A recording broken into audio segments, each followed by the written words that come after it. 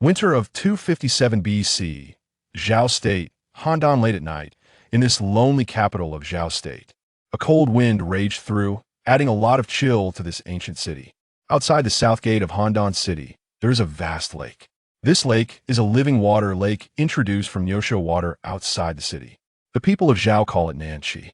Nanshi runs across Handan City from east to west, and the water of the lake crisscrosses 4 streets, forming a big well, which is called Shuingfang by the people of Zhao. It is also the most prosperous commercial district in Zhao State today. In Zhao State, Nanshi is a place where every inch of land is worth a lot of money. If merchants want to shop in Nanshi, they need to have money and people above them. But in such a place, a towering manor was suddenly built 2 years ago, and the speed was so fast that it was amazing. This incident quickly attracted the attention of various forces in Handan City. Countless strong men sneaked into the manor at night, but no one came out alive. 2 years have passed, and no one knows who the owner of this manor is. It is precisely because of this that this manor is covered with a mysterious veil, and the owner of the manor has become a taboo in Handan City. At midnight, when a group of Zhao dignitaries were still indulging in the extravagant Wanaljiabang, a rustling sound came from outside the quiet manor. Swoosh, swoosh, swoosh. In the night, dozens of black shadows jumped over the high wall and appeared in the manor. These people wore veils on their faces, held long swords, and wore night clothes. Their actions were extremely consistent. It was obvious that they were specially trained killers. Entering the forbidden zone, all the killers went straight to the most mysterious central attic of the manor, trying to kill the people inside and complete the task assigned by the above. But today's manor seems a little abnormal. The manor, which was originally full of dangers, was terribly quiet, and the defense was not as tight as rumored. Going all the way until all the killers surrounded the central attic, these killers did not encounter a warrior or servant who came to stop them. There must be something wrong when things go wrong. At this moment, all the killers' hearts were in their throats as they looked at the mysterious restricted area that was still lit. Go in or not? Or can we not go in? The air was suddenly dull. Kill. After weighing the pros and cons, the killer leader finally made a decision. With an attack gesture, all the killers rushed into the building at the same time. Then, a miserable wail came from the attic. After a moment, everything returned to calm. In just a few minutes, these killers killed everyone in the building, leaving only a little boy sitting on the ground. The boy was delicate, with a chubby face like a porcelain doll, and looked only 2 or 3 years old, wearing servant's clothes. It was strange that all the people in the building were killed, and there was a group of mass killers in front of him. But the child did not cry or make a fuss, but just looked at the group of killers in front of him in a cute way. After a search, the killers realized that the manor had been deserted, leaving only some servants who could not fight. Boss, there's only one person left alive in the whole manor. Nothing else is left. How should we deal with this little thing? A killer came in from outside and set his sights on the little boy on the ground. This kid is probably a traitor left by the servants. Kill him and cut off the roots to prevent future troubles. The strongest killer stared at the little boy and decided the boy's life or death with one sentence. As a killer, their hands are stained with countless blood. What they lack the most is murderous intention, and what they lack the least is mercy. With an order, a killer stabbed the little boy's chest with a sword. All the killers around him looked at him indifferently, and some of them had excited smiles on their faces. However, just when the long sword was about to pierce the little boy's chest, an accident happened, and a cold light flashed in everyone's eyes. The next second, blood splashed in the hall, and all the killers fell to the ground. Tick, tick, tick, tick. The blood splashed on the table, dripped onto the ground, and the whole hall fell into a dead silence, leaving only the little boy and a masked warrior. The man was holding a long sword and was only 3 steps away from the little boy. All the killers in the hall died at his hands, and there was not even a chance to resist. After easily dealing with all the killers, the warrior glanced at the little boy and then turned and left. Sister. As soon as the warrior turned around, the little boy's sweet call suddenly came from behind. A strange color flashed in the warrior's eyes, and she turned around and looked at the little boy with some surprise. Little thing, I'm wearing a mask. How do you know I'm a sister? The child pouted and didn't answer. Seeing this, the woman felt bored and left again. But soon, the child's timid voice came from behind. Sister, I'm scared. The woman felt a little impatient at this time, and she turned back and said, I am a killer. I can only kill people. I can't save you. The little boy said, Sister, can you take me away? I don't want to stay here. No. The woman suddenly refused, because she still had a mission to complete. If she hadn't felt compassion just now, she wouldn't even save the child. The child said unwillingly, Sister, I'm very good and won't make you angry. Just take me away, otherwise I will starve to death. The woman looked at the little boy silently. She was very entangled in her heart. If she took the little boy, her mission would not be carried out. But if she didn't take the little boy would definitely die here. After hesitating for a long time, the woman finally decided to take the little boy away from this place of right and wrong first, and then find a family to adopt the little boy after leaving here. After thinking about it, the woman's eyes softened a little, and she said, Little thing, get up. I'll take you away from here first. Thank you, sister. The little boy smiled brightly on his tender face, and he got up from the cold ground with a smile, and then opened his little hands to the woman with an obvious purpose, that is, to hug her. The woman glared at the little boy, then picked up the little boy with a look of disgust, and turned into a black shadow and left this mysterious manner. Chapter 2. The Elite Assassin of the Web. Jian under the cloak of night. A shadow disrupted the tranquility. A woman glided across the rooftops, cradling a small boy as she effortlessly traversed the various floors, her movements remarkably graceful and ethereal. As she hurried along, the boy pressed his little head against her chest, his chubby hands tightly gripping her neck. Despite her efforts to conceal her presence as an assassin, the boy caught a whiff of a subtle, enchanting fragrance emanating from her. How delightful! If only my body weren't that of a mere child, he mused, nuzzling against her pristine neck, lost in contemplation. His name was Qin Shi Huang, a university student of the new century, who, after an all-nighter spent engrossed in martial arts novels, had tragically succumbed to a sudden death in his dormitory. Having passed away early, he was reborn. However, a twist of fate had propelled him through the currents of time to the Warring States period, where his mother appeared to be the daughter of a wealthy family. Before he could ponder his future, a piercing wail of a newborn echoed from within the chamber, marking his arrival in this unfamiliar realm. Congratulations, sir, it is a boy, the midwife announced, as Qin Shi Huang instinctively began to cry. Moments later, several anxious figures entered the room behind the midwife, among them a rather sickly young man who eagerly scooped Qin Shi Huang into his arms. Mr. L. Master M.O., Master Su, I have a son, the ailing youth exclaimed, playfully engaging with the infant while addressing the three individuals who accompanied him. Qin Shi Huang furrowed his brow at the unfamiliar titles, Mr. L, Master M.O., Master Su. A surge of astonishment coursed through him as he discreetly observed these three figures. The one referred to as Mr. L was a man in his 30s, clad in a simple white and yellow hemp robe, wearing ordinary cloth shoes. His long hair was neatly tied back, devoid of any adornments, and he bore no jewelry. Unlike the sickly youth, he was of average height and build, his complexion neither pale nor dark, his face unblemished and serene, an unassuming elegance that was indelibly memorable. Beside him stood a middle-aged man in red robes, sporting a long beard and leaning on an iron cane, as if he had a limp in his left leg. The third individual, of similar age to the man in red, was dressed in plain linen, appearing rather lethargic, as though he had just awoken from slumber. With an avid interest in history, Qin Shi Huang was well-versed in the legendary tales of the Spring and Autumn and Warring States periods, familiar with nearly all the prominent figures. Observing the three men and recalling the sickly youth and amp, Oppos, as titles, he deduced their identities. Mr. L was LBWI, while Master M.O. and Master Su were two legendary characters of the Warring States. With these three notable figures assembled, Qin Shi Huang began to grasp his own identity in this new life, Jian. Indeed, he was the first emperor of China, the unifier of the 6 states and the founder of the Qin dynasty, and his father was Jian, who had been a hostage in the state of Zhao for many years. As Qin Shi Huang pieced together his identity, Master Su joyfully congratulated. Turning to Jian, perhaps you should name him. At that moment, Jian, filled with elation, began to contemplate a name. After a brief pause, he declared, Master Su, why not simply name him Zicheng? This child is born of royal blood. He shall one day wield great power. I believe the name Zicheng is fitting, Master Mo remarked, his spirit visibly lifted at the suggestion. Delighted, Jian agreed. If that is the case, it shall be so. He then playfully teased the infant. Zicheng, my dear boy, how adorable you are. Truly, you are my son. Zicheng gazed intently at Jian. However, knowing that Jian would soon abandon him and flee back to the Qin state, where his affection would pale in comparison to that of Chang'an's esteemed lord, Zicheng felt no fondness towards him. Furthermore, retaining memories from his past life, Zicheng was acutely aware of the grim fate that awaited him after Jian's departure from Zhao. Fortunately, As Ying grappled with the uncertainties of his future, a torrent of unfamiliar memories suddenly flooded his mind.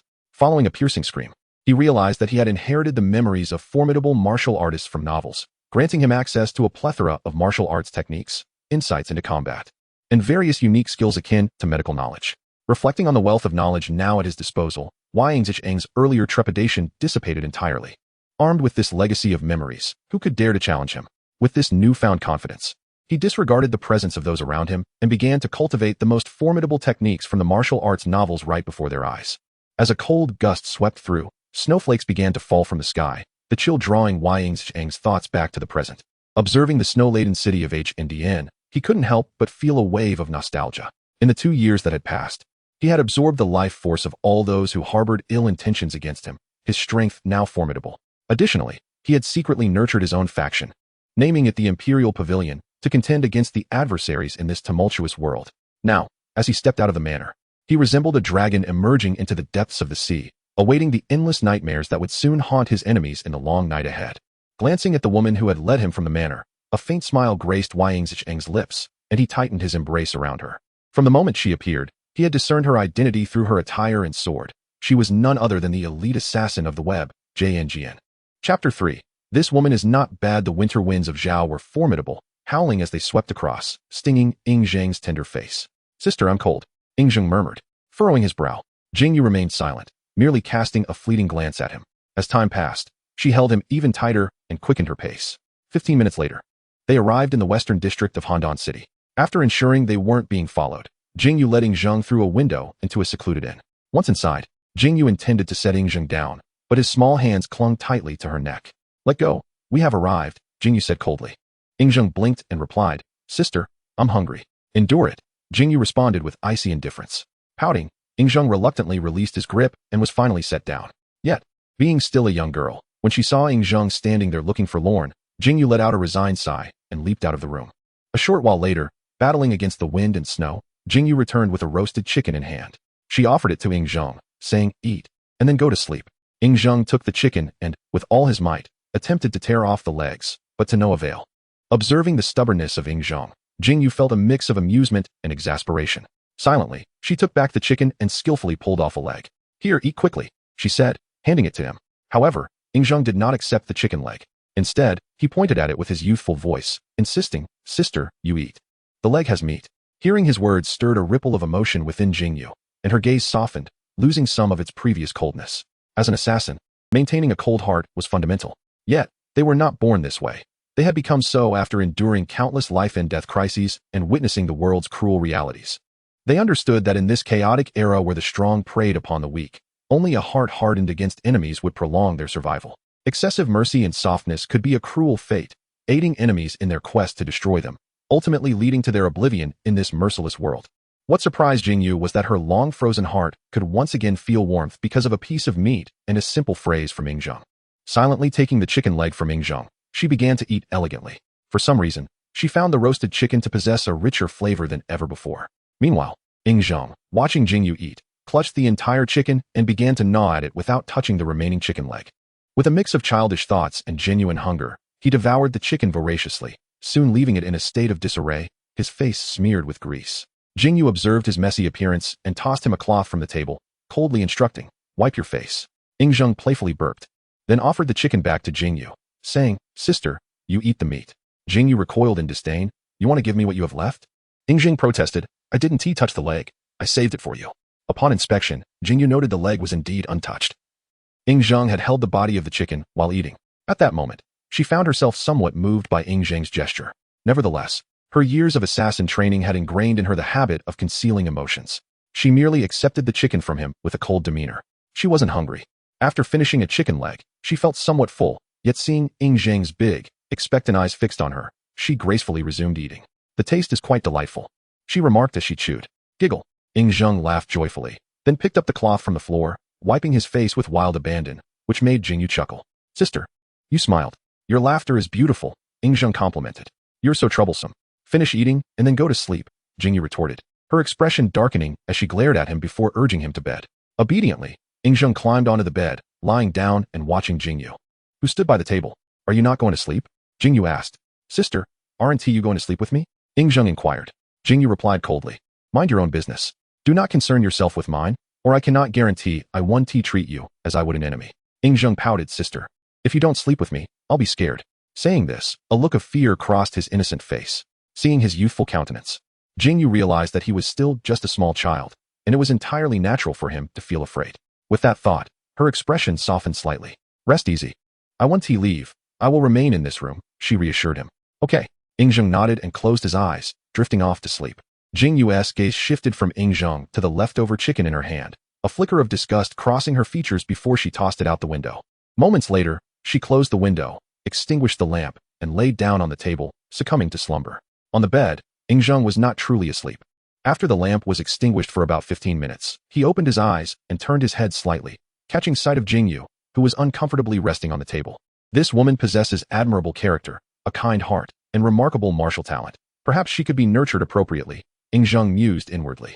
Soon, drowsiness overcame him, and he swiftly fell into a deep slumber. Chapter 4. The Little Thief. Ying Zheng. The following day, the slumbering Ying Zheng was roused from his dreams by the lively chatter of passers-by outside. Upon opening his eyes, he beheld Jingyu, who was seated cross-legged not far away, evidently engrossed in her cultivation.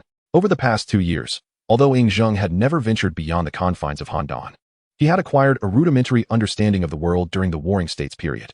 In this realm, strength was revered, and weakness was akin to a crime. However, not everyone possessed the capacity to cultivate martial arts. One must have a martial vein within to become a formidable force, unyielding to oppression. It is widely acknowledged that the human body possesses 12 meridians capable of martial cultivation, known as martial veins. The greater the number of martial veins, the higher the innate talent of the practitioner. Furthermore, the world of martial arts delineates clear hierarchies. The 12 realms of martial arts, from lowest to highest, are Little Star Position, Middle Star Position, Great Star Position, Little Celestial Position, Middle Celestial Position, Great Celestial Position, Mortal Realm, Saint Realm, Transcendent Mortal Spirit Realm, Transforming Profound Earth Realm, Divine Profound Heaven Realm, and the Infinite Divine Realm, each divided into 9 minor realms. Ying Zheng had silently cultivated for over 2 years, and after assimilating the life force of numerous martial artists, he had ascended to the 9th Great Celestial Position, a mere step away from the mortal realm. As for Jingyu, upon their first encounter, Ying Zheng discerned her prowess. She was at the 7th Middle Celestial Position. With the memories of various formidable characters from martial tales, Ying Zheng had inherited the knowledge of many esteemed healers, achieving an almost divine mastery of medical arts. Last night, as he departed the manor, his hand brushed against Jingyu's body, allowing him to see her bone age. She was still quite young. For a girl of such tender years to attain the 7th Middle Celestial Position was nothing short of astonishing, elucidating her prowess as a top-tier assassin within the organization. Rising from his bed, Ying Zheng rubbed his bleary eyes and called out to Jingyu, Sister, I am famished. With her eyes still closed, Jingyu replied, There is food on the table. If you are hungry, go eat it yourself. Do not disturb me, or I shall toss you out the window. Startled, Ying Zheng retracted his neck, and after alighting from the bed, he stealthily approached the table, mustering all his strength to climb onto a chair and indulge in breakfast. By noon, Jingyu remained absorbed in her training, while Ying Zheng sat idly by the window, eavesdropping on the conversations of those outside. From the discussions, he gathered that the events of the previous night at the manor had spread throughout Handan, with everyone speculating about who had annihilated it. With this newfound information, a mysterious smile crept across Ying Zheng's face. The incident had not only shrouded the Imperial Pavilion in secrecy, but had also allowed him to withdraw from the public eye. Now, as he mingled among the crowd, who would ever associate the enigmatic master of the manor with a mere 3-year-old child? No one. For any rational person would consider that at his age, one should still be nursing, not wielding such power. Retracting his gaze from the window, he caught sight of Jingyu's graceful figure, and his mind began to churn with thoughts. He realized he was still too small. If he were to roam the streets brazenly, he would inevitably attract the attention of those with ulterior motives. Thus, it was imperative that he accompany Jingyu. There were 2 advantages to following her. Firstly, he would encounter more martial artists, allowing him to absorb their strengths and enhance his own. Secondly, with Jingyu by his side, his actions would not seem so outlandish. She served as his camouflage, rendering his seemingly irrational behavior entirely justifiable. It appears I must invest more effort into staying close to Jingyu, he mused, while he understood her intentions to be of assistance. Ying Zheng had no intention of acquiescing to her wishes. Before long, he devised a plan to remain in Jingyu's company. Approaching noon, he cautiously exited his chamber. Following the corridor, he arrived at the dining area, where guests were feasting, and stood in the passageway, his innocent eyes darting about. After a while, Ying Zheng stealthily trailed behind a young waiter, successfully slipping into the kitchen unnoticed. Due to its less-than-ideal location, the inn attracted few patrons. Upon entering the kitchen, he found only two individuals, a vegetable washer and a cook, besides the waiter. Seizing the opportunity when their backs were turned, Zhang concealed himself beneath a table laden with dishes, evading their gaze and watching as the waiter passed by. Once the waiter had departed, Zhang cautiously crawled out and made his way to a large table at the center. The enticing aroma of the cooked dishes wafted into his nostrils as he stood beneath the table, glancing towards the entrance and seeing that the waiter had not returned.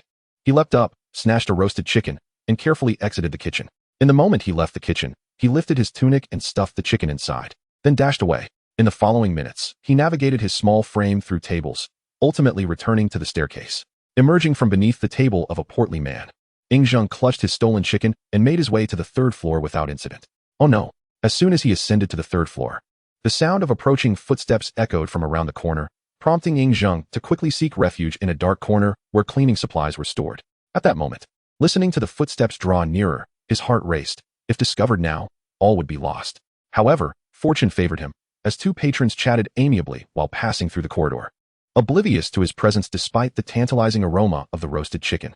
Once they had descended, Zhang emerged, letting out a playful sigh of relief, wiping the sweat from his brow before scampering back to his room. Upon his return, he found Jingyu elegantly seated at the table by the window, her poised posture accentuating her graceful figure. Chapter 5. Zhang takes action. Glancing at Jing and I, Zhang quickly retrieved the roasted chicken hidden within his garments and approached her, saying in a childish voice, "Sister, eat meat." Jing and I turned her gaze toward Zhang. Upon noticing the vegetable leaves clinging to his hair and the large grease stains on his clothes, she shook her head slightly. Reaching out, she plucked the stray leaves from his head, took the roasted chicken from his hands, and handed him a drumstick. "Sister, you eat the drumstick. It has more meat." Zhang chirped in his sweet, childish tone. "Eat it immediately, or I'll throw you out the window." Jing and I threatened sternly, her expression severe. Zhang shrank back in fear, hastily gnawing on the drumstick while stealing furtive glances at Jing and I, as though genuinely afraid she might follow through on her threat. Amused by his exaggerated reaction, Jing and I suppressed a laugh. After handing him the other drumstick, she began eating as well. Zhang knew his efforts hadn't been in vain. Even if he couldn't completely dissuade Jing and I from sending him away, her attitude would surely soften. Once the meal was finished, Jing and I ordered Zhang to lie on the bed and close his eyes, warning that she would blind him if he dared to peek. Terrified, Zhang scrambled onto the bed and squeezed his eyes shut. When he opened them again, Jing and I was gone. What is she doing outside at this hour? Zhang wondered. It was unusual for an assassin to operate during the day. They were creatures of the night. Exposure in daylight was perilous unless one possessed formidable strength. Glancing at the lowered window, he couldn't fathom why Jing and I would boldly stride out in broad daylight. Half an hour later, boredom led Zhang to listen for her return. Detecting her approach, he quickly resumed his position on the bed, feigning sleep. The door creaked softly as Jing and I re-entered. She now wore simple blue and yellow attire, her face bare of the mask she donned for missions, her sword absent. Instead, she carried a set of children's clothing. At this moment, her beauty was ethereal, her skin like flawless jade, her presence akin to a celestial maiden descended from the heavens. Seeing Zhang fast asleep, Jing and I smiled, a smile so breathtaking it could topple kingdoms. Approaching the bed, she placed the new clothes by the pillow and carefully tucked him in, her movements gentle to avoid disturbing his slumber. After ensuring he was comfortable, she exhaled softly and moved toward a beam in the room, where her mission attire and sword were stored. Just as she reached to retrieve them, a faint wisp of smoke slipped unnoticed through the door's crack. Unaware, Jing and I leaped gracefully, retrieving her sword and clothes from the beam. But the moment she turned, her consciousness blurred. She collapsed, unconscious. As she fell, the door swung open, revealing a pale, slender young man dressed in white. His eyes held a sinister glint, and though he toyed with a folding fan, his aura exuded malevolence. Closing the door behind him, he advanced toward Jing and I with predatory satisfaction. Yet when he noticed her discarded garments and sword, a flicker of wariness crossed his gaze before excitement took over. "What a surprise," Luozha murmured, tracing Jing and I's exquisite features. "Had your beauty not caught my eye, I'd never have guessed you were the infamous Jing and I." The thrill of holding such a legendary assassin in his grasp sent a rush of exhilaration through him. "Jing and I are not, today you're mine." Eager to claim his prize and eliminate a top-tier assassin, Luozha wasted no time. He scooped her up and headed toward the bed, only to freeze at the sight of Zhang. "Boy," he sneered, jealousy flashing in his eyes, "she belongs to me. Sleeping in her bed seals your fate." With that, he struck at Zhang. But Zhang was no ordinary child. While Luozha's tricks had ensnared Jing and I, they were futile against a master of medicine and poison. In one swift motion, Zhang flung the covers aside, Luozha gasped in agony and crumpled to the floor. Zhang darted forward, catching Jing and I, and gently laying her on the bed, covering her to ward off the chill. With Jing and I secure, he perched on the edge of the bed, legs crossed, smirking at Luozha, who remained conscious but paralyzed, unable to move or speak. Quite ruthless, aren't you? Ingzheng mused. Trying to kill me at first sight. Luozha stared in terror. The unknown bred fear, and Ingzheng defied all logic. Never had he imagined his downfall would come at the hands of a 3-year-old, unless this was no child, but an ancient dwarf in disguise. Ingzheng granted him no time for questions. Stepping forward, he unleashed the North Sea divine art. As his internal energy drained away, Luozha writhed in silent agony, powerless to resist. 15 minutes later, Luozha, a notorious predator with formidable strength, had been stripped of his life as cultivation, paying the ultimate price for his crimes. Ingzheng ended him with a single flicking finger divine skill, leaving his corpse where Jing Ni's belongings had fallen. Returning to the bedside, he gazed at Jing Ni's sleeping form. Even as a child barely weaned, he couldn't help but marvel at her beauty, reminding himself of his infantile state. He sighed and carried her back to Luozha's body, draping the quilt over her. There he remained, vigilant at her side, until the poison-s effects waned and she stirred awake. Chapter 6.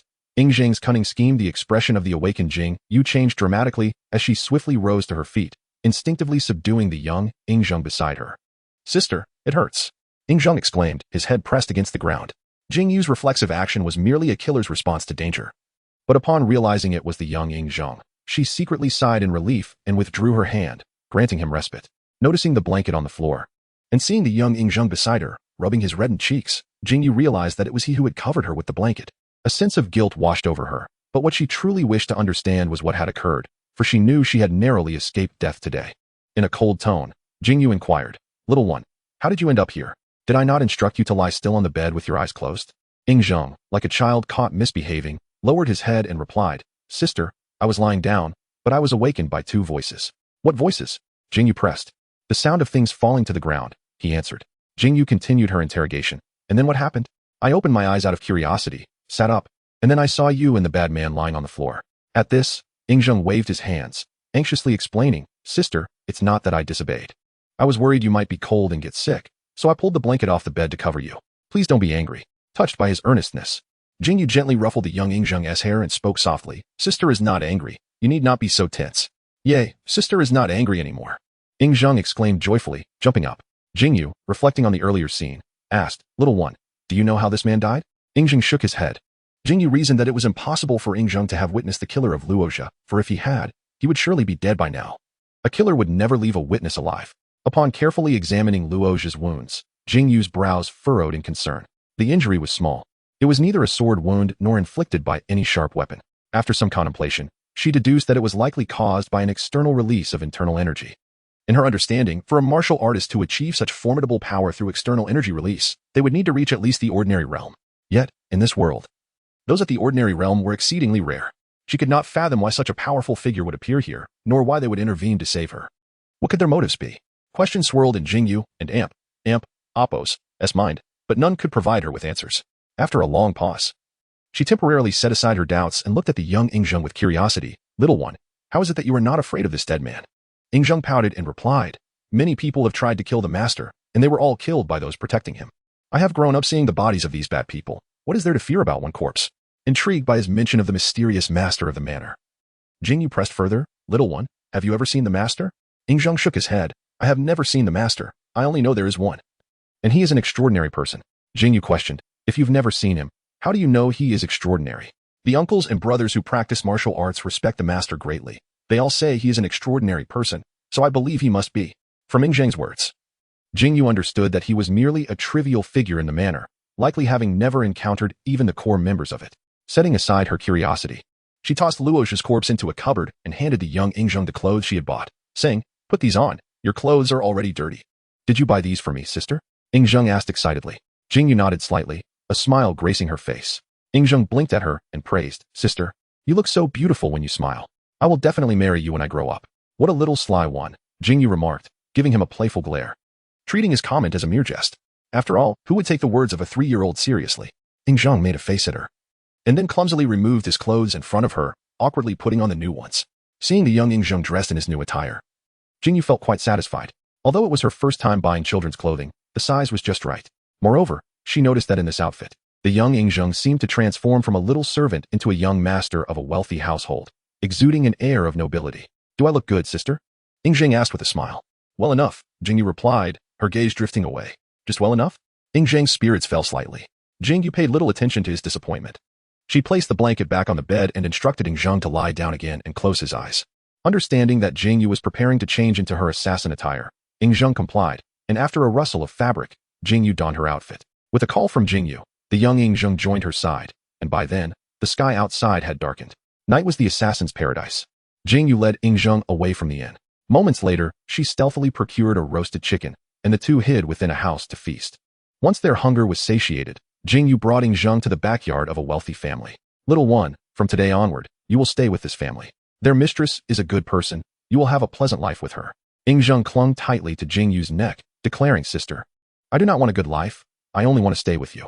It is not convenient for me to take you along, and staying with me could very well lead to your demise, Jingyu stated sternly. Sister, I am not afraid of death. Please, take me with you. I will be very obedient and promise not to cause you any trouble, Ying Zhang pleaded, tears welling in his eyes. Jingyu attempted to set him down quickly to leave, but Ying Zhang held on with all his might, leaving her no choice but to temporarily abandon her plan to send him away. All right, stop squeezing so tightly. I won't send you away, Jingyu rolled her eyes, feeling the strain from his grip. Really? He questioned, doubt lingering in his voice. Really? Sister, if you lie, you're a little dog. Ying Zhang still did not fully trust her. Jingyu sighed, lying makes one a little dog. Giggle. Ying Zhang burst into laughter, tears of joy streaming down his face. And he relaxed his grip, knowing he would not be sent away, at least for now. This gesture from the young Ying Zhang tugged at Jingyu's heartstrings. After wiping away his tears, she embraced him, disappearing into the night. Chapter 7. The mission of Jing Ni's objective was to eliminate Ying Zhang, the son of Ying Yiren, ensuring he would never return to the state of Qin.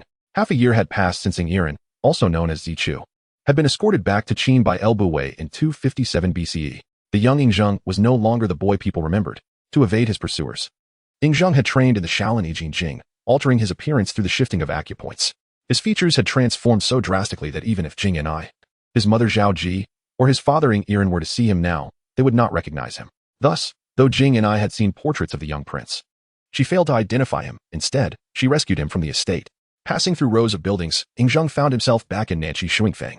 The familiar sights stirred confusion in him, and he whispered, Sister, where are we going? To find someone, Jing Ni replied. Oh, Ying Zhang nodded obediently. Since the reign of King Wuling of Zhao, the state and Oppo's commerce had flourished rapidly.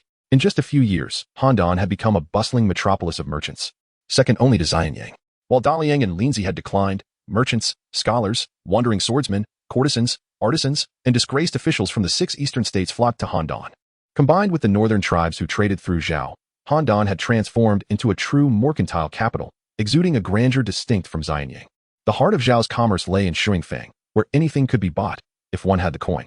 Jing Ni led Ying Zhang into its bustling center before concealing him on a high beam in a building, instructing him to wait while she departed. From his perch, Ying Zhang watched as Jing Ni slipped into a trio of emerald green towers arranged in a triangular formation, illuminated by lanterns. Atop the central tower, 4 bold crimson characters swayed in the wind. 1 El Jiabang, the Evergreen Dominion. Damn it, her target is actually me, Ying Zhang thought bitterly as Jing Ni vanished from sight. These towers were infamous in Zhao, the largest pleasure houses in the state, frequented by countless nobles each night. Yet despite their shared purpose, the 3 towers differed greatly. The first 2, nestled amidst bamboo groves and separated by a lake, were known as the Twin Jewels Pavilion. The left tower housed beauties from across the land, trading in allure, while the right gathered singers, dancers, and musicians, offering refined entertainment for discerning patrons. The third tower, however, stood apart, a smaller, enigmatic structure called the Evergreen Pavilion. Servants never guided guests there. Entry was by invitation only. Ying Zhang deduced Jing Ni's target was likely himself, largely due to his mother, Zhao Ji, a woman of ill repute. Originally a courtesan purchased from the Evergreen Pavilion by El Buwei and later gifted to Ying Yiren. Zhao Ji had borne Ying Zhang before abandoning him 3 years later when his father returned to Qin. Unable to endure solitude, she had discarded him on a street corner and returned to the pleasure houses. Though she had once belonged to the Evergreen Pavilion, she now sold her charms in the left tower. Disgusted yet powerless, Ying Zhang could only turn a blind eye to her disgrace. Now Jing Ni sought Zhao Ji, likely hoping to trace Ying Zhang through her and complete her mission before returning to Qin. Yet her efforts were futile. Zhao Ji had long since lost track of her son, unaware if he lived or where he might be. Within half an hour, Jing Ni returned in silence, leading Ying Zhang away from Shuingfang to a different inn for the night. Back in their room, Ying Zhang asked innocently, Sister, did you find the person you were looking for? Jing Ni shook her head, disheartened. No, I may never find them now. Is this person very important to you? Yingzheng pressed. Jing and I glanced at him. Why do you ask? Yingzheng pouted. If they weren't important, why would you search for them? And why would failing to find them make you sad? Jing and I's voice turned cold. They are important, because they are someone I must kill. If I don't find them, I cannot complete my mission. What happens if you don't kill them? Yingzheng asked. Jing and I paused, murmuring. I don't know what happens if I fail. Yingzheng gently shook her hand, offering childish comfort. Don't worry, sister. I'll help you find them. Jing and I couldn't help but laugh. If she couldn't locate her target, how could this barely weaned child assist her? Yet his innocence warmed her heart. Noticing her amusement, Yingzheng declared earnestly, Sister, don't laugh. Not only will I help you find them, but I'll also protect you when I grow up. All right. I want to laugh. Jing and I chuckled, ruffling his hair. I'll wait for you to protect me. Recalling that her target was a child, one close in age to Yingzheng, she asked, Little one, I realize I've never asked your name. What is it? My name is Qin Hao, Yingzheng answered, giving the name from his past life. Qin Hao, a fine name, Jing and I mused, committing it to memory. And you, sister? What is your name? Jing and I couldn't reveal her true identity. If Yingzheng ever called her sister Jing and I in public, her cover would be blown. After a moment's thought, she offered a name few knew. My name is Su Qianwei. Sister Qianwei, Yingzheng called sweetly. The name stirred something in Jing and I. It had been years since anyone had addressed her so tenderly. Chapter 8. The tragic past of Jing and I in the stillness of the night. Jing and I lay on the table, while young Yingzheng slept on the bed, mirroring their arrangement from the previous night. As the clock approached the witching hour, a sudden clap of thunder erupted, startling Jing and I from her slumber. With a piercing scream, she curled into a ball, clutching her legs tightly, and retreating to the corner, her eyes wide with terror as she gazed ahead. The sound of her scream roused young Yingzheng, who hurriedly rushed to her side, concern etched on his youthful face. Sister, what is it? It's just thunder. You needn't be afraid. Despite his tender age, Yingzheng seemed to anchor Jing and I, who suddenly enveloped him in her arms, holding him as if he were her lifeline, her grip unyielding, as if she wished to meld him into her very being. Yingzheng could feel the tremors of Jing's fear, her body quaking, her eyes reflecting a profound dread that seemed to penetrate her soul. Gently, he patted her back, whispering softly, Sister, do not fear. Hauer is here. I will protect you. Jing and I remained silent, resting her alabaster chin atop his head, drawing warmth from the small body that offered her solace. Moments later, torrential rain began to pour outside. The deluge washed over the earth, and as time passed, a raindrop fell upon Yingzheng's face, cool and refreshing. It dawned on him that Jing and I was weeping. He was uncertain of the reasons behind her tears, yet her earlier response indicated that she was reliving painful memories. He understood that words would be futile at this moment. What she needed most was companionship. So he sat in quietude beside her. As Jing and I gazed out the window, the flickering flashes of lightning illuminated her features, conjuring up haunting recollections that had plagued her nights for years. Long ago, she was not known as Jing and I, but as Su Qianyu. Born into the affluent Su family, her status was akin to that of a mere servant, overshadowed by her father's legitimate wives. For she was the offspring of the family head and a maid. From the moment of her birth, Su Qianyu and her mother endured relentless torment from her father's other wives, culminating in the unbearable humiliation that drove her mother to take her own life by drowning in a well. When her mother's lifeless body was retrieved, her father cast but a cold glance before turning away, indifferent to the tragedy. The cruelty of her father's wives knew no bounds. As they mocked Chapter 9, Discovery of Movements in the early morning, Jingyu awoke from her slumber, feeling a slight heaviness in her chest. Upon lowering her gaze, she discovered that the small Yingzheng had curled up, a significant portion of his body resting upon hers. With a gentle smile, Jingyu carefully shifted her body, attempting to free herself from Yingzheng's playful grip, inadvertently stirring him awake. Rubbing his sleepy eyes, the young Yingzheng asked in a childlike voice, Sister, is it dawn already? Yes, it is dawn. Time to rise, little sluggard. Jingyu lightly tapped Yingzheng's forehead, then gently removed his hand before standing up to tidy the clothes that he had disordered. Observing Jingyu's exquisite silhouette, Yingzheng felt a pang of disappointment. Why am I not growing up faster? He mused internally, lamenting the limitations of his current form. After a brief moment, he banished those unworthy thoughts and climbed out of bed. Once dressed, he approached Jingyu and inquired, Sister, shall we continue our search for people? Let us search a little longer. If we still cannot find anyone, we shall abandon the quest, Jingyu replied. The young Yingzheng nodded obediently, for he had long ceased to be the Yingzheng of yore. In this new world, no one was aware of his true identity. Those who had once known him could only recall his visage, having never encountered the face he bore now. His core subordinates, aware of his status as the lord of the manor, remained oblivious to his dual identity as Yingzheng. In truth, in this world, aside from himself, no one knew the most authentic version of him or all his identities. Henceforth, he would follow Jingyu daily, even assisting her in her search for Yingzheng. For as long as he was present, Jingyu would never be able to locate him. With the arrival of daylight, Jingyu donned casual attire instead of her assassin's garb, transforming into a pure and innocent young maiden as she strolled through the bustling streets with young Yingzheng. The crowd, captivated by Jingyu's beauty, paid little heed to Yingzheng, precisely as he desired. Meanwhile, Luozha had set out accompanied by 4 subordinates. After fixating on Jingyu, he instructed his men to return within 2 hours before departing. The 4 subordinates waited for 3 hours at the designated spot, but did not see Luozha return. Subsequently, they began searching in the direction Luozha had taken. After several hours of searching through numerous streets, they concluded that something must have happened to Luozha, considering his strength and status. They promptly relayed the news of his disappearance to their superiors. Soon after, dozens of assassins appeared in the night-shrouded city of Handan. These assassins conducted a thorough search of the areas where Luozha had been active and quick. Chapter 10. Yingzheng assists Jing and I in evading pursuit. Jing and I carried Yingzheng swiftly toward the city gates. As it was daytime, she dared not use her qigong techniques nor move too hastily, lest she draw unwanted attention from passers-by.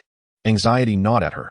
She had no idea when they might be discovered, and with the young Yingzheng in her arms, engaging in combat would be difficult. Unlike Jing and I, Yingzheng remained perfectly at ease in her embrace. Everything was unfolding as he had anticipated. There was no need for tension. However, the situation soon escalated beyond his expectations. Despite the efforts of the Imperial Pavilion's operatives to eliminate obstacles behind them, their pursuers eventually caught up. Realizing they had been overtaken, Jing and I abandoned all pretense and unleashed her qigong, leaping between rooftops with breathtaking speed to flee the city. Sister, those villains seem to be gaining on us. Yingzheng remarked calmly, his back pressed against Jing and I as he observed the 4 mid-tier assassins closing in. Jing Ni's expression flickered, but she steadied herself and reassured him. Don't worry, Howard. I won't let them harm you. Yingzheng nodded slightly before nestling deeper into her arms, feigning fear at the sight of their relentless hunters. You think you can kill and just walk away? Not a chance. Prepare to die? A furious shout rang out as the 4 assailants encircled them. Their strength was formidable, 2 at the 3rd-tier mid-level, 1 at the 4th tier, and the strongest among them at the 5th-tier mid-level. Had Jing and I been alone, dispatching them would have been well within her capabilities. But burdened with Yingzheng, she could only wield her sword with one hand, making a clean escape far more challenging. Abandoning him was unthinkable. After their days together, she had grown attached to the boy. As the assassins attacked, Jing and I drew her legendary sword, Jing Jian, and engaged all 4 at once. Her masterful swordsmanship and ethereal footwork allowed her to hold the upper hand, albeit narrowly. Yingzheng observed the battle with detached serenity, using the opportunity to gauge Jing Ni's true combat prowess. Though her cultivation was at the 7th-tier mid-level, wielding the Jing Jian elevated her strength to rival even an 8th-tier warrior. After dozens of exchanges, Jing and I seized an opening, piercing the shoulder of a 3rd-tier assassin, a potential turning point. But before she could capitalize, 2 more pursuers arrived, one of whom was a 6th-tier mid-level expert. Jing Ni's expression darkened. If this continued, exhaustion would claim her. Yingzheng rested his head against her chest, listening to her labored breathing. He could sense her fatigue. You vermin, he thought, his face a mask of fear while cold fury simmered beneath. Underestimating me was your first mistake. But if you think this rabble can thwart my plans, you're signing your own death warrants to ensure Jing Ni's escape before more assassins arrived. Yingzheng subtly channeled his inner energy concealed within his sleeves. When a 3rd-tier assassin lunged from behind, nearly striking Jing Ni's back, Yingzheng struck. With a nearly imperceptible flick of his finger, a surge of energy struck a vital acupoint on the attacker. The assassin grimaced in pain as his meridians locked, freezing his sword mid-thrust. In battles between experts, a single moment could shift the tide. Seizing the opening, Jing Ni parried the frontal assault before whirling around to counter the ambush. The 3rd-tier assassin paled, hastily retreating to regroup. But Yingzheng had no intention of letting him escape alive. If the man deduced his involvement, complications would arise. With another hidden strike, Yingzheng sealed another acupoint, further disrupting the assassin's energy flow. Staggered by the unseen attacks, the assassin faltered, just long enough for Jing Ni's blade to find his throat. He collapsed, lifeless. The remaining assassins exchanged bewildered glances. Their comrade's death defied logic. With their combined pressure, even if he failed to land a killing blow, retreat should have been effortless. Jing Ni pressed her advantage, while Yingzheng continued his covert assistance. 15 minutes later, all 6 assassins lay dead. Jing Ni panted heavily, her sword arm trembling from prolonged combat. Glancing back at Handan City, she wasted no time, scooping up Yingzheng and sprinting toward the gates. Meanwhile, shortly after their departure, 2 figures arrived at the scene. Their faces darkened at the sight of the 6 corpses. Handan was their territory. For someone to slaughter their men and escape unscathed was nothing short of an insult. Fuming, they relayed the news, triggering a citywide manhunt. Beyond the city walls, Jing Ni and Yingzheng had temporarily shaken off their pursuers. Scaling the ramparts, they fled into the wilderness, vanishing deep into the northern mountains to seek refuge. As trees blurred past, Yingzheng's mind raced. These were the very mountains north of Handan's gate. A cunning scheme began to take shape in his thoughts. Chapter 11. Intruding into Tianjua Valley, the snow-capped mountains were even colder than the bustling city of Handan. As evening descended, heavy snow began to fall from the sky. Sister, I'm cold, whispered Yingzheng, his voice nearly drowned out by the howling wind. Jing and I gently touched his frost-reddened cheeks, her heart aching. After scanning their surroundings, she led him into a nearby cave. Brushing the snow from her robes, she set him down and said, "Howard, wait here for me. I'll gather some firewood." Ingzheng nodded obediently. Once Jing and I left, he sat down and released a surge of yang energy from within, instantly evaporating the snow clinging to him. Gazing at the thickening snowfall outside, he found himself appreciating the sight. It had been 3 years since he last truly watched the snow. Before long, footsteps approached. Jing and I returned, carrying firewood and a plump gray rabbit. She swiftly lit the fire, and as the flames flickered to life, warmth gradually filled the frigid cave. Ingzheng basked by the fire while Jing and I skillfully prepared the rabbit, roasting it over the flames. "Sister, the rabbit smells so good," Ingzheng remarked after a while. Inhaling the savory aroma, Jing and I chuckled. "Such a little glutton. It's barely begun to cook, and you're already eager." But her smile faded as a grim realization struck her. If Ingzheng could smell the roasting meat, so could their enemies. She considered discarding the rabbit. But seeing the anticipation in Ingzheng's eyes, she relented. The city was far behind them, and night had fallen. Surely, the assassins wouldn't catch up so easily. Unbeknownst to her, Ingzheng had intentionally reminded her of this vulnerability. A true assassin must not only possess strength but also meticulous awareness. Jing and I's quick thinking pleased him. Half an hour later, they feasted on the roasted rabbit. Afterward, Jing and I disposed of the remnants outside, burying them beneath the snow to mask the scent. Returning to the cave, she frowned at the fire. She then gathered fresh branches and used them to block the entrance. "Howard, sleep early. We leave at dawn," she said, settling beside him. "Sister, hold me." Ingzheng stretched out his little arms. Jing and I sighed but obliged, cradling him as they leaned against the cave wall. Soon, their steady breathing filled the silence. Yet Ingzheng remained awake, his childlike body housing an adult mind. In such perilous circumstances, sleep was a luxury he couldn't afford. He glanced at Jing and I, noticing how even in slumber, her brow remained furrowed, her right hand gripping her sword tightly. A pang of sympathy struck him. She was still so young. Had she been born into nobility, she would have been sheltered, cared for by doting parents. Instead, she had become one of the most feared assassins of the Luo network, her name etched in blood. He couldn't fathom the horrors she had endured to reach this point, where even in sleep, her sword was her only solace. "Sleep peacefully, while you protect me openly. I will guard you in secret. No harm shall befall you while I live." A plan began forming in his mind. The next morning at the first light of dawn, Jing and I awoke and roused Ingzheng. After a hasty meal of cold roasted meat, they left the cave, intending to flee far from their pursuers. Yet barely had they stepped beyond the mountains when the assassins caught up. Forced to retreat deeper into the wilderness, Jing and I sprinted through the dense forest with Ingzheng in her arms. As they fled, he made a subtle gesture, and an eagle vanished into the trees. "Sister, look. That place is so pretty. There are silver pillars." Ingzheng pointed ahead as their pursuers closed in. Jing and I followed his gaze and beheld a breathtaking sight, towering silver peaks gleaming under the morning light. Seizing the opportunity, she dashed toward the mountains, hoping their treacherous terrain would shake off the 8 assassins. Upon reaching the entrance of a narrow gorge, she paused in awe. Beyond the passage lay a hidden paradise, a serene lake surrounded by fertile fields, with orderly dwellings nestled at the foot of the mountains. Jing and I hesitated. She had intended to use the terrain to escape, but now she couldn't bring herself to taint this untouched sanctuary. Ingzheng, sensing her conflict, pointed to a narrow crevice between 2 boulders. "Sister, there's a hole over there." Without hesitation, Jing and I rushed toward it. The gap was small, barely larger than a dog's burrow, but it was their only hope. Setting Ingzheng down, she urged, "How and Appos, or crawl through." He needed no prompting, his small frame slipped through effortlessly. Jing and I, despite her slender build, barely managed to squeeze in after him. Their desperate flight continued. Chapter 12. The Crisis of Tianju Valley. Among the 8 assassins, the weakest possessed a martial prowess at the 4th heavenly level, while the strongest reached the 7th heavenly level. Yet, at that moment, they all halted before a fissure. The 2 towering mountains loomed large, separated only by a narrow gap, and none could ascertain where this crevice might lead or where its exit lay. Given their imposing stature, none of the 8 could squeeze through the narrow opening. They could only watch helplessly as the astonishing salamander and Ingzheng made their escape. Frustration surged among them, and one of the heavenly level assassins inquired, "Boss, that fellow slipped into the fissure. What should we do next?" Zhang Yu, the assassin at the 7th heavenly level, cast a fleeting glance at the fissure before shifting his focus to the entrance of the canyon. They could have fled in that direction, yet they opted for this narrow crevice. "There must be something amiss. Let us investigate the canyon." Reluctant, Luo Yu protested, "Boss, are we really going to let the one who has killed so many of us get away?" Zhang Yu retorted sharply, "That individual is the astonishing salamander of the net. Not just any ordinary killer. He is beyond what we can handle." His words instilled a sobering realization among the group. Indeed, this was no common foe but the astonishing salamander, whose formidable backing consisted of powerful figures far surpassing their own abilities. However, they were acutely aware that in this moment, Zhang Yu stood as their strongest ally. Despite their desire for vengeance, they had to concede a harsh truth. None of them were a match for the astonishing salamander.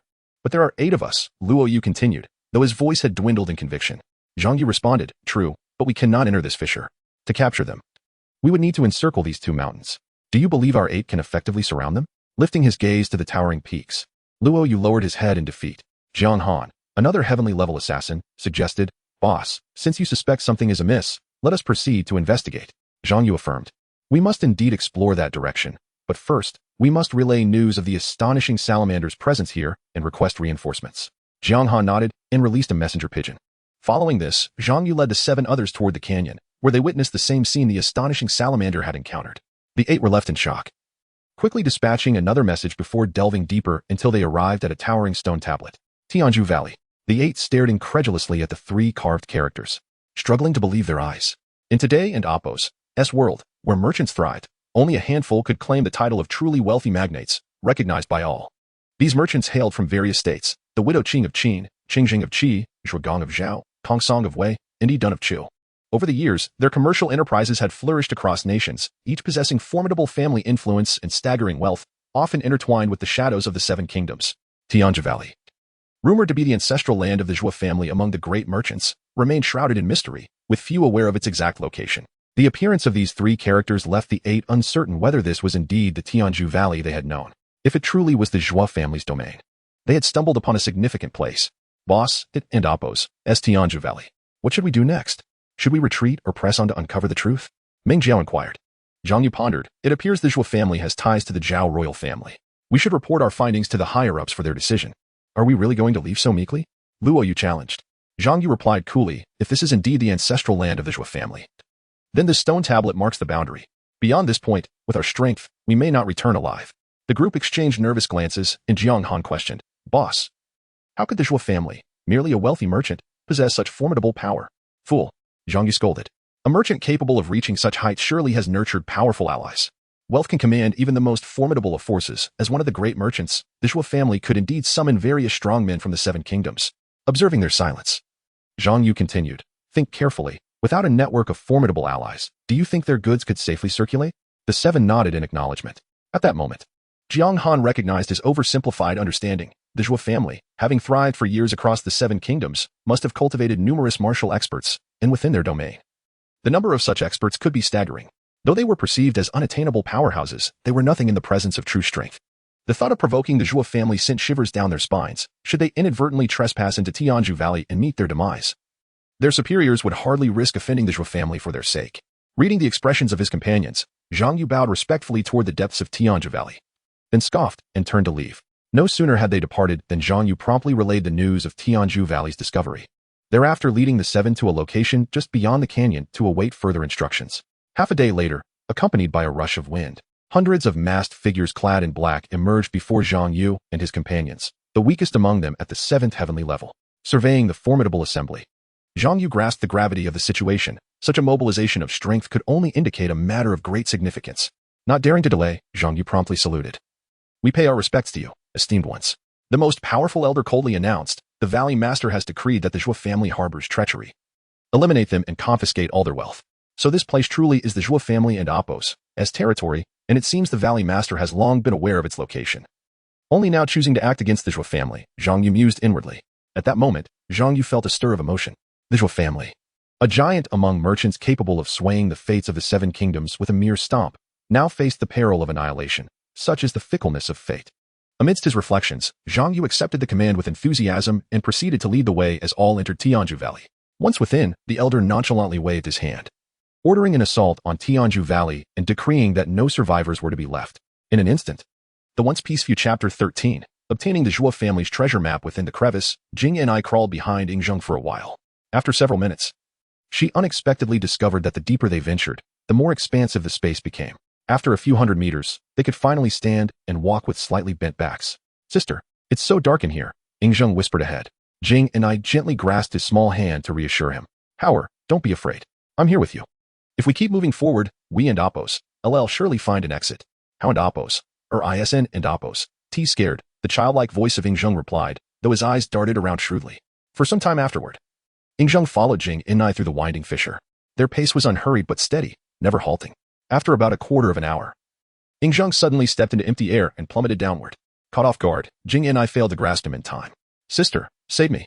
His cry for help echoed briefly before vanishing into the darkness, leaving Jing and I momentarily stunned. By the time she regained her senses, Ing Zheng had disappeared entirely. She felt the ground. It was flat, with no pit in sight. Realizing there must be a hidden mechanism, Jing and I carefully stood. Ing Zheng must have triggered it accidentally. Surrounded by darkness, she forced herself to remain calm. After a few minutes, she pressed forward, determined to find an exit first, then return with light to rescue Ing Zheng. Meanwhile, Ing Zheng emerged in another fissure and descended a sloping passage, soon reaching dozens of meters underground. These mountains were riddled with countless interconnected cracks, like a spider's web. While Jing and I had no idea where they led, Ing Zheng knew. This was not his first visit. As the massacre in Tianjua Valley continued, Ing Zheng descended further. A quarter of an hour later, he reached a level fissure and stood before a massive 3-meter-high boulder. Placing his small hand upon it, he activated the Qianquan Great Shift technique. Slowly, the boulder rotated, revealing a passage on the other side. Ing Zheng stepped into a meticulously crafted tunnel, illuminated by luminous pearls embedded in the walls every 10 meters. The tunnel widened as he progressed, eventually opening into a vast chamber where an ancient underground palace loomed before him. The palace boasted towering black gates over 4 meters high, flanked by stone lions with pools of water before them. Approaching the left lion, Ing Zheng twisted the stone sphere in its mouth. The lion's chest extended outward, revealing an ancient seal. He retrieved it and repeated the process with the right lion, obtaining an identical seal. Standing before the gates, he spotted 2 impressions matching the seals. Leaping up, he placed them simultaneously.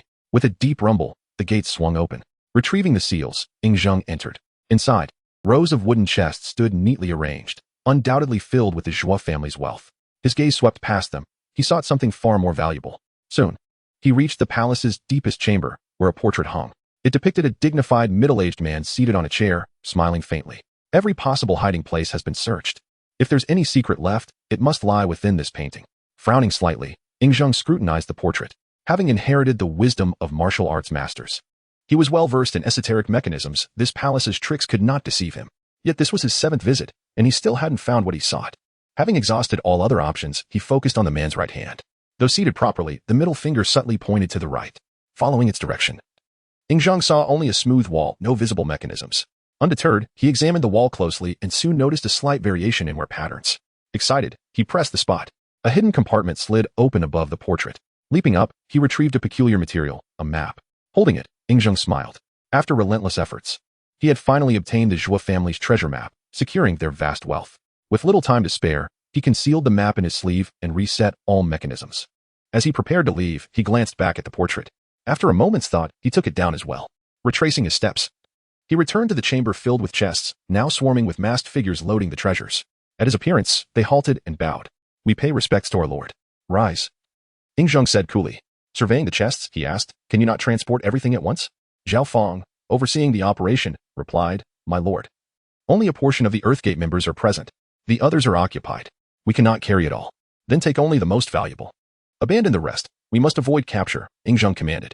Zhao Feng acknowledged the order, and the men began sorting the treasures accordingly. Chapter 14. The calculations of Ing Zheng. Moments later, a disciple examining a box in the corner remarked, "Master, this box is quite peculiar. It contains nothing but worthless scraps. If there is nothing of value, discard it and seek something better," Zhao Feng replied nonchalantly. However, upon hearing this, Ing Zheng approached the box and discovered that the disciple's assessment was indeed accurate. It was filled with antiquated items. Furrowing his brow, Ing Zheng pondered the anomaly of such relics being present in the tomb of the Zhua family.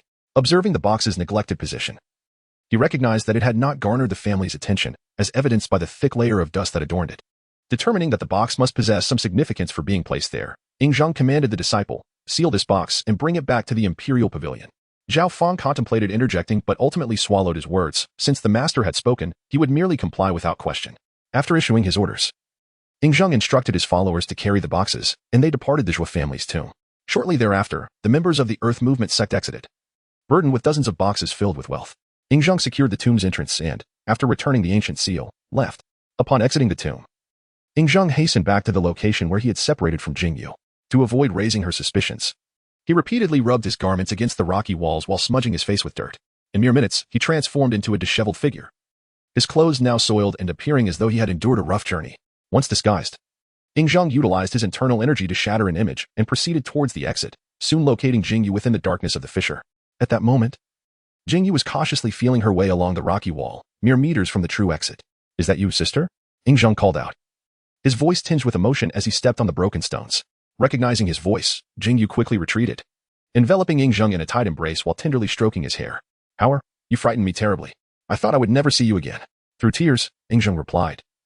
"Sister, when I fell into the pit, I feared I would never see you again. I was so scared." "Do not fear, Howard. I am here," Jing Yu reassured him, striving to calm his distress. "Yes." Ying Zheng nestled contentedly in her embrace. Jing Yu carried him forward, wary of the earlier peril, unable to fathom how she would find him again should such circumstances repeat. After a while, a glimmer of light appeared before them, and stepping into the radiance, they emerged from the fissure into a breathtaking lock. Moments later, the two individuals departed from this place of turmoil, burdened with their ill-gotten riches.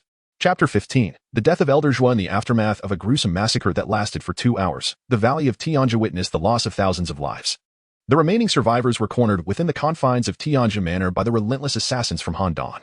This manor represented the final bastion for the Zhua clan in the Tianjia Valley, having retreated here. The Zhua family found themselves in a dire predicament with no avenue for escape. At the helm of the Zhua clan was the venerable Zhua Yuan, a patriarch with a head full of white hair and a stalwart presence who had governed the family for decades. In his youth, Zhua Yuan traversed the realm, honing his martial skills, and later took up arms as a general of the Zhao state. He returned to his family to assume the role of clan leader after the tragic death of his elder brother. Over the decades, he spearheaded the Zhua family's commercial endeavors, transforming them into one of the most formidable trading families in the region and amassing immense wealth. Though aged and gravely injured, with blood staining his once virtuous visage, Zhua Yuan commanded a profound respect from the Handan assassins, for he was a formidable warrior of the 9th celestial rank. Outside the manor, the assassins lay in wait, their eyes fixed on the injured members of the clan and their loyal followers. Overwhelmed by emotions, Zhua Yuan wept for his ancestors, burdened by the weight of failure. "Father, can you discern who these foes are and why they seek our destruction?" inquired Zhu Zhong, a middle-aged man of the 3rd celestial rank and Zhua Yuan's son, who was also the father of Zhao Ji and Zhuo Zhao. Zhua Yuan shook his head, acknowledging the overwhelming prowess of their adversaries. Despite his extensive experience, he could not ascertain the origins of their martial capabilities. "Father, with your strength, escaping is not insurmountable. We shall escort you to safety, and once we reach Lord Pingyuan, I cannot believe he would be unable to handle them," Zhu Zhong urged. Zhua Yuan paused, suddenly reminded of Lord Pingyuan, Zhao Sheng, son of King Wu Ling of Zhao and brother to King Huiwen. Zhao Sheng was renowned alongside Mengchong Jun of Qi, Chunsun Jun of Chu, and Xinling Jun of Wei as one of the 4 noble sons of the warring states. Known for his humility and integrity, he held great esteem among the Zhao people and maintained a retinue of thousands of guests. Realizing the potential for salvation, Zhua Yuan felt a flicker of hope. If anyone could rescue the Zhua clan from its plight, it would be Lord Pingyuan Zhaoxing. Regaining his composure, Zhua Yuan instructed, in the next half-day, "You must simply delay them and avoid further conflict." Zhua Zhang replied earnestly, "Rest assured, Father, I will await your return." With a heavy heart, Zhua Yuan patted his son's shoulder, tears streaming down his face as he retreated to his chamber. Beneath the flickering light, he revealed a hidden passage beneath his bed, a final escape route he had prepared for himself, and now he must use it to flee Tianjia Valley. Without hesitation, Zhua Yuan departed. An hour later, he emerged from a concealed cave 10 miles outside Tianjia Valley and swiftly made his way to Handan City, employing his lightness skill to traverse the distance with remarkable speed. Simultaneously, atop the peaks overlooking the cave, 2 figures observed quietly. Upon Zhua Yuan's emergence, they could not suppress their derisive laughter. "Huh, he has exited so soon? It appears our subordinates have pressured him into utilizing that secret passage earlier than anticipated," remarked Hu Hai. "That old fool likely still clings to dreams of saving the Zhua clan, utterly oblivious to the path he has unwittingly embarked upon. Such a pitiable wretch." Meng Yu added, "There's nothing pitiable about it. He chose to oppose the valley's master, and thus he deserves his fate," Hu Hai replied coldly. Meng Yu nodded in agreement. Continuing, "Now that old Zhua Yuan has made his exit, the remaining members of the Tianjia Manor no longer have a reason to survive. We can set our forces into motion." At this, Hu Hai whistled, dispatching a carrier pigeon with orders into Tianjia Valley. Within a mere quarter hour, another fierce battle erupted at Tianjia Manor. Within half an hour, the Zhua clan and all their summoned allies faced a brutal slaughter, leaving no survivors. The once mighty Zhua family vanished from existence. Following the annihilation of the Zhua clan, the Handan assassins began to seize their possessions, yet to their surprise, the Zhua family was not as affluent as rumored. They spent the entire day scouring Tianjia Valley, ultimately uncovering only a few dozen chests of wealth and some inconsequential artifacts. As dusk approached, the assassins departed under orders, while several were dispatched to capture Jing Yu and Ying Zheng. As the chill of night enveloped Zhao, heavy snow began to fall, blanketing the world in silence. The serene night was punctuated only by the howling wind and the soft whisper of descending snowflakes. Soon, a thick layer of snow concealed the remnants of the day's horrors, gradually burying the corpses beneath its cold embrace. Suddenly, a shadow darted through the night sky, descending upon Tianzhu Valley. Clad in a cloak and dark garments, the figure entered the manor, rummaging through Zhuo Yuan's quarters in search of a coveted item. Disappointment washed over the figure after nearly 2 hours of searching. None of the desired treasures or even a hint of their whereabouts materialized. In that moment, gazing upon the eerily quiet Tianzhu Valley, regret seeped into his heart. Had he foreseen such an outcome, he would not have acted so hastily. Dao Ji. She is now my only hope to locate that object, he eventually concluded, placing his last hopes upon the last surviving member of the Zhuo clan. Shortly thereafter, the figure departed Tianzhu Valley, seeking out Zhao Ji. However, upon questioning her, he discovered she knew little about the Zhuo family's secrets. With the trail now severed, he left in frustration. The following day, hundreds of assassins reappeared in Tianzhu Valley, determined to excavate the site. When the grand underground palace was finally unveiled, the dark-clad figure emerged, and after considerable effort, he gained entry to the Zhuo family tomb. Inside the tomb, he discovered the remnants of treasures that Zhang had overlooked. Upon seeing the disturbances left behind, he smashed a chest of wealth in fury, exclaiming, "Someone has beaten us to it. You must find these thieves at all costs." His orders were met with immediate action. Yet, as he shifted his focus from the treasures, an unfortunate misstep led to the collapse of the entire underground palace. With a flash, he exited the tomb, his face hidden beneath the mask, now itched with rage. He realized he had unwittingly become a pawn in another scheme. The most infuriating aspect was that he remained oblivious to the identity of those who had conspired against him and how they had managed to infiltrate the Zhuo family tomb ahead of him. Chapter 16. Zhang's cultivation. To the north of Handan's eastern gate lay a towering and precipitous mountain range, its peak stretching toward the heavens. Connecting to the vast Tianzhu Valley, snowflakes drifted through the frigid air, biting cold seeping into one's bones. Yet within a small cave nestled in these mountains, the warm glow of a campfire flickered. After finishing their roasted meat, Jing and I held the young Zhang close by the fire, warming themselves. Gazing at the child, she suddenly asked, "How and Oppos? Would you like to learn martial arts?" Zhang blinked in confusion. "Sister, what is martial arts?" Jing and I explained. "Martial arts is the cultivation of inner strength and techniques to strengthen oneself. Once you master it, you'll be able to scale walls and leap across rooftops. Just like me." Intrigued, Zhang asked in his childish voice, "Sister, if I learn martial arts, can I protect you?" Jing and I stroked his soft cheek with a tender smile. "Yes. Once you master martial arts, you'll be strong enough to shield me from harm." Delighted, Zhang nuzzled against her bosom and exclaimed, "Sister, I want to learn. I want to protect you." The sudden contact sent Jing's heart racing, her cheeks flushing. But she steadied herself. "However, if you truly wish to train, extend your hand. Let me see how many martial meridians you possess." Obediently, Zhang stretched out his small hand. It was widely known that the human body contained 12 primary meridians suitable for cultivation, referred to as martial meridians. However, Zhang understood the truth was far more profound. Through his own practice, he had discovered that these 12 were merely foundational, the most basic channels for martial energy. During his initial training, he had only unlocked 3 meridians. Yet after 3 years of relentless effort, he had now opened 18. Anticipating this moment when he decided to follow Jing and I, Zhang had concealed his true strength using the Yi Jing technique, altering his visible meridians to only 9. Even so, 9 was enough to astonish Jing and I, who herself possessed only 7 cultivable meridians. Overjoyed, she embraced him tightly and, without thinking, planted a kiss on his plump little cheek. Before examining him, she had feared he might lack the aptitude for martial arts, a reality that would force her to relinquish him to a normal life, no matter how painful the separation. But now, her worries vanished. Not only could Zhang cultivate, but he was also a prodigy. Given time, he would undoubtedly become a formidable warrior. Startled yet pleased by her sudden affection, Zhang beamed. "Yay, sister kissed me." Jing and I, still flushed from her earlier excitement, smiled shyly. "However, you have 9 martial meridians. That's incredible." Feigning innocence, Zhang asked, "Sister, am I stronger than you?" Jing and I nodded. "You are. I have only 7, but you possess 9. Your progress will far surpass mine." "Yay. Then I'll grow even stronger and protect sister from all the bad people." Thrilled, he waved his tiny fist before clinging to her, shamelessly indulging in her warmth. Touched, Jing and I immediately taught him the breathing techniques of the Luo network, forgetting the organization as strict prohibition against sharing its secrets. To her astonishment, Zhang displayed extraordinary talent, generating a trace of inner energy in less than 15 minutes. "Amazing. However, you've cultivated inner energy so quickly," she marveled. Though he boasted aloud, inwardly Zhang groaned. "I wish I could slow down. But the energy rushes to my dantian uncontrollably." Suppressing his power and fearing exposure, he soon broke into a sweat from the strain. Jing and I tenderly wiped his brow. "Look at you, drenched. There is no need to rush. We can take our time." Encouraged, Zhang redoubled his efforts, immersing himself fully in his training. Pleased by his dedication, Jing and I ceased her protests and settled into her own meditation. The moment she entered deep focus, Zhang halted his practice. His true cultivation level was far too advanced. Even restrained, his energy surged relentlessly. He was grateful for her distraction. Had she watched him all night, his disguise might have crumbled. Holding back briefly is manageable, but for hours? I'd surely slip. After directing a few strands of energy into his dantian, he closed his eyes and feigned sleep. An hour later, Jing and I emerged from her trance. Seeing Ying Zheng asleep against the cave wall, her expression softened. He is still just a child, she mused. Settling beside him, she gently cradled him in her arms, letting him rest against her. Ying Zheng, a light sleeper, awoke the instant she moved but pretended otherwise. Nestled in her warmth, breathing in her delicate fragrance, he wished the moment would never end. Ah, if only I were an adult. With a quiet sigh, he nestled closer before drifting back into slumber. Chapter 17. The mysterious strongman. In the early morning, the heavy snowfall from the previous night had ceased without notice.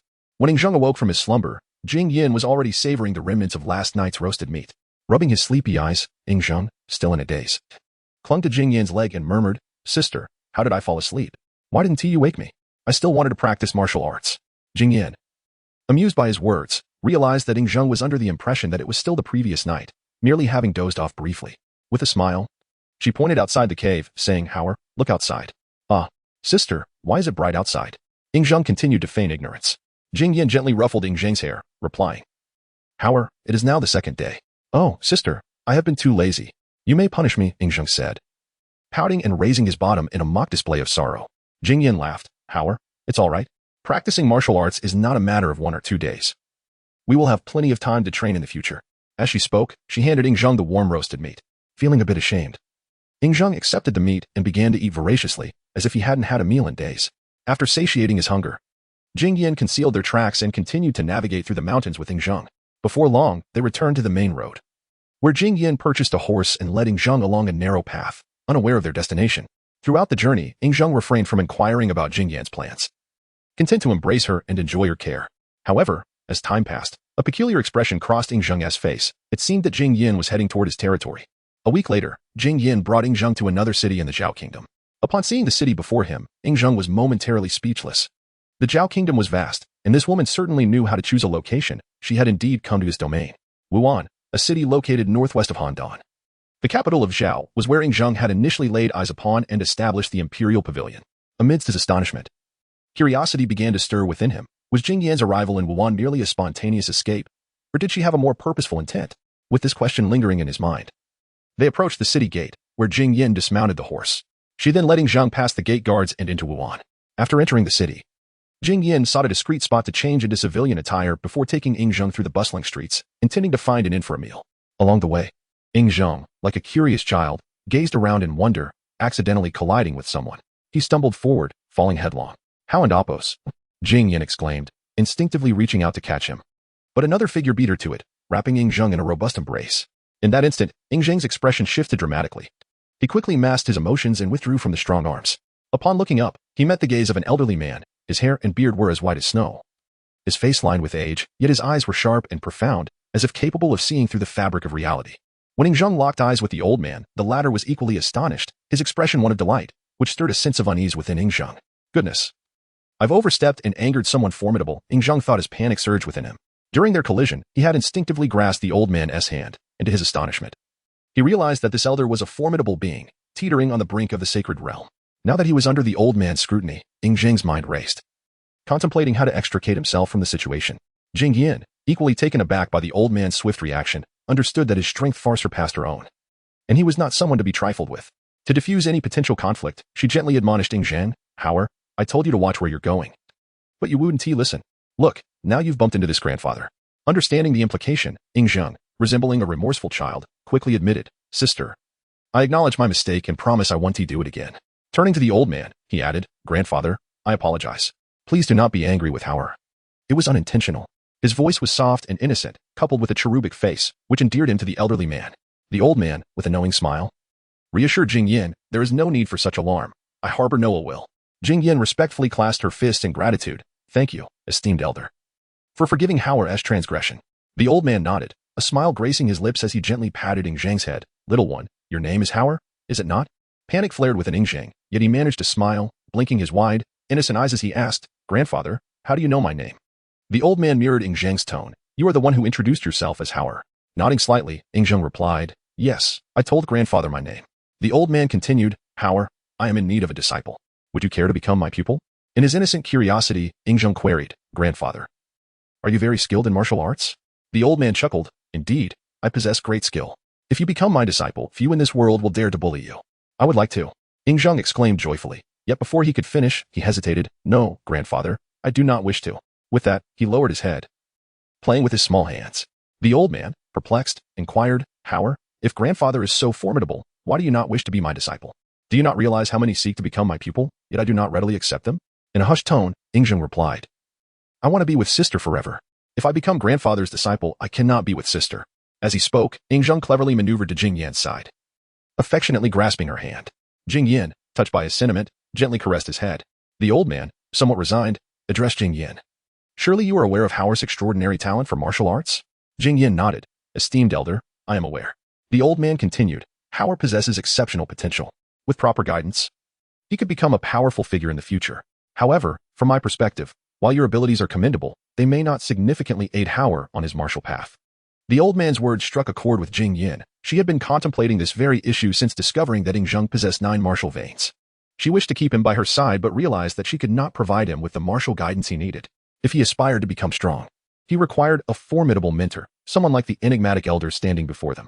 At that moment, Jing Yan found herself torn between the desire to let him go and the impulse to keep him close. After a lengthy pause, she knelt before Yingzheng. Meeting his gaze, Howard, consider taking grandfather as your teacher. I do not wish to be grandfather's disciple. I want to be with sister forever, Yingzheng protested, clutching Jing Yan's neck tightly. Jing Yan, feeling somewhat helpless, endeavored to soothe him.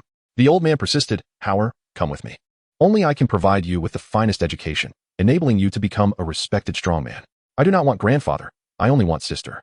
I do not like grandfather anymore. Yingzheng began to sulk, tugging Jing Yan away. Sister, let us leave. I do not wish to see grandfather. Seeing this, Jing Yan turned to the old man with an apologetic expression. Esteemed elder, I respect Howard's decision. Since he is unwilling to leave, I do not wish to force him.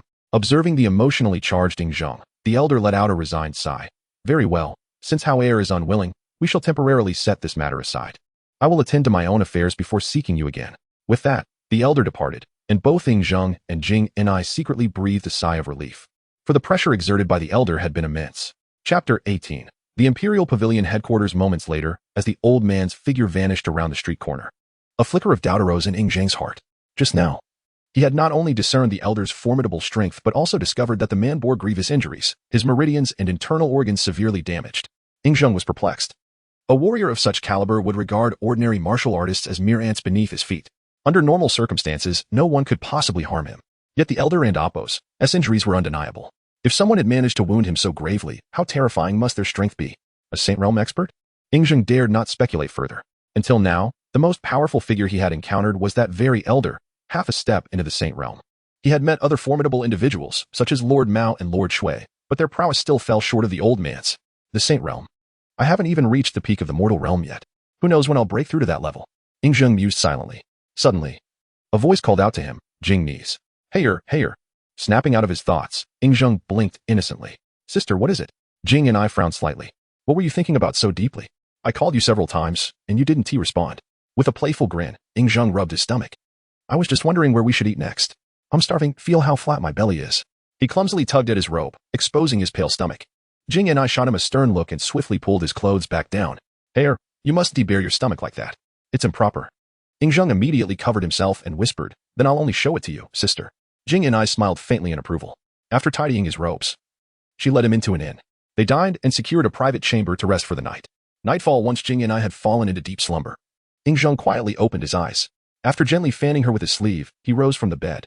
He first adjusted the blankets over her, then placed 4 green medicinal pellets in concealed corners of the room. Sleep well, woman. I'll return shortly. He murmured before altering his appearance with the I Jing Jing technique, restoring his true strength. Slipping out through the window, he vanished into the night. Leaving the inn, he streaked across the city like a fleeting shadow. Half an hour later, his features shifted once more, this time into the visage recognized by the members of the Imperial Pavilion. Before him stretched a tranquil lake, its vast surface frozen under the falling snow. After ensuring no one followed, he approached an ancient tree so massive it would take several men to encircle its trunk. To outsiders, it was merely a tree, but in truth, it concealed one of the pavilion's entrances. With a single leap, he disappeared. Moments later, he emerged dozens of meters beneath the lake's surface. Here lay an underground palace, simpler in design than the one at Tianjua Valley, but far more perilous. Whoosh, 12 figures materialized around him, clad in black and wielding slender swords. Their cultivation levels range from the lesser celestial realm to its ninth tier, their movements perfectly synchronized. These were the sure guardians tasked with protecting the pavilion as sanctity. We greet the pavilion master. They chorused, bowing as one. At ease. I've only returned briefly. Resume your duties, Ingzheng replied. As you command. Like shadows, they melted back into the darkness. Ingzheng nodded in satisfaction. Over 2 years ago. After El Bue took Yiren back to Qin and Zhaoji abandoned him, Ingzheng had begun establishing the imperial pavilion. With wealth and power, he could have easily recruited formidable experts. Yet he chose a slower, more arduous path, scouring Zhao's lowest strata for those with both moral integrity and martial potential, then nurturing them himself. Thus, most pavilion members were former slaves, initially devoid of any martial prowess. Under Ingzheng's guidance, they received cultivation manuals and underwent marrow-cleansing rituals to unlock their potential. After years of effort, the majority had reached the lesser celestial realm, while the gifted stood at the intermediate celestial realm. To Ingzheng, loyalty outweighed expediency. Proceeding deeper, he activated a mechanism and entered the palace proper. Soon, he arrived at the main hall, where the pavilion's high-ranking members were deep in discussion. All hail the master, they exclaimed, rising to salute. What has you all so engrossed?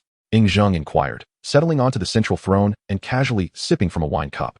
The pavilion's structure followed the 5 elements: metal, wood, water, fire, earth, and the 4 symbols: azure dragon, white tiger, vermilion bird, black tortoise. Before him stood youths, the eldest not yet 20, all at the intermediate celestial realm, leaders of their respective divisions. Lin Wu, Water Division's leader, grinned. Master, we were discussing how the Tianjua Valley operation has left us flush with riches. Perhaps it's time to expand our branches. Ingzheng arched a brow. And your conclusion? Expansion requires not wealth, but capable hands, he replied. If you wish to grow, first cultivate those who can stand alone. Lin Wu scratched his head sheepishly. Turning to Zhao Fong, Earth Division's leader, Ingzheng asked, Fong, were Tianjua Valley's spoils secured? All treasures have been stored, Master, Zhao Fong confirmed. Nodding, Ingzheng produced a map from his sleeve. This marks 12 vaults of the Zhua clan's wealth. I suspect El Bue may possess a similar chart. Dispatch teams to retrieve everything swiftly. A wry thought crossed his mind. After all these years, he never imagined facing the dilemma of too much gold. Chapter 19, the Soul Scripture. After a moment of contemplation, Ingzheng spoke. If you cannot let it go, then find more hiding places. Zhao Fong replied, My lord. Wealth is no ordinary matter. This location must be chosen by you, and we shall oversee its construction. Ingzheng pondered briefly before recalling a suitable place. 20 li from here lies the nameless cavern. It should serve our purpose well. That place. At his words, the others immediately understood, for it had once been considered as a potential site for the Imperial Pavilion. Shen Qingyun, leader of the Fire Sect, voiced his concern. My lord. Though the cavern is ideal for concealment, its depths are unfathomable, teeming with blood-sucking bats. Guarding it may prove difficult. With those bats present, what need have we for guards? Simply deliver the treasures within, Ingzheng retorted with a dismissive glance. Yet, considering the cavern's peculiar nature, Zhao Fong chuckled nervously. My lord, though you speak truly, the task of delivering the treasures requires another's hand. None of us dare descend. Cowards, Ingzheng scoffed. You need not go down. Your duty is merely to secure the treasures. As for their delivery, I shall entrust it to Yao Ying. Ling Wu laughed upon hearing the name. Indeed. None is more suited for this task than him. The creatures of the cavern are kin to him. After all, the other sect leaders nodded in agreement. For Yao Ying hailed from the Vermilion Bird Palace of the 4 Symbols sect.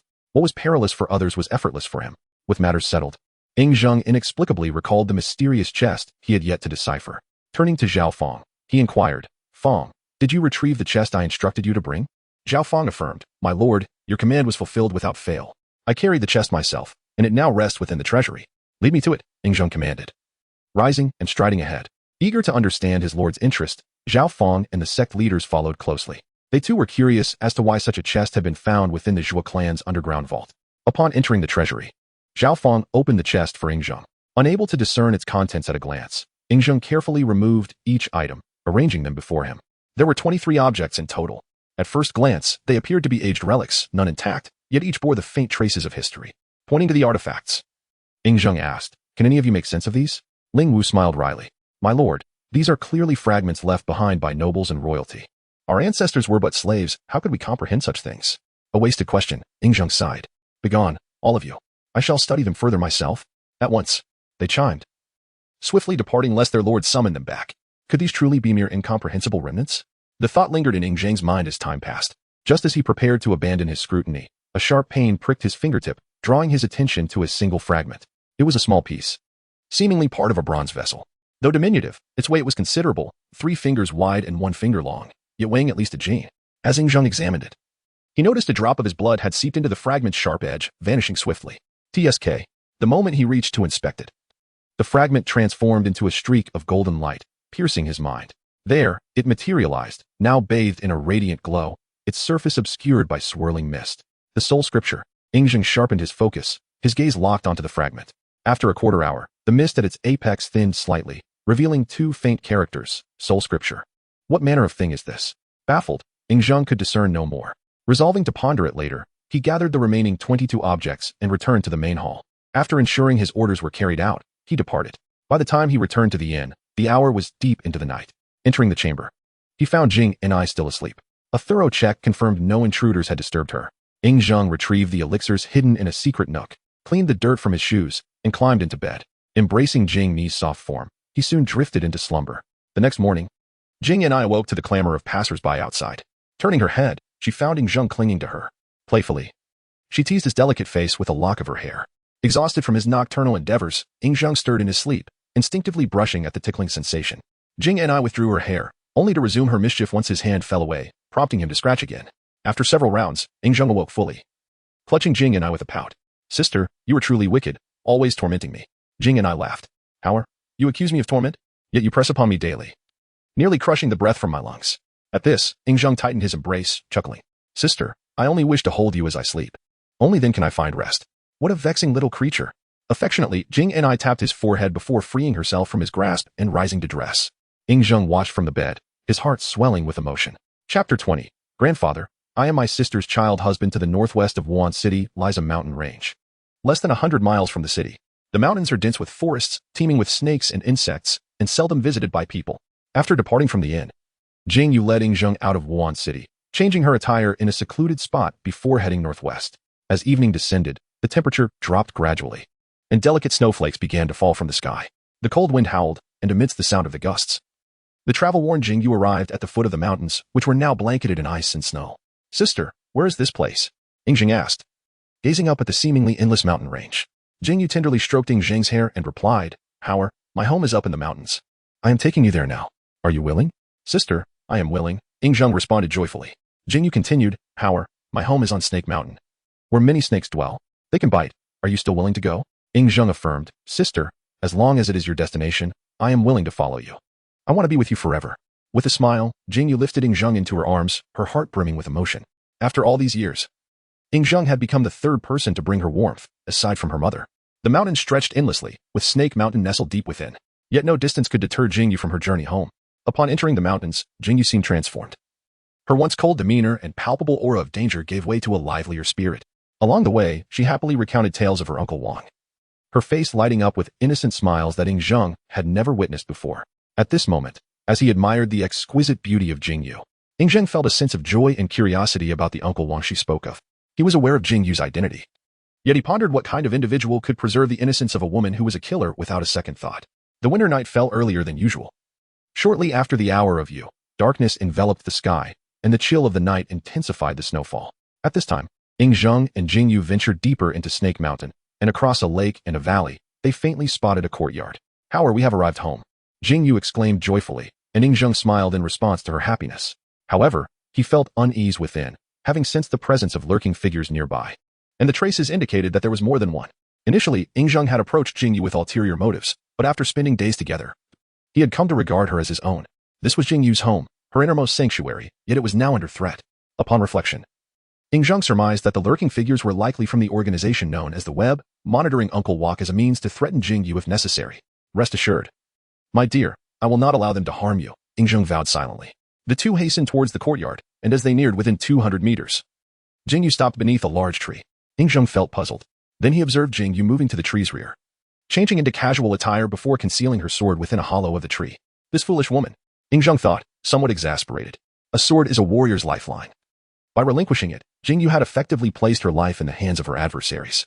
He was certain that if anyone intended to harm Jing Yu, this location would be the easiest to execute such a plan, as she was no longer acting as an assassin and lacked the composure expected of one. As he scanned for hidden threats, Ingzheng's heart grew cold with murderous intent towards those positioned by the Web. This kind and beautiful woman was only meant for his eyes. He alone was worthy to behold her, and anyone else who dared to look would face dire consequences. However, let us enter, Jing Yu said as she adjusted her attire, cradling Ingzheng in her arms. Ying Zheng nodded obediently. The courtyard was empty. Yet a faint glow revealed it was well kept, with neatly stacked firewood under the eaves. To the left, a beam held an assortment of items. Uncle Wang, I am back. Jing Yu called out loudly in the courtyard.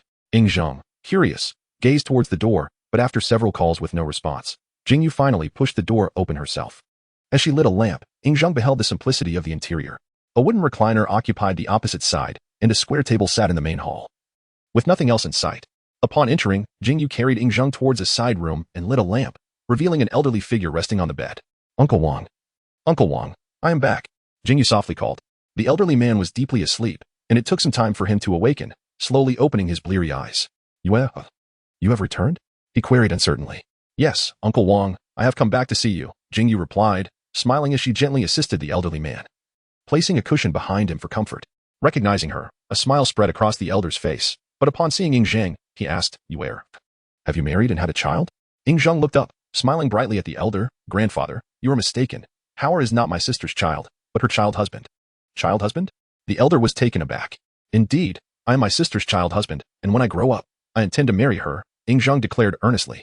Confused. The elder stared blankly at Jing Yu, who was equally taken aback by Ying Zheng's words, wondering where he had learned such a term. After giving Ying Zheng a sharp glance, Jing Yu explained, Uncle Wang, do not heed Howard's nonsense. He is not my child husband. If he is not a child husband, then what is he? The elder inquired, puzzled. Jing Yu replied half-heartedly. Howard is an abandoned orphan whom I found and decided to take in because I felt pity for him. Oh. The elder's expression softened with understanding. But he soon appeared somewhat disappointed. I thought you had married, and this was your child. Jing Yu, slightly flustered, responded, Uncle Wang, what are you saying? I am only this age. How could I possibly have a 3-year-old child? The elder smiled silently, once more directing his gaze towards Ying Zheng. Chapter 21. Healing in the night with delicate brows and bright eyes, just like the moon, both are good children. The elderly man said affectionately as he gazed intently at Ying Zheng. Ying Zheng smiled and replied, Grandfather, since you say Hao is a good child, shouldn't you give him a hug? Indeed, indeed. The old man chuckled, extending his arms. However, Jing Yin reprimanded Ying Zheng with a frown, saying, Howard, your grandfather is old. You cannot let him hug you. Oh. Ying Zheng lowered his head in disappointment. Upon seeing this, the old man laughed and said, Howard, come here, let grandfather hug you. Don't listen to you, although I am old, I can still lift you. As he spoke, the old man hesitated momentarily before getting out of bed. Then embraced Ying Zheng and planted a kiss on his small cheek. Ying Zheng, not to be outdone, returned the kiss, causing the old man to laugh heartily. It was at that moment that Ying Zheng noticed the old man's hand. Unaware of Ying Zheng's subtle intentions, the old man and Jing Yin exchanged playful banter. After a bout of laughter, the old man asked, have you and Howard eaten? If not, I shall prepare a meal for you. Jing Yin replied with a smile. Uncle Wang, now that I am back, how could I let you cook? You just play with Howard for a while. I will prepare the meal. With that, Jing Yin exited the room. Shortly thereafter, at Jing Yan's call, the old man emerged from the room, holding Ying Zheng, and entered the hall. At that moment, Jing Yan, dressed simply like a common woman, was skillfully arranging the dishes at the table, a sight that left Ying Zheng incredulous. Taking Ying Zheng from the old man's arms, Jing Yan said, Uncle Wang, you should eat a bit as well. The old man waved his hand with a smile. You and Howard should eat while it's warm. Uncle Wang is not hungry. Just watching you and Howard eat brings me great joy. Jing Yan nodded with a smile, and without further ado, she began to eat alongside Ying Zheng. The old man sat nearby, observing the laughter and joy shared between Ying Zheng and Jing Yin, a tender smile gracing his face. After so many years, it was the first time he had seen Jing Yin so happy. He understood her tragic past all too well. She had suffered greatly, and now, with Ying Zheng's arrival, she had begun to rediscover herself. This was the greatest wish of his life, to witness her happiness. He hoped that this joy could last forever, even if he might not be there to see it. However, joyful moments are often fleeting. After finishing their meal, Jing Yin tidied up a bit before telling Ying Zheng it was time for bed. Ying Zheng quickly climbed down from his stool and approached the old man, saying, Sister, I want to sleep with grandfather tonight. Jing Yin asked with a playful tone. Why? Ying Zheng replied, because I want to play with grandfather and talk to him more. Jing Yin teased, Little one, if you want to sleep with grandfather, it depends on whether he wants to or not. If he doesn't, you'll have to sleep with me tonight. At this, the old man quickly lifted Ying Zheng into his arms and turned to Jing Yin, saying, You go to sleep. Tonight, little Howard will sleep with grandfather. Having said that, the old man stood up with Ying Zheng in his arms and returned to the room. In the hall, Jing Yin watched them leave, her face aglow with joy. She could sense that today was the happiest day for Uncle Wang in many years. When Ying Zheng had expressed his desire to sleep with Uncle Wang, her heart swelled with happiness. For she knew how much Uncle Wang cherished Ying Zheng. His presence brought him immense joy. Ying Zheng had his own motives for this, of course. Once back in the room, he played with the old man until he grew tired and fell asleep. Zheng then cheerfully turned off the bedside lamp.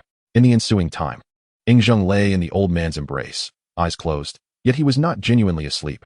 Rather, he focused intently on the soul scripture in his mind. Although he did not yet comprehend what the soul scripture truly was, he sensed its significance from the manner in which he had obtained it. As time passed, the words soul scripture became clearer in Zheng's mind, and the fog in other areas began to dissipate.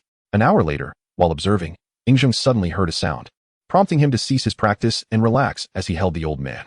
Moments later, he felt a presence of light, and Jing Yan approached the bedside, carefully covering Zheng and the old man with a blanket.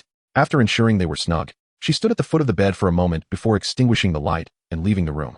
Zheng waited a full quarter of an hour before finally opening his eyes. With a flick of his left hand, he ensured the old man slipped into a deeper sleep.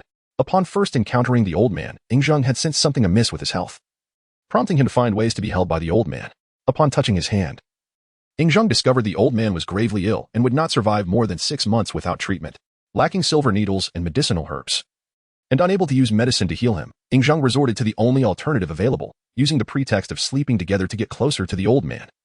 Relying on his own formidable internal strength to temporarily alleviate the old man's ailment, Zheng placed his palm over the old man's heart and utilized his internal energy to warm his body, continuing this for an hour before withdrawing. With a gentle wave of his right hand, he resolved the old man's affliction. Afterward, Zheng resumed his concentration on the soul scripture, and several hours passed in this manner. When he finally regained awareness, the first light of dawn was filtering through the window. Surely not. Is it already almost dawn? Zheng thought, somewhat exasperated. Surprisingly, despite having stayed awake all night, he felt completely alert, as though he had taken a refreshing nap. Could it be that observing the soul scripture replenishes my energy? The thought crossed his mind as he contemplated the night spent with the soul scripture. To test his hypothesis, Zheng decided to continue his all-night vigil with the soul scripture, curious to see if this was mere coincidence or if the soul scripture truly possessed such effects. Since dawn is approaching, I want to be able to sleep for long anyway. I might as well continue observing the soul scripture a little longer. Glancing toward the window, he resolved to persist in his study. Soon after, Zheng sensed an unusual presence without hearing any sounds, and he realized that someone was approaching. Moments later, Jing Yan entered the room. The old man was already awake, while Zheng still had his eyes closed. Jing Yan gently ruffled Zheng's hair and called out with a smile, "Howard, sleepyhead, it's time to wake up for breakfast." Zheng, still groggy, rubbed his eyes and, after a moment, opened them to see, "Sister, why did you wake up so early?" "It's not that I woke up early. It's that you woke up late." "Look, grandfather is already up," Jing Yan replied with a laugh. "Oh."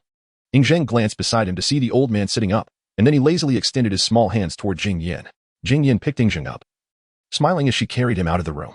Held in Jing Yan's embrace, Zheng was filled with curiosity, wondering how he had sensed her approach without relying on sound. Chapter 22, The Marvelous Uses of the Soul Scripture. At noon, Zheng frolicked in the courtyard, intermittently closing and opening his eyes, ceaselessly validating the conjectures within his mind until he arrived at a conclusion. He discovered that by diligently attuning himself to his surroundings, he could perceive the changes in his environment with unprecedented clarity. However, this heightened sense of awareness was limited by distance, without relying on sound or sight. He could only detect alterations within a 10-meter radius. Furthermore, while he could sense these changes, he was unable to ascertain the causes behind them, as this perception resembled his comprehension of the text in the soul scripture, entirely nebulous in nature. Recognizing this, Zheng and Appo's fascination with the soul scripture deepened. He yearned to uncover the potential benefits of sustained observation. "Hey, what is the matter with you today? You keep closing and opening your eyes. Are your eyes uncomfortable?" Jingyu approached, her concern evident as she gazed at Zheng. Zheng quickly concealed his thoughts, squinting slightly as he replied, "Sister, it seems something is in my eye, and it hurts." Jingyu examined his eyes and remarked, "It must be sand that got in. Let me help you with that." "All right." Zheng slowly opened his eyes, and after Jingyu blew gently several times, he joyfully blinked and exclaimed, "Sister, I feel better now." "That and Appos. That's good to hear." Jingyu smiled. "You are truly remarkable, even able to cure eye pain," Zheng said, seizing an opportune moment to plant a quick kiss on Jingyu's cheek. Instantly, her face flushed, and she shot him a playful glare. "What a little rascal you are." Zheng, grinning, dashed over to the elder and wrapped his arms around the old man's leg, laughing, "Grandfather, look at sister. She seems to be blushing." After an hour of nurturing from Zheng the previous night, the elder felt his once frigid body warm considerably, and he appeared much more relaxed and comfortable. Observing the vibrant Zheng, the elder lifted him into his arms and said kindly, "That is because your sister is shy." "Grandfather, what does it mean to be shy?" Zheng inquired with wide-eyed curiosity. "That and Appos. That's something you must ask your sister," the elder teased. Encouraged by the elder and Appos' suggestion, Zheng tilted his head and asked, "Sister, grandfather said you were shy. What does that mean?" Jingyu contemplated the explanation, but realized it would be difficult to convey to a child like Zheng. Thus, She simply said, "It's nothing significant. You mustn't kiss your sister anymore." Feigning confusion, Zheng replied, "Sister, I like you, and I enjoy kissing you. Why can it amp, Oppos, I kiss you anymore?" Jingyu, growing a bit impatient, responded, "If I say you cannot kiss, then you cannot. You are just a child. Why do you have so many questions?" Zheng, seemingly taken aback by her tone, pouted and then burst into tears, sorrowfully telling the elder, "Grandfather, sister doesn't like Heyo anymore. She won't let me kiss her." The elder tightened his embrace around Zheng, gently patting his small back in comfort. "Don't cry, Heyer. Your sister is merely joking. She would never deny you a kiss, especially since you were such a good boy." After this, the elder turned to Jingyu with a stern expression. "You and Oppos, you ought to consider that Heyo is just a child. He understands little of these matters. Why must you be so serious with him?" "Oh dear, Wang Bo." Jingyu felt at a loss, unsure how to explain her youthful modesty. The elder continued, "I believe Heyo cares for you, and that there is nothing wrong with him showing affection." "Fine, whatever you say, Wang Bo," Jingyu acquiesced, not wishing to upset the elder. Furthermore, she herself didn't see any issue with Zheng and Oppos' affection. She merely struggled to explain the concept of shyness to him. Hence her earlier remark. "Exactly," the elder chuckled. He then turned to Zheng, affectionately ruffling his hair. "No more tears. Your sister agrees you can kiss her in the future." Zheng looked up, his eyes still glistening with tears. "Sister, you really won't dislike Heyer or refuse to let me kiss you, will you?" "Of course not." Jingyu laughed, charmed by Zheng's pitiful expression. "Sister truly adores Heyer and will allow you to kiss her." "Yay, I knew sister liked Heyer." In the blink of an eye, Zheng's tears dried as he grinned, happily wiping his face. Jingyu lifted him into her arms and teased, "Heyer, when did you become such a little crybaby?" "Sister, I'm not crying," Zheng protested, wiping his tears while snuggling into Jingyu's embrace, secretly delighted. Teardrops come and go so easily. "I must be quite the dramatic actor," Zheng mused inwardly. After this incident, any affectionate gestures towards Jingyu would seem entirely natural. Following this, Jingyu departed and returned near dusk, carrying 2 bags of provisions. During her absence, Zheng learned from the elder, whose name was Wang Yu, that Jingyu would leave for a while but would return in no less than 6 months and no more than a year, staying for 10 to 15 days. During her visits, she would prepare ample food for him and share moments of joy. Since their relocation, the elder had resided there for quite some time.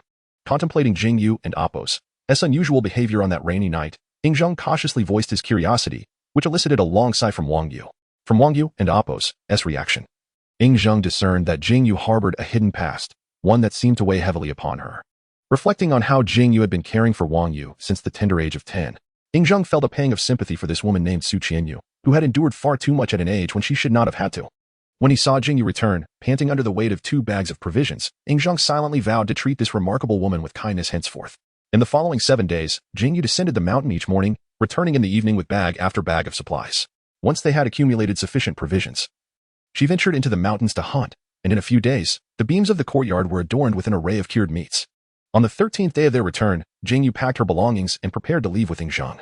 Wang Yu came out to see them off. Squatting down in front of Zheng, he said warmly, "Heyer, you are a young man now. You must take good care of your sister, understand?" Zheng understood this was Wang Yu entrusting him with responsibilities regarding his sister's welfare. With a cheerful smile, he patted his chest and assured, "Grandfather, don't worry. I will protect sister and ensure no one bullies her." Wang Yu nodded satisfactorily and waved goodbye to the two, signaling them to set forth. Though Jingyu felt a twinge of reluctance, she embraced Zheng with tears in her eyes as they departed. Chapter 23. Healing Wang Yu as dusk approached. Jing and Zheng returned to Wu and Oppos' city, settling into a secluded inn. Though reluctant to use narcotics on Jing and to maintain his disguise and accomplish certain tasks, Zheng waited until she fell asleep before administering a soporific hidden in his sleeve. After tucking Jing and in, Zheng placed 4 highly potent explosives in concealed corners of the room. Then, altering his appearance, he departed the inn, exiting the city as a streak of light. Zheng ventured into a dense forest, where the spectral form of a white dragon soared into the sky. This was the dragon god technique of the Long clan, the swiftest means for him to return to Snake Mountain. The phantom dragon surged towards Snake Mountain, covering the distance in under a quarter of an hour. Landing on a peak less than a kilometer from Wang Yu's cottage, Zheng resumed his true form. With a glance toward a distant cave, he vanished, reappearing inside like a wraith. 2 hidden agents of the Luo network recoiled in terror, only to be effortlessly slain, their bodies collapsing lifelessly. After eliminating the spies, Zheng entered the chamber, sedated Wang Yu, and carried him away from Snake Mountain using the Dragon God technique. East of Wuhan City lay a sprawling valley spanning dozens of miles, brimming with medicinal and poisonous herbs. Amidst the verdant flora stood elegant pavilions, tranquil lakes, and winding streams, culminating in a vast peach grove covering acres. This place, known as the Valley of the Medicine King, was renowned throughout the 7 warring states as a sanctuary for warriors clinging to life. Its resident, a young man named Sun Long, was a peerless physician and formidable martial artist. Having arrived just over a year prior, Sun Long's unparalleled skills swiftly earned him fame. The once nameless valley became the Valley of the Medicine King, drawing countless ailing warriors from across the lands. Near midnight, a streak of light heralded Ing Zheng's arrival with Wang Yu. Effortlessly, they appeared in Sun Long's private residence. Startled by the intrusion, Sun Long unleashed a barrage of silver needles with a flick of his wrist. Unperturbed, Ing Zheng strode forward, and with a mere wave, repelled every needle back toward its sender. Sheathing the needles in his sleeve, Sun Long approached sheepishly. "My lord, I did not realize it was you. My reaction was hasty." "Enough chatter," Ing Zheng chided. "Prepare the bed, and help me lay him down." Sun Long complied, settling Wang Yu onto the bed before examining him. "My lord, who is this man, worthy of your personal care and escort? Must you always be so inquisitive?" Ing Zheng snapped. "Fetch my tools. I shall treat him tonight." Sun Long retrieved a set of golden threads from a hidden compartment. "Undress him," Ing Zheng commanded. As Sun Long removed Wang Yu's garments, he observed intently. His medical knowledge, all imparted by Ing Zheng, made this a rare learning opportunity. 9 golden threads shot from Ing Zheng's hand, piercing vital acupoints across Wang Yu's body. Channeling his inner energy, Ing Zheng guided a potent force through the threads, suffusing Wang Yu's limbs and meridians. This technique, the golden thread healing art, originated from the Borderlands elder in the legend of the Snow Goddess. Over 3 years, Ing Zheng had surpassed even its creator. Sun Long watched in awe, marveling at Ing Zheng's mastery. Once a tormented slave, his life had transformed when Ing Zheng rescued him. Though never formally acknowledged as a disciple, Sun Long revered him as his master. Despite his own considerable skill, capable of wielding 4 golden threads, Sun Long paled before Ing Zheng's 9-thread technique, a feat demanding profound cultivation. An hour passed unnoticed. With a whisper, the threads retracted, and Ing Zheng exhaled, wiping sweat from his brow. "His ailment is cured," Ing Zheng declared. "Now, you must nourish him with elixirs. His constitution has long been frail. Without proper care, he may not survive another 2 years. Rest assured, my lord, he shall receive the finest care," Sun Long vowed. Having never seen Ing Zheng so invested in another, Sun Long grew intensely curious about Wang Yu's identity and resolved to serve him diligently. Ing Zheng nodded. "Keep him here under your protection. No harm must befall him." "Understood," Sun Long affirmed. Gazing at Wang Yu, Ing Zheng felt relief. A night's labor had secured the man's future. As matters settled, Sun Long ventured, "My lord, regarding the patient I mentioned in my letter, when shall you examine him?" Ing Zheng recalled. "When did you promise treatment?" 10 days from 9 nights ago." "Then it is tomorrow." Sun Long nodded. "Arrange it. Have him await me here tomorrow evening. I shall see what makes this patient so remarkable." "At once, my lord," Sun Long replied cheerfully. With a final glance, Ing Zheng departed the Valley of the Medicine King. Chapter 24. The means of Ing Zheng. Upon departing from the Valley of the Medicine King, Ing Zheng swiftly set his course back to the inn. A mere quarter of an hour later, he returned to find the door of their chamber ajar, revealing a figure clad in black sprawled within. Ing Zheng's expression turned icy as he approached to investigate, discovering that Jing Yu had remained unscathed and untouched. Turning around, he secured the door and proceeded to neutralize the poison afflicting the black-clad man. The black-clad individual was at the pinnacle of martial prowess, and upon regaining consciousness, he instinctively recoiled. Yet, upon noticing the mere 3-year-old Ing Zheng before him, a derisive smile crept across his face. "What brings you here, little one?" he sneered, his eyes glinting malevolently. "And what brings you here?" Ing Zheng retorted. "You seek death," the black-clad man thundered, striking downward toward Ing Zheng's crown. However, Ing Zheng had long harbored murderous intent toward this assailant. With a swift motion, he extended his left hand, his thumb and middle finger gently pinching together, halting the man's hand above his head. The black-clad man's eyes widened in shock as he attempted to strike again with his other hand. Observing his futile resistance, Ing Zheng twisted forcefully, producing a cacophony of cracking bones, rendering the man's arm a twisted mess. With one arm incapacitated, the black-clad man writhed in agony. Just as he was about to unleash a scream, Ing Zheng's finger pressed firmly against his throat, silencing him entirely. Fear coursed through the black-clad man's veins. Yet he persisted in his struggle, launching a kick toward Ing Zheng's chest. Unfazed, Ing Zheng retaliated with a punch to the man's foot, unleashing a torrent of internal energy that shattered the bones in his left leg. Despair enveloped the black-clad man as he collapsed, convulsing on the ground. In that moment, not a drop of blood escaped his body, yet the excruciating pain rendered him a mere shadow of his former self, his visage contorted in agony. As Ing Zheng approached, the man's body trembled instinctively, finally comprehending the true depth of Ing Zheng's terrifying power. Ing Zheng coldly remarked, "Do you now understand the nature of salt and vinegar?" The black-clad man nodded in terror. "Now that you understand, respond to my inquiries. If your answers satisfy me, I may consider granting you a merciful death. Otherwise, this is merely the beginning. I can ensure you endure relentless torment for years to come." The black-clad man turned pale with fear. "How did you find your way here?" Ing Zheng pressed. Rendered speechless by the pressure on his acupoints, The man merely pointed at his throat in desperation. Ing Zheng smirked. Do not attempt to deceive me. You still possess one functioning hand. Write your answers on the floor, for your voice shall not be heard again. In response, the black-clad man raised his right hand to strike his own head. Anticipating this move, Ing Zheng swiftly intervened, and as punishment, he shattered the man's other healthy leg. With 3 limbs now broken, the black-clad man curled into a ball, racked with pain, yet no coherent cries escaped his lips. Ing Zheng's demeanor remained impassive. As long as I choose not to grant you death, you shall continue to live. You may defy me, but I will methodically shatter every bone in your body, prolonging your suffering without an end. The black-clad man fixed a desperate gaze upon Ing Zheng, his spirit utterly crushed. He could only submit to Ing Zheng's will. Grappling with the inconceivable reality of such formidable strength possessed by one so young, Ing Zheng allowed the man nearly a minute to collect himself. When he remained silent, Ing Zheng prepared to target the man's abdomen. This time, the black-clad man was truly terrified, retreating in fear as his final defenses crumbled, tremblingly answering Ing Zheng's questions. 15 minutes later, Ing Zheng acquired all the information he sought. Can you kill me now? The black-clad man wrote numbly. I have expended considerable internal energy. Since you have delivered yourself to me, you shall also provide your internal energy, fulfilling your final purpose. Ing Zheng replied with a chilling smile. With that, his hand descended upon the black-clad man's head, and the northern mysterious divine art began to voraciously devour the man's internal energy. Moments later, devoid of energy, the black-clad man found his neck twisted by Ing Zheng, who subsequently discarded him into a foul ditch several miles away. Upon returning to the inn, Ing Zheng noted that dawn was less than an hour away. He concealed 4 talismans tucked away in a corner, erasing any evidence of his departure from the room. Then climbed into bed to dispel the talismans upon Jingyu. Sister, fear not.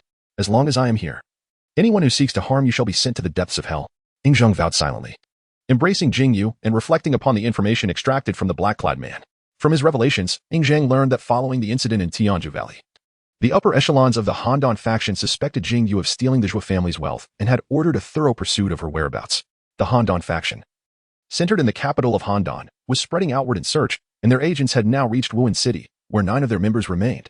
With this knowledge, Ing Zheng quickly devised a counter-strategy. No longer troubled by the matter, he inhaled the faint fragrance wafting from Jingyu's form, then resumed his study of the soul scripture. After weeks of diligent observation, Ing Zheng's soul power had significantly strengthened, allowing him to faintly perceive the shapes of other characters.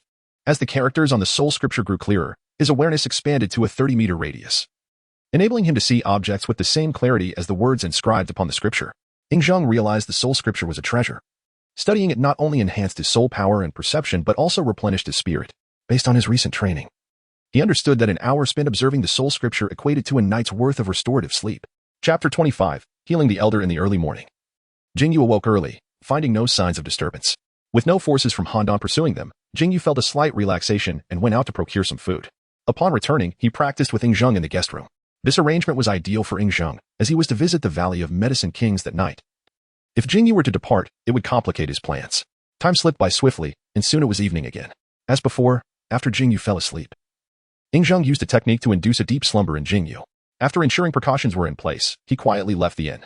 Upon entering the Valley of Medicine Kings, he found Sun Long had been waiting for quite some time. Where is the person? Ing Zheng casually inquired. Master, I have arranged for him to be in the living room, awaiting your arrival, Sun Long responded. Let us proceed and ascertain the situation, Ing Zheng replied. And together they made their way to the living room. Due to Ing Zheng's instructions to remain concealed from the public eye, Sun Long had set up a screen in the center of the room. As they entered, a tall figure was seen pacing anxiously outside the screen. Is that the Medicine King? An aged voice called out upon hearing their footsteps. At the sound, Ing Zheng felt a sense of familiarity. Upon reflection, he realized this was the formidable elder he had encountered on the street. Surprised yet understanding, he deduced that the elder, having sustained grave injuries, would not have ventured to Wuhan City unless seeking medical aid. Please, sir, take a seat. My master has arrived and is ready to commence your treatment. Sun Long said to the elder from behind the screen. I am grateful to the esteemed Medicine King, the elder replied. And soon Ing Zheng and Sun Long observed the elder's spectral form returning to his seat. Please, sir, remove your upper garments, Sun Long instructed. The elder complied without hesitation. In that instant, 9 golden threads shot forth from Ing Zheng's hand, penetrating the screen and precisely embedding themselves in the elder's body. The elder soon felt 9 distinct energies coursing through him, evoking an extraordinary sensation. Since his injury, he had not experienced a moment of comfort. Even breathing had caused him immense pain. Yet now, as these energies flowed within him, he felt a sense of rebirth and unprecedented ease. Sir, are you aware of your physical condition? Ing Zheng inquired, adopting an aged voice. I am, the elder replied, given his current plight. He considered himself fortunate to have salvaged his life and was well aware of his deteriorated condition. Ing Zheng declared, I can heal your injuries. but it will come at a cost. If you agree to a certain request of mine, I shall restore your health without charge. It is common knowledge that anyone seeking treatment at the valley must first pay a deposit of 10 taels, which is non-refundable, serving merely as an entry fee. Upon entering, the medicine king would assess each individual's condition and provide a quote, which they could either accept or decline. Over the past 2 years, some left without paying a single coin, while others spent hundreds or even thousands of taels for treatment, with some unable to secure help regardless of the price offered. Thus, the Valley of Medicine Kings has earned a reputation for impartiality. Here, regardless of wealth, all who seek aid must comply. Before entering the valley, the elder had inquired about its rules, asking, "May I know what your request is, sir?" Yingzheng replied, "I have yet to formulate my request. I merely seek a promise from you." Upon hearing this, the elder grasped Yingzheng's intent. Chapter 26, Identity exposed. The following morning, Jing and I awoke and attempted to rouse Yingzheng from his slumber. However, despite her repeated calls, he remained unresponsive, an unusual occurrence that puzzled her. After half an hour, she tried again, and this time, Yingzheng sat up wearily. By then, Jing and I had already prepared breakfast. "Hair, are you feeling unwell?" Jing and I inquired. Yingzheng blinked in confusion. "Sister, I'm fine. Why do you ask? You didn't stay up late, yet you seem exhausted," she observed. His mind raced as he fabricated an excuse. "I woke up shortly after falling asleep and couldn't drift off again." "Why? I don't know. I just lay awake, watching you until I finally dozed off again," he murmured softly. Jing and I chuckled, stroking his hair affectionately. "You little rascal." Her doubts dispelled. She lifted him and began their morning routine. Soon, they sat by the window, enjoying roasted meat. But after only a few bites, Yingzheng sensed 2 figures approaching their chamber, halting just outside. As he noticed their presence, Jing and I glanced toward the door and spotted wisps of smoke seeping beneath it. Her expression darkened instantly. Without hesitation, she scooped Yingzheng into her arms and leapt through the window. Moments later, the door swung open, revealing 2 black-clad intruders. "Empty." The windows open. One of them, a mid-level Sky Realm expert, growled. "The food is still warm." "They couldn't have gone far," the other remarked, touching the table and chairs. "After them," they declared in unison, vaulting through the window in pursuit. No sooner had they left than Jing and I and Yingzheng stealthily returned. With a swift leap, she retrieved her sword from the beam overhead. Placing a finger to her lips, she signaled for silence. The 2 perched motionless on the beam, watching intently. Minutes later, the assassins returned. The instant they stepped inside, Jing and I struck, plunging her blade toward the first intruder. Caught off guard, the man barely managed to draw his sword in defense. But Jing and I adjusted seamlessly, her blade flashing in a fluid arc that severed his arm. Blood sprayed as the wounded assassin staggered back. His companion lunged forward, sword raised. "You think you can kill me?" "A fool's dream," Jing and I sneered, her killing intent surging as she engaged the mid-Sky Realm assassin. Though of equal rank, his skill paled in comparison. Within moments, her blade found his abdomen. Now, as they faced this breathtakingly beautiful yet deadly young woman, fear flickered in their eyes. Jing and I, one of the most lethal blades of the Luo net, a heaven-class assassin. Her reputation was no exaggeration. Though they hailed from a mightier faction, without their superiors present, they stood no chance. A shared glance, and they fled. But Jing and I had no intention of letting them escape, not when they could return with reinforcements. She pursued them into the main street, unleashing a relentless assault. Within minutes, both lay dead. The commotion drew a crowd. Without delay, Jing and I returned to the inn, gathered her belongings, and fled toward Wuhan city gates. Though victorious, her identity was now exposed, her face laid bare beneath the sun. For an assassin, secrecy was paramount. Exposure meant death, for no one would allow a known killer to live. Her heart weighed heavy. Once, she had only herself to consider. Now, she bore responsibility for Yingzheng as well. She raced beyond the city walls, the trees blurring past until she reached a distant peak. Gazing into the horizon, she recalled the elder they had met. Looking down at Yingzheng, she whispered, "Hair, let's find the grandfather." In this moment, she had abandoned hope for herself, only wishing to entrust him to safety. But Yingzheng clung to her, tears brimming. "Sister, I don't want to go with him. I want to stay with you." Jing and I sighed. "If you stay, you'll die. Only he can protect you. I won't leave you, even if it means death." "I'll die with you," he cried, tightening his embrace. Her eyes closed, twin tears tracing down her cheeks and landing on his plump face. He wiped them away with tiny hands. "Don't cry, sister. Let's go." Go? She felt lost. With her face known to enemies, where could they flee? In this vast world, was there truly no sanctuary for them? Yingzheng gazed up with innocent determination. "If we run fast enough, the bad men can't catch us." A faint smile touched her lips. "You're right. If we run fast enough, they won't." Her resolve hardened. Even if escape seemed impossible, for his sake, she would not surrender. Now, she pondered their path.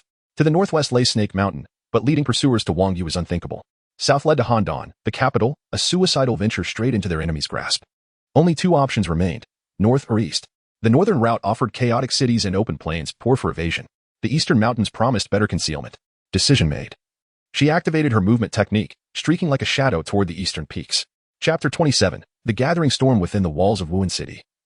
2 assassins were slain in broad daylight. Word of the incident quickly spread among the martial artists acquainted with Jing Yin, drawing forth her enemies.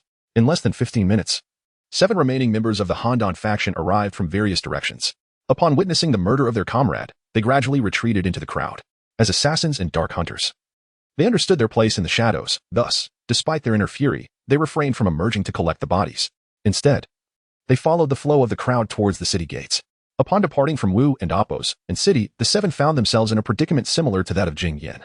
With no clear direction to pursue, they resorted to the process of elimination, swiftly dismissing the southern and northern routes, leaving only the western and eastern paths. One member inquired. Both west and east are lined with mountains, making them difficult to eliminate. Should we consider splitting up to hunt down Jing Yin? Another companion immediately countered. Jing Yin possesses formidable strength. If we separate, the fate of the 3 who have already perished will befall the rest of us. We cannot afford to divide our forces. But if we do not split up, which direction should we choose? I suggest we refrain from action for the time being and report the situation to our superiors. Once they send reinforcements, we can determine our next course of action. I fear our superiors will blame us for allowing Jing Yin to escape. A comrade of mid-level strength scoffed. Rest assured, Jing Yin has made numerous enemies over the years in her pursuit of missions. Now that her identity is exposed, even if we do not pursue her, others will surely come after her. Indeed, we need only wait here. Once our superiors arrive, we can track Jing Yin based on the actions of her vengeful foes. This way, we can allow her enemies to ensnare her first. After a thorough discussion, the 7 disseminated the news of Jing Yan's presence in Wuhan City and subsequently returned to the city. In the days that followed, hundreds of martial artists and assassins flocked to Wuhan City, each with varying motives, some seeking revenge, others driven by monetary gain, while others harbored different intentions altogether. The assassins of the Han faction merged into the throng. As all others pursued Jing Yin and Ying Zheng in 4 distinct directions, they too followed suit. Unlike those who were merely pawns in this game, their objective was to acquire the treasure map in Jing Yan's possession and eliminate her, the sole keeper of its secrets. Meanwhile, the news of Jing Yan's presence in Wuhan City reached the Yaowang Valley through those seeking medical aid. An elder, recuperating in the valley, soon learned of the unfolding events surrounding Jing Yin and Ying Zheng. It was only at this moment that he realized the girl he had encountered that day was none other than the esteemed assassin, Jing Yin. Having narrowly escaped death at the hands of her assailants, the elder discerned the lurking shadows of the organization known as Luoyang. Though both hailed from the Qin state, he held a deep-seated disdain for Luoyang, and naturally, his feelings towards Jing Yin were similarly unfavorable. Nevertheless, upon hearing the news, a sense of urgency gripped him. He had taken a keen interest in Ying Zheng and wished to take him as his apprentice, given the closeness he observed between them on that fateful day. Should Jing Yin fall, it was likely that Ying Zheng would not survive the wrath of her enemies either. Disregarding his injuries and the elder's previous entreaties, he rose to leave, but was halted at the door by Sun Long, who had just entered. Sir, Sun Long remarked, you appear flushed. This indicates an excess of heat, which is not conducive to your recovery. The elder replied, Yaowang, I have urgent matters to attend to and must depart for a time. Sun Long did not respond directly but calmly inquired, are you aware of what your departure signifies? At this, the elder fell silent. He could not escape the likelihood of conflict upon leaving, and with his current injuries, he risked becoming incapacitated or worse. Yet, even with this knowledge, he felt compelled to leave. If he did not rescue Ying Zheng, the boy was doomed, as Jing Yin could not protect him. Taking a deep breath, the elder affirmed, I am aware. Knowing this, you still wish to depart? Sun Long expressed mild surprise. I must leave, otherwise that boy is as good as dead. Upon hearing this, Sun Long's expression turned peculiar. That boy? Considering the events in Wuhan City, the only one who could be referred to as such would be our lord. Sun Long's mind raced with suspicion. Could this seemingly inscrutable figure be acquainted with their lord, and was his departure intended to save him? With curiosity, Sun Long ventured, Sir, are you leaving Yaowang Valley to rescue Jing Yin? The elder asked, Yaowang, why do you inquire? Sun Long replied thoughtfully. The most significant recent event in Wuhan City has been the appearance of Jing Yin, the esteemed assassin of Luoyang. Now you wish to leave and mention a boy. I can hardly think of anyone other than Jing Yin worth your efforts. The elder clarified, what I seek to rescue is not Jing Yin, but rather the young lad by her side. Sun Long raised an eyebrow, intrigued, and engaged the elder in conversation. Upon learning of the elder and Appos' previous interactions with Ying Zheng, Sun Long burst into hearty laughter. Confused, the elder asked, Yaowang, why do you suddenly laugh so heartily? Sun Long responded, Sir, if your concern lies with that young lad, you may rest easy. He is not so easily extinguished. The elder retorted, Yaowang, while you are skilled in healing, you are a novice in the ways of the world. You may not be aware of how many desire Jing Yan's demise. Sun Long replied, while I may be unfamiliar with the underworld, I have made connections with various martial heroes. You need only focus on your recovery here, and I will ensure that you have some assurance. I will handle the remainder. The elder questioned, Yaowang, how do you intend to manage it? Sun Long explained, if your primary concern is keeping that young lad alive, I will simply enlist the help of my allies to ensure his safety. Upon hearing this, the elder clasped his fist in gratitude. In that case, I am indebted to you, Yao Wang. Not at all. Sun Long waved dismissively, his heart secretly amused. Concern for the Lord? Frankly, that was the greatest jest he had heard in 2 years. In this world, no one had yet been born who could threaten their Lord's life. In his view, as long as no one provoked the Lord, they would be fine. However, if they did anger him, these unfortunate souls would likely perish without ever understanding how. Chapter 28. A heartwarming scene. That Songshan Mountains to the east of Wuhan City lay the formidable Songshan Mountain Range, a jagged expanse of treacherous peaks and winding valleys, teeming with savage beasts. After days of relentless flight, Jing Yanai and Ing Zheng sought refuge within its labyrinthine depths. Though Jing Yanai had already dispatched 6 pursuing martial artists since their escape from Wuhan, stubborn hunters still trailed them. The rugged terrain offered some respite, allowing her taut nerves to ease slightly. In these mountains, at least, possibilities for evasion remained. Open plains would have left them exposed, cornered with no hope of retreat. Ing Zheng, however, harbored no such concerns. To him, their pursuers were mere clowns dancing on strings he controlled. His only task was to follow Jing Yanai's lead.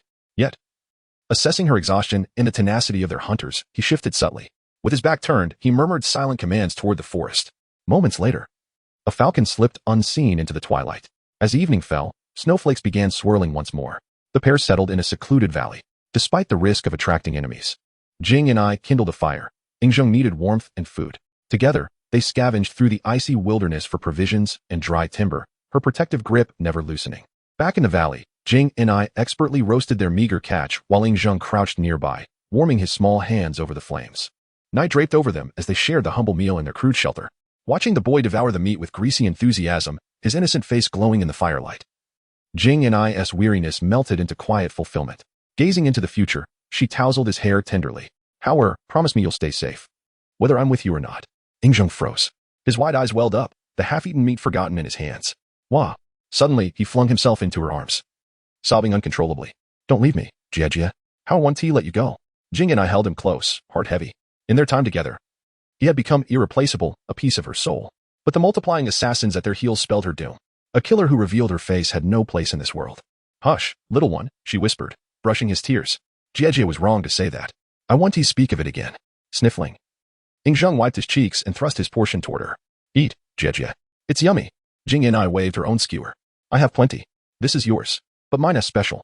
Try it. He pouted. EW no? It's all slobbery now. It's not. Just one bite, please. Defeated by his puppy dog eyes, Jing and I took an exaggerated nibble. You're right. How's cooking is magic. Beaming, he pushed more toward her. Then eat lots. Unable to refuse, she played along, devouring it with mock gusto. For a fleeting moment, the valley brimmed with warmth. Then a sneer shattered the peace. Jing and I, who knew the infamous heavenly class butcher of the Luo network could play house so convincingly. 3 hulking men materialized on a ledge above, weapons gleaming. Their leader, a mid-tier martial artist, growled. Remember Lu village of Zhao? You slaughtered hundreds. Tonight, you repay that debt in blood. Jing and I shielded Ing Zheng, scoffing.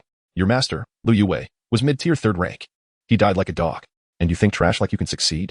The second brother spat. We're just the opening act. Smoke signals are lit. Every killer in these mountains is coming for you.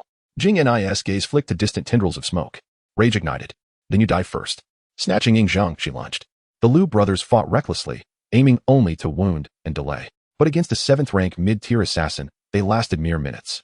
As their corpses cooled, Jing and I bundled their leftovers and vanished deeper into the wilderness, Ing Zheng's childish chatter subtly guiding her steps all the while. Chapter 29. Trapped in desperation amidst the mountains. The smoke released by the 3 from Lu Manor rose into the sky, instantly drawing the attention of pursuers within a radius of dozens of miles. Upon arriving at the scene, these hunters immediately began their relentless chase, centering their efforts around the battlefield to capture Jing and I and Ing Zheng. Ahead, after fleeing dozens of miles through the night, Jing and I, utterly exhausted, followed Ing Zheng's subtle cue and employed her lightness skill to leap from treetop to treetop for a brief respite. Soon after, under the faint glow reflected by the snowy night, Jing and I spotted a towering tree. With a few agile leaps, she landed gracefully on one of its sturdy branches. Upon settling, she inadvertently discovered a hollow in the tree, about 7 or 8 meters above the ground, a sizable cavity that appeared man-made rather than natural. Curious, Jing and I approached and examined it closely. Bending slightly, she entered the hollow and was astonished to find that it was concealed by surrounding trees, forming a perfect blind spot. Marveling at the keen observation skills of whoever had carved out this refuge, Jing and I carried Ing Zheng inside and, overwhelmed by fatigue, quickly fell into a deep slumber. Ing Zheng, however, remained completely unperturbed. As Jing and I slept, his gaze lingered on her pale, delicate neck, silent and contemplative.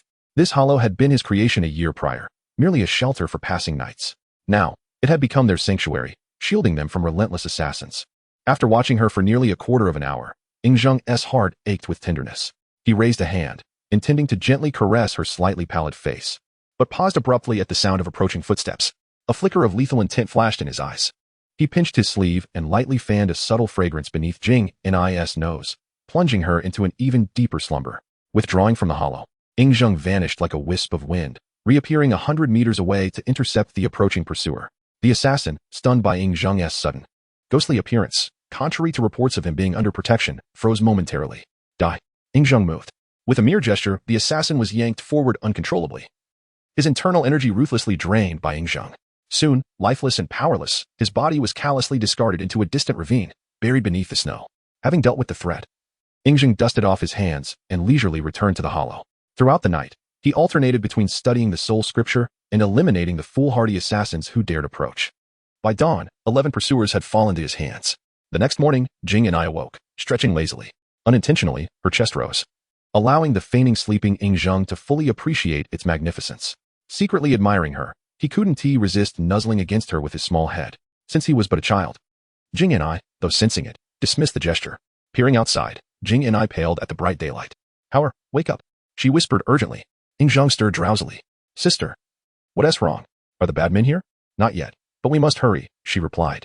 Oh, he mumbled, rubbing his eyes before instinctively wrapping his arms around her neck.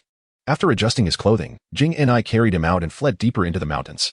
Thanks to Ing Zheng's nocturnal eliminations, they gained precious time. An hour later, parched and hungry, Jing Ni shared the remnants of last night's dried meat. After a meager meal and a few mouthfuls of snow, they pressed onward. Meanwhile, assassins who had scoured the night in vain redirected their search, eventually discovering Jing Ni's footprints in the snow. United by their shared objective, they spread word of her whereabouts, drawing even more hunters into the fray. By noon, Jing Ni was once again cornered, triggering another desperate chase across the snowy expanse. An hour of flight later, with assassins blocking their path, Jing Ni had no choice but to stand her ground. Fortunately, none surpassed her martial prowess. Despite being outnumbered, she held her own. As she clashed with the mid-tier assassins, Ing Zheng covertly aided her, creating openings for decisive strikes. Half an hour later, the assassins lay defeated, and Jing Ni fled the scene. Through the forest they ran, but Ing Zheng knew escape was futile. Jing Ni's footprints betrayed them. With clear daylight and no fresh snow, their trail was unmistakable. Yet Ing Zheng remained silent, for their true destination lay further ahead. As a top-tier assassin of the Luo network, Jing Ni understood her vulnerability but had no alternative. Her strength allowed only brief treetop escapes. Prolonged flight on foot was unsustainable, pushing her limits. She followed Ing Zheng's seemingly unconscious guidance through the wilderness. As dusk fell, dozens of assassins closed in, pursuing her with eerie coordination, harassing but not attacking, clearly aiming to exhaust her. Their numbers swelled with time. By the time heavy snow began to fall, over 100 hunters trailed her. Jing Ni realized she was being herded, worn down for an effortless kill. Yet stopping meant certain death for both her and Ing Zheng. An hour later, they burst from the forest only to halt abruptly at a sheer cliff's edge. Below lay an abyss, dark and roaring with unseen rapids. They had reached the end. Sister, there's no path ahead, Ing Zheng murmured, clinging to her neck. Jing Ni's heart trembled. Regret washed over her. Had she known this fate, she would never have dragged Ing Zheng into her plight. He could have had a powerful master, a bright future, now lost because of her. She had doomed them both. Chapter 30. A narrow escape before long. All those pursuing Jing Yin had emerged from the forest. Upon sighting the chasm ahead, they all pressed forward. The Handan faction mingled within the crowd, feeling a vague sense of unease as they watched these individuals, driven by hatred and greed, close in on Jing Yin. Their true objective was to reclaim the Zhuo family treasure map, and to achieve this, they had to eliminate everyone present. 63 individuals had gathered here, but they numbered only 11. Given their limited strength, it was nearly impossible for them to seize the treasure map and annihilate the crowd. If these people were to kill Jing Yin, and she happened to possess the treasure map, all would be lost. If she did not, the Zhuo family treasure map would vanish into thin air. Members of the Handan faction exchanged glances, some eager to act while others felt it unwise. In the current situation, a confrontation would spell doom for them all. As Jing Yin and Ing Zheng found themselves cornered at the edge of the cliff, a martial artist of the 8th tier scoffed. Jing Yin, aren't you fleet of foot? Keep running. I wish to see just how far you can flee. Jing Yin, although you are a top assassin of the Luo network, being hunted by so many should humble you. Another taunted. Honestly, if it weren't for someone offering 1,000 taels of silver for your head, I wouldn't even dare to provoke you. Fortunately, this will soon come to an end. The crowd gazed hungrily at Jing Yin, their excitement palpable after days of pursuit, sensing victory within their grasp. Jing Yin maintained a calm demeanor, devoid of hatred or anger. Despite standing on the precipice of death, her heart remained tranquil. From the day she joined the Luo network, she understood that death would ultimately be her fate. As an assassin, she took lives while simultaneously being prepared to lose her own. What surprised her was how swiftly this day had arrived, catching her off guard. Taking a deep breath, Jing Yin ignored the crowd and gently looked down at the small face of Ying Zheng, now flushed from the cold. Howard, are you afraid of dying? Ying Zheng shook his head. Sister, Howard is not afraid of death. I am afraid of leaving you. Good boy, Jing Yin said tenderly. In a moment of unprecedented softness, she pinched Ying Zheng's cheek and planted a kiss on him. Enjoying the kiss immensely, Ying Zheng could only gaze up at her adorably, suppressing his delight. However, once the kiss was over, Jing Yan's gentleness vanished. She lifted her head, and the cold, ruthless killing machine returned. You can only bully me for being young. Give me a few more years, and you will all perish. Jing Yin, your time is up. Prepare to meet your end. Hearing her words, a killer, driven by greed, approached her with a sword, his fear evident. Jing Yin regarded the terrified assassin with indifference. Then, in full view of the martial artists, she leapt off the cliff, cradling Ying Zheng. Jing Yin held her pride close, even in death. She would not allow their bodies to fall into the hands of these individuals. No. The heart of the Handan assassin trembled as he watched the two leap. They rushed forward, but upon seeing the unfathomable depths of the chasm, their hearts sank. Falling from such a height, even if Jing Yin survived the fall, the river below would surely claim her life, washing away their hopes of finding the Zhuo family treasure map. At that moment, the 11 individuals at the cliff's edge regretted their decisions. Had they known it would come to this, they would not have incited the hunt for Jing Yin. There were countless ways to reclaim the treasure map, yet they had chosen the most unpredictable and perilous method, a fool's errand indeed. As other assassins witnessed Jing Yin and Appos' leap, they expressed relief that her demise would be swift. Otherwise, they would have torn her apart. Half an hour later, those who had come with various intentions to hunt Jing Yin departed, leaving the snow-laden night once again shrouded in silence. Below the cliff, amidst the splashing waves, Jing Yin and Ying Zheng plunged into the river. In that instant, Jing Yin felt as though her bones would shatter from the force of the water. A sharp pain coursed through her, causing her to tremble uncontrollably. Yet, as the downward pull of the water enveloped her, the icy chill jolted her senses into clarity, and she opened her eyes beneath the surface. In the ensuing darkness, Chapter 31, Surviving Calamity. Mastering divine arts, Ying Zheng thoroughly relished the sensation of being cradled in the arms of a beauty, though being drenched from head to toe was an exception. After a few minutes, he subtly guided Jing Ni's attention toward the cave. Sister, where is this place? It's so vast, he inquired innocently. His words snapped Jing Ni out of her daze. Releasing her hold, she lifted Ying Zheng and surveyed the cave that had saved both their lives. The cavern was not only immense but entirely carved from stone, seemingly hollowed out from a single colossal boulder. As they ventured deeper, Jing and I noticed a recess in the innermost wall, concealing something within. Here, wait here for a moment. She set Ying Zheng down and, mustering the last of her strength, leaped upward with her qi gong. 2 wooden boxes, dusted and ancient, the containers clattered to the ground when she hurled them against the wall for safety. 2 scrolls of unknown material tumbled out. Approaching cautiously, Jing and I picked them up and unfurled them, revealing 2 martial arts manuals. Sacred Heart Sutra. Shadow Blade Swordplay. Indeed. These were no ordinary texts. Being pursued, plunging off a cliff, surviving against all odds, and stumbling upon divine techniques, this was the meticulously orchestrated fate Ying Zheng had designed for Jing Ni. Ever since he had accepted her into his heart, he had deemed the assassin arts of the Luo network beneath her. Only the Sacred Heart Sutra and Shadow Blade Swordplay were worthy of her brilliance. The Sacred Heart Sutra, forged over a millennium by the immortal Emperor Shi Huang, amalgamated countless martial disciplines in the essence of phoenix blood. It granted eternal life, resurrection of the dead, and myriad mystical abilities. As for Shadow Blade Swordplay, it was Ying Zheng's personal selection for her, a legacy of the sword demon, Dugu Qiubai, a peerless genius. Dugu had sought a worthy rival in vain before retiring, leaving behind 3 legendary sword arts, Swift Sword, Heavy Sword, and Shadow Blade. In the world of the smiling, proud wanderer, Feng Qingyang and Ling Huchong mastered the 9 swords of Dugu, becoming unrivaled masters. In the return of the Condor heroes, Yanghua grasped fragments of the heavy sword technique, yet still dominated the martial world. Shadow Blade, however, was Dugu's supreme creation. Now, Ying Zheng bestowed it upon Su Qianyu, a sister who cherished him as life itself, and the woman he vowed to wed. He was certain, once Jing Ni mastered these arts, few in the Warring States era could threaten her. Jing Ni, mesmerized, lost herself in the manuals, visions of techniques flashing through her mind. Ying Zheng wasn't he surprised, such power would enthrall anyone. Though 3 years had passed since his transmigration, Ying Zheng still recalled the smiling, proud wanderer. Of all its tragic figures, Lin Pingji's suffering was unparalleled. The young heir of the Fuwei escort saw his family slaughtered over the Sunflower Manual, a flawed art requiring castration. If such a wretched technique could incite bloodshed, how much more would the flawless Sacred Heart Sutra and Shadow Blade Swordplay inspire greed? While Jing and I studied, Ying Zheng idly played with stones. Half an hour later, she jolted back to reality, her first thought being him. Hey, I'll teach you these arts. she exclaimed. Once mastered, no one will dare harm you. Ying Zheng, however, shivered. Sister, I'm cold. Guilt flooded her. She'd forgotten they were still soaked from the river. Forgive me, I was distracted, she murmured. He kissed her cheek. I love you, sister. You adorable child, she laughed, hugging him as she wrung out his clothes. Ying Zheng, mimicking her, clumsily twisted her sleeves, reducing her to giggles. Surveying their surroundings, Jing and I said, wait here while I gather firewood. Ying Zheng clung to her. I'm scared alone. Then we'll go together. Following a narrow passage, they emerged at a cliffside crevice. Noticing her exhaustion, Ying Zheng relented. I'll wait here. Jing and I, touched, departed alone. She returned with firewood and a roasted hare. Back in the cave, as flames crackled, Ying Zheng, now naked, asked, Sister, your clothes are wet too. Why don't you take them off? Blushing, Jing and I averted her eyes. I'm not cold. Adults deceiving children, Ying Zheng mused, watching her shiver. How unfair. I'm bare, yet she stays clothed. However, he could only harbor his grievances in silence. At present, he could not compel the astonishing creature to dry his garments.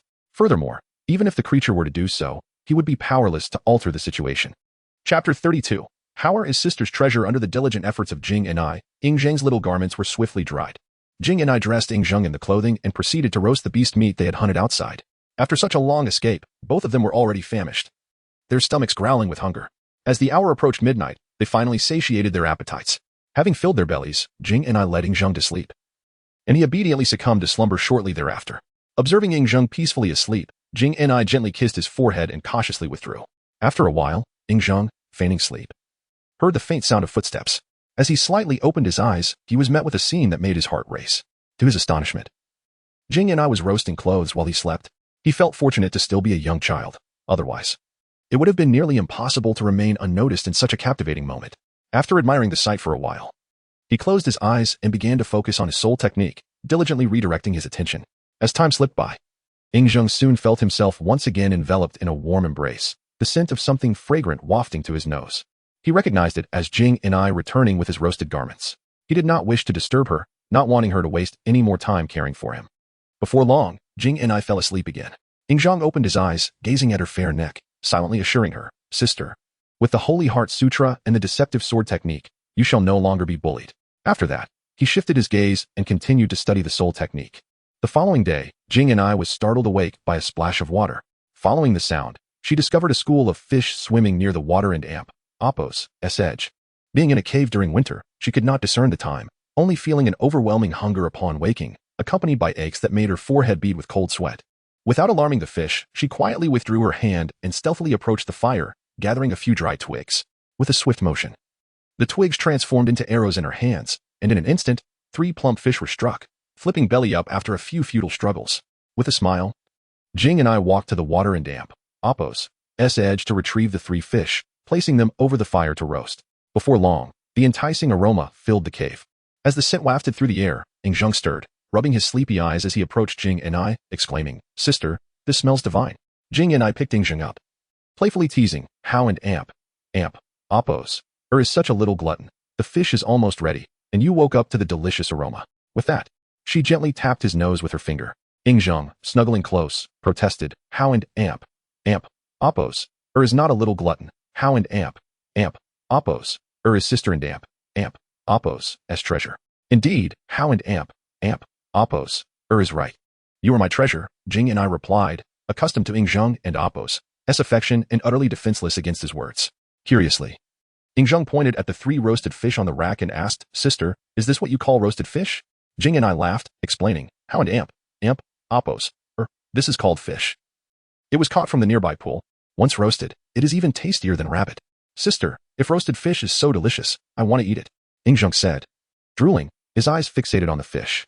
Jing and I affectionately patted his head and promised, how and Appos' be patient for just a little while longer. As long as you love it, I will make roasted fish for you every day. I love roasted fish. Ying Zheng eagerly nodded. Moments later, Jing and I carefully took the roasted fish down, blowing on it as she fed it to Ying Zheng. He was utterly enchanted. Goodness, this life is simply too delightful. No wonder King Yu of Zhou and King Zhou of Shang led their nations to ruin. If I continue to be pampered like this, I might lose interest in unifying the 6 kingdoms, Ying Zheng mused as he savored the roasted fish Jing and I offered. At that moment, he finally understood why so many had perished for the sake of women. No one could withstand such indulgence. Suddenly, Ying Zheng heard Jing and I and Appos' stomach growl. He chuckled, offering her the roasted meat. Sister, you should have some too. It's delicious. With a smile, Jing and I accepted, feeding Yingzheng while enjoying the feast herself. They dined for over half an hour, both completely satisfied.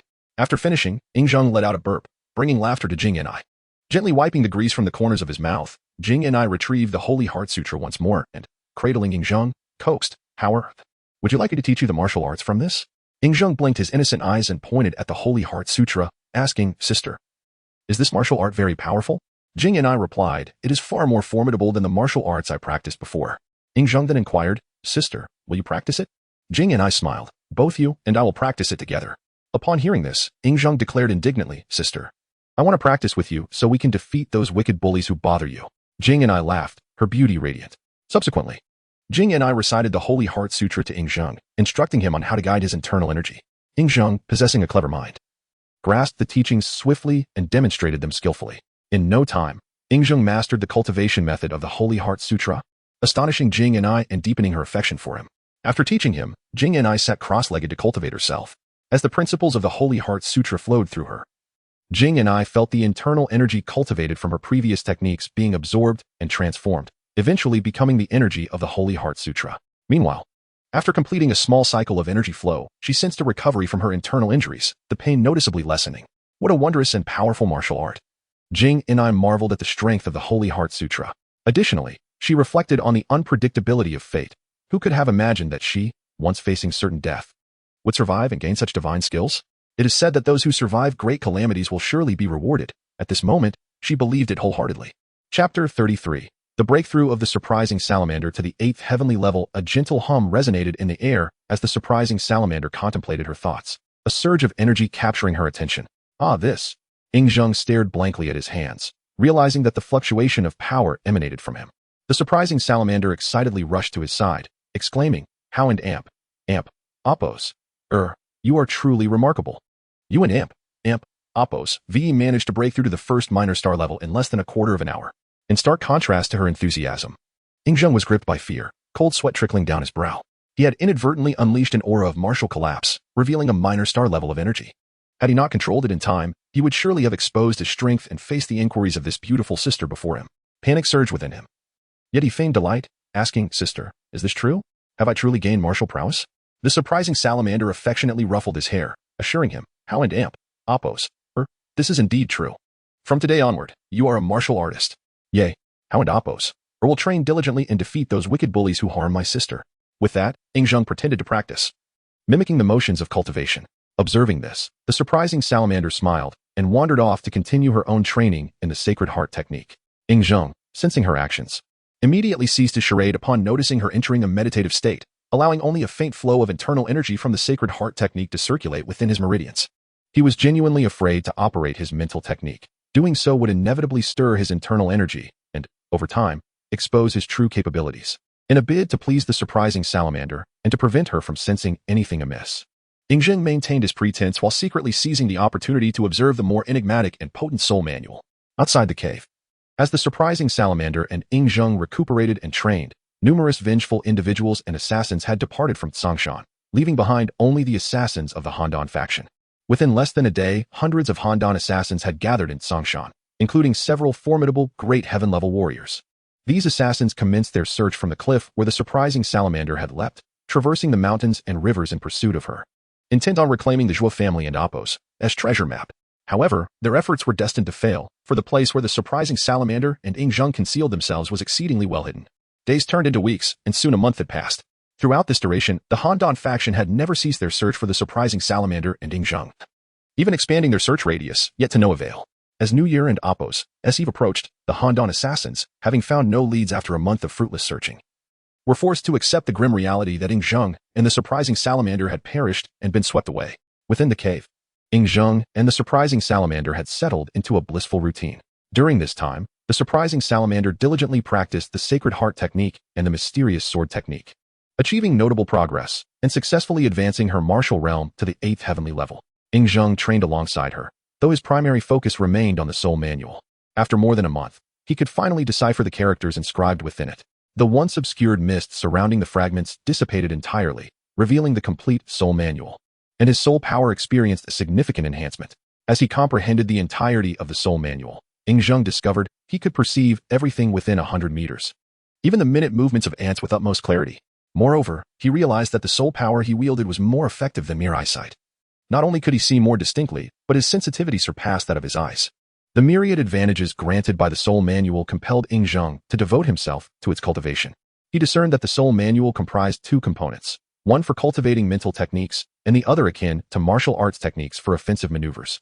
Like martial manuals, the soul manual and Appos mental techniques honed the power of the soul, while the techniques inscribed therein allowed for attacks utilizing soul power. Furthermore, should one master the soul manual, attacks infused with soul power could eliminate foes unseen, effortlessly shattering a person and Appos' consciousness and rendering them feeble-minded. Presently, Ying Zheng was merely a novice. He had not yet practiced any soul techniques, having only utilized his soul power to sense his surroundings. Of course, aside from the soul manual, Ying Zheng did not disappoint the surprising salamander in his martial pursuits, having elevated his martial prowess to the 4th minor star level in just one short month. On another note, Ying Zheng had ventured out a few times while the surprising salamander was asleep, fully healing the elder and Appos' injuries and even paying a visit to the Imperial Pavilion. The Imperial Gate had unearthed the wealth accumulated by the Zhou family over generations, now secured within the treasury of the Imperial Pavilion in an unmarked cave. Upon learning from a few individuals about the total wealth contained within the 12 treasure vaults of the Zhou family, Ying Zheng was astonished. The Zhou family was indeed exceedingly affluent. With this newfound wealth, he could pursue any endeavor without concern for financial constraints. Moreover, through their reports, Ying Zheng confirmed that his suspicions were correct. El Bouet indeed possessed the Zhou family treasure map. However, it appeared that the Zhou family had left El Bouet with only a partial hand, for he only held the treasure maps of 3 of the Zhou family and Appos' vaults. Following the destruction of the Zhou family, El Bouet had dispatched individuals to the vaults. Now that the treasures within the vaults had all been claimed by Ying Zheng, El Bouet was likely incensed, as numerous assassins from the Luo network had recently infiltrated Handan. The sole objective of these assassins and Appos' incursion was to locate and eliminate the one responsible for the Zhou family and Appos' downfall and reclaim the Zhou treasures. Ying Zheng was eager to witness the unfolding situation, for it was precisely the chaos he sought in such turmoil. He could maneuver through the waters to acquire everything he desired. Having gathered intelligence from various sources, Ying Zheng instructed those within the Zhuke Palace to subtly relay the news of the Handan faction's obliteration of the Zhou family to the Luo network, urging them to focus their attention on the Handan faction. Subsequently, he advised the Imperial Pavilion to minimize their activities, urging everyone to disguise themselves as ordinary citizens and live their lives inconspicuously. On New Year and Appos' Eve, the surprising salamander prepared roasted rabbit and fish. Before the bright and crackling bonfire, Ying Zheng nestled in the embrace of the surprising salamander, both sharing laughter and delight as they savored their meal, radiating happiness. After finishing their New Year's feast, the surprising salamander gazed at Ying Zheng with sincere eyes, saying, "How after all these years? This is the happiest New Year's Eve I've ever experienced." "Thank you." Ying Zheng lifted his head, planting a kiss on her cheek, his childish voice chiming, "Sister. This is also the happiest New Year and Appos' Eve for me." Having grown accustomed to Ying Zheng and Appos' affectionate gestures, the surprising salamander smiled as she wiped the grease from his mouth. Before thoughtfully asking, "How and Appos, do you think we can continue to be this happy?" With unwavering conviction, Ying Zheng replied, "Sister, How and Appos, loves you, and you love me too. We will surely remain happy together." The surprising salamander expressed her concern, but we never know when bad people might come. Ying Zheng, clenching his tiny fists in indignation, retorted, "If those villains dare to come, we and Appos, defeat them. You should know, How and Appos, is formidable too." "What a naive little one." The surprising salamander chuckled, dismissing his bravado. Although both she and Ying Zheng had significantly improved their powers over the past month, they still fell short when facing such foes. Unwilling to concede, Ying Zheng added, "Even if we can and Appos, defeat them now, we can train for a while longer." Initially contemplating leaving in a few days, the surprising salamander, inspired by Ying Zheng and Appos' words, resolved to break through to the great heaven level before departing, ensuring greater safety. As she gazed at the growing Ying Zheng, the surprising salamander felt he was a treasure bestowed upon her by the heavens, bringing immense joy and warmth into her life. In a moment of tenderness, she leaned down and planted a kiss on Ying Zheng's cheek before enveloping him in a warm embrace, savoring the comfort offered by the bonfire. Ying Zheng wished to speak, yet the sudden wave of euphoria rendered him utterly speechless, leaving him to savor the lingering sensation of the enchanting sister and Appos' kiss. Chapter 34. Ying Zheng breaks through the mortal realm. On the surface, Ying Zheng appeared to be a child under the care of Jing Yin. Thus, regardless of any clandestine activities, he always outwardly heeded her guidance. After Jing Yin resolved to wait until she achieved a breakthrough in martial arts before departing, Ying Zheng resumed his days of cultivation alongside her in the cave. Days turned into nights, and before long, 2 months had passed. Unbeknownst to them, spring had arrived. The ice and snow of the Tsangshan Mountains began to melt, and life stirred anew, infusing the mountains with the essence of the season. As the morning sun ascended from the east, birds in the forest flitted to the creek, chirping joyfully while bathing. The wild beasts of the mountains also stirred, frolicking through the woods, roaring exuberantly as they released the pent-up emotions from the harsh winter. However, there were exceptions. In the forest surrounding the cave and Appo's entrance for dozens of miles, no wild beasts could be heard, for this area had been completely devoid of them. Within the cave, Jing Yan, as usual, was roasting fish, while Ing Zheng obediently sat beside her, his little hands propping up his chin, his eyes blinking as they fixed on the fish sizzling on the grill. Over the past 2 months, young Ing Zheng had grown a bit taller, and his cheeks had filled out, rendering his cherubic face even more adorable. During this time, Jing Yan had cultivated the mysterious sword technique to a minor success, and her swordsmanship had vastly improved compared to a few months prior. With her current mastery of the sword, despite still being at the 7th heaven level in martial arts, she was invincible against any opponent below the great heaven level. Yet, Jing Yan was no longer at the 7th heaven level. Her cultivation had advanced to the pinnacle of the 9th heaven, and she was merely awaiting an opportunity to break through to the great heaven level. In addition to her martial and sword skills, Jing Yan had also taken the time to practice the unparalleled lightness skill that complemented the Sacred Heart technique, the ascending steps. This technique appeared leisurely when executed, yet it allowed for rapid movement, all while remaining utterly silent. Although Jing Yan had only grasped the basics of the ascending steps, she could still traverse several meters in an instant, significantly enhancing her agility compared to months prior. As Jing Yan and Appo's dedicated sparring partner, Ing Zheng and Appo's martial arts level had also ascended to the 9th star level. While improving his martial arts, he had also trained in swordsmanship and body techniques. Throughout this process, he exhibited remarkable talent in swordsmanship, mastering the mysterious sword technique to perfection in less than a month. However, his progress in lightness techniques was less successful. Despite Jing Yan and Appo's earnest teachings, he struggled to learn the ascending steps. Ultimately, Jing Yan conceded to focus Ing Zheng on enhancing his martial and sword skills, aspiring to become an undefeated legend. Little did Jing Yan know, Ing Zheng was intentionally feigning ineptitude in the lightness technique, for he understood that once he mastered it, she would no longer carry him. The soul scripture, which Ing Zheng valued above all, had been his primary focus of cultivation. After 2 months, he had successfully perfected the first level of the soul scripture. At this juncture, he could perceive all that transpired within a radius of 1,000 meters. Within this range, no subtle movement could escape his awareness. With the soul scripture cultivated to this level, Ing Zheng felt a sense of relief, knowing that from this moment forth, no one could secretly spy upon him. Moreover, during this period, Ing Zheng had stealthily ventured from the cave on several occasions while Jing Yan slumbered, making his way to Handan City. To instigate conflict between the Luo network and the Handan faction, he first consumed a member of the Luo network, followed by a member of the Handan faction. Having engaged in these 2 encounters, Ing Zheng and Appo's true strength had ascended beyond the mortal realm, inciting a frenzy between the Luo network and the Handan faction. How and Appo's, the fish is ready to eat, Jing Yan announced after a while, lifting Ing Zheng in her arms and smiling as she retrieved a fragrant roasted fish from the grill. Initially, Ing Zheng had relished fish, but after 3 consecutive months of consuming it, he now felt queasy at the mere scent. He looked up at Jing Yan with a pitiful expression, saying, "Sister, can we have a different meat for lunch?" How and Appo's no longer wishes to eat roasted fish. Jing Yan chuckled and replied, "All right, after we finish this fish, we will take a stroll outside to see if we can find other beasts to change How and Appo's palate." In truth, it was not just Ing Zheng who had grown weary of fish. Jing Yan herself had also reached her limit. However, the nearby beasts were scarce, and venturing too far was fraught with danger, as they feared being discovered by those who pursued them. Thus, during this time, she could only catch fish from the pond daily, fortunate that the pond was connected to the river, ensuring a steady supply of fish. Otherwise, she and Ing Zheng would not have been able to reside there for so long, as food would pose a significant challenge. After finishing their breakfast of roasted fish, Jing Yan carried Ing Zheng out of the cave. As the first rays of sunlight graced their skin, Jing Yan felt an unprecedented sense of comfort.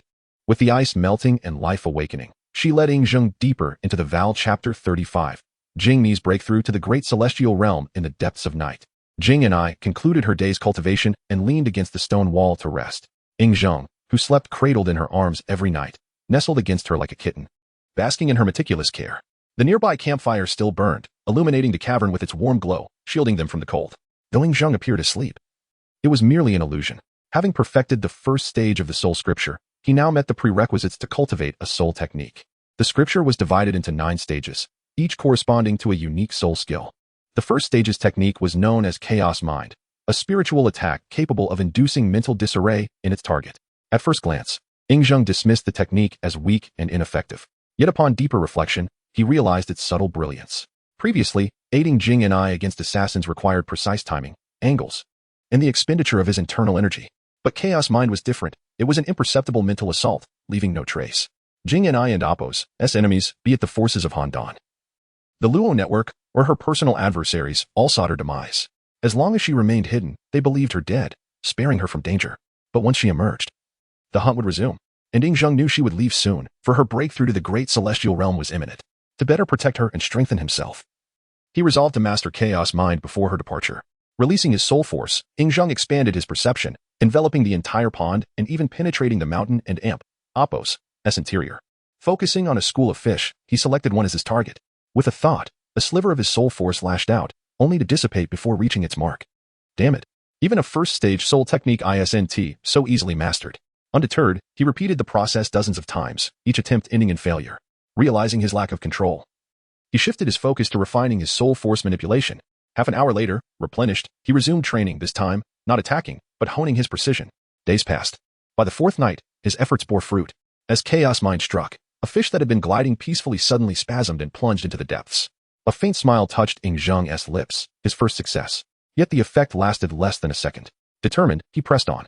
3 days later, his soul scripture advanced to the second stage, amplifying his soul force and expanding his perception radius to 3 meters. Testing Chaos Mind on a rat, he disrupted its movements for 10 full seconds. If a rat lasts 10 seconds, a human might endure 3. Just as he prepared to cultivate further, a surge of energy rippled through the cavern. Jing and I had broken through. She had ascended to the great celestial realm. Overjoyed, she embraced Zhang. However, I've done it. I and Appos finally reached the great celestial realm. Zhang feigned innocence. Sister, is that very powerful? Jing and I laughed. Extremely. Had I reached this level earlier, those villains would have stood no chance against me. Then we'll never have to fear them again. He cheered. Her expression turned solemn. How and Appos, we leave tonight. As night fell, they feasted on roasted meat. Before departing, Jing and I burned the manuals of the sacred hard art and phantom sword technique. Confused, Zhang asked, Sister, why destroy them? Once mastered, they must not fall into wicked hands, she replied sternly. From now on, you must never speak of this place or teach these arts to anyone. Promise me. I promise, Zhang nodded obediently. Good boy. With a kiss on his cheek. Jing and I lifted him into her arms and stepped out of the cavern, their sanctuary for months, into the unknown night. Chapter 36. Zhang poisoned emerging from the cave. Jing and I swiftly carried Zhang through the dense forests of Tsang Mountain with her ethereal soaring immortal steps, leaping dozens of meters with each stride. As the trees blurred past them, Zhang clung to her neck and asked, Sister, where are we going now? After a brief pause, Jing and I replied, First, we return to Wuhan City to assess the current situation before making further plans. Oh. Zhang nodded with feigned understanding. Though fully aware of the dangers awaiting them in Wuhan City, and even in Handan, the capital of Zhao, Zhang did not dissuade Jing and I. Now that she had broken through to the great heavenly realm, mastered the soaring immortal steps, honed her ghostly sword technique, and cultivated the formidable sacred hard art, she was strong enough to return. 2 days later, as the sun rose over the horizon, they emerged from the Tsang mountain range and stood atop a hill overlooking the mist-shrouded Wuhan City. An inexplicable tension gripped Jing and I, an unfamiliar sensation after years of unwavering composure. She surmised it was the lingering trauma from their previous encounter, where overwhelming enemies had forced them to leap off a cliff. The only way to dispel this shadow, she decided, was to eliminate them all. Steeling herself, Jing and I ambushed a lone martial artist, donned his cloak, and entered the city with Zhang concealed in her arms. To avoid drawing attention, Zhang kept his face hidden against her chest. Listening to the murmurs of the crowd, Jing and I sought useful information. But too much time had passed, no valuable intelligence surfaced. Soon, they entered an inn. At the counter, she requested a room and food in a detached tone. The innkeeper, who had been tallying accounts, paused and subtly glanced at Zhang before smiling. Would the esteemed guest prefer their meal served in the room or downstairs? In the room. Jing and I replied coldly. At once. The innkeeper cheerfully summoned 2 attendants, one to escort them, the other to prepare the meal. Without another word, Jing and I carried Zhang upstairs. At the corridor's turn, she paused, catching the innkeeper whispering urgent instructions to the attendant. Once inside the room, she set down her cloth bundle, revealing the infamous Jing and I sword. Her fingers traced its blade with quiet reverence. Zhang, though fully aware their cover was blown, feigned innocence.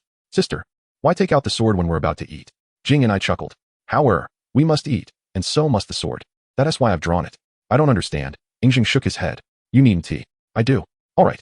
Zhang clambered onto a stool by the window, resting his chin on the table as he waited. 15 minutes later, the attendant arrived with their meal. Your food. Honored guests, he announced outside the door. Bring it in, Jing and I commanded indifferently. The attendant entered, his expression faltering the moment he glimpsed Ing Zheng's face. Clearly, he recognized the boy. Regaining composure, he set the dishes down with a bow. Please enjoy your meal. As he turned to leave, Jing and I halted him. Wait. She pointed at the food. Taste each dish first. The attendant paled. Knowing the meal was poisoned, on the innkeeper's orders, he forced a servile smile. Esteemed guest. We lowly servants dare not partake of your noble repast. Jing Ni's voice turned glacial. Eat, or die. Trembling. The attendant glanced between Ing Zheng and Jing Ni's icy gaze before reluctantly picking up chopsticks. The poison acted swiftly. After one bite, he collapsed in agony before them. Ing Zheng sat up, feigning confusion.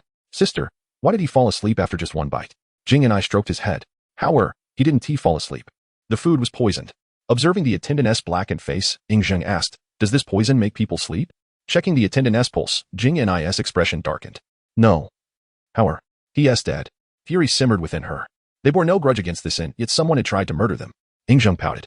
Sister, since the food is poisoned, does that mean we'll go hungry? Don't worry. I won't let you starve, Jing and I vowed before striding out. Since entering Wuhan, Ing Zheng had been monitoring their surroundings with his soul force, spanning over a kilometer. Through this perception, he watched Jing and I storm into the kitchen, slaughtering the staff in a whirlwind of violence. Surveying the ingredients, she seized a freshly roasted chicken, the only item she deemed safe. Ing Zheng sighed inwardly. Jing and I, still inexperienced, had underestimated the innkeeper's cunning. Every ingredient had been poisoned, the toxins undetectable even to her trained eye. Sealing his acupoints to neutralize the poison, Ing Zheng waited, feigning boredom. When Jing and I returned with the chicken, he eagerly took it. Unlike before, he didn't offer her the choicest portions but devoured it greedily. After 2 bites, he convulsed, then collapsed onto the table. However, Jing Ni's face drained of color as she shook him desperately. When faint breath still lingered, her sorrow twisted into wrath. However, if anything happens to you, I will drown this entire city in blood. No sooner had the words been uttered than Jing Ni lifted Ing Zheng into her arms and strode downstairs. Seizing the opportunity while her attention was diverted, the young emperor discreetly spat out the roasted chicken he and Appos, deep in chewing. Chapter 37, The Malicious Intent of the Striking Salamander in the Kitchen. The attendant who had entered to serve dishes immediately relayed the situation to the innkeeper. The innkeeper's expression changed dramatically, and he prepared to flee. However, as he lifted his left foot, he hesitated, for the striking salamander had already reached the staircase, 1 foot descending the steps. With the sound echoing, the innkeeper felt a chilling aura of murderous intent, causing his heart to tremble violently. The salamander and Appos' speed was beyond his anticipation. Fear gripped him, as this individual was the infamous first-ranked assassin of the Luo network, known for her deadly reputation. With a swift descent, the striking salamander held Ing Zheng in her arms. Upon seeing the gleaming salamander sword in her hand and the pallid face of Ing Zheng, the patrons of the inn rose to their feet, some instinctively retreating. Among countless assassins, the Luo network stood unparalleled, and the striking salamander was the nightmare of all martial artists. As she descended the final staircase, she commanded in an authoritative tone, hand over the antidote, and I may consider sparing your life. The innkeeper was not an ordinary person. He was a martial artist with formidable strength, possessing the prowess of a mid-level practitioner. In addition to his considerable martial skills, he was in the prime of his life. Wealthy and unwilling to await death. Resolute, he addressed the patrons. Everyone, the striking salamander is a public enemy, hunted by the entire martial world. Now that you are aware of her presence, there is no doubt she will not allow you to leave alive. Instead of awaiting your demise, it would be wiser to join forces and eliminate this scourge. His words struck a chord with the crowd. It was well known that the assassins of the Luo network were ruthless killers, and the striking salamander might indeed eliminate them to cover her tracks. Yet, many among them lacked the courage to confront someone as formidable as the salamander, whose fearsome reputation preceded her. Hesitation lingered in the air. The striking salamander sneered. It seems you are not prepared to surrender the antidote. The innkeeper assumed a defiant posture. Striking salamander, I may die, and so may they. But you will not escape the pursuit. Then you shall meet your end, she declared. Before her words faded, the striking salamander struck. In response, the innkeeper swiftly drew his sword. Chapter 38, Tension in the air. The 6 men who arrived were formidable, their martial prowess ranging from the 4th to the 9th level of the Middle Heaven realm. Each was a master swordsman, hailing from Handan, stationed there as sentinels by their faction. They had arrived swiftly because the innkeeper had immediately sent word to them. They had promised the people of Wu and Appos and city that anyone who provided information about Jing and I would be rewarded with silver, and those who captured her would receive 1,000 taels. Seeing the 6 men appear, the innkeeper and Appos' fear turned to excitement. In his eyes, with their arrival, Jing and I would have no chance of escape today. If Jing and I fell into their hands, he would receive his reward, and his efforts would not have been in vain. His reasoning wasn't entirely flawed. Rumors claimed Jing Ni's martial strength was at the 7th level of the Middle Heaven realm. Against 6 opponents, she would surely perish. Yet, everyone overlooked one crucial detail: the disparity in information. Jing Ni's current strength was not the 7th level of the Middle Heaven realm. It was the 1st level of the Great Heaven realm. Months ago, she would have been no match for these 6. Now, things were different. Facing their assault, Jing Ni showed no fear. She employed the Zhongyi Dengxian steps while simultaneously unleashing the sword techniques taught to her by the Luo network. Compared to the 6, her footwork was ethereal, her movements ghostly. In less than a minute, all 6 lay dead in the streets. The innkeeper, who had just been reveling in his survival and dreaming of his reward, suddenly found Jing Ni standing before him, materializing like a phantom. Please, he stammered, begging for mercy. Die. Jing Ni had long lost patience with him. With a single slash, his head rolled, hot blood splattering in all directions. You forced my hand. Wiping the blood from her face, Jing Ni glanced at the distant warriors before scooping up Yingzheng and dashing toward the city gates. Soon after, a streak of light flashed across the sky as Jing Ni carried Yingzheng to a mountaintop. Gazing at the unconscious boy in her arms, she wept bitterly, consumed by guilt. Howard, it's my fault. I've failed you, she sobbed, stroking his darkened face. Seeing her grief, Yingzheng wanted to wake up, but reason held him back. He hadn't yet devised an explanation for why he had survived the poisoning. After a while, her sobs subsided. Wiping her tears, Jing Ni glared toward Handan, the capital of Zhao, and vowed, Howard, I swear, I will kill them all to avenge you. Then, Yingzheng felt himself being placed on a large rock. Turning slightly, he saw Jing Ni digging a hole with her blood-stained sword, her back to him. Oh no. Is she going to bury me? Well, he had been poisoned and stopped breathing. To her, he was already dead. What else was she supposed to do? Preserve him like a relic. This prank might have gone too far. Sensing her movements through his spiritual energy, Yingzheng decided the charade had lasted long enough. He unsealed his acupoints. The poisoning had merely been blood stagnation in his face. As the blockages cleared, his complexion returned to normal. Then, he resumed breathing. The act was over. Yingzheng opened his eyes, rubbed them sleepily, and stood up, feigning grogginess as he toddled toward Jing Ni. Perhaps her sorrow was too overwhelming. She didn't notice his approach until he playfully climbed onto her back. Jijia, what are you digging? He asked cheerfully. Startled, Jing Ni whirled around. At the sound of his voice, her tears turned to joy as she pulled him into a tight embrace. Held against her, Yingzheng could feel her trembling, her fear and relief palpable. The faint fragrance of her skin filled his senses, and for a moment, guilt flickered in his heart. He had made her worry, but the feeling quickly faded. In her eyes, he was just a helpless child. Without feigning death, he couldn't explain his survival. To remain by her side, he would have to keep up the act, not just now, but in the future as well. When her emotions steadied, Jing Ni released him, studying him with confusion. Howard, weren't you poisoned? How are you fine now? Yingzheng stuck to his prepared answer. Jijia, was I poisoned? Her voice trembled with lingering fear. Yes. It was the roasted chicken I gave you. Scratching his head, he replied, Oh, my tummy hurt a little after eating it, but I took a nap and felt better. Bewildered, Jing Ni examined him carefully. Finding no trace of illness, she still hesitated. Howard, does your stomach still hurt? She pressed, cupping his face. He shook his head. Nope. If it does, you must tell me, she insisted. I'll take you to a physician. Yingzheng grinned. Jijia, I'm really fine. Then, his stomach growled loudly. Blinking, he burst into laughter. See, my tummy doesn't hurt. It's just hungry. You little rascal. With an affectionate tap on his forehead, Jing Ni smiled. If Howard is hungry, let us find something to eat. He planted a kiss on her cheek. Soon, they were hunting in the forest. An hour later, they feasted on roasted game. Wuhan City after Jing Ni's departure. Shaken witnesses spread word that she was alive and had slain 7 powerful warriors in the streets. Days later, factions dispatched even stronger forces to Wuhan, their numbers greater than before. The city's atmosphere grew heavy, thick with the scent of impending bloodshed. Chapter 39. Sister, do you want Howard to be your childgroom? The evening breeze of March still carried a hint of chill. As night fell, the silver moonlight bathed the mountain range, and beneath the dark canopy, the starry river shimmered with unparalleled brilliance. Perched atop a towering peak, Jing Ni held Yingzheng in her arms as they admired the nightscape. The distant roars of beasts and the songs of nightingales occasionally drifted to their ears. Having fled Wuhan City 3 days prior, their journey north had been smooth, thanks to their exceptional lightness skills and the absence of winter's telltale footprints. Tonight, after a meal of roasted meat, they decided to rest here. Sister, the sky is so beautiful tonight. Yingzheng nestled in Jing Ni's embrace, gazing upward. Jing Ni looked down and asked softly, Does Howard like it? Howard loves it. Not just the sky, but also sitting here with sister to watch it, Yingzheng replied. Jing Ni gently pinched his cheek. Sister also enjoys stargazing with Howard. A thought suddenly crossed Yingzheng's mind. Sister, where are we going now? A flicker of uncertainty passed through Jing Ni's eyes. Where indeed? Truthfully, she had no destination in mind. She had offended a mysterious faction in Handan, one more enigmatic and formidable than the Luo net. As an organization driven by cold pragmatism, the Luo net would never shield her from such a force. Now, she and Ying could rely only on themselves. Fortunately, fate had granted them the sacred hard art and deceptive swordplay. Without these, they would have no refuge in this vast world. Taking a deep breath, Jing and I asked, "Howard, if sister finds a place to hide, would you stay with me?" Ying tapped his chin thoughtfully, his voice sweet and innocent.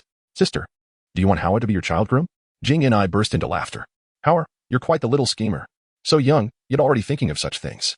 Unfazed, Ying pressed, "Sister, would you agree?" Jing's smile faded as she studied his earnest expression. "Howard, are you serious?"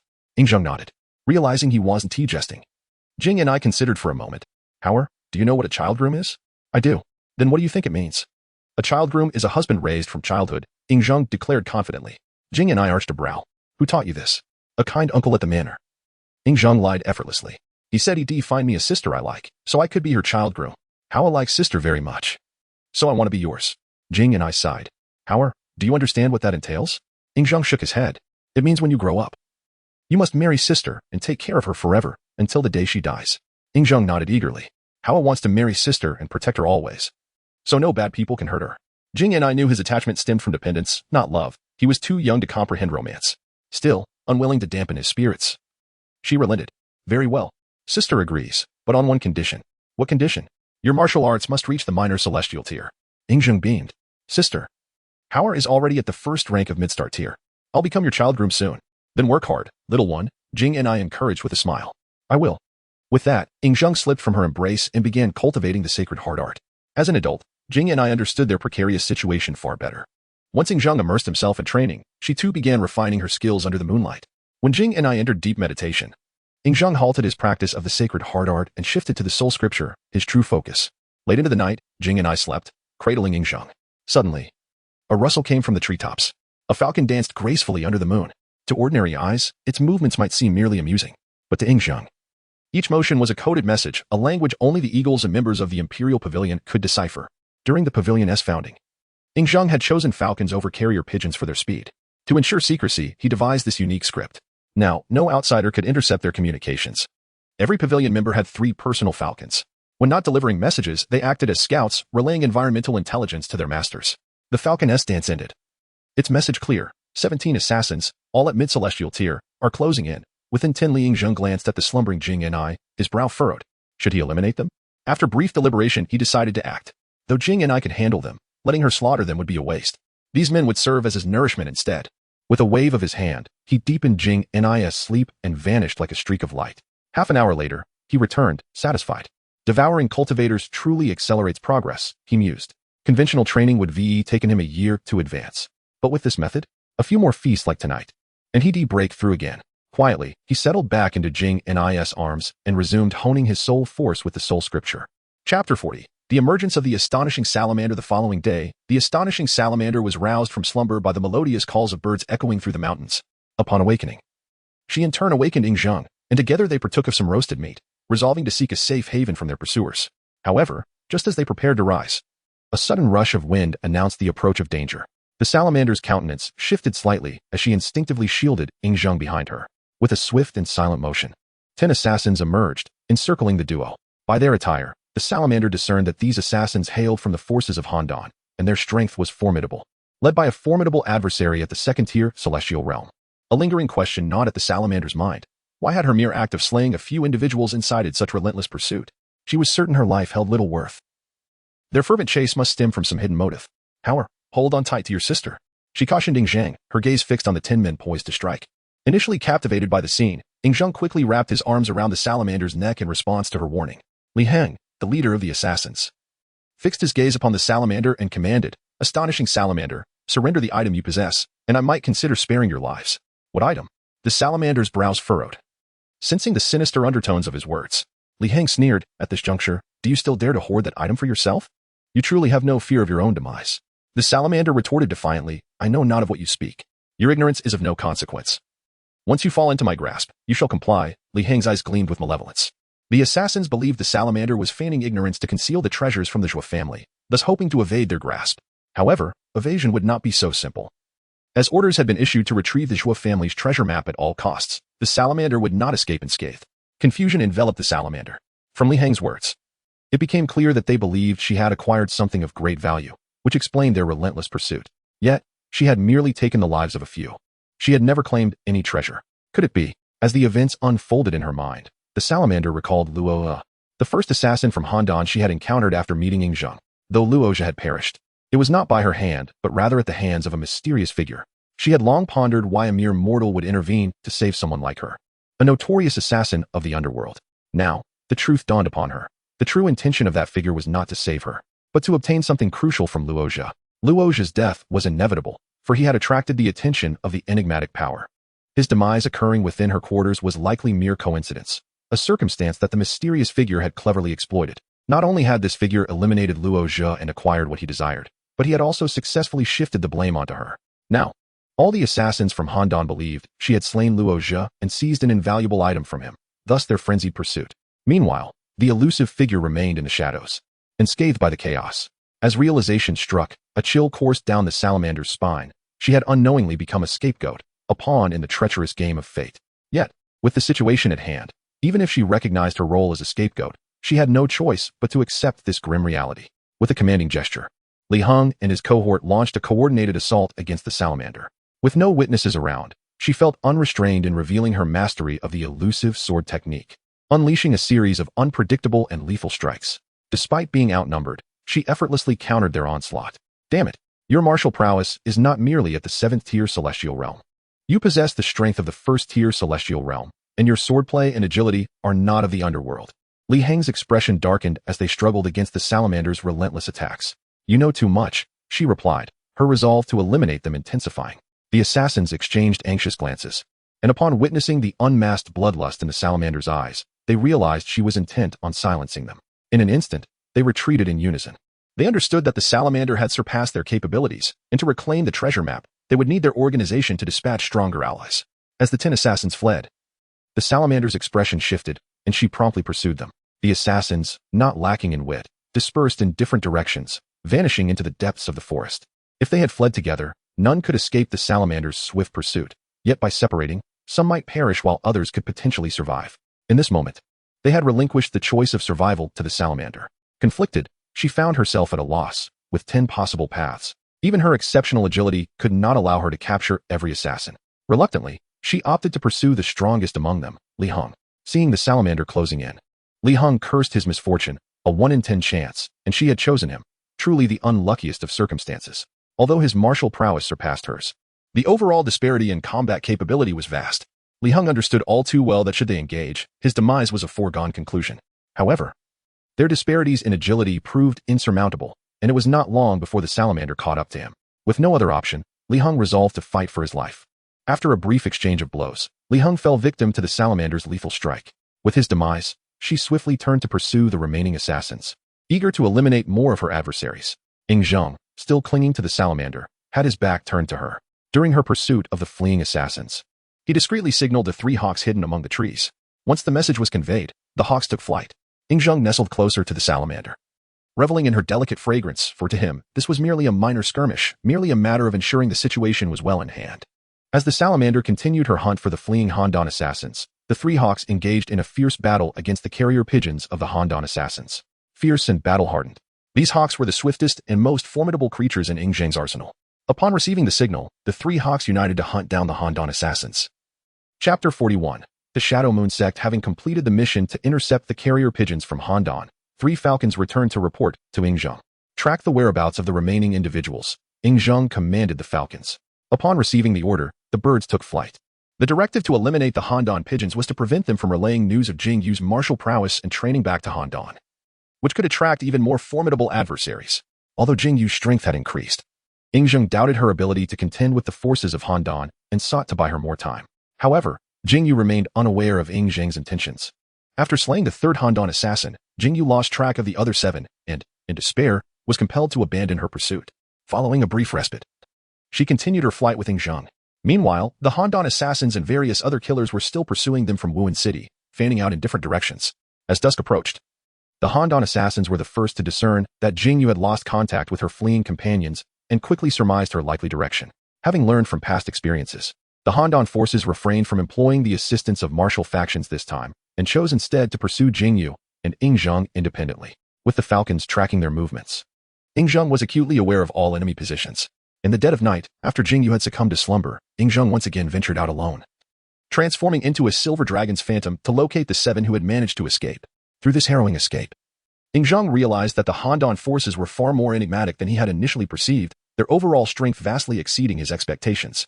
Despite having attained the first level of the mortal realm, he felt an overwhelming pressure, convinced that such power would not suffice to secure his invincibility.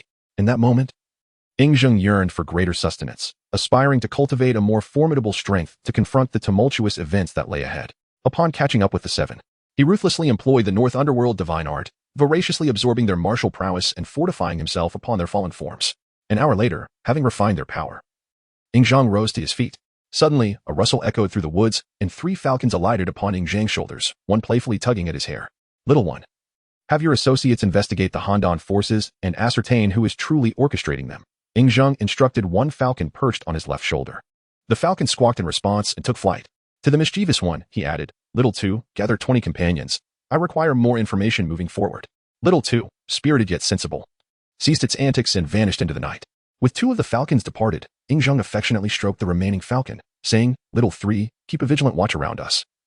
Report any abnormalities immediately." Little 3 nodded in understanding. Moments later, Ying Zheng utilized the dragon god technique to return to their resting place. Upon his return to the cave, a serene atmosphere enveloped the space as Jingyu remained in a deep, undisturbed slumber with no signs of disturbance around them. Approaching her, Ying Zheng gently caressed her delicate face, reassuring her, "Sister, rest assured, Howard will not allow anyone to bully you." With that, he placed a tender kiss on her forehead, nestled into her embrace, and lifted the protective barriers surrounding her. As the sun rose and set, Ying Zheng and Jingyu continued their flight for another week.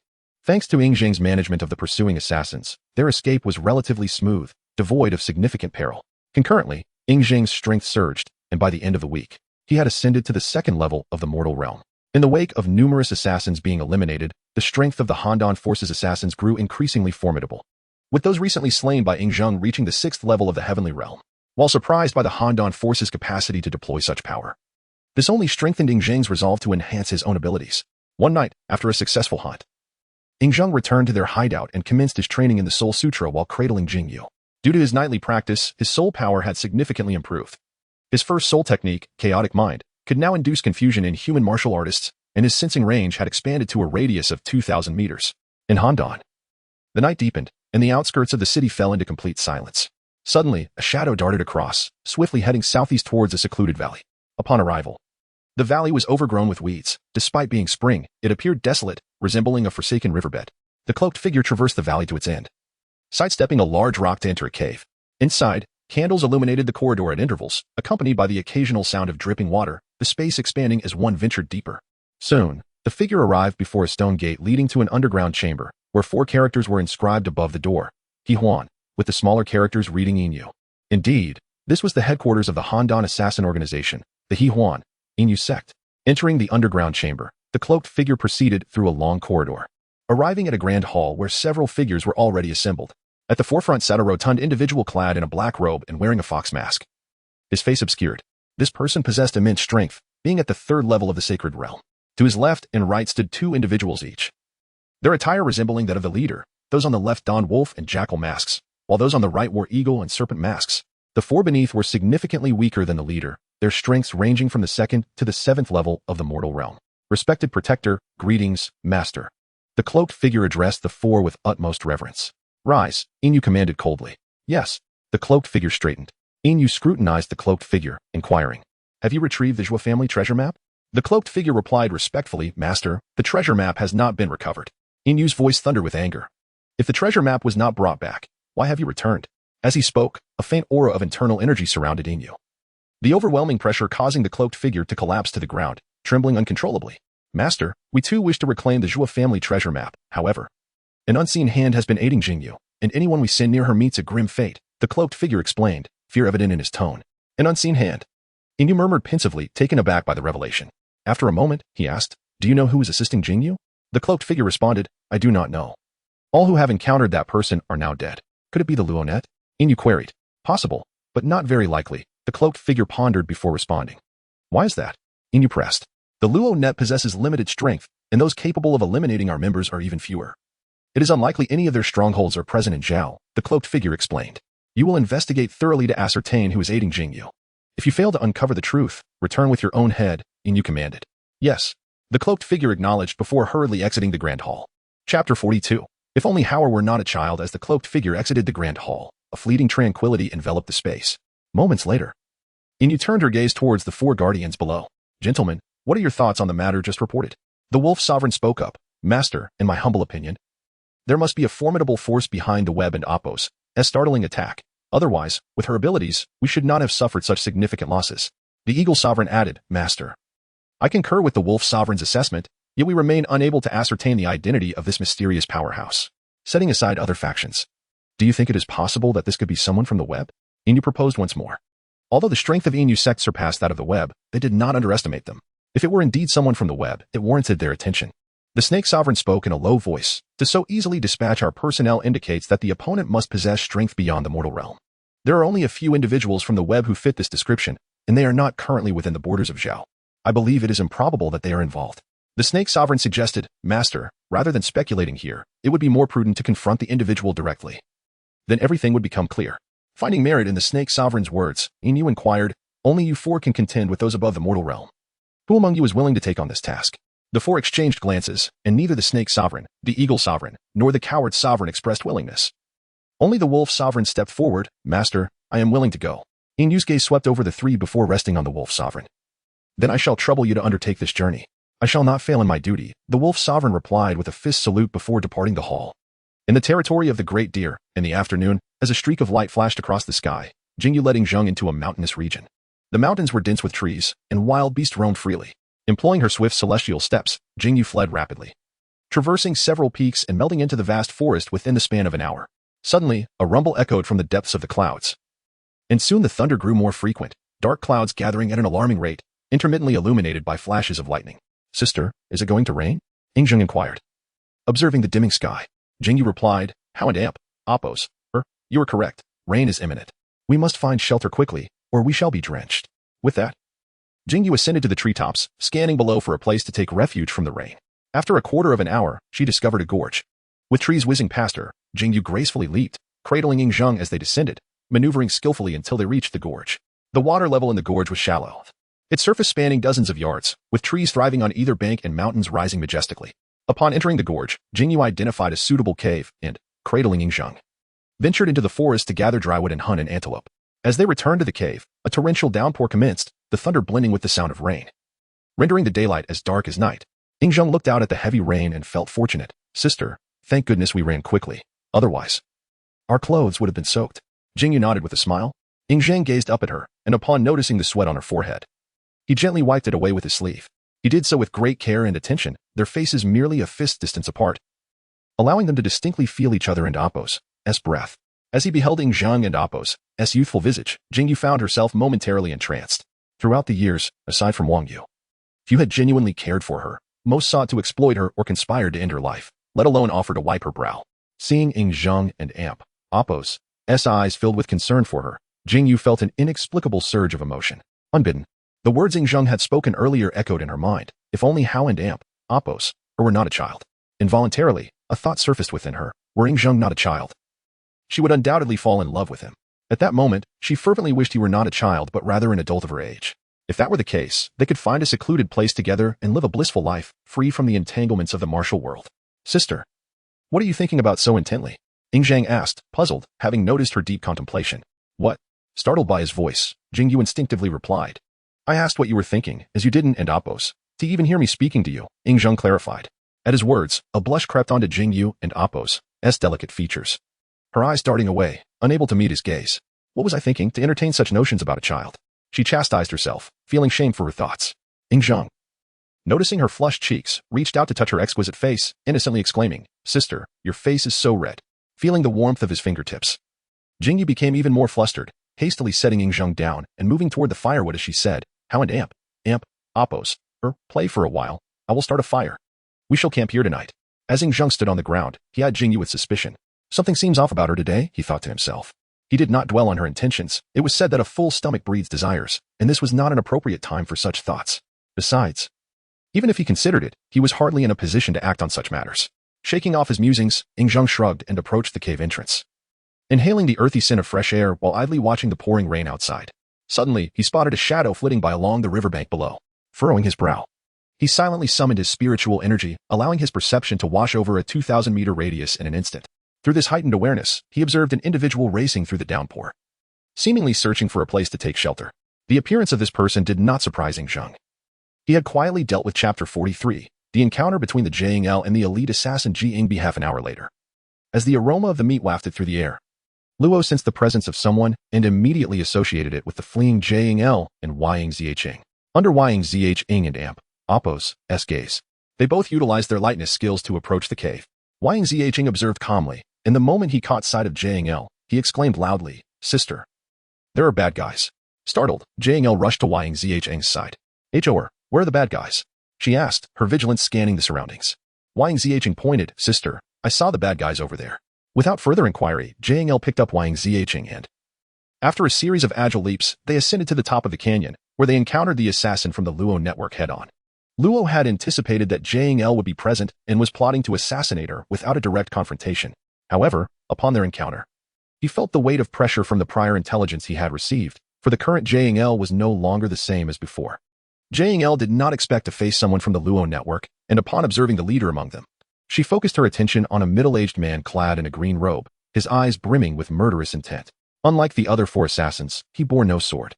As a seasoned assassin from the Luo network, Jiang possessed considerable knowledge of their formidable members. After a moment of contemplation, she deduced the man and Oppo's identity, her gaze drawn to the unique belt around his waist. This belt, a striking verdant hue, bore wave-like patterns reminiscent of water, and a faint aura of chilling green emanated from it. Jiangbi. Indeed, this man was the elite assassin of the Luo network, Jiangbi. All assassins who joined the Luo network ultimately lost their names, being known only by their sword names, and Jiangbi was no exception. The belt at Jiangbi and Amp, Oppo's waist was not merely an accessory, it was his accompanying sword. The Jiangbi sword, a weapon of greater power and mystery than Jiang and Amp, Oppo's own, forged by the renowned craftsman Uyz. The blade was exceptionally thin and wrapped around his waist like a belt. If loosened, it would spring forth, straight and ready for action. Additionally, the Jiangbi sword was as cold as ice, beneficial for cultivation when worn continuously, which is why its wielder often utilized it as a belt. Within the Luo network, despite both being elite assassins, Jiangbi and Amp, Oppo's standing was far superior to that of Jiang, and his prowess surpassed what Jiang had previously possessed. A few months prior, had Jiang encountered Jiangbi, she would have had no choice but to comply, for defiance would only lead to her demise. She could not contend with Jiangbi. Yet, times had changed, now. Jiang had greatly improved her martial arts, her agility, combat skills, and swordplay far beyond Jiangbi and Amp, Oppo's capabilities. Though she understood the threat of being pursued by the Handan assassins, she felt no wrongdoing on her part. She was puzzled as to why Jiangbi appeared here, accompanied by 4 skilled allies. With an air of indifference, Jiang inquired, "Jiangbi, what brings you here?"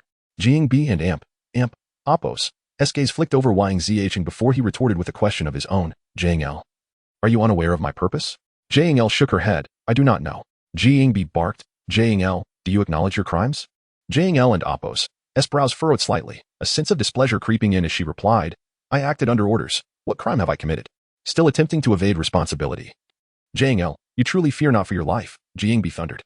"You have embezzled the Zhou family treasures and secretly learned forbidden techniques, provoking the Yin Yu sect and creating formidable enemies for our Luo network. You deserve death." A glint of murderous intent flickered in Jiang's eyes as she stared at Jiangbi.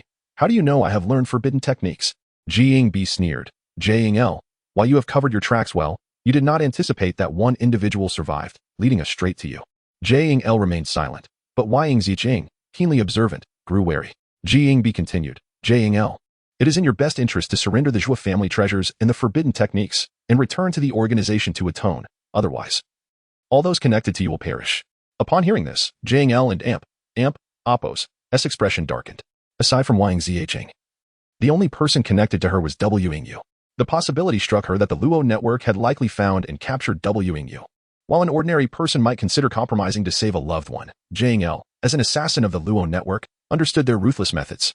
If she were to concede now, death awaited both her and Ying Zheng. Steeling herself, Jiang challenged, "Jiangbi, are you certain you can kill me?" Jiangbi mocked, "Jiang, it seems that after cultivating those techniques, you believe you have grown wings and can oppose the organization." Jiang replied, I dare not oppose the organization, but killing you should pose no problem.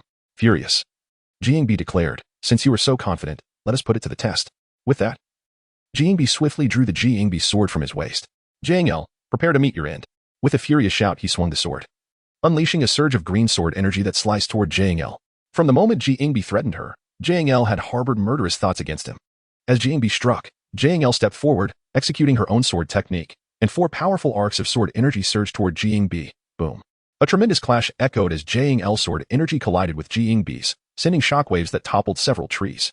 Jingbi was taken aback. Just months ago, Jang El was merely a mid-level martial artist, a presence he deemed insignificant.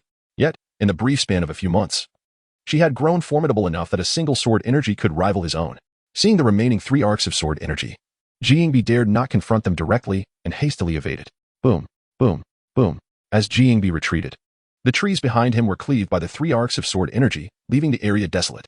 In his panic, Jingbi commanded his subordinates, everyone, hunt down this traitor, Jang El. Yes. In response to Jingbi and Appo's order, the 4 assassins joined the fray. Despite being besieged, Jang El remained unfazed, cradling Yang Zhing in one arm while deftly countering their attacks, utilizing her agility to find openings to strike. After a few exchanges, she seized an opportunity and executed a swift draw, dispatching one of the attackers. With one down, Jingbi and the remaining 3 assassins began to falter in their resolve.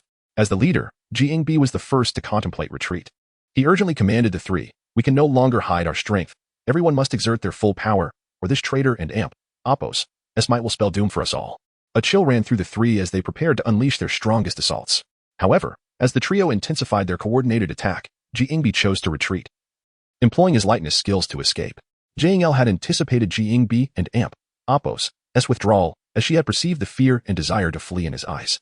With a swift leap, she blocked Jingbi and Appo's path. With a cold smirk, Jang El declared, now you wish to leave? It is too late. As her words fell, she unleashed her most formidable technique. Sensing the terrifying power emanating from Jang El and Appo's strike, Jingbi roared, no. Shoo. The sword energy descended, carving 4 grievous wounds into Jingbi and Appo's chest, hot blood erupting forth. You, the organization, will not spare you. Jingbi gasped, his eyes wide with disbelief as he fixated on Jang El before collapsing to the ground, lifeless. Jang El cast a chapter 44. Yingzheng imparts the art of deceptive swordsmanship as Jingyu contemplated her departure. She found herself captivated by the blood-stained Gongbu sword lying beside the lifeless body. Sister, that sword is truly remarkable, exclaimed Yingzheng, pointing towards it. Jingyu, preoccupied with thoughts of rescuing Wang Yu, exuded an undeniable aura of lethality. However, upon hearing Yingzheng and Appo's words, a smile graced her face, and her murderous intent began to dissipate. Do you truly fancy that sword, How and Appo's? Jingyu inquired. Yingzheng replied, perplexed, sister, not only is that sword beautiful and supple, making it easy to carry, but it also complements our training in deceptive swordsmanship remarkably well. Do you not like it? Indeed, you may be right, Jingyu realized. And with Yingzheng in her arms, she approached the corpse, retrieving the Gongbu sword. As she specialized in deceptive swordsmanship, she recognized that the agile techniques of this style would be better executed with the Gongbu sword and Appo's flexibility compared to her own. Notably, Yingzheng was correct. The Gongbu sword could be worn as a belt, allowing for the freedom of one hand and better concealment of her identity. It seemed that the Gongbu sword was indeed more suited to her current needs. After placing Yingzheng and her own sword aside, Jingyu brandished the Gongbu sword, practicing the techniques of deceptive swordsmanship. To her delight, the sword felt as though it was tailor-made for this style, seamlessly aligning with her movements. After executing the full set of techniques, Jingyu caressed the Gongbu sword, her eyes brimming with admiration. What a splendid sword. With this, my strength will surely ascend to new heights. Yingzheng joyfully approached her, proclaiming, hooray. With this sword, those villains shall no longer bully you, and sister. Intrigued, Jingyu gazed at Yingzheng and asked, how and Appo's, how did you discern that the Gongbu sword could unleash the full potency of deceptive swordsmanship? With a hint of pride, Yingzheng responded, sister, have you forgotten that I am a prodigy in swordplay? I could see at a glance that this sword could execute the techniques from the deceptive swordsmanship manual. Jingyu was momentarily taken aback, recalling that Yingzheng had surpassed her own accomplishments in this art, achieving great mastery within just a month. Convinced of Yingzheng and Appo's insight, she felt no doubt that a sword genius would naturally be sensitive to such nuances. With anticipation, she offered the Gongbu sword to Yingzheng, asking, how and Appo's, would you demonstrate the sword techniques for me? How and Appo's, is your childhood husband? As you said, I must show you my swordplay. Yingzheng replied playfully. Jingyu gazed at him with affectionate indulgence. Subsequently, under Jing Yu's watchful eye, Zhang effortlessly showcased all the techniques from the deceptive swordsmanship manual with the Gombu sword. Initially, Jing Yu had merely wished to observe the swordplay of this prodigious talent, but as Zhang performed, she became utterly entranced. In that moment, his small frame seemed to merge with the techniques, each move imprinting itself into her mind and swiftly evolving. Zhang, pleased by her rapt attention, mused. Sister and Amp, Appo's comprehension is truly remarkable. In the time that followed, Zhang deconstructed the 9 foundational offensive and defensive techniques of deceptive swordsmanship, crafting 2 entirely new sets. The first was a relentless offensive technique, capable of condensing the ethereal sword energy into a powerful strike at the crucial moment, an attack far more formidable than any singular sword energy, possessing the might to obliterate all. The second was a hybrid technique that combined offense and defense, ensnaring the opponent and rendering them momentarily immobile. This allowed the attacker to unleash a subsequent offensive strike, combining the strengths of both techniques to vanquish their foe. After demonstrating his original techniques, Zhang planted the Gombu sword into the ground. At this moment, Jing Yu stood motionless beneath the pouring rain, her focus solely on Zhang and Appo's swordplay, replaying it in her mind repeatedly. After what felt like an eternity, she regained her senses, a glimmer of understanding sparking in her beautiful eyes. Seeing the Gombu sword that Zhang had planted, she stepped forward and, in a moment of abandon, unleashed the techniques from the deceptive swordsmanship manual. This time, her execution was more fluid than ever before, exuding a sense of cohesion and significantly enhanced power. A series of foundational techniques devastated the surrounding trees. Next, she attempted to replicate Zhang and Appo's original techniques. However, despite her high aptitude, the complexity of Zhang and Appo's techniques eluded her comprehension. Although she managed to perform them, their power fell short of even the foundational techniques.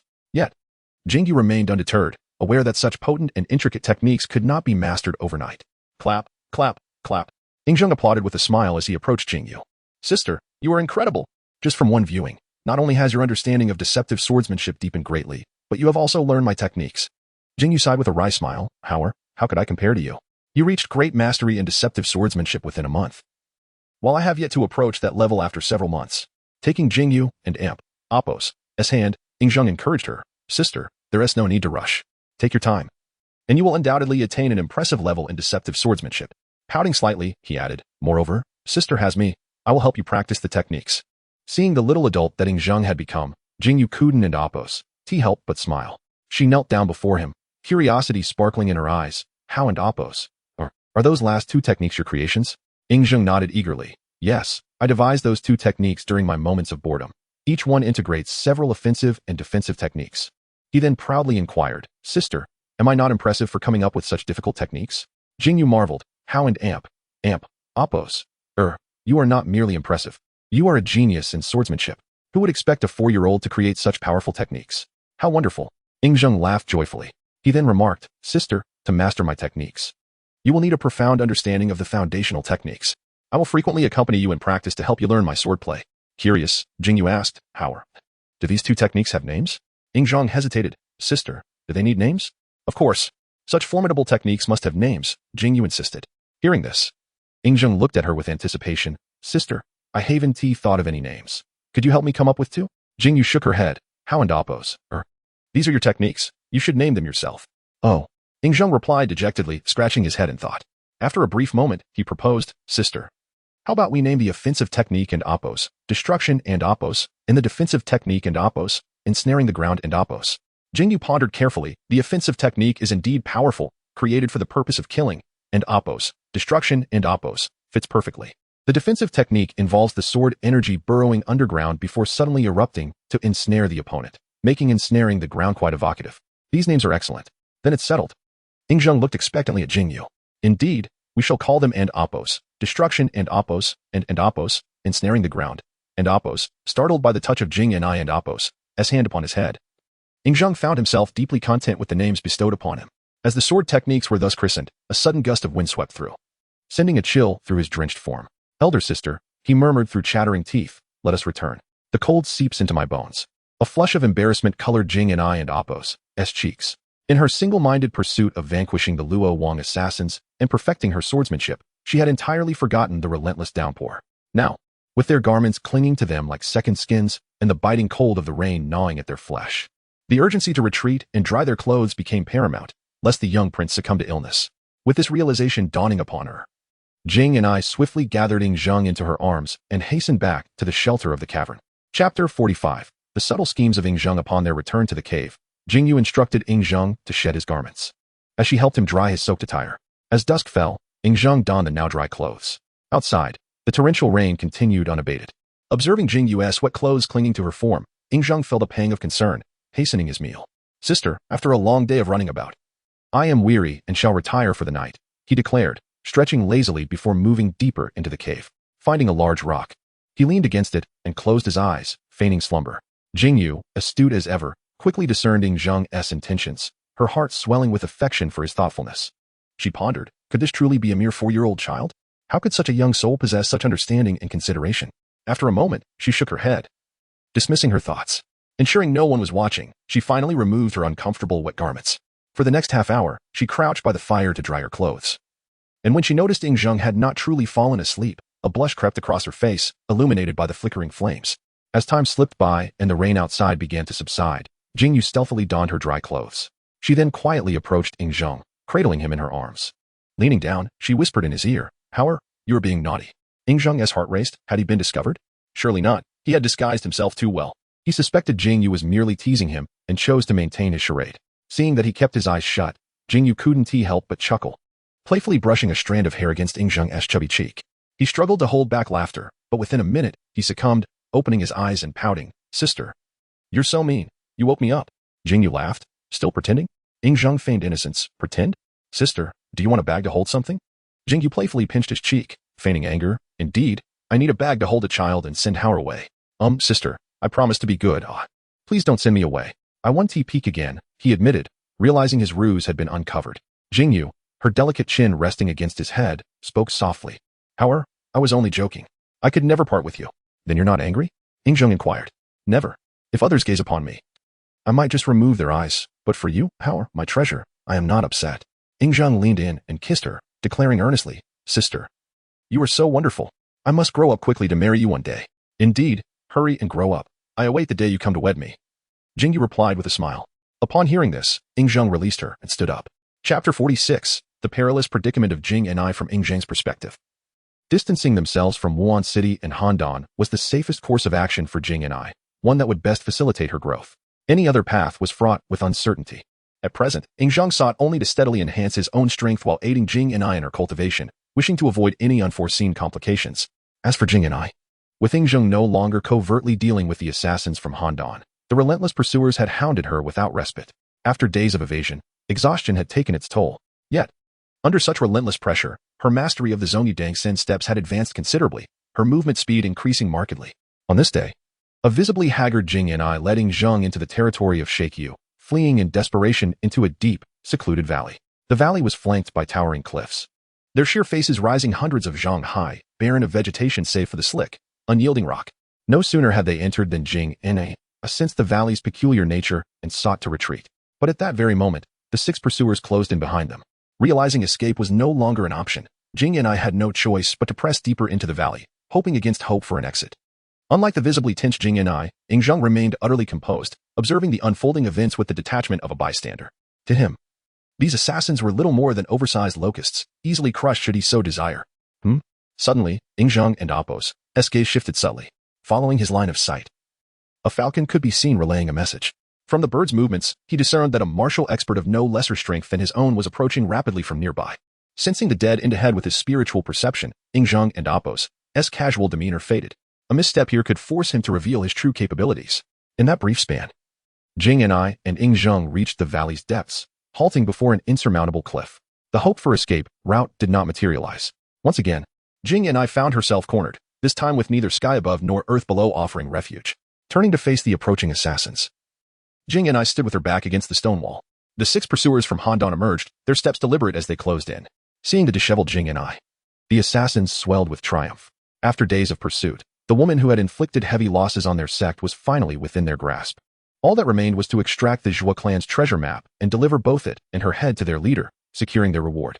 Anticipating their master's favor, Buddha, a 6th-tier great heavenly position expert, spoke with a sneer. Jing and I, there and Appo's, no way out now. Hand it over willingly. Jing and I scoffed. Whether I comply or not, death awaits. Why should I surrender it to you? Buddha and Appo's voice dripped with malice. As a heavenly rank assassin of the Luo network, surely you know death comes in many forms, some swift, some agonizingly slow. A shadow crossed Jing and Apo's brow. Guda spoke true, death was not monolithic. In her own missions, she had employed brutal methods to break her targets, extracting compliance through sheer torment. His words implied that refusal would invite unspeakable suffering upon both her and Ying Zheng. Yet she possessed no such treasure map. Even if she wished to comply, she could not produce what she had never seen. Faced with the 6 encircling assassins, Jing and contemplated suicide. Though no match for them in combat, ending her own life was within her power. In this moment, it seemed the only mercy left for herself and Ying Zheng. Gazing down at the pouting child in her arms, she whispered mournfully, "How and Apos? This sister has failed you. Do not resent me." Ying Zheng, grasping her intent at once, protested urgently, "Sister, let us fight these villains. Even if we perish, we shall do so resisting." A chill ran down Ying Zheng and Apos' spine. If Jing and engaged them, he could still assist covertly and engineer their escape. But if she chose death, he would have no choice but to unveil his true strength. Jing and resolved moments prior, now hesitated. Ying Zheng and Apos' plea reignited her will to fight for both their sakes. The encircling assassins sneered. While they acknowledged her agility, her defiance against such odds was pure folly. Guda and Apos' gaze lingered on Jing and Apos' lithe form, his eyes glinting with perverse hunger. Licking his lips, he taunted, "Since you insist on resistance, I shall indulge you. But when you fall into my hands, death will be the least of your concerns." His companions mirrored his leer, some rubbing their hands in anticipation. From Jing and Apos' embrace, Ying Zheng and Apos' eyes narrowed to slits, a glacial light flickering within. Jing and was his alone, untouchable. In that instant, the 6 men before him were already corpses. A seasoned assassin.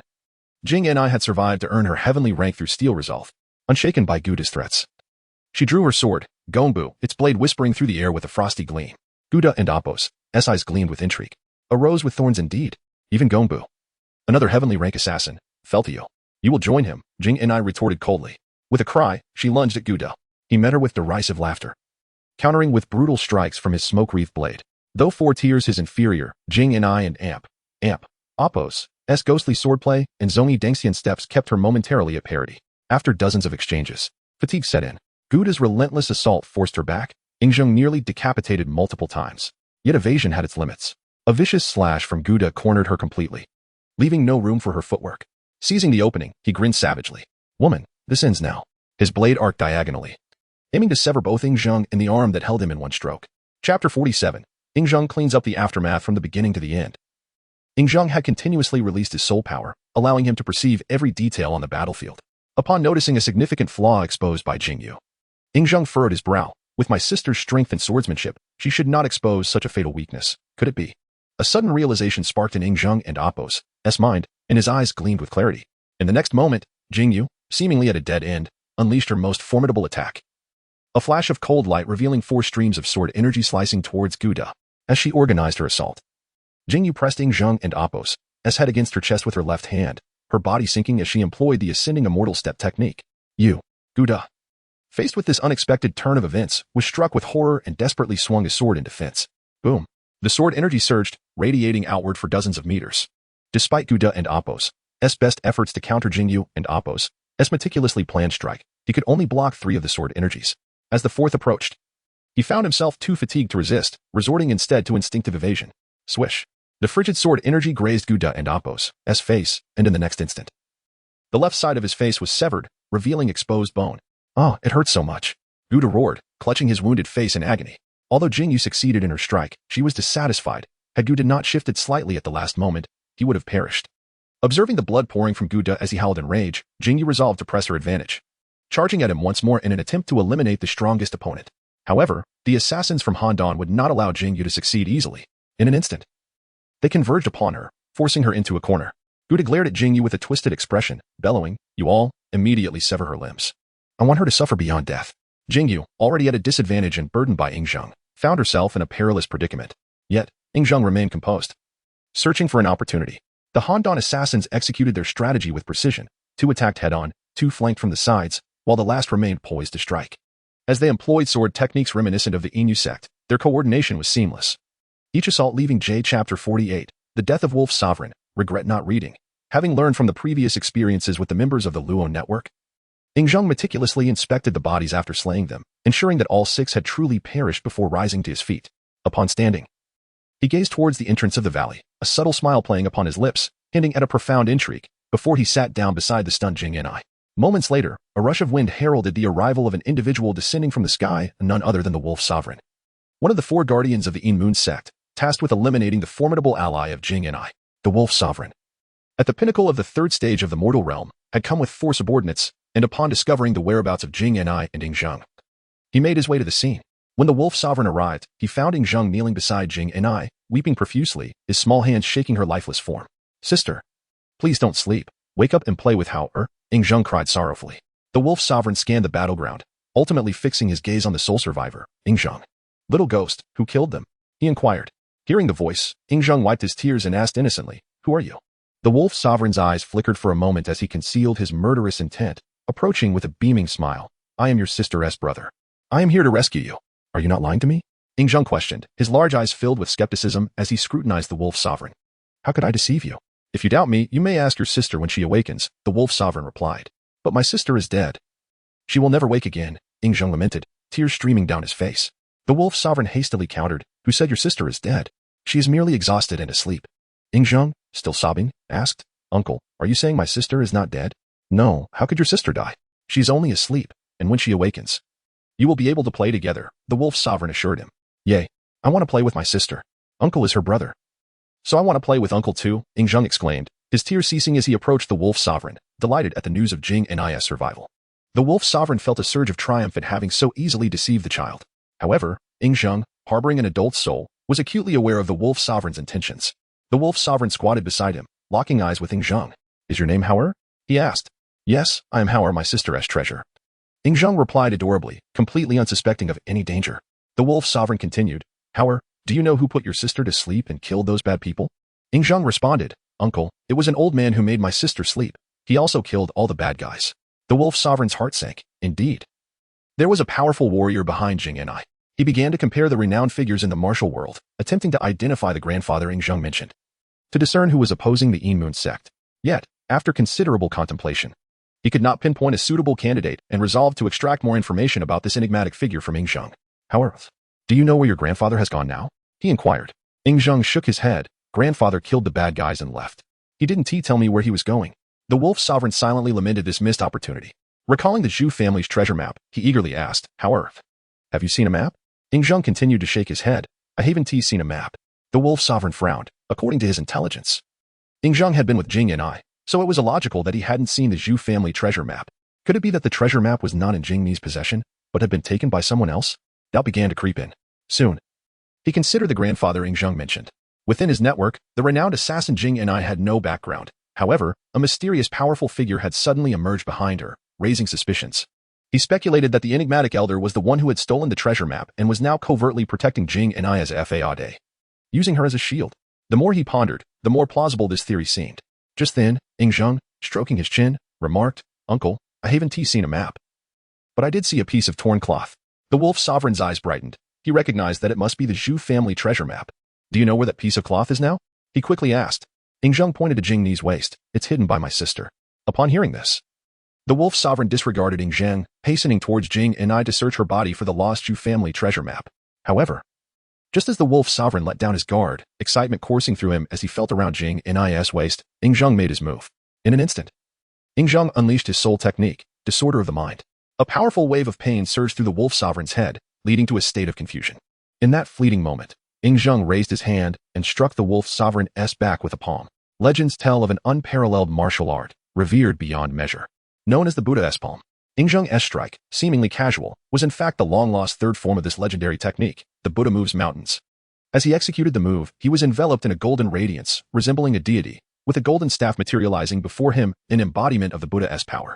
As this palm descended, the thunder staff struck down, and the recently recovered Wolf Sovereign let out a scream, hurtling backwards several meters. With a resounding crash, he collided with the stone wall. Blood, mingled with internal organs, spewed forth as the Wolf Sovereign fell to the ground. Gazing in horror at the indifferent Ing Zheng approaching him. Who are you? Who are you really? The Wolf Sovereign demanded, his voice filled with rage. Ing Zheng, with a teasing expression, replied, Uncle, I am Hao-er. Have you forgotten so soon? The Wolf Sovereign, racked with excruciating pain as his vital organs were shattered by Ing Zheng's palm. SD Chapter 49, Land of the Troubled Dragon. The Wolf Sovereign howled in agony, attempting to retaliate. Yet, even in his prime, he was no match for Ing Zheng, and in his current state of shattered vitality, he posed no threat whatsoever. After half an hour, the wolf sovereign's lifelong prowess dissipated into nothingness. The moment Ing Zheng released his grip, the once mighty wolf sovereign had transformed into a frail old man. His hair and beard completely white. The Yin Yu sect will not spare you, the wolf sovereign uttered, his eyes filled with resentment as he gazed at Ing Zheng. Ing Zheng smirked coldly. Rest assured, I shall not let the Yin Yu sect escape either. One day, I will uproot it entirely. The wolf sovereign fixed his gaze on Ing Zheng, and for reasons unbeknownst to him, he felt a surge of anxiety upon meeting Ing Zheng's profound eyes. Doubts began to creep into his mind regarding the strength of the Yin Yu sect, and he feared for its future, worried that it might indeed perish at the hands of this youth. In that moment, he yearned to relay news of Ing Zheng to prepare the Yin Yu sect. Yet he found himself powerless to act. Moments later, the wolf sovereign, now a mere mortal, succumbed to his bitterness and despair, collapsing lifelessly at Ing Zheng's feet. Ing Zheng surveyed the battlefield. To prevent any suspicion from the startled fish, he hoisted the wolf sovereign's corpse and cast it into a ravine several miles away. Upon returning to the battlefield, Ing Zheng dispelled the spell on the startled fish and lay beside it, feigning unconsciousness. During the ensuing time, Ing Zheng simultaneously released his soul power to sense the state of the startled fish while circulating the Biming divine art to refine the absorbed energy. As noon approached, having successfully refined all the absorbed power, a terrifying aura erupted from within Ing Zheng. Following a substantial enhancement of his abilities, he joyously broke through to the third level of the mortal realm, elated by his martial progress. Ing Zheng eagerly attempted to open his eyes but noticed the startled fish showing signs of awakening. In a flurry, he concealed his power and lay still. Minutes later, the startled fish slowly regained consciousness, rubbing her sore neck as she sat up, sensing the heavy scent of blood in the air. Her heart raced as she hurriedly picked up Ing Zheng, anxiously inspecting his body. Confirming that he was uninjured and breathing steadily, she sighed in relief and gently shook him, calling out, "How and amp, Oppos, wake up, it and amp, Oppos, it's time to get up." After several calls, Ing Zheng groggily awakened, rubbing his eyes in a performance worthy of an actor. "Sister, how did I fall asleep?" he inquired, clutching the startled fish. "I do not know how you fell asleep either," she replied, her face filled with concern. "How and Oppos, do you feel unwell anywhere?" Ing Zheng shook his head. The startled fish then lifted him and began inspecting the bodies of the Han Dan assassins. After a thorough examination, her expression turned grave as she scanned their surroundings, which were eerily silent, devoid of any signs of life. "What is wrong, sister?" Ing Zheng asked. When did you fall asleep?" The startled fish countered with a question of her own. "I was just about to call you when it felt as if someone struck me. And then I fell asleep," Ing Zheng lamented. The startled fish stated, "These villains and that rogue from the inn were all killed by the same person. Their hearts were pierced through by someone's fingers." Ing Zheng looked at his little finger and asked, "Sister, can fingers kill? Does that mean the person who defeated the bad guys is incredibly powerful?" "Not just powerful, but extraordinarily so," she remarked, glancing around. "And for some reason, I feel as though this person has been following us." Ing Zheng innocently said, "Sister, it's wonderful to have someone so powerful protecting us and helping us eliminate the bad guys, isn't it?" The startled fish ceased her speech, affectionately ruffling Ing Zheng's hair. If this mysterious individual were merely lurking in the shadows to protect them, it would indeed be a blessing. Regrettably, the hidden figure was not so benign. This person had stolen the treasure map of the Zhou family from Tianzhu Valley and, while saving her and Ing Zheng, undoubtedly harbored ulterior motives. The startled fish was aware of this, yet the unknown adversary remained concealed, their power far exceeding her own, rendering her helpless. Despite recognizing the potential malevolence of this person, she respectfully clasped her fists and called out, "Thank you, esteemed senior, for your assistance. I am eternally grateful." With that, the startled fish, cradling Ing Zheng, executed the celestial ascendance technique and headed toward the valley and Oppos' entrance. Upon emerging from the valley, she glanced in the direction of Wuhan City, contemplating a return, but the formidable Han Dan assassins deterred her. Reluctantly, she continued to lead Ing Zheng down the path away from Wuhan City. As dusk approached, they traversed the mountains, entering the official road, and soon spotted a palace in the distance. With nightfall imminent and no safe refuge in sight, the startled fish carried Ing Zheng toward the palace, quickly arriving at its grand entrance. "Could this be the Sand Dune Palace?" she whispered, gazing up at the imposing gates. The Sand Dune Palace. Ing Zheng's eyes sparkled with intrigue at the mention of this illustrious name. His curiosity piqued. The Sand Dune Palace, a royal residence situated in the penal territory of Zhao, was renowned throughout the kingdom and recognized as a place of ill fate for sovereigns. In the time of King Zhou of Shang, the palace was lavishly constructed, adorned with various creatures, and notorious for its indulgent feasts, culminating in the king and Oppos' demise as a result of widespread discontent that ultimately led to the fall of the Shang dynasty. During the reign of Zhao Wuling, the prince of Zhang sought the throne, resorting to rebellion. After suffering defeat, he fled to the Sand Dune Palace, where he was besieged by the forces of King Huiyuan, who, to avoid the stigma of patricide, ordered the execution of Prince Zhang and the starvation of Zhao Wuling, leading to the fall of a once great hero at this very site. As a time traveler, Ing Zheng was not only aware of these events, but also knew that he too would one day meet his end in this very palace. It must be said, the Sand Dune Palace indeed bore the mark of misfortune for kings. Any ruler lingering here was destined for a grim fate. Upon the startled fish pushing open the heavy palace doors, Ing Zheng beheld the interior of the Sand Dune Palace. After many years of abandonment, it lay in ruins. No longer inhabited by the rulers of Zhao. Cobwebs adorned the beams, and fallen leaves littered the courtyards. Yet, even in its dilapidated state, Ing Zheng could envision the grandeur and splendor that the palace once possessed. Sister, what is the Sand Dune Palace? It feels so vast, Ing Zheng inquired, curling his neck. How and amp, Oppos. The Sand Dune Palace was once the residence of the powerful King Zhao Wuling Zhao Yang, and it is also where he met his demise. The startled fish explained, recognizing that, as a common-born assassin, she was not well versed in the bloody history of Zhao. Ing Zheng nodded, refraining from further questions. Chapter 50. Ing Zheng ingeniously opens a secret passage. The two traversed the main road and arrived at the main hall of the Sand Dune Palace. This grand hall had once served as the sleeping quarters of Zhao Wuling Zhao Yang during his lifetime, boasting a magnificent construction adorned with various artifacts. Despite the passing of many years since the king and Oppos' demise, the contents within remained undisturbed. As Jing Yu surveyed the dusty chamber, weary from the day's exertions, she yearned to clean a stool and rest for a moment. However, as her hand brushed the surface, the stool crumbled to dust. Bewildered, she set it aside and addressed Ing Zheng. How and Oppos, wait here for your sister. I shall step outside to find something to eat. All right. Ing Zheng replied obediently. From the moment Ing Zheng entered the Sand Dune Palace, an unsettling feeling had taken root in his heart, intensifying as he stepped into the former royal bedroom, urging him to flee. Whether it was the knowledge that history recorded Ing Zheng and Oppos' demise in this very place or some other reason, he sensed an ominous aura permeating the air. Reflecting on the notion that extraordinary occurrences often conceal deeper mysteries, Ing Zheng remained vigilant, discreetly channeling his soul power.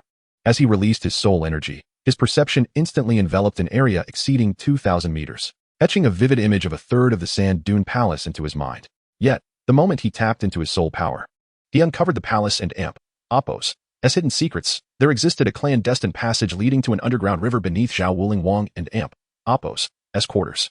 The river and Oppos' depth exceeded the reach of his perception, imparting an air of enigma.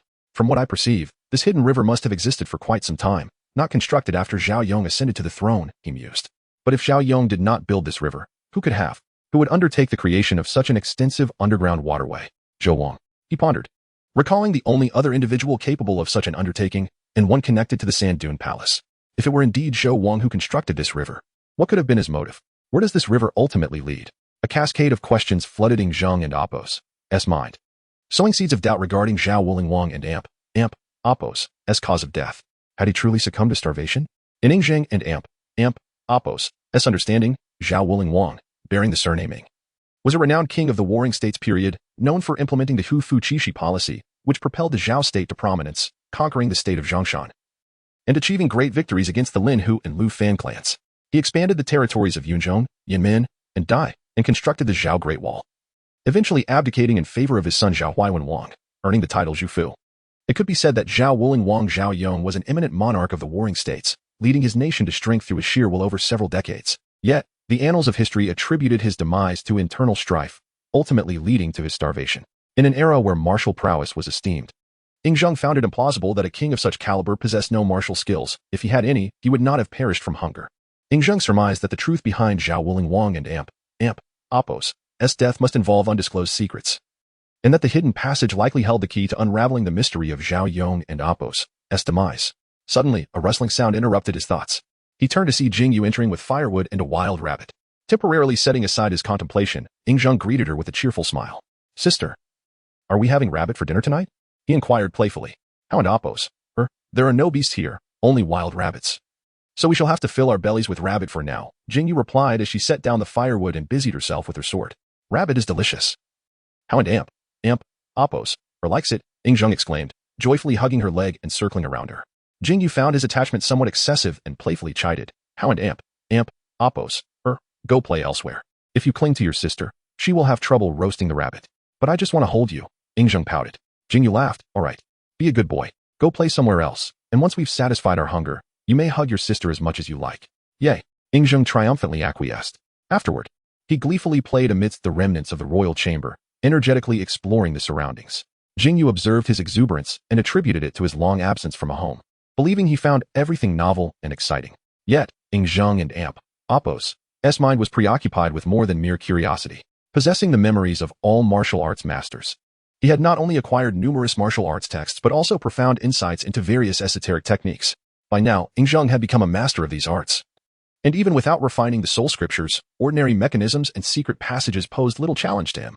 With the assistance of his soul power, he swiftly discerned the mechanism that opened the secret passage in the bedroom, yet he refrained from activating it immediately, to avoid arousing Jingyu and Appo's suspicions. He feigned interest in the items around him, ensuring that his subsequent actions appeared less peculiar. After half an hour, a mechanical sound suddenly echoed through the chamber, and a wall on the side of the room began to descend slowly. Stunned, Ing Zheng's hand froze midair as he found himself at a loss for a moment. Jingyu, engrossed in preparing the meat, was drawn to the sound of the mechanism and turned with a puzzled expression, only to discover the hidden passage. Rising swiftly, she approached Ing Zheng with a serious demeanor, instinctively shielding him behind her. Did Hao and Appo's, or do something wrong? He asked timidly, clutching her sleeve. Do not fear, Hao and Appo's, you have done no wrong. Even if you had, in my eyes, it would be a good deed, she reassured him. With her words, Ing Zheng's anxiety dissipated, and he pointed toward the passage, questioning, Sister, is this not a place for sleeping? Why has the wall vanished? Jingyu did not respond directly. Instead, her curiosity piqued. She asked, Hao and Appo's, how did you make it change like that? Cautiously, Ing Zheng indicated a chair facing the entrance. Jingyu looked but found nothing unusual. Hao and Appo's, I see no difference in this chair, she remarked. Ing Zheng crouched in front of the chair, pointing at the dragon-headed design. Sister, there used to be a pearl in its mouth. And now, where's the pearl? Jingyu inquired, gazing at the empty dragon mouth. Ing Zheng, perplexed, replied, Sister, I do not know where it went. I thought it amusing, so I played with it, and somehow it vanished. Upon hearing this, Jingyu began to piece together the puzzle. The dragon-headed handle was the mechanism for the secret passage, and the pearl was the switch. Inadvertently, Ing Zheng had triggered the mechanism, unveiling a passage that had likely remained sealed for ages. Though intrigued by the hidden passage, Jingyu was momentarily deterred by her hunger. She knelt beside Ing Zheng and instructed, Hao and Appo's, you must not play there. Let us finish our meal first, and then we can explore together, all right? Yes, sister. I will listen to you, Ing Zheng acquiesced, settling down and transforming once more into the obedient child. Chapter 51. Divine Dragon vs. Giant Python. After finishing the roasted meat, Jingyan tidied up casually before carrying Ing Zheng into the secret passage. The passage was narrow, barely exceeding a meter in width, with a 30-degree downward slope leading to a series of bluestone steps. Upon entering, Jingyan discovered a stone block resembling a mechanism on the left stone wall, which she gently turned to reset the mechanism. With the mechanism restored, she felt unperturbed by the possibility of assassins pursuing them, and the two continued downward through the passage. As the passage connected to an underground river, the further they descended, the more damp the bluestone steps became, some even covered in moss, presenting a risk of slipping. The darkness enveloped them in silence, and after walking for several minutes, both began to experience slight oxygen deprivation. Before long, the underground river appeared before them. It was spring, and the water had risen over countless steps, leaving them with nothing but water to see and the sound of flowing water to hear.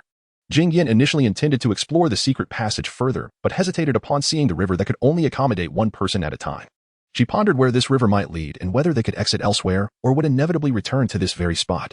Additionally, she was concerned about the unknown creatures that might inhabit the waters, fearing that their descent could be perilous. Before facing life and death circumstances, these thoughts weighed heavily on her. For life is singular in a moment, and Appo's carelessness could lead to its loss. Sister, are we not going? Ing Zheng quietly inquired, sensing Jingyan and Appo's hesitation. Jingyan replied, Hao and Appo's, I'm contemplating whether we should descend. Why? Ing Zheng asked. Hao and Appo's, I worry there might be dangers below, Jingyan said, her expression grave. Ing Zheng shrugged nonchalantly. Sister, we jumped from such a height last time and survived. There and Appo's, no one here. It should be safe. Jingyan lowered her gaze. Hao and Appo's, do you wish to go down? Ing Zheng, indifferent, spread his hands. It and Appo's, up to you, sister.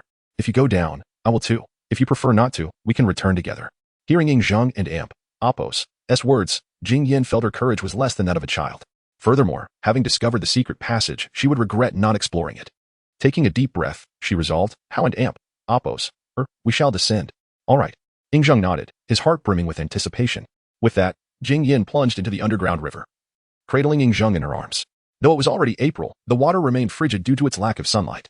Soon, both were covered in goosebumps. The most uncomfortable aspect was the darkness. After swimming for a while, they lost their sense of direction, making the thought of returning an unrealistic hope. Jingyan swam upward, attempting to break the surface for air, but despair soon consumed her. Even when her head reached the stone ceiling, she could not emerge, as the water level completely sealed the passage. Before long, Jingyan experienced oxygen deprivation, and Yingzheng, nestled in her embrace, succumbed to unconsciousness. Jingyan was frantic. Regretting her curiosity, they had escaped death at the hands of others only to perish in the river. Unwilling to accept such a fate, she gulped down a few mouthfuls of water and swam back in the direction they had come, hoping to return. However, the water of the underground river flowed incessantly, and following her memory led her nowhere. Within minutes, Jingyan too lost consciousness. In that fleeting moment, as Jingyan succumbed, Yingzheng opened his eyes and kissed her. Transferring the oxygen from Yingzheng did not hold back, fully embodying the principle of seizing the opportunity in adversity, relentlessly pursuing the colossal serpent with unyielding ferocity. Minutes later, the heart of the serpent was extracted by Yingzheng and Apos' dragon claw, its scalding blood spreading through the dark river, while the immense carcass floated eerily upon the water and Apos' surface. Chapter 52. The Mysterious World. The enchanted fish. Yingzheng cast a concerned glance at the unconscious Jingyan, who lay in his claws. Just then, she stirred, struggling to open her eyes. After a fleeting glance at Yingzheng, she succumbed to unconsciousness once more. Alarmed, Yingzheng contemplated how to explain the situation to her while lifting her up and administering a breath of oxygen into her mouth. Subsequently, he resumed his search for an escape route using his soul power. The dark river stretched endlessly, its source an enigma, and with his current level of soul power, Yingzheng found himself unable to locate an exit. Reluctantly, he began to swim upstream with Jingyan in tow. After a quarter of an hour, his senses detected the existence of light and trees. Filled with excitement, he shielded Jingyan and propelled himself towards the light. With a splash, Yingzheng emerged from the water, having reverted to his true form, in an utterly unfamiliar realm. Above him, the stars twinkled within reach, and a moon as large as a grinding stone illuminated the scene.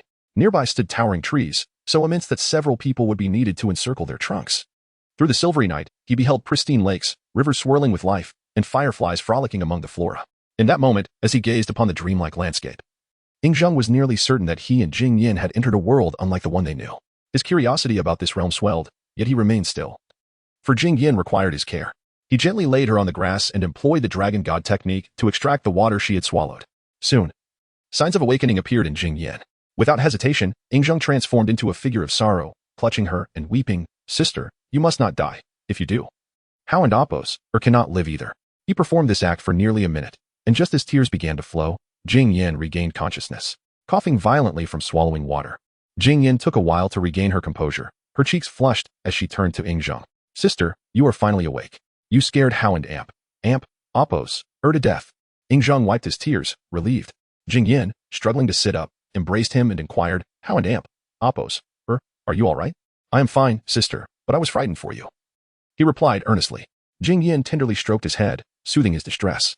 Remembering the events in the dark river, she looked puzzled and asked, "Hao and Apos, wherein and Apos, to you unconscious from drowning? How are you unscathed now?" Recalling the look in Jingyan and Apos' eyes just before she lost consciousness, Yingzheng recited the explanation he had prepared. "Sister, a remarkable fish rescued me, and it saved you too. Otherwise, we would have drowned." "A remarkable fish?" Jingyan furrowed her brow, her confusion deepening. "Indeed," Yingzheng continued. "It looked peculiar, unlike any fish we have seen before. It saved us when I was in distress."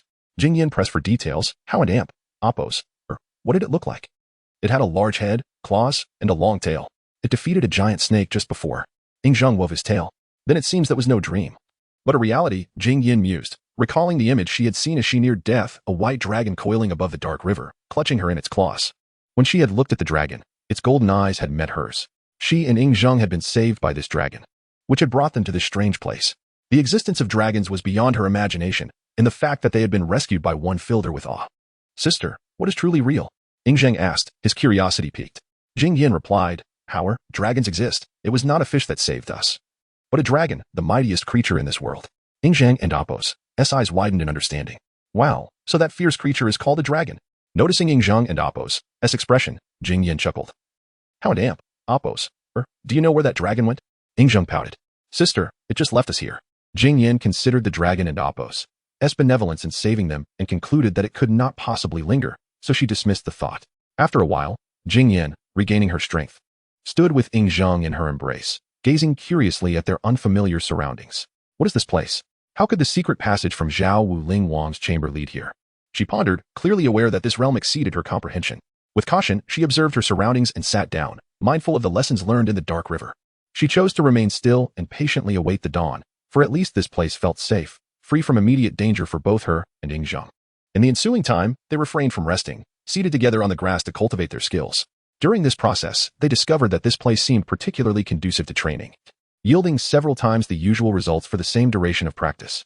As dawn approached, a weary Jing Yan ceased her cultivation, while Yingzheng curled up on the grass, his breathing steady, appearing to have drifted into slumber. Seeing him like this, Jing Yan and Appo's face softened with a gentle smile. She cradled him in her arms, whispering, "What a little sleepyhead." She planted a kiss on his forehead, her gaze turning towards the lightening horizon. Half an hour later, the sky brightened completely. Jing Yan, who had not slept all night, stifled yawns, while Yingzheng, having practiced the soul technique throughout the night, rubbed his eyes and skillfully embraced Jing Yan. "Sister, is it dawn?" he asked sweetly. Jing Yan shot him a playful glare. "However, you did not listen. I told you not to sleep, yet you still did." Yingzheng nestled against her, his voice a soft plea. "Sister, it wasn't an Appo's tea that I disobeyed. I was just too tired. Please don't be angry." "Are you not afraid of danger?" Jing Yan inquired. Yingzheng pouted. "With you here, I fear no danger." "You little rascal, what am I to do with you?" Jing Yan lightly tapped his forehead with her finger, shaking her head in exasperation.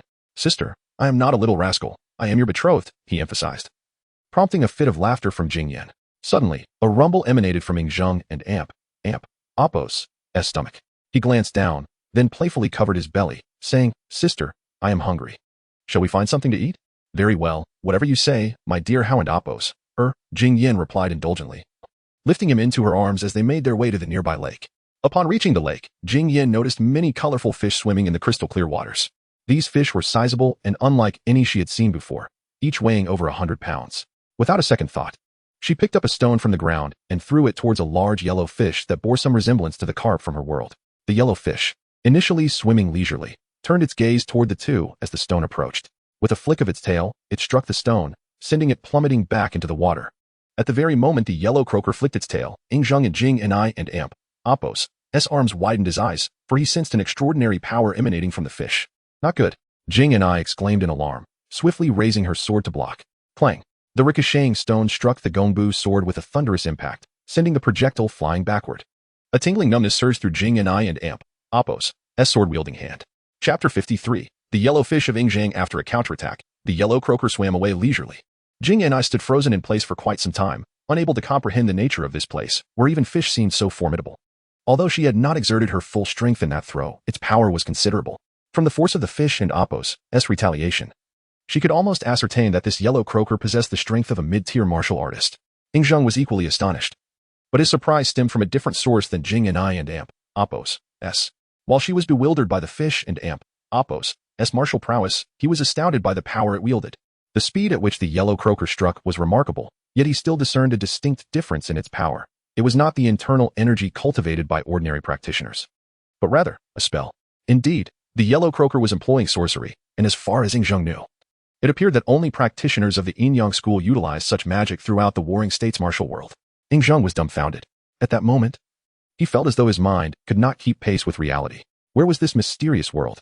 Were there any humans here? Why could even a mere fish cultivate spells exclusive to the Yin-Yang masters? His mind was flooded with questions. What an extraordinary place. Jing remarked gravely as she observed the other fish in the lake. She gradually realized that in this realm, lacking sufficient strength meant one was not even worthy of consuming fish. After a brief silence, Jing selected a red fish weighing about 10 pounds from the multitude of fish and launched her most powerful strike against it.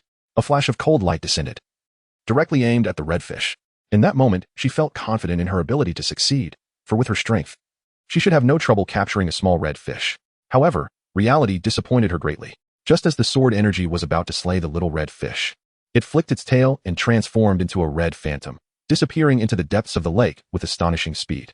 Witnessing this, Jing and Appo's mind momentarily short-circuited. After a long while, she exhaled in frustration, compelled to accept the truth. In this place, she was unworthy to catch fish with her current strength. Turning to Yingzheng, she said apologetically, "How and Appo's, the fish here are too powerful. I cannot catch one. Let us seek other food." Yingzheng chuckled. "Sister, please let me down. Allow How and Appo's, to try. Perhaps I might be able to catch one." Though Jing did not believe Yingzheng would succeed, she complied and set him down. Yingzheng's martial realm exhibited only the second level of the Zhengxing position, and before Jing he could not unleash his true powers. He would have. Chapter 54. How and Appos, or the gentle soul after fishing, Jing and I lay contentedly on the grass to rest. Zhang approached her, bending down to press a tender kiss at the corner of her lips. Through the sunlight filtering above, Jing and I could see his face clearly, every youthful strand of hair on his cheeks, even the faintest traces of innocence in his features. A moment ago, exhaustion had left her breathless, but now she found herself lost in the purity of his gaze and the guileless softness of his face. She froze, staring at him in silent fascination. Without a word, Zhang gently wiped the sweat from her forehead and cheeks with his sleeve, carefully smoothing the stray strands of hair from her face.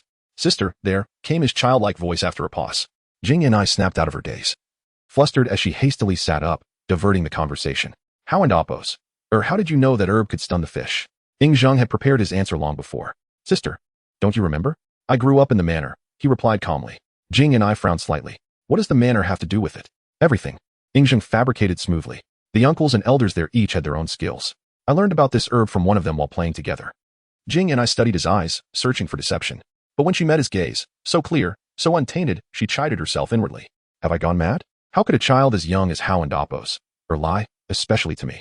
At the same time, she marveled at the manor's enigma, realizing it held far more secrets than the world knew. Just then, her stomach growled. Remembering they hadn't eaten all day, she asked, "How did your uncle say whether fish stunned by the herb are safe to eat?" "Of course," Zhang assured her. "He said the herb only numbs them. It doesn't kill the fish, nor is it harmful to humans. They'll wake up soon." Relieved, Jing and I picked up a small red fish and began cleaning it. By the time she finished preparing a 10-pound fish and turned to gather firewood, the other fish had begun stirring. To her astonishment, the revived fish displayed astonishing vitality. Some even vanished into the ground right before their eyes, as if melting into the earth. Within moments, half had escaped back into the lake, while the rest flopped desperately toward the water. Jing and I stood frozen, unable to believe what she had witnessed. Zhang's gaze lingered on the spots where the fish had disappeared. The energy they emitted as they burrowed reminded him eerily of the Yin School's earth-manipulating techniques. Perhaps the Yin School has ties to this place, he mused silently. "Sister, the fish are escaping. What should we do?" Jing and I asked urgently as the remaining fish neared the lake. Considering their spiritual nature and the fact that they already had breakfast secured, Zhang replied, "We have one fish. Let the others go." Jing and I nodded without protest. They ventured back into the forest to gather firewood. Half an hour later, they feasted on the red fish. Midway through their meal, however, they sensed a surging energy coursing through their bodies. Startled yet thrilled, Jing and I set down her portion and guided Zhang in meditating to absorb the fish's potent essence. 2 hours later, she had fully refined the energy, her strength noticeably enhanced. Zhang, however, was still struggling. Relieved to see him unharmed by the energy, Jing and I eyed the remaining fish with longing. In her understanding, a warrior's growth depended foremost on talent, then relentless training. The gifted achieved mastery in a decade, the less fortunate required decades of toil. Yet this world defied her expectations. A single meal had advanced her cultivation by half a month's worth of effort. Thoughts of Wang Yu, captured by the Luo network, and the assassins hunting them sharpened her hunger for more. She returned to the fire, devoured another portion, and resumed refining the energy with the sacred heart art. Zhang watched her discreetly. Once she was immersed in meditation again, he sighed, eyeing the remaining fish wistfully. Absorbing the fish's energy was trivial for him. But for someone at the mid-star level, it should have been arduous. Though he yearned to consume more and bolster his strength, he resisted to avoid suspicion. Out of sight, out of mind. Closing his eyes, he muttered the mantra before shifting his focus to the soul scripture. By noon, the sun blazed mercilessly, scorching his scalp. Grumbling inwardly, he rose and suggested, "Sister, it's too hot here. Let us move into the forest." Equally bothered by the heat, Jing and I agreed. They carried the leftover fish into the woods, settling under a towering tree to continue cultivating. A cool breeze rustled through the leaves, soothing their skin. Exhausted from a sleepless night, Jing and I soon succumbed to drowsiness, her body tilting unconsciously against the tree as she drifted off. Zhang smiled softly. Rising, he carefully guided her to lie down instead. A trained assassin, Jing and I awoke instantly. "What are you doing?" she asked, puzzled. "You fell asleep sitting up," he whispered. "I thought you'd be more comfortable resting on me than against the tree." Jing and I chuckled. "Well, aren't you a sweetheart?" Blushing, Zhang pleaded, "Please, sister, let me protect you, just like you protected me last night." "How and Appos, you're too kind." Touched, she kissed his cheek before curling against him like a drowsy kitten. As she slept, Zhang's expression softened. For the next while, he extended his spiritual senses, guarding the forest and her like a silent sentinel. Chapter 55. Unintentionally intruding into the living forest barrier as the sun dipped below the horizon. Its gentle light enveloped the world. The slumbering Jing Yin stirred awake, and upon catching sight of the setting sun, she instantly sat up, her expression a blend of reproach and longing directed at Zhang. "How and Appos, why didn't you wake me? I've slept for far too long." Zhang, amused by her reaction, replied, "Sister, you were simply too fatigued and needed more rest." At these words, all of Jing Yan's irritation dissipated, and she reached out to embrace Ing Zheng. "Let us have something to eat first, and then we shall seek shelter for the night." Ing Zheng nodded obediently. Subsequently, they consumed all the remaining roasted fish from the day, taking nearly 2 hours to refine the energy contained within. After absorbing the energy, Ing Zheng successfully broke through to the third tier of the star position. Much to Jing Yan's delight, by the time they concluded their cultivation, the sky had completely darkened, the stars twinkling above them, and fireflies danced gracefully around. Jing Yan initially intended to venture into the forest to find a place to rest, but upon recalling the darkness and the presence of beasts they could not confront, she dismissed the idea. Ing Zheng lay in Jing Yan and Appo's embrace, and together they gazed at the stars overhead, finding that spending the night on the grass was not such a poor choice after all. The following day, as the first light of dawn began to illuminate the horizon, Jing Yan led Ing Zheng into the forest. She sought the herbs Ing Zheng had discovered the day before, but after a long search without success, they found themselves pursued by a wild boar, fleeing in all directions. In the frenzy of escape, they paid no mind to their surroundings until, having evaded their pursuer, Jing Yan realized they had wandered far into an unfamiliar part of the forest. This area was thick with vines, so robust that their leaves completely obscured the sky. Standing amidst the trees, Jing Yan remained vigilant, noting the eerie silence that enveloped the region. Aside from the rustling of the wind through the leaves, not a single other sound could be heard. The unfamiliar environment heightened Jing Yan's senses, and she clutched Ing Zheng tightly as they moved cautiously toward what she perceived to be a safer location. Unbeknownst to her, as they traversed the underbrush, tendrils from the vines above and behind them began to extend, swiftly encircling the pair. Ing Zheng, using his soul energy to perceive the surroundings within a 2,000-meter radius, had long realized that they had lost their way, yet he refrained from alarming Jing Yan. His curiosity about this world was insatiable and unable to venture alone. He chose to let Jing Yan lead them into further exploration. As he observed the encroaching tendrils, a thought struck him: the living forest barrier. He had first learned of this phenomenon through a martial arts novel, Watermoon Cave, where he had been captivated by its wondrous description. In his memory, the living forest barrier was a unique realm within the ancestral land of the ancient Tong clan, where every tree possessed movement. Contemplating the animated vines, Ing Zheng pondered whether they had inadvertently trespassed into the ancestral domain of the ancient Tong clan. By the heavens, it could very well be true, he mused, the notion taking root in his mind. Just then, a sharp cry pierced the air as Jing Yan exclaimed. Ing Zheng turned to see her ensnared by several tendrils, suspended high in the air, swaying precariously, while he himself was enveloped by other vines, tightly bound like a zongzi. After her initial scream, Jing Yan called out to Ing Zheng, "How and Appos? How do I?" Chapter 56. The Peach of Spring and Autumn with a fierce expression. Ing Zheng cradled the startled salamander as he traversed through the forest. The Vines clan, inheriting the resolve of their ancestors, steadfastly guarded the living forest's barrier. How could Ing Zheng easily escape? In an instant, more vines converged to confront him. Yet, Ing Zheng was not one to back down. He unleashed a sweeping attack, the formidable technique of 10,000 swords returning to the fold. Before long, the Vines clan was overwhelmed by fear. They withdrew their tendrils, leaving a mountain of shattered vines scattered across the battlefield, while the echoes of the clan and Appos' lamentations incessantly filled Ing Zheng and Appos' ears. Unhurriedly, he stepped forward over the broken vines, still holding the salamander. As he passed the battlefield, Ing Zheng glanced back at the blood-stained vines and coldly remarked, "My sister and I inadvertently trespassed into the living forest's barrier, harboring no malice." He continued, "I never intended to harm you. You were the ones who injured my sister first, forcing me to retaliate." His gaze fell upon the largest and oldest vine. "I merely wish to depart from here. As long as you do not harm my sister, I shall not lay a hand upon you. Otherwise, next time, I may not be so accommodating." With that, Ing Zheng pressed onward. The vines, having heard his words, emitted mournful sounds, and those attempting to obstruct him discreetly withdrew their tendrils. Soon, Ing Zheng arrived beside a massive boulder and gently laid the salamander upon it. As he set the salamander down, he surveyed the towering vines around him and declared, "I shall leave my sister here. If anything were to befall her, I would incinerate your living forest." With that, he departed. Once Ing Zheng was gone, the vines stirred, some slowly extending their tendrils, yet none dared to harm the salamander. Though they had not directly participated in the conflict, they had learned of Ing Zheng and Appos' ruthlessness through their kin. He was a formidable adversary, one not to be trifled with. Ing Zheng proceeded southwest, and after a few minutes, he encountered a peach tree towering over him, its grandeur resembling a vast umbrella, its canopy extending over 1,000 meters. This ancient tree, with gnarled and cracked branches, had long lost its vibrant hue.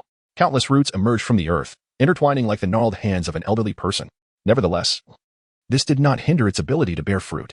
Looking up, Ing Zheng spotted numerous peaches hanging from the branches, 36 in total. These peaches were vividly colored, emanating a faint glow, each one so large that he needed both hands to embrace it.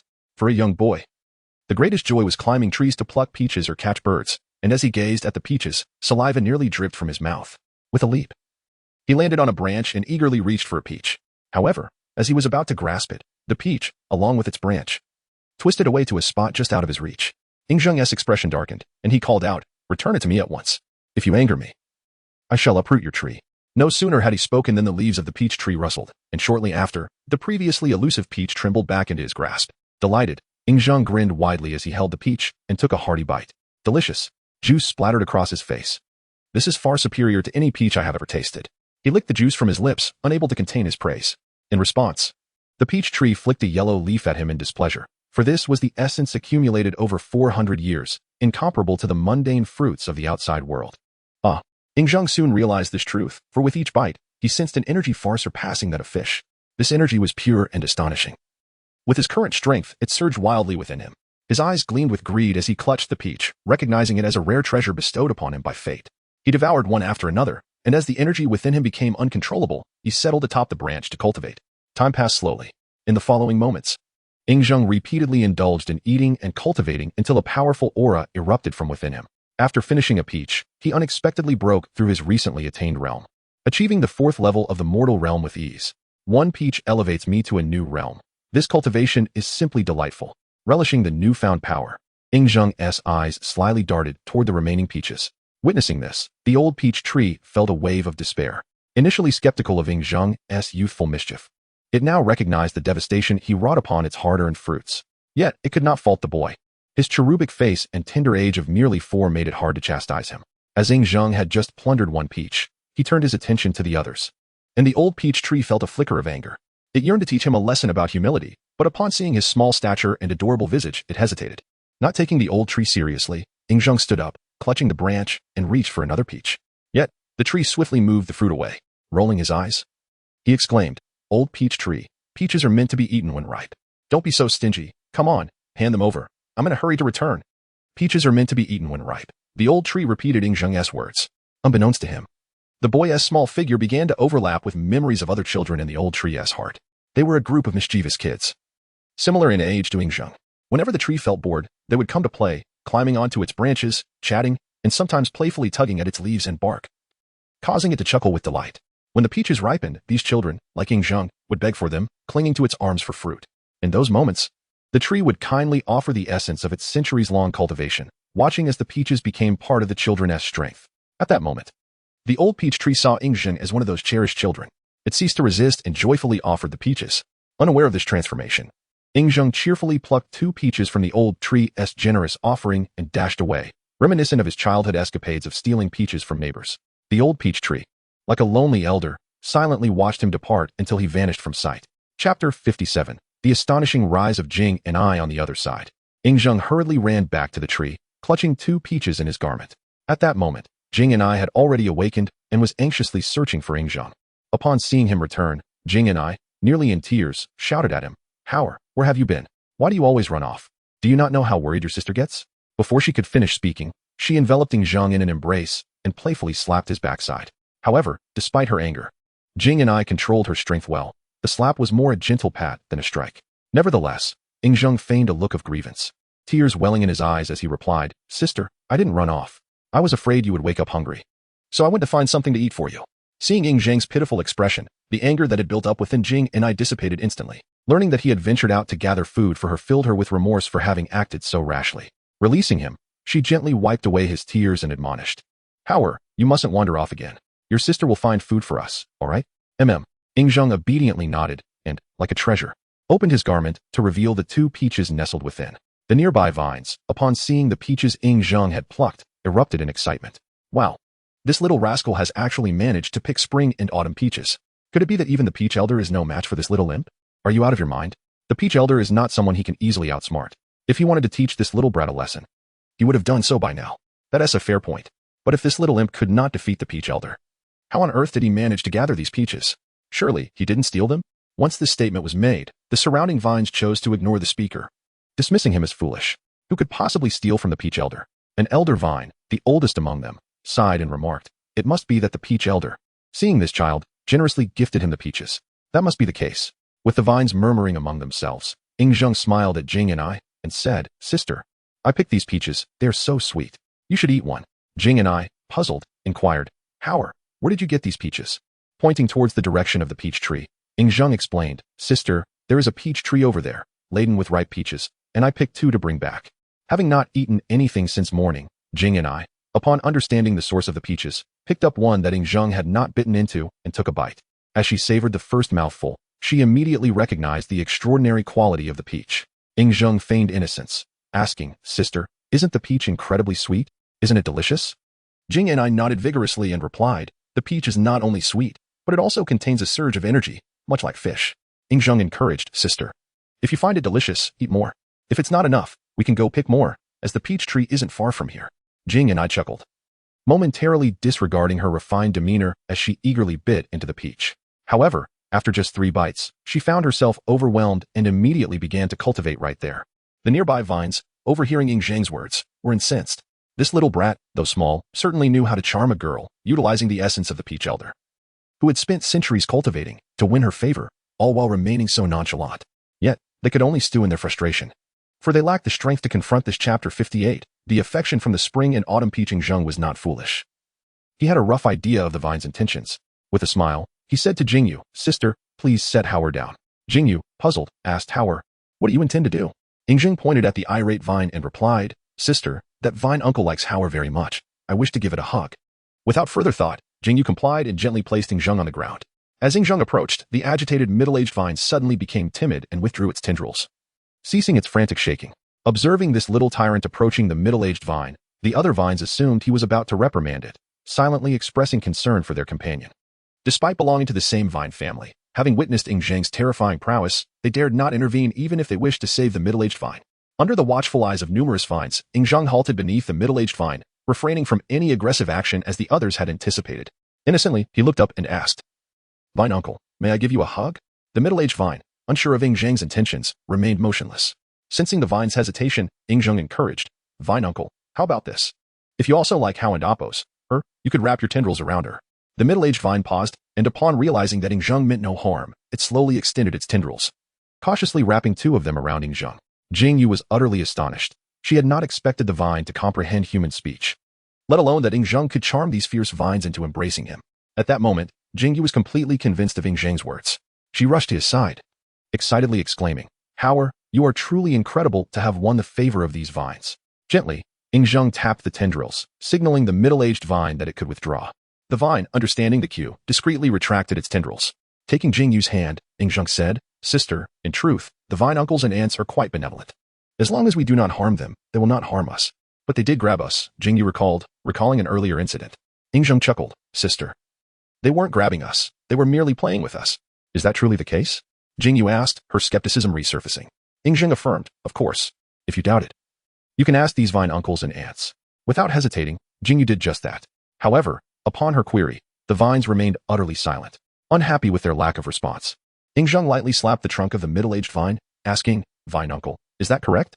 Witnessing the little tyrant's impending fury, the middle-aged vine hastily shook its tendrils in agreement, with the other vines joining in the performance. With the vines so cooperative, Jingyu had no choice but to accept Zhang's explanation, though she still felt something was amiss. Having quelled Jingyu's doubts and indirectly conveyed the uniqueness of the living forest barrier, Zhang achieved his purpose. As dusk approached, he looked up at Jingyu and said, "Sister, it is getting late. Let us go gather peaches." "All right," Jingyu nodded, lifting Zhang and heading in the direction he indicated. After bidding farewell to the little tyrant, all the vines let out a sigh of relief, grateful that he had ceased his antics. However, the thought of Zhang seeking out the old peach tree filled them with anticipation, hoping that the old tree would teach him a lesson and restore their dignity. Meanwhile, Zhang and Jingyu arrived beneath the peach tree. The old peach tree's expression darkened upon seeing not only Zhang return but also with a girl. This boy. The old peach tree contemplated scolding Zhang for his unruly behavior. Yet, considering the circumstances of this world, it decided against it. After all, the peaches were of no use to it, so it might as well gift them to this troublesome child and foster goodwill. Jingyu, spotting the remaining 33 peaches, exclaimed, "Wow, how and Appos. There are so many peaches here. This is enough for us to eat for a month." The old peach tree, upon hearing her, was rendered speechless. What kind of peculiar beings were these? Both the young and the mature seemed solely focused on eating, as if they had nothing else to do. As Jingyu excitedly reached for a peach, the old peach tree closed its eyes, wishing only for peace and quiet to rest. The only solace it found was in the martial talents of Yingzheng and Jingyu, especially Yingzheng, whose potential made its centuries of effort feel worthwhile. Yingzheng said to Jingyu, "Sister, let us gather the peaches first. We can discuss matters afterward." Jingyu wholeheartedly agreed. With a graceful leap, she landed on a branch and reached for a coveted peach. The old peach tree instinctively wanted to move the peaches out of reach but ultimately chose to relent. Having decided to give them up entirely, Jingyu plucked 2 peaches, one for herself and one for Yingzheng. Then they sat beneath the tree to enjoy the fruit and practice their skills. Yingzheng wished to indulge himself fully, yet he suppressed the urge. After taking a couple of bites, he seized the opportunity while Jingyu was training to climb onto a branch and recline comfortably. As he lay there, Yingzheng felt discomfort from the rough bark. So he gently tapped the old peach tree, saying, "Grandpa Peach Tree, your old branches are poking me." The tender sound of his voice reached the old peach tree, which was reminded of the children from years past. It then moved the tender branches that had grown in recent decades, weaving them into a cradle for Yingzheng. Now comfortably nestled, Yingzheng sprawled in the cradle, rolling around playfully, bringing joy to the lonely old peach tree that had waited for over 1,000 years. Eventually, Yingzheng grew still, resembling a weary child. He closed his eyes and began to cultivate his spirit beneath the stars. What is this? As Yingzheng practiced his cultivation, the old peach tree sensed a peculiar aura emanating from him. Straining to perceive this energy, it noticed that the leaves and branches woven into the cradle were absorbing this essence from Yingzheng. This energy not only invigorated the old peach tree, but also inexplicably expanded its perception. Surprised, the old peach tree cast a meaningful glance at the asleep Yingzheng, then quietly extended more branches toward him. As night deepened and the moon ascended the sky, Jingyu, having refined the energy from several peaches, opened her eyes. When she beheld the miraculous scene before her, her eyes sparkled with disbelief. The sight filled her with affection, resembling a parent tenderly nurturing their child. Yet, one thing puzzled her. Why was it that even though Yingzheng was merely a human child, the trees in this world treated him with such kindness, showering him with parental affection? Jingyu pondered for a long time but found no answer. Shaking her head, she decided not to dwell on it further. Redirecting her gaze from Yingzheng, she picked up another peach and resumed eating, eventually entering a state of cultivation once more. Chapter 59, The Departed Master. The following dawn, Yingzheng concluded his cultivation early. The previous night, he had discerned that the ancient peach tree could absorb the spiritual energy he inadvertently dispersed through the pores of its leaves and branches. Yet, he permitted it, for such energy would otherwise dissipate uselessly into the air. Moreover, he was a man who repaid kindness with kindness, having consumed the tree's peaches alongside Jing and I. Aiding its cultivation was but a fair exchange. For the next 7 days, neither Yingzheng nor Jing and I departed from beneath the peach tree. They sustained themselves on its fruit while refining their cultivation. After consuming 6 peaches, Jing Ni's martial prowess ascended to the 7th level of the Grand Heaven position, while Yingzheng and Appo's apparent strength reached the 2nd level of the Grand Star position. The ancient peach tree, too, reaped benefits during these days, diligently cultivating alongside them. On this particular day, as the pair meditated as usual, peril crept toward them unseen. A colossal wolf emerged, its tiger-like frame draped in azure fur. The moment it appeared, Jing Ni's hair stood on end. "Hey, come to me," she cried toward Yingzheng perched in the tree. In a flash, he descended and nestled into her embrace. The azure wolf advanced with a menacing glare, and when it stood but 3 paces away, it lunged. Through their days together, the ancient peach tree had grown fond of Yingzheng.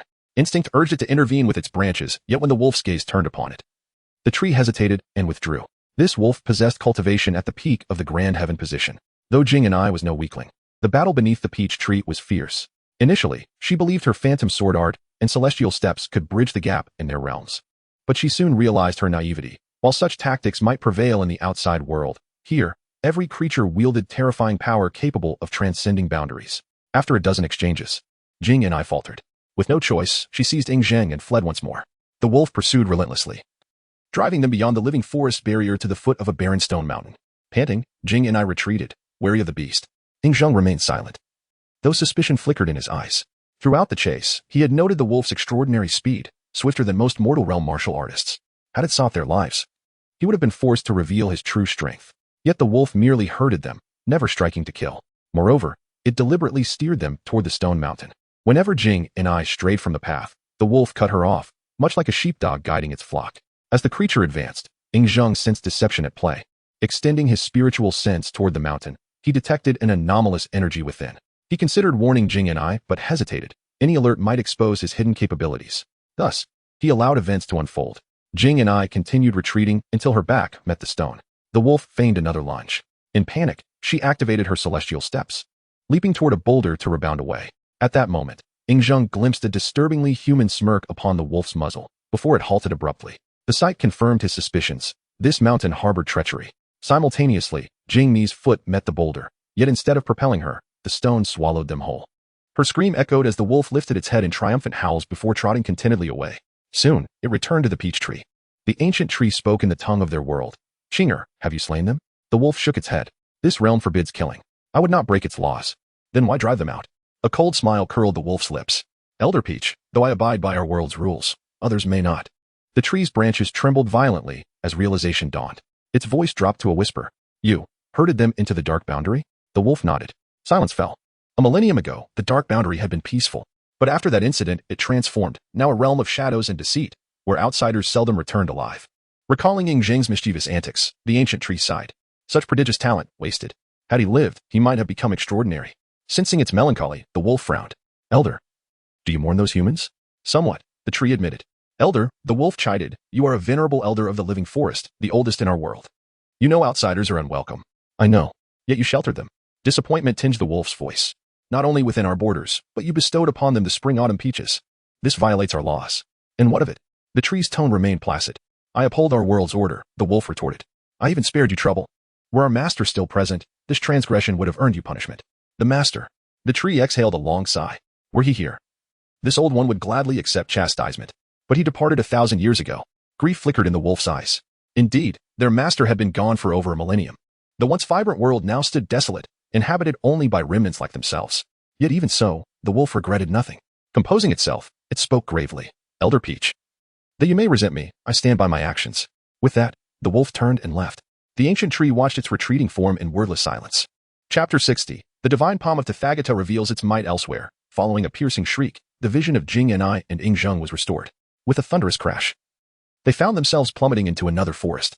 This woodland bore the same species of vines as the living forest barrier, yet these vines flourished with greater vitality.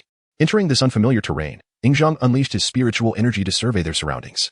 Through this perception, he discovered numerous skeletal remains scattered throughout the forest, some colossal, rivaling the fossilized dinosaurs he had seen in his previous life. What manner of creature could slay such massive beasts? Ying Zheng frowned, sensing imminent danger from these remnants. Jing Ni, equally tense upon arrival, only relaxed after confirming Ying Zheng was unharmed. She scooped him up and rose to her feet, cautiously observing their environment as they traversed the woods. Much like the living forest barrier, the vines lashed out as they approached, heeding past lessons and Ying Zheng's warnings. Jing Ni remained still, allowing the tendrils to ensnare her. Ying Zheng, though motionless, kept a wary eye on the skeletal remains, maintaining vigilance against the vines. Soon, the tendrils coiled around him as well. Hey, something is amiss. Jing Ni winced as the vines tightened relentlessly. I haven't moved, yet they constrict further. Ying Zheng's eyes narrowed. Sister, these trees are malevolent. At his words, Jing Ni reached for her sword, only to realize she was bound so tightly she couldn't even twitch. Within moments, she succumbed to unconsciousness. Witnessing this, Ying Zheng erupted in fury. Begone! A surge of power erupted from his small frame, shattering the vines in an instant. The tree shrieked, retaliating with multiplied tendrils. Ying Zheng's gaze turned glacial. With a single motion, he unleashed myriad swords returned to origin, obliterating the vines and seizing Jing Ni midair. After administering a sedative to ensure her rest, he laid her gently on the ground. Unaware of their doom, the vines rallied hundreds of their kin, launching a frenzied assault. Ying Zheng smirked coldly. In a flash, he executed steps of the transcendent immortal, evading the onslaught before striking the trunks with myriad swords returned to origin. Boom! A row of trees collapsed, severed at their cores. The vines recoiled into frail threads. Enraged, the remaining trees attacked with reckless abandon, some even severing their own shoots to hurl as spears. Ying Zheng tolerated their assaults, but harming Jing Ni was unforgivable. Like a streak of light, he reappeared at her side, hoisting her onto his back. The vines rejoiced at his capture, weaving a fortified net laced with emerald toxins. A master of medicine and venom. Ying Zheng recognized the lethal mist instantly. Holding his breath, he waited until the vines grew complacent in their victory. Then, he struck, crouching to secure Jing Ni. He formed an intricate Sanskrit seal with both hands. The air hummed with sacred chants as golden script flickered across his palms. Buddha questions the blue heaven. The fourth and mightiest form of the divine palm of Tathagata he could presently wield. The seal of heavenly drum's thunderclap trembled the very fabric of space. Sensing doom, the vines unleashed their deadliest toxins and attacks. Ying Zheng's eyes remained icy. With deliberate motion, he thrust the seal forward. Blinding radiance erupted as a colossal golden ruler, thunderclap staff, the guardian weapon of this technique, materialized. Begone! A single, frigid command. The staff swept forth, annihilating the vine's defenses in a whisper. A resonant OM echoed as hundreds of trees were cleaved in half. Sunlight poured through the newly opened canopy, bathing the silent forest in warmth. Amidst the wreckage, Ying Zheng stood with Jing Ni, his youthful face briefly softening with compassion. Amitabha, he murmured, palms pressed together. The Buddha is merciful. The golden light faded from his eyes, replaced by detached indifference. When his gaze fell upon the surviving vines, they recoiled in terror, their leaves quivering. Had the staff's reach extended, they too would have perished. Today, they lived only by chance. With a disdainful snort, Yingzheng turned away, carrying Jing and I deeper into the woods. Noting the waning daylight, he expanded his spiritual senses. Soon, he detected a rabbit. A mere thought immobilized it. A flick of his wrist ended its life. Dinner secured, he brought Jing and I to a brook, laying her down before dispelling the sedative. Chapter 61. Yingzheng. You are truly a talent. A quarter of an hour later, Jing and I awoke. Her head throbbed faintly as consciousness returned, but her first thought was of Yingzheng. Frantically, she scanned her surroundings, searching for him. Hare, where are you? Rubbing her aching temples, Jing and I rose to her feet, calling out his name with urgency. Sister. I'm right here. After a few more calls, Yingzheng appeared, his small hands carefully cradling a makeshift leaf cup filled with clear water. You. Seeing him unharmed. Jing and I feigned a glare, though relief washed over her heart. Yingzheng offered the water with a gentle smile. Sister, have a drink. Jing and I gazed at the water in his hands, then at his youthful face, her heart swelling with affection. She wiped away the droplets splashed across his forehead and cheeks before accepting the water he had fetched from afar. Hare, have we truly escaped? After drinking, she surveyed the unfamiliar forest around them. Yes, we have. Why do you ask? Yingzheng replied. Jing and I tilted her head curiously. Those trees were so ferocious. How did we manage to get away? Yingzheng had already prepared his tale. With wide, innocent eyes, he spun his fabrication. Sister. A tiger suddenly charged out, frightening the trees into loosening their grip. That's when I carried you and ran. Jing and I blinked in astonishment. You carried me to safety? Of course. Sister, Hare is very capable. Before she could respond, he eagerly added, and right after that, I finally mastered the soaring immortal steps. Really? Jing and I stared at him in disbelief. She remembered how he had struggled endlessly to learn that technique before. Yes. Yingzheng's expression darkened with lingering fear. That tiger lunged at you, and I was so terrified it would hurt you. I rushed toward you without thinking, and somehow, I just did it. I see. Jing and I surmised that the dire circumstances had unlocked his latent potential, allowing him to execute the technique. Yet, doubt lingered. Hare, show me the soaring immortal steps now. Let me see how much you and Appos V grasped. All right. Excited, Yingzheng stepped forward and concentrated, attempting to perform the steps. However, despite over a dozen attempts, his feet remained stubbornly rooted to the ground. Frustration welled up, his eyes glistening with unshed tears as he rushed back to Jing and I. Sister. I'm not lying. I really did it earlier. Her heart ached at his distress. Tenderly, she cupped his face. I believe you, Hare. Don't cry. It hurts me to see you like this. He buried his face in her embrace without another word. Success. Yingzheng inwardly rejoiced. This little act ensured that, in future emergencies, he could freely use the soaring immortal steps without raising suspicion. Not only can I use the technique now, but I also get to stay in Sister S' arms. Yingzheng, you're a damn genius for thinking of this. Pride swelled within him as he silently applauded his own cleverness. Unaware of his thoughts, Jing and I continued soothing him. Based on his words and current struggle, she concluded that his earlier success had been a fleeting burst of instinct, something even he couldn't replicate consciously. Moreover, she recalled similar cases in the martial world, where techniques manifested sporadically until properly mastered. Of course, her reasoning stemmed primarily from her unwavering trust in him. The idea that he might deceive her never crossed her mind. Besides, no other explanation accounted for their survival. Once Yingzheng had calmed, Jing and I teased lightly. Hare, you really are such a crybaby. His cheeks flushed. Sister. I am not a crybaby. Wiping his tears, he pulled away and gestured toward a nearby rabbit. While you were asleep, I caught this. Shall we have it for lunch? Jing and I chuckled. My Hare has grown up so much, saving me and even hunting for food. Puffing his chest slightly, Yingzheng boasted, my swordsmanship is excellent. This little rabbit stood no chance. With an amused nod, Jing and I began preparing their meal. By afternoon, after a brief rest, they ventured deeper into the forest in search of an exit. Yingzheng remained vigilant, his spiritual senses extended to detect any threats. Along the way, they encountered numerous beasts, but the most formidable was a massive, tawny-furred tiger. This creature was far larger than ordinary tigers, its aura indicating it was half a step into the mortal realm, a true feral beast. Since Yingzheng had mentioned a tiger earlier, Jing and I instinctively asked if this was the same one. Seizing the opportunity, Yingzheng confirmed without hesitation. After all, the tiger couldn't expose his lie. Thus, the beast unwittingly became his alibi.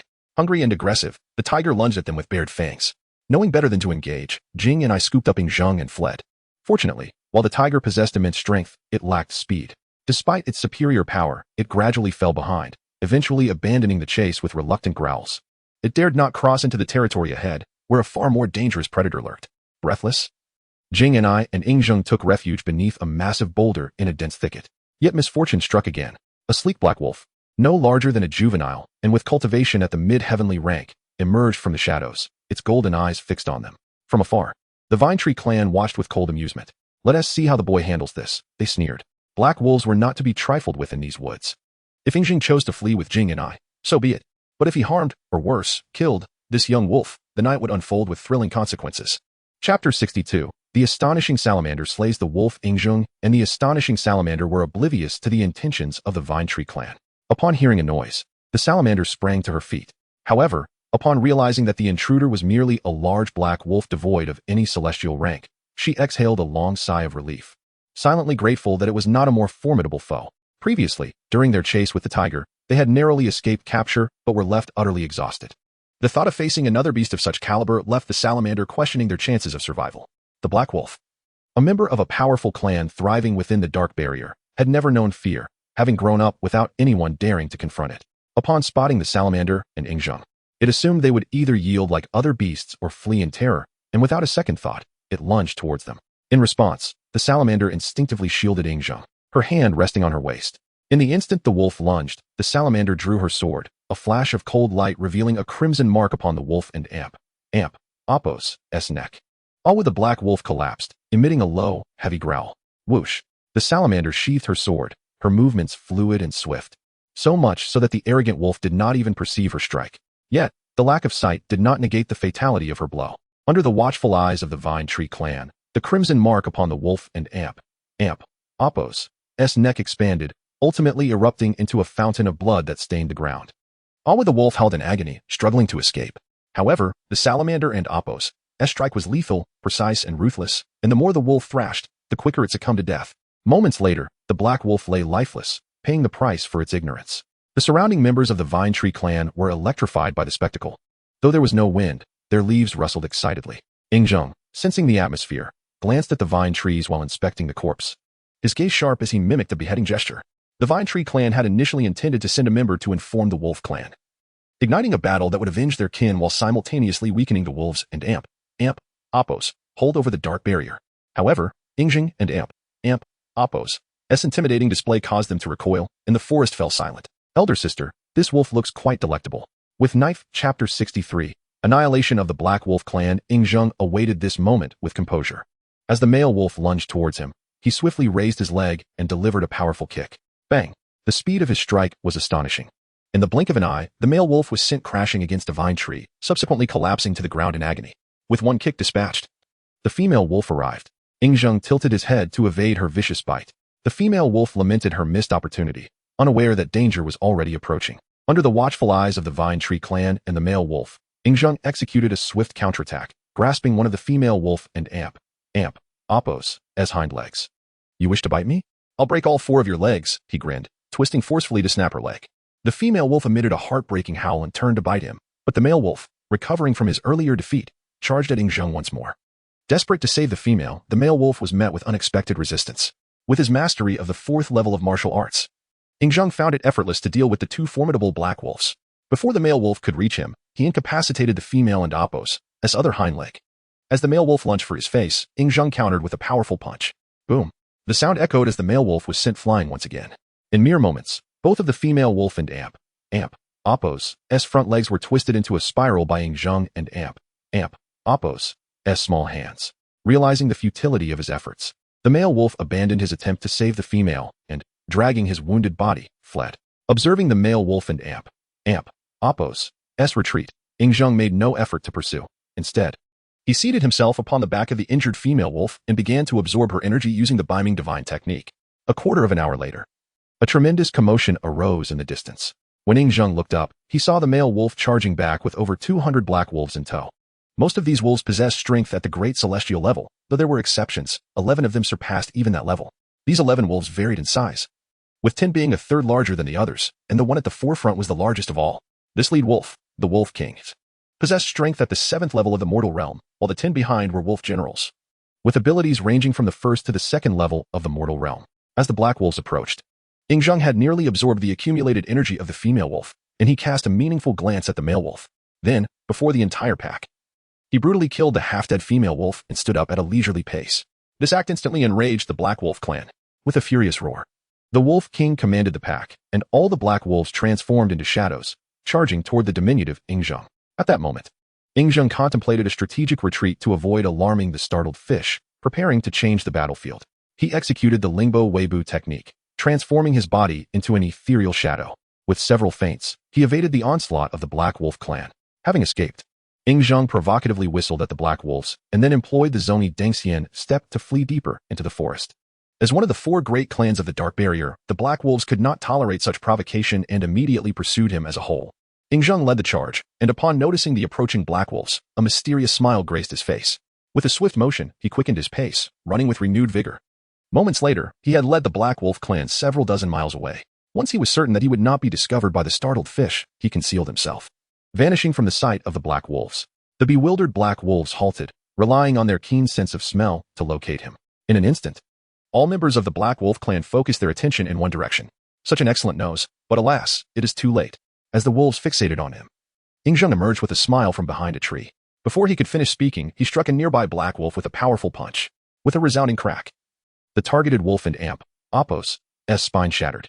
The black wolf howled in agony, its massive form collapsing to the ground. Witnessing the downfall of T Chapter 64, the law of the jungle. After vanquishing the Black Wolf King, Ingzheng relinquished the indomitable divine skill. In that fleeting moment of withdrawal, he experienced a brief wave of fatigue. Indeed, the side effects of this martial art are quite pronounced, he mused silently. As he spoke, he settled atop the Black Wolf King's body to commence his consumption. Throughout the protracted night, Ingzheng devoured not only the Wolf King but also the Wolf Generals, and subsequently the ordinary members of the Wolf clan. As dawn approached, he had consumed a total of 17 Black Wolves, and during the process, his martial arts reached a breakthrough into the realm of the mundane. Upon achieving this breakthrough, Ingzheng glanced skyward, then stood up from the carcass beneath him. Gazing at the remaining 200 Black Wolves, his heart ached. Had time permitted, he would have consumed the rest, thereby acquiring even greater energy. Reluctantly diverting his gaze from the wolves, he activated the Ascendant's step and departed. Unbeknownst to him, as he left, the Vine Tree clan launched their assault on the Black Wolf clan. The surrounding vines extended menacingly toward the Black Wolves. Old Vine Tree, you shall pay for this. How dare you provoke my clan? One Black Wolf bellowed, with others echoing their condemnation of the Vine Tree clan. The eldest of the Vine Tree scoffed, Black Wolves. We refrained from attacking previously because of your numbers. We feared the repercussions of a shattered web. Now, with your entire clan and amp, Appos' spine shattered, unable to stand. What right do you have to challenge my Vine Tree clan? He continued. Black Wolves, resign yourselves to your fate and serve as nourishment for our burgeoning strength. With that, a younger Vine Tree let out a malevolent laugh. Faced with the encroaching vines, the Black Wolves were gripped by fear. One of them retorted coldly, Old Vine Tree, you cannot kill us. That would breach the rules. The elder Vine Tree mocked. Now you recall the clan rules? When you decimated smaller clans, did you ever speak of such rules? Moreover, the prohibition against slaughter was decreed by the former master, and since that lineage has been extinguished, what consequence is there for me if I violate those rules? Do you believe the former master will return to punish my Vine Tree clan? The Black Wolves were rendered speechless by the elder and amp, Appos' words. The consequences of their past actions had come to fruition. The smaller races they had annihilated numbered not fewer than 70 or 80. Now, the downfall of the Black Wolves was a consequence of their own making. Yet, to perish without resistance was unacceptable for them. They sought to flee, but with their spines shattered, they could not even rise. The elder Vine Tree smiled coldly, and soon all the Vine Trees advanced, mercilessly slaughtering the remaining Black Wolves and releasing corrosive substances to consume their remains. Meanwhile, Ingzheng had departed the battlefield and hurried back to the location where he had placed the startled salamander, then carried the creature back to their initial spot. Before releasing the enchantment on the salamander, he discarded the mother wolf and tidied up the remnants of the battle. Once he had completed these tasks, Ingzheng nestled back into the embrace of the salamander and lifted the enchantment. Shortly thereafter, the salamander awoke, noticing nothing amiss. Observing Ingzheng in a deep slumber, she chose not to awaken him, instead tending to the remains of the Black Wolf pups. Ingzheng observed her actions with gratitude, silently appreciating the time she provided him to replenish his energy, for otherwise, he might have lacked the vigor needed for the day ahead. As dawn broke, Ingzheng concluded his meditation and drowsily rose, approaching the salamander. Sister, it smells delightful, he remarked. The salamander replied with a smile, How and amp, Appos, your nose is quite discerning. I just finished roasting the meat. Ingzheng, playfully cuddling the salamander, elicited a warm smile from her. The surrounding Vine Trees were at a loss for words, bewildered by his capriciousness. Before the salamander, he was a child, innocent, naive, and endearing, indistinguishable from a typical youngling. Yet, when turned away from her, he was a harbinger of death, ruthlessly slaying their kin and eradicating the Black Wolf clan without mercy. Oblivious to the thoughts of the vine trees, Zheng remained indifferent. Once the salamander had finished roasting the Black Wolf meat, the two sat side by side, savoring the delectable feast before setting off towards the east. The vine trees, witnessing their departure, felt a complex swirl of emotions. One remarked, "This boy is deliberate, Iasentihi, having just annihilated the Black Wolf clan in the west. He now heads toward the central region. Given this little demon's ferocity, the clan in the central region will likely prove no match for him. After years of tyranny, they may finally meet their downfall at his hands," another added. The other vine trees concurred, acknowledging Zheng and Amp, Apos' ruthlessness and resolved never to provoke him again. On the other side, Zheng guided the salamander towards the dark barrier of the central region. Along the way, they encountered numerous formidable beasts, which compelled them to flee in haste. Observing Zheng nestled in the salamander's embrace, projecting an image of fragility, the vine trees were left speechless. This little demon was truly a master of theatrics. In his current state, who could connect him to the merciless slayer of the Black Wolf clan from the prior night?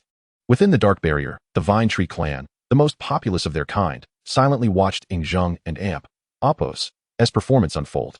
As time passed, the salamander skillfully evaded one pursuit after another. Approaching midday, they finally found a moment to catch their breath.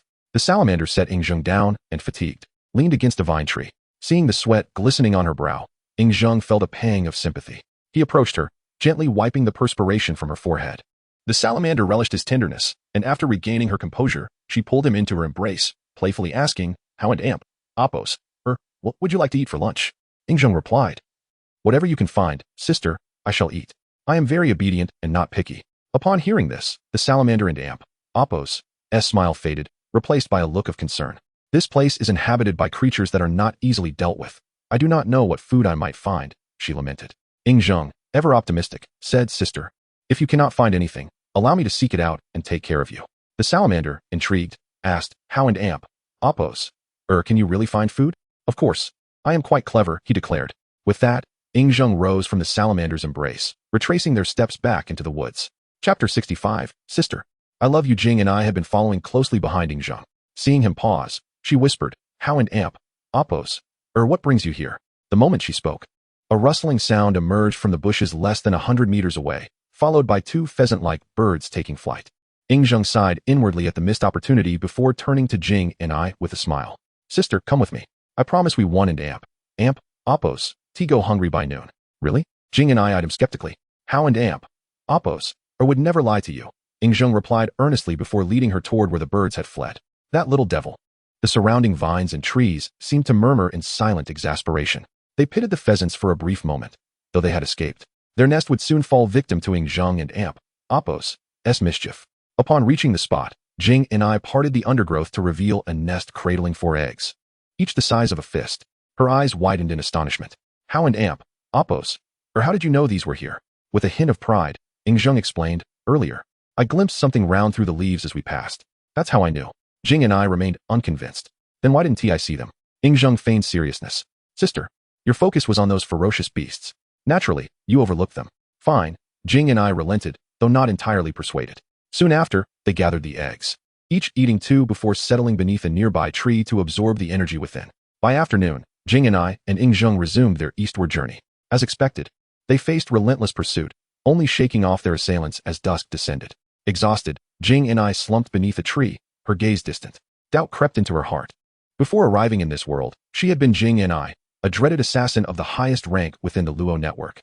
Few in the martial world could rival her. Yet here, everything had changed. Though her strength had grown rapidly, survival remained a constant struggle. Were it not for Zheng and Amp, Apos' uncanny ability to find food, she might have starved long ago. Was she truly so weak? Had all her years of training left her at the mercy of this brutal world? Noticing her despondency, Zheng wrapped an arm around her slender waist. "Sister, are you hungry?" Jing and I exhaled deeply, pushing aside her doubts. Survival was all that mattered now.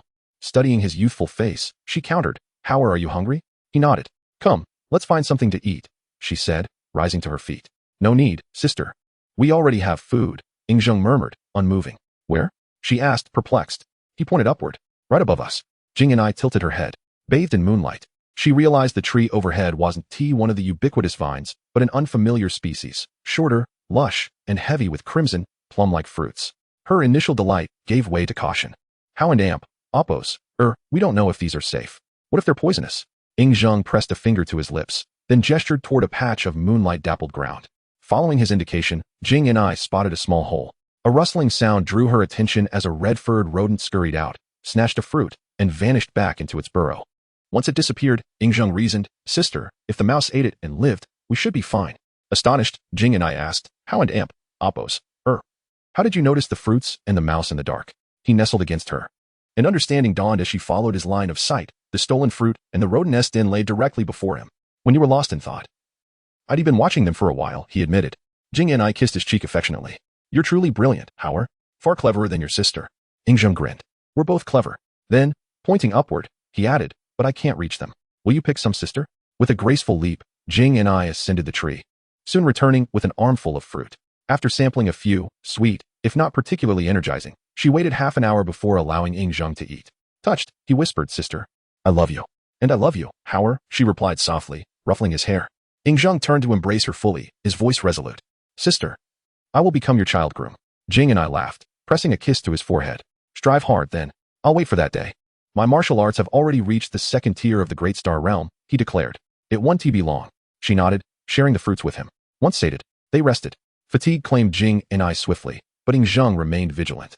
In such perilous surroundings, even without cultivating his soul scripture, true sleep was a luxury he couldn't afford. The night stretched on silently as he honed his soul force, until an unwelcome presence intruded upon his senses.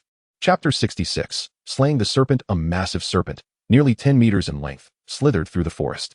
Its emerald green scales blended seamlessly with the vines and foliage, rendering it nearly invisible. As it entered Ing Zheng and Oppos' perception range, it coiled around a vine-covered tree, flicking its forked tongue while creeping steadily toward him. Mid-stage 7th heaven. Ing Zheng murmured under his breath. Among the adversaries he had encountered recently, this serpent was relatively weak, clearly still immature. Those serpents lacked the organized hierarchy of wolves. They were no less cunning. Where a young serpent lurked, older, more dangerous ones were sure to follow. Ing Zheng and Oppos' eyes flickered briefly as he glanced at Jing and I. With a subtle wave of his sleeve, he ensured she fell into a deep slumber. Once she was secured, he feigned ignorance, allowing the serpent to approach. The green serpent slithered onto the tree above Ing Zheng, coiling around the trunk before lowering its head, inching closer with lethal intent. Surely not. The vine trees watched in disbelief. Could this cunning little demon truly be devoured by a mere serpent? Of course not. Ing Zheng would never fall to such a juvenile predator. Just as the serpent lunged, jaws gaping wide, Ing Zheng, eyes still shut, raised a single finger. A golden light erupted from his fingertip, transforming into a sword-like projection that pierced clean through the serpent's maw and out its throat. 6 Meridians Divine Sword. This was none other than the legendary technique of the Dali Duan clan from the demigods and semi-devils. HSSS. The serpent recoiled in agony, crashing heavily to the ground before Ing Zheng. Calmly opening his eyes, he glared at the wounded creature. "Begone. If you linger, I and Oppos, carve you into serpent stew." Knowing it stood no chance, the serpent slithered away, seething with hatred. But it underestimated human cunning. Though Ing Zheng inhabited a child and Oppos' body, his mind was razor-sharp. He would never let a would-be assassin escape so easily. Once the serpent fled, Ing Zheng addressed the surrounding vine trees. "I have business to attend. Guard my sister well. If even a single hair is harmed, I will reduce every last one of you to ashes." Having witnessed his ruthlessness, the vine trees dared not disobey. Dozens of vines wove together, forming a protective cocoon around Jing and I. Satisfied, Ing Zheng pursued the fleeing serpent. "That green serpent and Oppos' clan is doomed tonight," one vine tree muttered. "That little fiend is a born killer. Cross him, and he exterminates your entire bloodline. We lost only 100 of our kin. Consider it mercy," an elder vine tree sighed. The others nodded in grim agreement. Yet, as they cradled Jing and I in their woven sphere, they couldn't and Oppos' shake the unease of harboring a ticking time bomb. To be safe, they hoisted the cocoon high into the canopy, camouflaging it among the leaves like a giant hive. Meanwhile, Ing Zheng trailed the serpent for half an hour. Arriving at a damp, mist-laden valley, lush trees and shimmering pools dotted the terrain, though none possessed the sentience of the vine trees. As the serpent ventured deeper, Ing Zheng extended his spiritual senses, observing. The further in, the heavier the humidity. Soon, his perception halted, revealing dozens of massive serpents, each at least at the great heaven stage. The wounded serpent communicated briefly with its kin, but pressed onward. Curious, Ing Zheng probed further. His senses penetrated hidden burrows, uncovering nests brimming with enormous serpent eggs. A thrill shot through him. Though he had recently feasted on eggs, his appetite reignited. "My little treasures, here I come." Unfazed by the serpents. A shadowy blur darted into the valley. Alarmed, the serpents attacked en masse. Ing Zheng dispatched them effortlessly, each strike felling another. Within moments, dozens lay motionless, barging into a nest. His eyes gleamed at the sight of basin-sized eggs. My, such bounty. A feast awaits. Rubbing his hands, he cracked one open and drank deeply. The egg's liquid was crystal clear, sweet and refreshing, devoid of any. After draining it, he patted his belly with a contented burp, noticing the gathering horde outside. He smirked and dashed toward the entrance, only to find it blocked by a colossal 20-meter serpent. As it lunged, Ing Zheng charged straight into its maw. The serpent rejoiced until a golden blade erupted from its skull, reforming into Ing Zheng's figure. The deer-slaying blade. This serpent, a fourth-tier mortal realm elite and one of the 12 serpent generals, had met its end. Pity, Ing Zheng sighed, eyeing the corpse. Had he held back? He could, and Appos, VE drained its energy with North Darkness divine art. But as hundreds of enraged serpents encircled him, he shrugged. Staring one and Appos, kill me. Come at me if you dare. With a collective hiss, they attacked. Chapter 67. Annihilation of the Green Serpent Clan. The Green Serpents, though not particularly formidable, boasted an overall strength ranging from the 1st to the 9th tier of the mortal realm, with a handful having brushed against the threshold of the mortal realm. In the face of their relentless assault, Ing Zheng exhibited an overwhelming dominance. With each strike, a serpent would inevitably fall. Within mere minutes, the numbers of the serpents had dwindled by half. As Ing Zheng prepared to deliver a fatal blow to another serpent, a hissing sound echoed through the valley, followed by the emergence of a dozen larger serpents. Among them, 12 in total, the mightiest possessed the prowess of a half-step saint realm, while the remaining 11 were also above the mortal realm. Realizing that the Serpent King had arrived with its entourage, Ing Zheng braced himself. With a thunderous roar, a serpent general descended from above, its tail aimed directly at the diminutive Ing Zheng, whose weight was less than 1/20th of the serpent and Appos' s. The sheer force contained within the serpent and Appos' tail led all members of the Green Serpent Clan to believe that Ing Zheng was doomed to be crushed into pulp by their general. Such a loud commotion, as if your arrival ensures survival, Ing Zheng retorted, casting a glance at the serpent general before channeling the indestructible diamond technique. As the technique manifested, he transformed into a small golden figure. In the instant the serpent and Appos' massive tail descended, Ing Zheng grasped the tip of its tail. Let the power of love twirl, he bellowed, spinning in place while clutching the serpent. Observing this bizarre act, the surrounding serpents assumed Ing Zheng had lost his wits, engaging in such self-destructive behavior. Yet, in a blink, he deftly dispatched them with clarity. Boom. The nearly 20-meter serpent became akin to a rope in Ing Zheng's hands, and with each swing, more serpents collided and sustained grievous injuries. After a few rotations, he wielded the serpent general like a staff, striking down the larger serpents one after another. Before long, dozens of the mightier serpents lay incapacitated, clinging to their lives. To their misfortune, the serpents had anticipated that the arrival of their king and generals would seal Ing Zheng's fate, only to witness their own generals being toppled instead.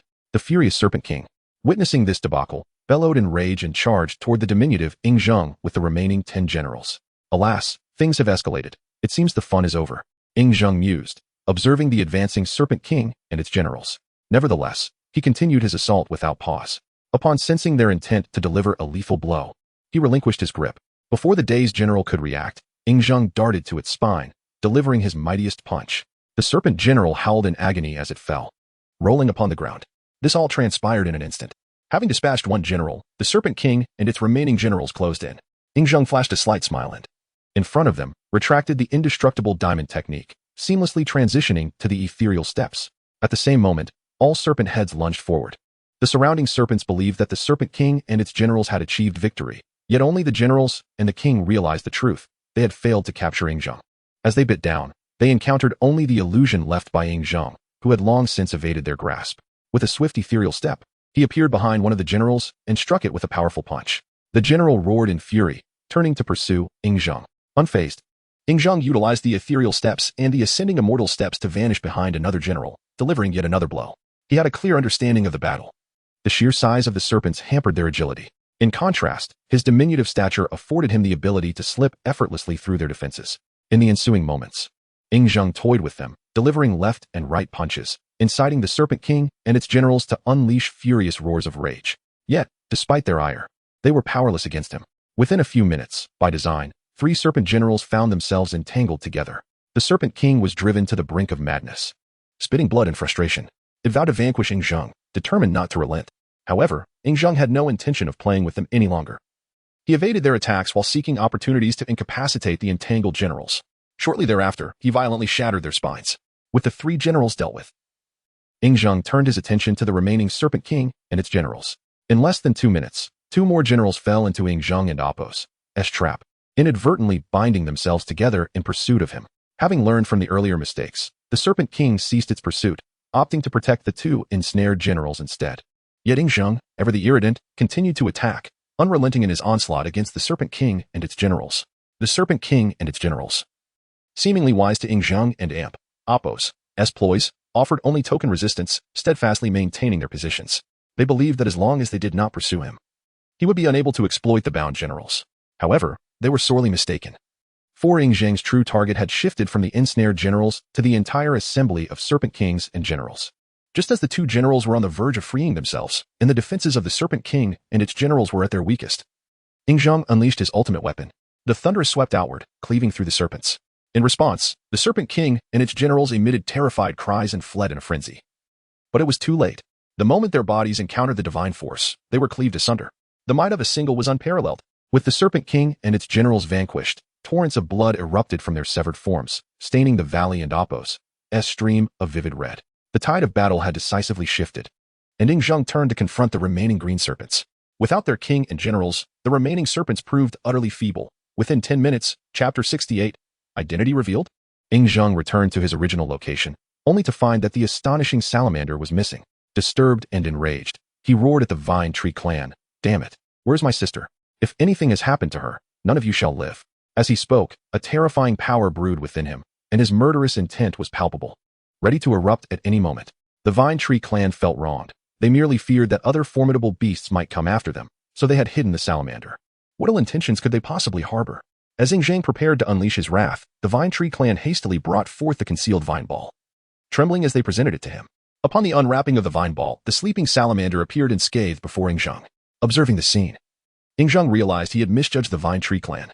Yet, as the future emperor, he would not apologize to anyone other than the salamander. Gently cradling the salamander, he placed it back at a distance, suppressing his murderous thoughts, and coldly commanded, "You may withdraw now."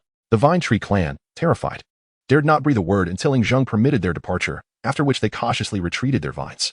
Although it was merely a false alarm, Ing Zheng had made the clan aware of the salamander and Appo's significance in his heart. The Vine Tree clan breathed a sigh of relief. Had the salamander been harmed, the darkness surrounding them might have led to their demise.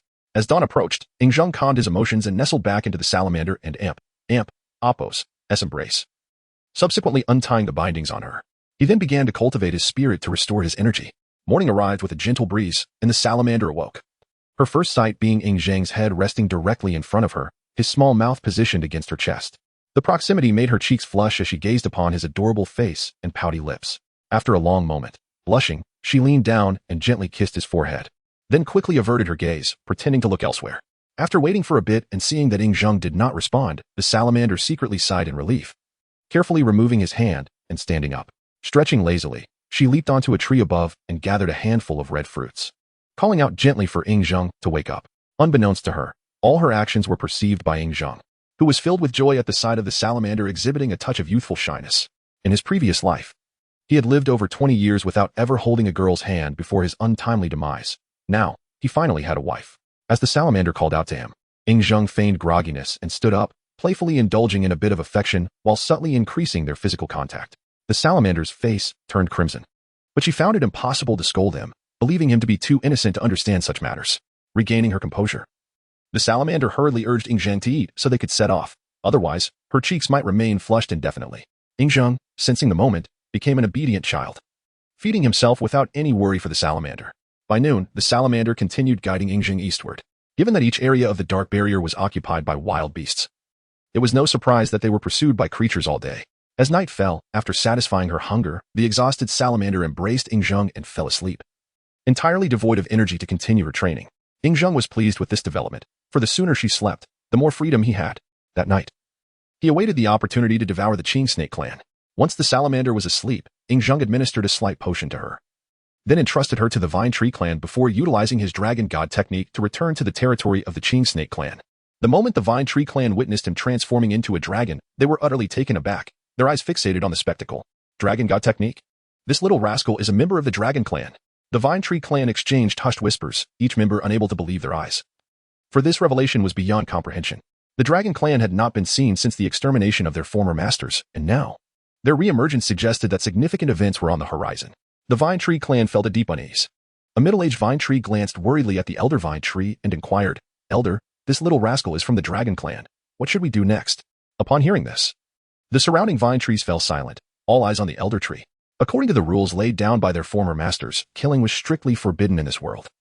Violators would face expulsion to the Wild Barrier, or worse, banishment from the Four Corners.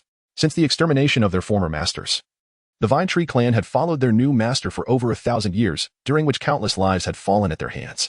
Given the relationship between the Dragon Clan and the former masters, they were well aware of the rules governing the Four Corners, should they be held accountable. Their clan would not only face death but also severe repercussions. As the evening breeze swept through, the forest fell into a profound silence. After a lengthy pause, the Elder Vine Tree declared, "Regardless of everything else, we must undertake the following 3 actions." "What are they?" The middle-aged Vine Tree pressed. "First, immediately relay the identity of this little rascal being from the Dragon Clan to the clan leader. Second, promptly inform the other clan members of this little rascal and Appos' identity, ensuring that everyone caters to his every whim." After stating the second point, the Elder Vine Tree fell silent. A young Vine Tree, anxious, urged, "Grandfather, you mentioned there were 3 points. What is the third?" In a lowered voice, the Elder Vine Tree replied, "The most crucial point is to conceal this little rascal and Appos' identity from the other clans." Upon hearing this, the eyes of the surrounding vine trees brightened, realizing the Elder and Appos' foresight. Currently, only they knew that Ing Zheng was of the Dragon Clan. The other clans remained unaware. Without knowledge of Ing Zheng's identity, the other clans would not fear him. Should they provoke him, their annihilation would be inevitable. In this manner, their clan not only reduced potential adversaries but also had opportunities for showcasing their abilities and atonement amidst those who sought their demise. Seeing that there were no objections, the Elder Vine Tree stated, "Time is of the essence. Let us act swiftly." With that, the Elder Vine Tree and Appos' words were quickly disseminated among the other vine trees through whispers. Although this method appeared inefficient with the multitude of members in the Vine Tree clan, within 3 days, the entire Dark Barrier was aware of Ing Zheng's identity. Upon receiving the news, the Vine Tree clan completely set aside their long-standing enmity with Ing Zheng, constantly pondering how to please him. The Vine Tree clan had been cultivated by the former masters, and prior to their extermination, even the former masters had shown great respect towards the Dragon Clan. Now that a member of the Dragon Clan had reappeared in the Four Corners, the Vine Tree clan felt nothing but awe and dared not entertain any other thoughts. Chapter 69, Stirring the Hornet and Appos' nest. Meanwhile, thanks to the Dragon God technique, Ing Zheng returned to the territory of the Green Serpent clan in less than a quarter of an hour, continuing to devour the remaining serpents from the previous night. As dawn approached, his martial prowess broke through yet again, reaching the 7th level of the mortal realm. Once his cultivation session concluded, Ing Zheng immediately retreated, shrinking back into Jing Ni's embrace before daybreak to restore his spiritual energy through the soul scripture. Upon waking, Jing and I noticed nothing amiss and spent the day as usual, exploring the Dark Barrier with Ing Zheng in search of an exit from this world. However, the Vine Tree clan, having spread word overnight, had already informed many of their kin about Ing Zheng and Appos' identity. Yet, these creatures proved treacherous. Not only did they withhold the truth from other clans, they instead spread rumors that Ing Zheng and Jing and I sought to annihilate all races within the Dark Barrier. Consequently, that very day, Jing and I and Ing Zheng faced even more ferocious pursuit, forcing them to flee northward instead of continuing their eastward exploration. By nightfall, they had entered the northern domain of the Dark Barrier.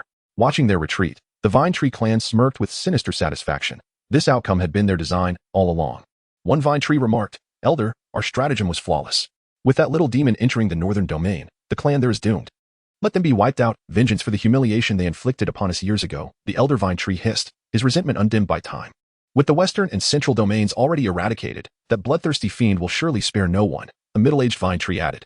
The others murmured in agreement.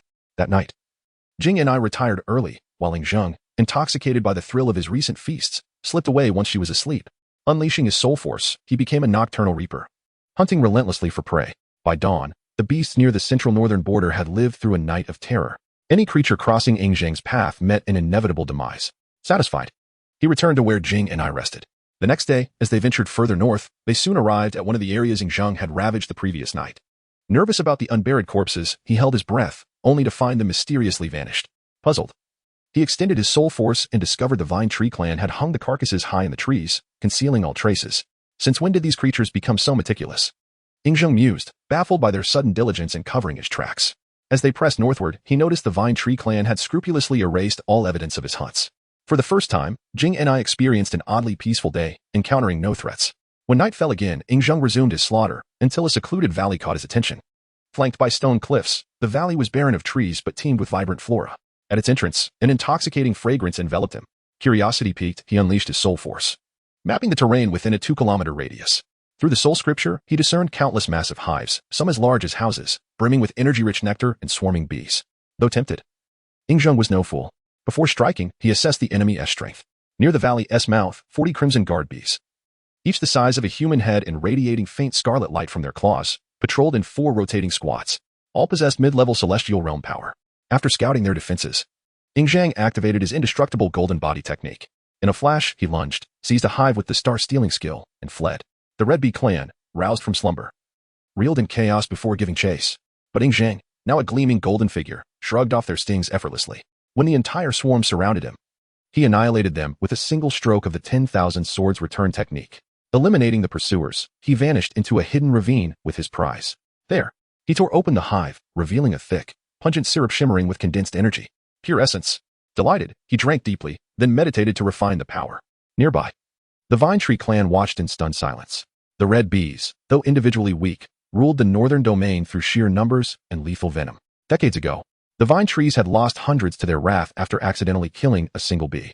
Now, witnessing Yingzheng plunder their millennia of hoarded energy with such ease, they couldn't help but revel in schadenfreude. After centuries of tyranny, it's time the Red Bees tasted retribution. For Yingzheng, the feast was unparalleled. The nectar refined into pristine cultivation energy at astonishing speed. Within an hour, he had drained the hive dry, his strength surging. Unsated, he crept back to the valley. Though the enraged Red Bees scoured the forests near the entrance for the thief, their vigilance was concentrated there, leaving the heart of the valley lightly guarded. Seizing the opportunity, Yingzheng circled to the deepest cliffs. There, under the serene night, a colossal 10 cubic meter hive lay nearly unprotected. Activating his golden body once more, he dove, snatched it with the star-stealing skill, and fled with the divine steps technique. This hive's guardians were far stronger, all at the peak celestial realm, but like their kin, they fell swiftly to Yingzheng's ruthless efficiency. After vanquishing the Red Bees from the hive, Yingzheng traversed several dozen more miles, seeking a valley that was even more remote and concealed. During this journey, he discerned that the energy within this hive was purer than that of the previous one, and it contained a greater abundance of essence. This revelation brought him immense joy. 2 hours later, Yingzheng refined all the energy from this hive, achieving a remarkable breakthrough to the 8th level of the mortal realm, without encountering a single obstacle. Following this ascension, he chose to temporarily spare the remaining Red Bees, vanishing quietly into the night, and soon returned to the location where the startling salamander had made its abode. Chapter 70, The Battle of Arch-Rivals After a Tumultuous Night. By daylight, Yingzheng acted as if nothing had happened and continued his journey northward under Jing Ni's protection. However, since he had only dealt with the red wasps the previous night and left other beasts untouched, the two spent the day fleeing in disarray from relentless pursuit by creatures of various domains. Finally, as night fell, Jing and I found a relatively safe spot to rest. After a hasty meal, she retired early. Once she was asleep, Yingzheng returned to the valley, where he used the red wasp nectar to ascend another level in martial prowess, reaching the 9th tier of the mortal realm. The next day, unsurprisingly, the two were again hunted by beasts. Fortunately, by midday, after days of fleeing, Jing and I finally led Yingzheng out of the endless forest. They emerged onto an open plain, where a massive stone monolith, 6 or 7 meters tall, stood before them. Carved upon it were 3 characters: Sifang Jing, the realm of 4 directions. The warm sunlight bathed the earth as Jing and I, panting heavily, held Yingzheng and basked in its glow. Not far away, a crimson lion at the half-step mortal realm chased them to the forest's edge. Gazing at the open land ahead, the lion's eyes burned with frustration. This place marked the boundary of the Dark Barrier. Beyond the forest lay the territory once frequented by the Old Master and Appos' clan. By tradition, creatures of the Dark Barrier were forbidden from entering unless summoned. Though the Old Master and Appos' clan had long been annihilated, rendering the rule obsolete, an even harsher law of survival governed this land, one the lion dared not challenge, for the beings here were beyond its power to confront. After a pause, seeing that Jing and I and Yingzheng did not retreat into the Dark Barrier, the lion roared skyward before turning back into its domain. Relieved, Jing and I exhaled deeply and slumped to the ground with Yingzheng in her arms, steadying her frayed nerves. But Yingzheng, tempered by years of survival, remained vigilant. To him, in a world where the law of the jungle reigned supreme, the lion's retreat could only mean one thing. This place held something far more terrifying. If even a half-step mortal realm lion feared it, what level of power lurked here? Mortal realm? Or beyond? As Jing and I composed herself, Yingzheng surveyed their surroundings, a breathtaking vista of jagged peaks, crystal rivers teeming with fish, blooming flora, and vibrant trees. It was a paradise too beautiful to be real. In the distance, a towering peak pierced the heavens, as if bridging earth and sky. Ying was and amp, Oppos, sure if the mountain was real, it was too distant, too impossible. Soon, Jing and I recovered. At the sight before her, she gasped. What kind of divine realm is this? It's breathtaking. Ying remained silent, extending his spiritual senses. Through them, he perceived what his eyes could not, a massive snakeskin hidden in the distant thickets, far larger than the black serpent they had encountered in the underground river. His heart sank. If the skin was here, the serpent itself couldn't be far. The black serpent had been at the mortal realm. What level would this one be? Peak mortal? Or even the sacred realm? Fear gripped him. Would they survive this place? Hower. Ying looked up to find Jing and I calling him. What's wrong? You and amp, Oppos, frowning like an old man, not saying a word, she teased. Sister. He wanted to urge her to retreat into the dark barrier. But before he could speak, an enormous black serpent slithered into view. The serpent was monstrous, its body stretched endlessly, its obsidian scales gleaming coldly under the sun. At first glance, Ying knew he stood no chance. This creature was at least at the peak of the sacred realm. His pupils contracted. Sister. A giant serpent. Run. Jing and I followed his gaze. When she saw the serpent, her face paled, her legs trembling uncontrollably under its oppressive aura. Ying realized he had no choice but to reveal his true strength. Only by unleashing the dragon god art might they survive. But before he could act, the serpent, hundreds of meters away one moment, was upon them the next, its maw gaping wide. His heart pounded as the dragon god art surged within him. Just as he prepared to transform, a piercing cry echoed from the heavens. A colossal bird dove from the sky, striking the serpent with terrifying force. The serpent roared, twisting to retaliate. Boom. The collision of the two titans shook the earth, sending shockwaves that reduced the surrounding landscape to ruins. Ying canceled his technique, staring in awe at the avian combatant. The bird, clad in steel-gray feathers, boasted wings spanning over a dozen meters, a metallic beak, and razor-sharp talons. Though the serpent was massive, the bird matched it in size, and from the aura alone, Ying sensed the bird was stronger. Trembling, Jing and I clutched Ying, too terrified to move. Then, to their shock, the serpent spoke in human tongue, snarling at the bird. Qin, you and amp, Oppos, VE crossed the line. The bird, Qin, laughed coldly. And what will you do about it, Mingzhua? My master will kill you. Your so-called master, that exiled criminal of the Tong clan, has been missing for over a millennium. Do you really think his name still holds weight? Qin sneered. To me, there is only one true master, the rightful leader of the Tong clan. Your and amp, Oppos, criminal and amp, Oppos, will never be mine. Mingzhua seethed. You will pay for your insolence, Qin. The bird ignored the threat, turning its gaze to Ying and Jing and I. Enough. Today, I and amp, Oppos, am taking these two. They are in my domain. They belong to me, Mingzhua hissed. Then let and amp, Oppos, SCU stop me. With a beat of its wings. Qin shot downward like a phantom. Mingzhua, unwilling to yield, lunged at its ancient foe. The battle of arch rivals had begun. Immediately, the serpent and the bird clashed fiercely in this vast expanse. The violent fluctuations of energy and the tremendous commotion sending all the beasts within 100 miles fleeing in terror. Moments later, Mingzhua lay bloodied on the ground, while Qin hovered majestically above, gazing down at the severely wounded Mingzhua. Qin remarked coldly, Mingzhua, my previous reluctance to engage you stemmed not from fear, but rather from indifference. Today, out of respect for our shared past and serving a common master, I shall spare you this time. Should there be a next occasion, do not expect mercy. With that, Qin dove down, executing a swift maneuver that whisked Ying and the startled creature away toward the heavens. Below, as he watched Qin depart, Mingzhua let out a long howl towards the sky. Qin, one day I shall slay you, cleansing the shame of today with your very blood and flesh. Chapter 71. The perilous false identity emerging from the battlefield, Qin soared straight into the heavens. In moments, billowing clouds churned beside them, and the mountains below dwindled into mere specks. Jing and I had never encountered a serpent or bird that could speak.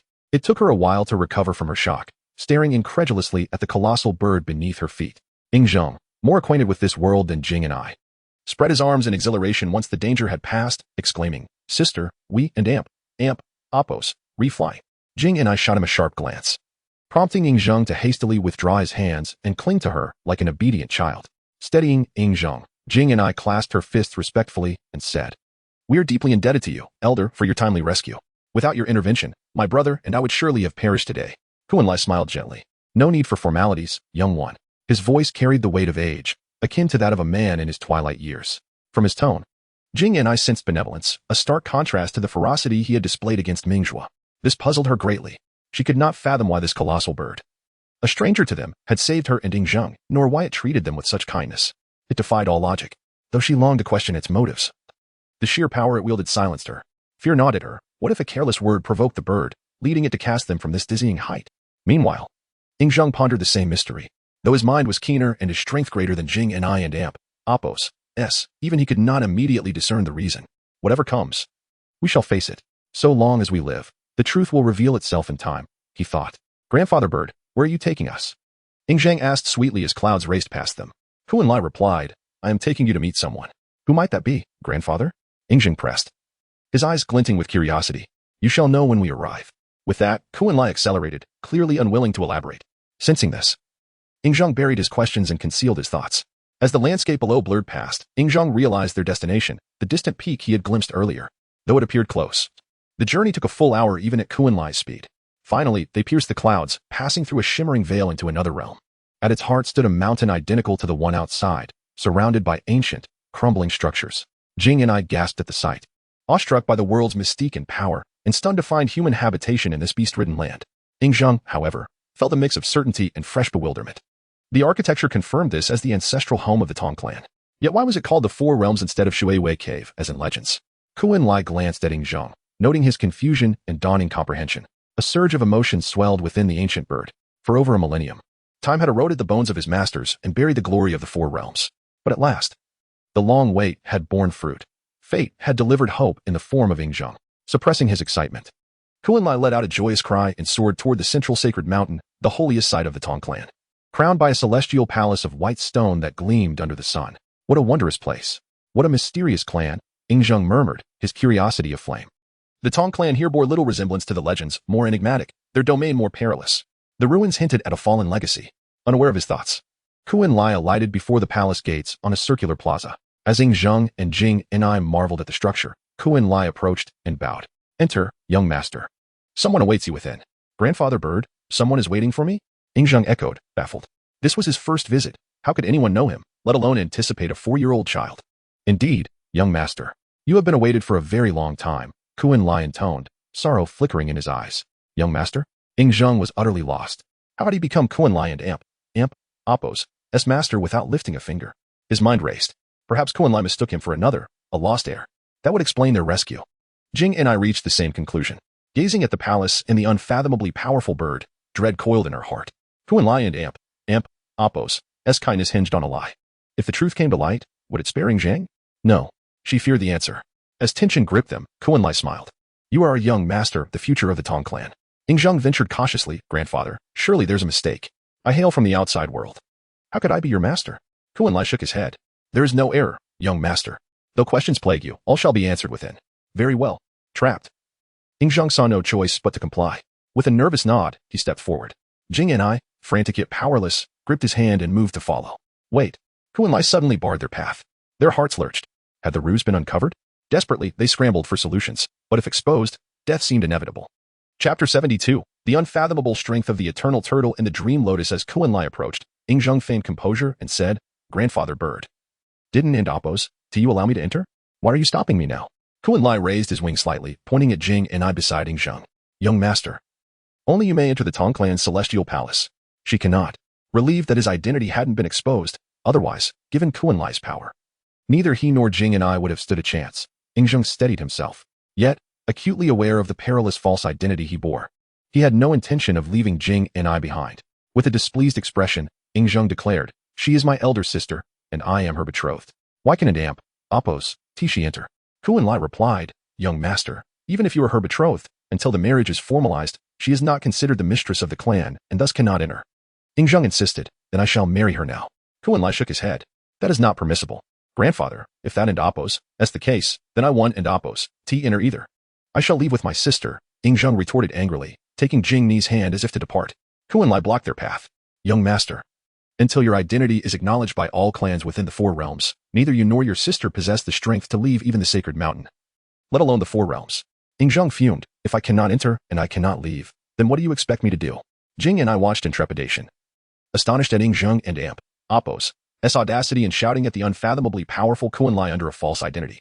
Fortunately, Kuan Lai displayed remarkable patience, treating Ying Zheng like a child to be placated. Young master, do not be angry. Enter alone first, and we shall discuss your sister and Appos' entry afterward. Perhaps sensing Ying Zheng and Appos' unease, Kuan Lai added, As for your sister, rest assured, under my watch, no harm shall befall her within the Four Realms. But it is you I distrust. Ing Zheng thought bitterly. Frustrated by the old bird's rigid adherence to rules, Ing Zheng had exhausted his theatrics to no avail. Touched by Ing Zheng's persistent efforts on her behalf, Jing and I recognized Qin Li's unwavering stance. She would not be permitted entry. To avoid further conflict that might expose Ing Zheng, she gently urged, How and Amp, oppose, go in alone. I shall wait for you here. But sister, I wish to enter with you, Ing Zheng pleaded, clinging to her leg with sorrowful eyes. Jing and I knelt, smiling softly. How, be good. I understand your thoughts, and I am grateful. Go now, no matter what. I will await your return.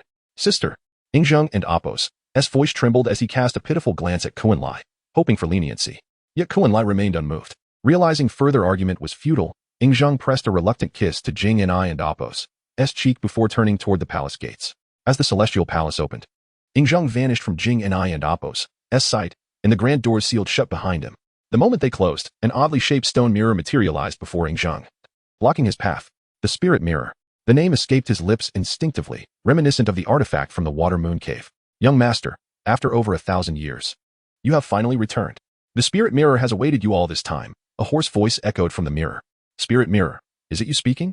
Ing Zheng eyed the mirror warily, for in his memory, the spirit mirror had no voice. It is I who speak, the mirror replied. Oh, Ing Zheng nodded slightly. Then the mirror continued, Young master, the celestial palace is no place for conversation. Allow me to transport you elsewhere. Where? The realm of the spirit mirror. As Ing Zheng murmured the name, the mirror shimmered, revealing an image upon its surface. Before he could react, a blinding light engulfed him, pulling him into the mirror. The world shifted, and Ing Zheng found himself in the spirit mirror's realm, a floating expanse with emptiness on all sides but one, where a tranquil lake lay before him. Cautiously testing his footing to ensure he wouldn't plummet, Ing Zheng turned his gaze to the lake's center, where a radiant lotus bloomed, bathed in iridescent light. Unlike ordinary lotuses, this one bore no flower, only a mature seed pod atop 4 large leaves. Is it you who speaks, Lotus? Ing Zheng ventured. Not I, but this humble servant. A voice rumbled from the lake and Appo's depths as a turtle surfaced. Compared to Qin Li and Ming Zhua, this turtle was diminutive, no larger than a child and Appo's plaything. Yet Ing Zheng dared not underestimate it, for this was the turtle of the spirit mirror. Grandfather Turtle, was it you who instructed Qin Li to bring us here? Ing Zheng inquired. Indeed, young master. It was my command, the turtle confirmed. Ing Zheng nodded, his wariness deepening. Having witnessed Qin Li and Appo's terrifying might, he knew this turtle, who commanded such a being, must be even more formidable. I must tread carefully, he thought. If this turtle decides to imprison me here, my fate is sealed. Aloud, he asked, Grandfather Turtle, what did you wish to discuss? The turtle requested, Young master, might you demonstrate the dragon god technique for me? Of course. With that, Ing Zheng leapt into the air, transforming into a white dragon that circled above the lake. Watching the serpentine form, the turtle shed tears as 2 aged voices resonated in unison. Eternal Turtle, Dream Lotus, pays homage to the young master, reverting to human form. Ing Zheng glanced at the lotus, perplexed. The lotus spoke respectfully, Young master, doubt not. It is indeed I who speak. Ing Zheng acknowledged this before cautiously extending his spiritual sense toward the duo. A sharp inhale escaped him. Their power was immeasurable, his probing energy dissipated instantly. Unable to discern even a trace of their cultivation realms, these two, their strength was truly bottomless. Chapter 73, The Secrets of the Tong Clan. For many years, Ing Zheng had been biding his time, quietly developing in strength. Otherwise, he would not have been able to survive beneath the watchful eyes of El Bouet and a host of assassins while establishing the Imperial Pavilion. With a clearer understanding of the capabilities of the two present, he silently reminded himself to remain calm and not to lose his composure, steadying his mind. Ing Zheng chose to take the initiative, asking, Gentlemen, we have never met before, yet you refer to me as Appo's, young master and Appo's? Why is that? Both men were taken aback. Endemilian inquired, Young master, do you truly not know why we call you that? Ing Zheng shook his head. Wan Shogue and Demilian exchanged glances. And Wan Shogue replied, Young master, you hail from the Long clan. How could you be unaware of the reason behind our address? Upon hearing this, Ing Zheng began to comprehend. The Long clan had long been the guardians of the Tong clan. From a certain perspective, the Long clan held a status above that of the Tong clan members.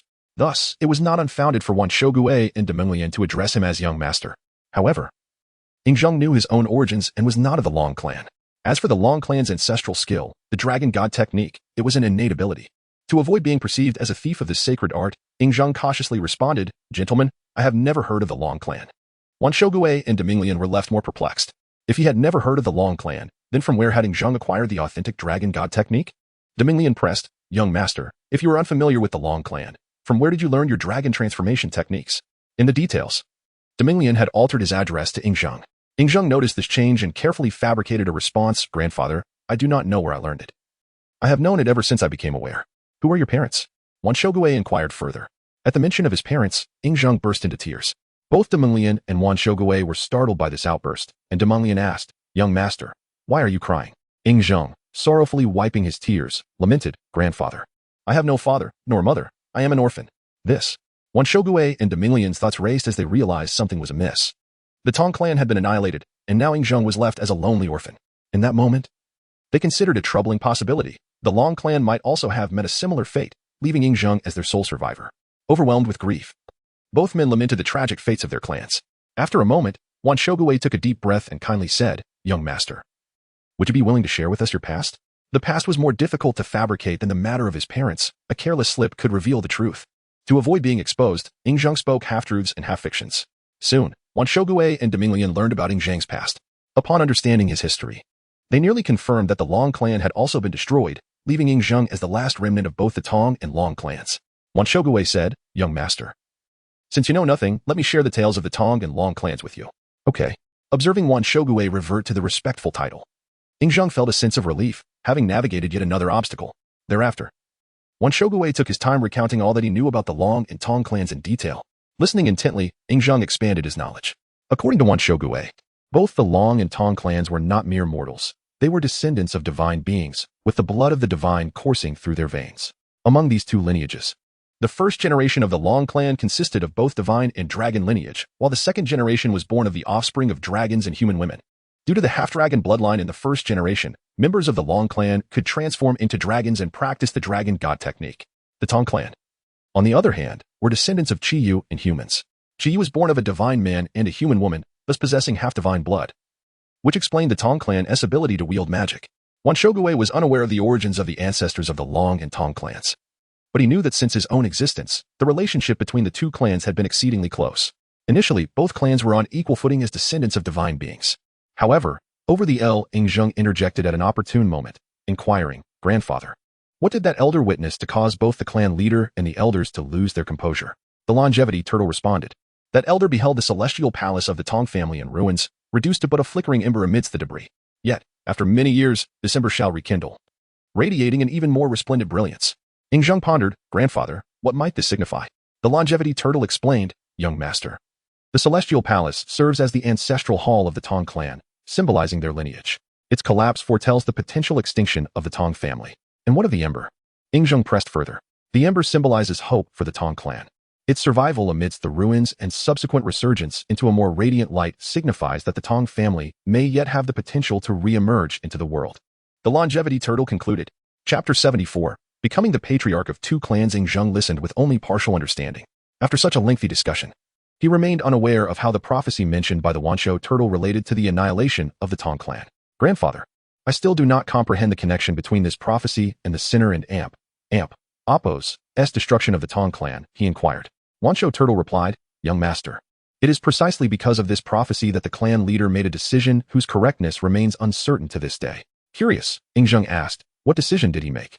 Wansho turtle continued, "The leader of the Tong clan summoned all clan members with the talent for magical cultivation and preserved the essence of their blood, 36 individuals in total." "And how is this related to the demise of the Tong clan?" Ying Zheng was even more perplexed. "You are unaware, young master. The Tong clan's magic requires divine blood to activate. For the same spell, the purer the bloodline, the more formidable the magic's power, because their essence was extracted. The members of the Tong clan who could cast spells became exceedingly weak, ultimately allowing that sinner to seize the opportunity to annihilate the Tong clan." Reflecting on this event, Wansho turtle expressed deep regret. Although over a millennium had passed, it still harbored doubts about the leader and Appo's actions.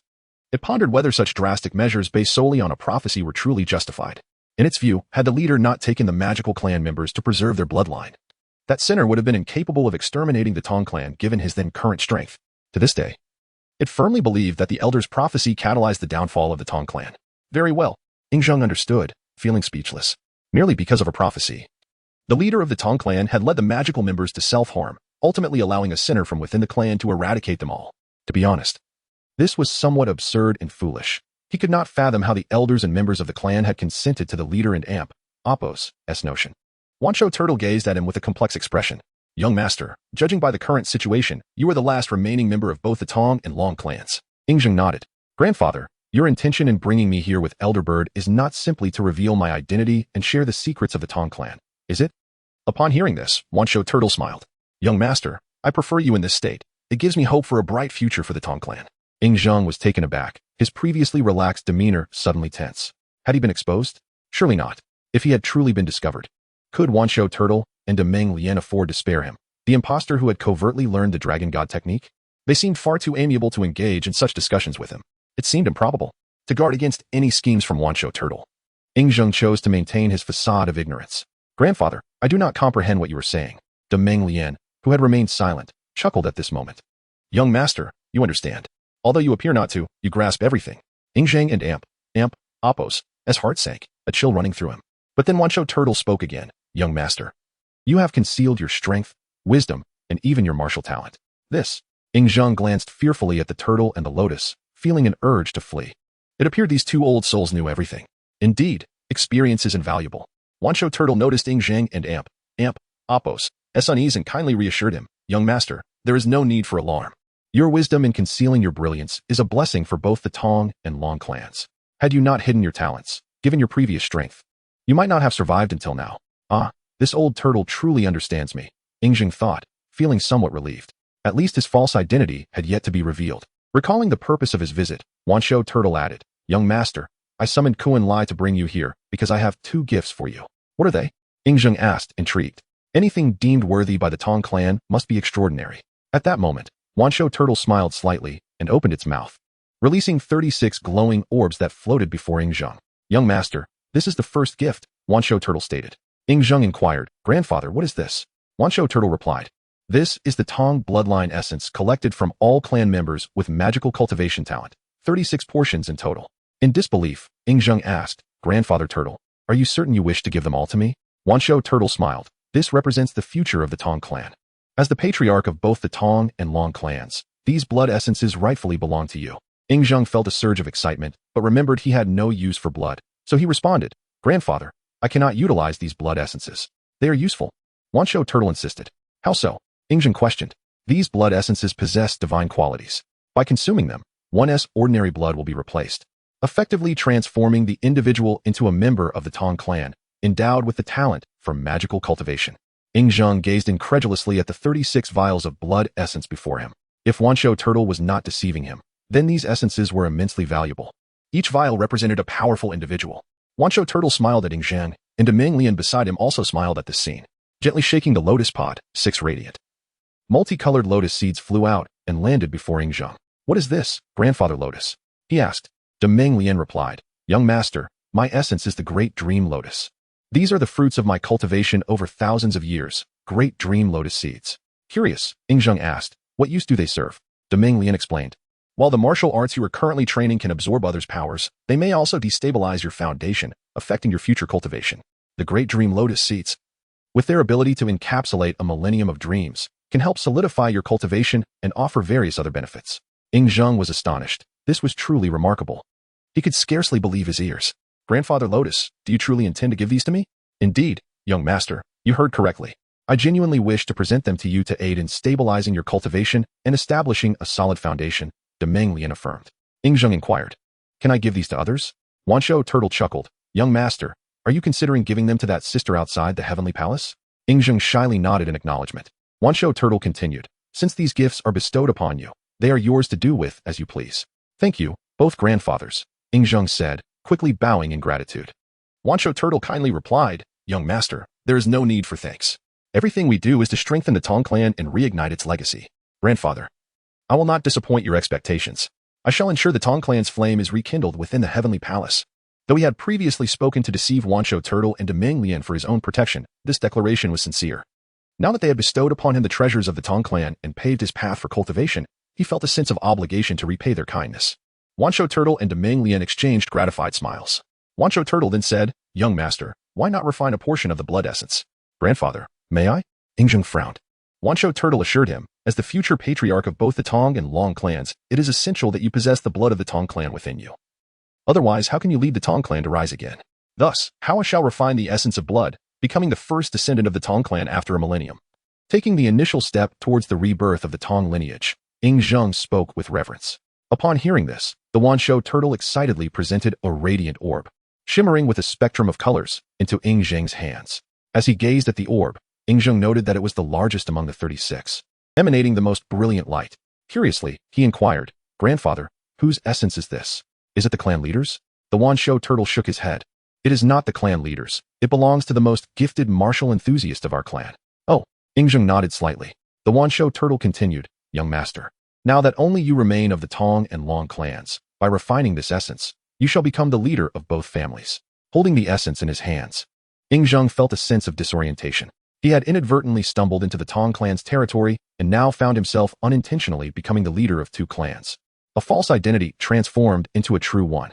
This is exceedingly blissful, Ing Zheng mused inwardly, while outwardly assuring the two elders, "Rest assured, I shall fulfill my duties as clan leader." The Wanshou turtle chuckled, "Very well, clan leader, you may refine the essence right here." "Indeed." Ing Zheng nodded slightly, then lifted the essence to his mouth and sat down in place, under the watchful eyes of the two elders. Chapter 75. Refining the Tong clan's essence blood. As the essence blood entered his system, Ing Zheng's body radiated a divine seven-colored glow. Simultaneously, the sacred blood of the Tong clan merged at an astonishing speed with his maternal blood, coursing through his veins to every extremity. This process completed in the blink of an eye, leaving Ing Zheng with only a warm sensation, as if he had merely sipped water, devoid of any discomfort. Yet, this was merely the beginning. The moment the fused blood reached his limbs, the once docile Tong clan essence blood bared its fangs, launching an assault against Ing Zheng's maternal blood. It unleashed a terrifying devouring force. Ing Zheng could distinctly feel the essence blood voraciously consuming his own, his cells rapidly disintegrating and reforming under its influence. Ugh! A sensation akin to countless insects gnawing at his flesh overwhelmed him. A heavy groan escaped his lips as his small frame collapsed sideways. At this moment, Ing Zheng endured inhuman torment, teetering on the brink of annihilation with every passing second. Time stretched agonizingly slow, the pain so unbearable that death seemed preferable. Blood seeped from his 7 orifices under the essence blood's influence, his once plump face contorted in agony, his tiny hands clawing desperately at the ground. Soon, his disguise dissolved, revealing his true visage. The eternal tortoise and the dream lotus had been observing silently. When Ing Zheng and Apos' features shifted unpredictably before settling into an entirely unfamiliar face. Both were taken aback. Witnessing his convulsions of pain, they realized he concealed depths beyond their expectations. His resilience moved them. As ancient beings who had lived for millennia, they understood the excruciating ordeal of mortal flesh bearing divine blood, akin to flaying and bone extraction. In their eyes, few adults, let alone a child, could endure such suffering. Yet, as Ing Zheng curled into himself, they felt a surge of relief. Should he succumb, the Tong clan would be lost forever. After a quarter hour, blood not only oozed from his orifices but also through his pores, his skin rapidly losing its luster. Soon, his flesh withered, his plump cheeks hollowing, until he resembled a desiccated corpse, devoid of moisture. His eyes widened, bloodshot from unbearable agony, his hands alternating between clenching and releasing. Half an hour later, a roar erupted from Ing Zheng. Instantly, the eternal tortoise and the dream lotus sensed something extraordinary, their gazes locking onto his spine. At the base of his vertebrae, a white luminescent point emerged, resonating with draconic roars. This, the Long clan, descendants of divine dragons, was shrouded in mystery. Despite their vast age, neither had witnessed such a phenomenon. Under their scrutiny, the white light expanded, the dragon's roar growing more majestic. Simultaneously, the Tong clan essence blood nearly replaced all of Ing Zheng's maternal blood before launching an assault on his spine, attempting to override its very composition. Though numbed by the torment of flaying, Ing Zheng discerned the essence blood's intent. A voice within him protested, this was wrong. With a furious roar, the light in his spine erupted into a radiant sphere, then a blinding flash, morphing into a spectral white dragon that surged upward from his vertebrae. The eternal tortoise and the dream lotus heard the dragon and Apos' mighty cry as the spectral form burst forth from Ing Zheng and Apos' spine. The desiccated corpse transformed, a more corporeal white dragon ascended, circling and roaring above the lake. At its heart, a tangible organ began forming. This. The eternal tortoise's eyes bulged, fixated on the dragon's heart in disbelief. Old tortoise, the dream lotus trembled. The patriarch is forging a dragon heart. Could he be reverting to an ancient divine dragon? What? Distracted, the tortoise barely registered the question. I said, is the patriarch undergoing bloodline reversion, reclaiming his draconic form? The dream lotus repeated urgently. This time, the tortoise understood. Stunned, it turned to the lotus. The thought had never occurred to it. As guardians of the Tong clan, they knew fragments of the Long clan and Apos' secrets, yet none of its descendants had ever manifested a true dragon form. To its knowledge, only the first 3 generations possessed this ability. By the 4th, the bloodline had diluted, their transformations regressing from corporeal dragons to mere phantoms. The realization struck, forging a dragon heart was impossible for modern Long clan members. This was reversion. Dumbfounded, the tortoise murmured, "Old dream. It might truly be possible. If so," the dream lotus exclaimed, "when the patriarch ascends as a divine dragon, the Tong clan and Amp, Apos, S vengeance will be within reach." The tortoise nodded solemnly. Their attention returned to the spectral dragon above. As time crawled, Zheng and Amp, Apos, S dragon heart neared completion. Upon its formation, a surge of vitality erupted, forcibly drawing the Tong clan essence blood into it. Then, a new white substance flowed from the heart, suffusing the dragon and Apos, S spectral body. Simultaneously, an overwhelming draconic aura radiated, unsettling even the mighty eternal tortoise and dream lotus. The air vibrated as the dragon and Amp, Apos, S presence shifted once more. Whoosh. In an instant, Zheng reverted to human form, taller now. His previously withered skin now delicate as a newborn, and Amp, Apos, S.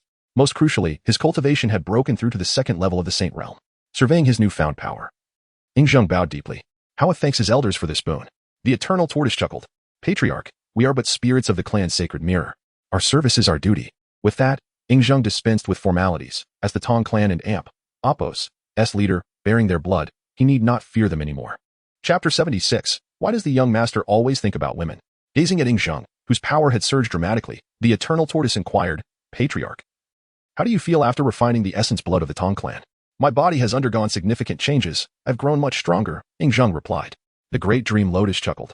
"Patriarch, what you describe are merely the foundational benefits. The greatest advantage is that from this day forward, you can cultivate the mystical arts of the Tong clan." Zheng and Amp, Apos, S eyes gleamed with excitement. From what he knew, some of the Tong clan and Amp, Apos, S formidable techniques were exceptionally powerful. Learning even a fraction of them would be immensely beneficial. Though eager to begin, Zheng recognized that now was not the time. His gaze shifted to the remaining 3 drops of essence blood, and his thoughts immediately turned to Jing and I. Pointing at the blood, he asked, "Grandfathers, which of these is the finest?" The great dream lotus explained, "Patriarch, the varying hues represent different attributes, while the brilliance of the glow signifies the purity of the bloodline. So, the more radiant and multicolored the essence, the better." Zheng concluded. The eternal tortoise and the great dream lotus nodded in agreement. Zheng gestured toward a particularly luminous drop, shimmering with 6 distinct attributes. "Grandfathers, I wish to use that one." The eternal tortoise shook his head. "Patriarch, you cannot." Frowning, Zheng protested, "Tortoise grandfather, did you not say the essence blood was mine to use as I pleased? Why forbid me now?" The 2 elders exchanged knowing smiles. The great dream lotus spoke gently.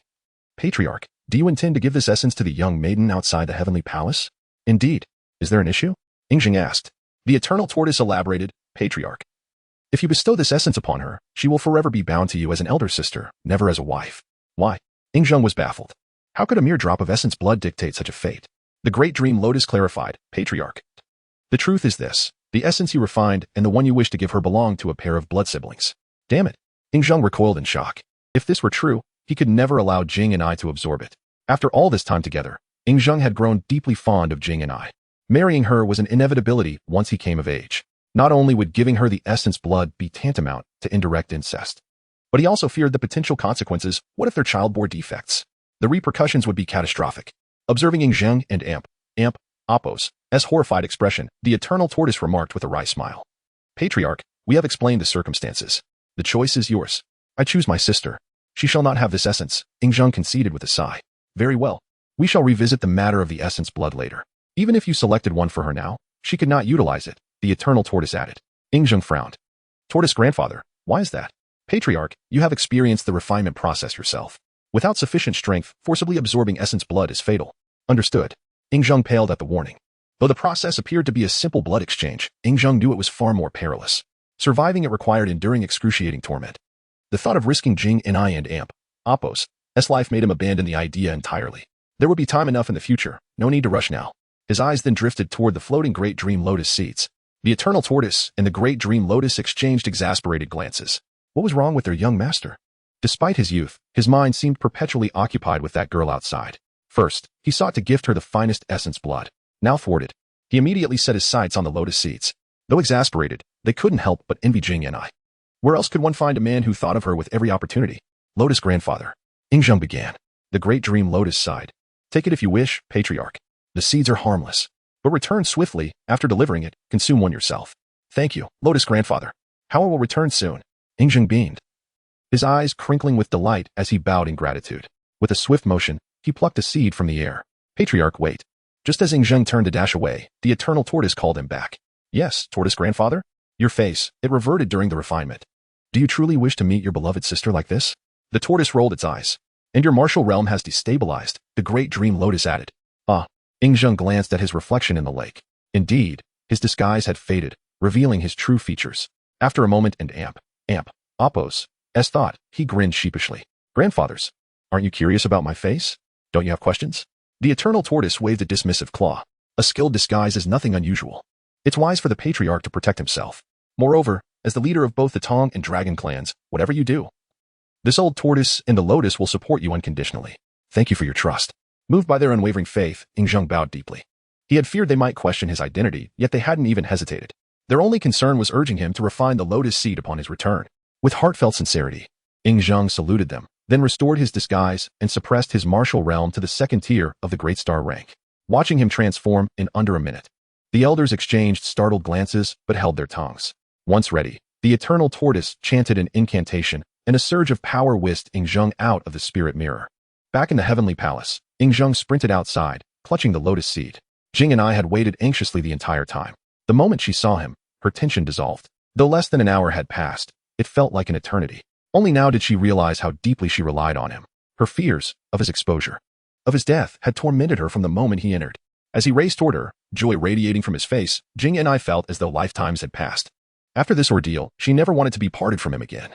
She crushed his small frame against her, as if trying to merge him into her very being. Sister. I can't breathe. Though he adored her scent and softness, being squeezed so tightly was uncomfortable. Ah, forgive me. Flustered, Jing and I released him. I was too overwhelmed. Yingzheng pressed a finger to her lips, his voice tender.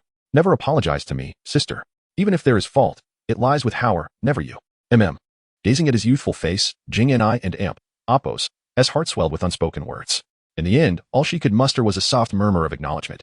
Chapter 77. The surprising eel consumes the dream lotus seed. Reflecting on the purpose of their journey, Yingzheng raised his gaze towards Qin, who stood a short distance away, and said, Grandfather Bird, I find myself quite hungry, having lived for many years. Qin naturally understood that this was Yingzheng and Oppos' subtle way of wishing to dismiss him. Without exposing the intent, he respectfully replied, Young master, please wait here for a moment. This old servant will prepare something for you to eat. Thank you, Grandfather Bird. Yingzheng responded gratefully. It is nothing, young master. Qin slowly retreated, approaching the cliff outside the celestial palace. With a sudden leap, he vanished from the sight of Yingzheng and the surprising eel. Once Qin had departed, Yingzheng produced the dream lotus seed, presenting it to the surprising eel with a sense of treasure. Sister, please partake of this. The dream lotus seed radiated a six-colored brilliance, clearly not an ordinary object. The surprising eel, intrigued, inquired, Howard, what is this? Yingzheng explained. This is called the dream lotus seed. It is said to be a precious item given to me by someone from the celestial palace. I have brought it for you to enjoy. Deeply touched, the surprising eel refrained from taking the dream lotus seed and instead gently stroked Yingzheng's head. Howard, you should consume it instead. You need it more than I do. Yingzheng chuckled, Sister, the person from the celestial palace has many of these. I've already eaten one. And this one is meant for you. Although the surprising eel harbored some doubts, before she could voice them, Yingzheng urged, Sister, please eat it quickly. If you delay, that large bird will return. She pinched Yingzheng's chubby cheek playfully, saying, Howard, when did you learn to be so mischievous? Somewhat displeased, Yingzheng replied, Sister, I'm not being mischievous. I simply fear it will snatch the dream lotus seed away, and then you would be left with nothing. Howard, you are truly kind to me, the surprising eel expressed with gratitude. Yingzheng shrugged, as your childhood husband, it is only right that I treat you well. With that, he raised the dream lotus seed once more.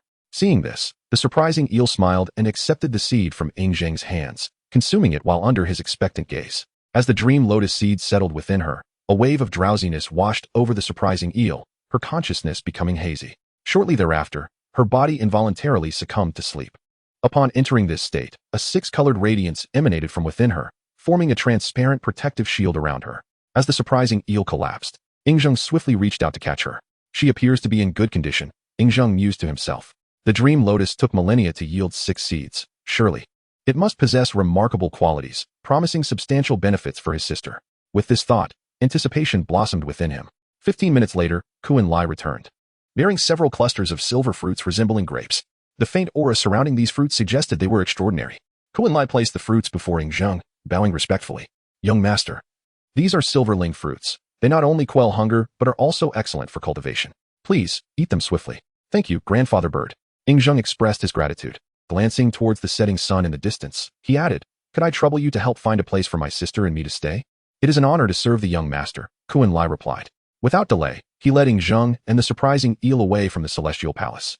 After a brief journey, Qin Lai brought them to the foothills of the central sacred mountain, halting before a dilapidated mountain villa. The villa, spanning several thousand square meters, though ravaged by time, still bore traces of its former grandeur. Setting the two down, Qin Lai awkwardly remarked, "Young master. This was once the residence of the Tong clan and Amp, Apos, as patriarch. Though in ruins, it remains the best preserved human structure in this realm." Waving his hand, Zheng replied, "Grandfather Bird. I quite like it here. Please, attend to your own matters. You need not concern yourself with us any further." "Very well, then," Qin Lai said. "I shall take my leave. Should you require anything, simply call for me." "Understood." Zheng nodded with a smile. Afterward, Qin Lai cast a nostalgic glance at the villa before vanishing like a shadow. Once Qin Lai departed, Zheng pushed open the dust-laden door of the villa and, with the surprising eel on his back, stepped into the abode where the patriarch of the Tong clan had once resided. Upon entering, Zheng noted the architectural style resembled the gardens of Suzhou from his previous life, albeit infused with unique elements of the Tong clan. As he walked along the main path, crumbling pavilions lined either side, alongside pools of water and various fruit-laden spiritual trees, including the silverling fruits Qin Lai had gathered. "This is truly a splendid place," Zheng couldn't help but exclaim, before proceeding to the most well-preserved grand hall. He searched for a bedroom, tidied it up a bit, and carefully laid the surprising eel upon the bed, sitting beside her.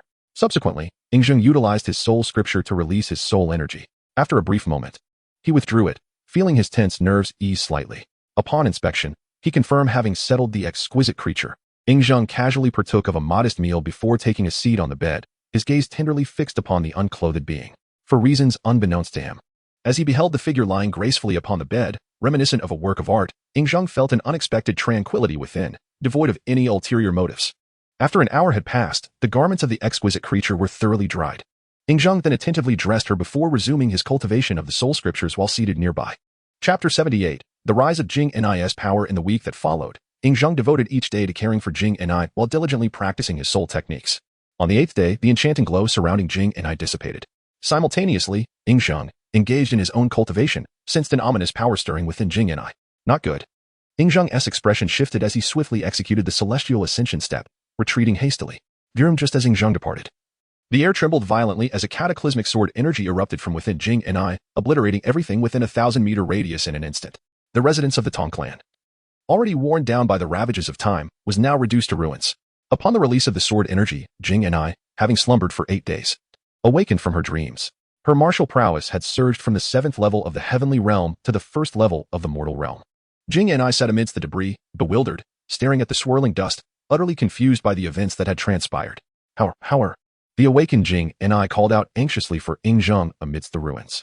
"Elder sister, fortunately, I escaped quickly, otherwise, I would have been in dire straits." Zheng, hidden a kilometer away, wiped the sweat from his brow while observing the destruction wrought by Qin Shi. The sword energy that had just erupted from her being was far beyond his capacity to withstand, even with his recent advancement to the 2nd level of the Holy Realm.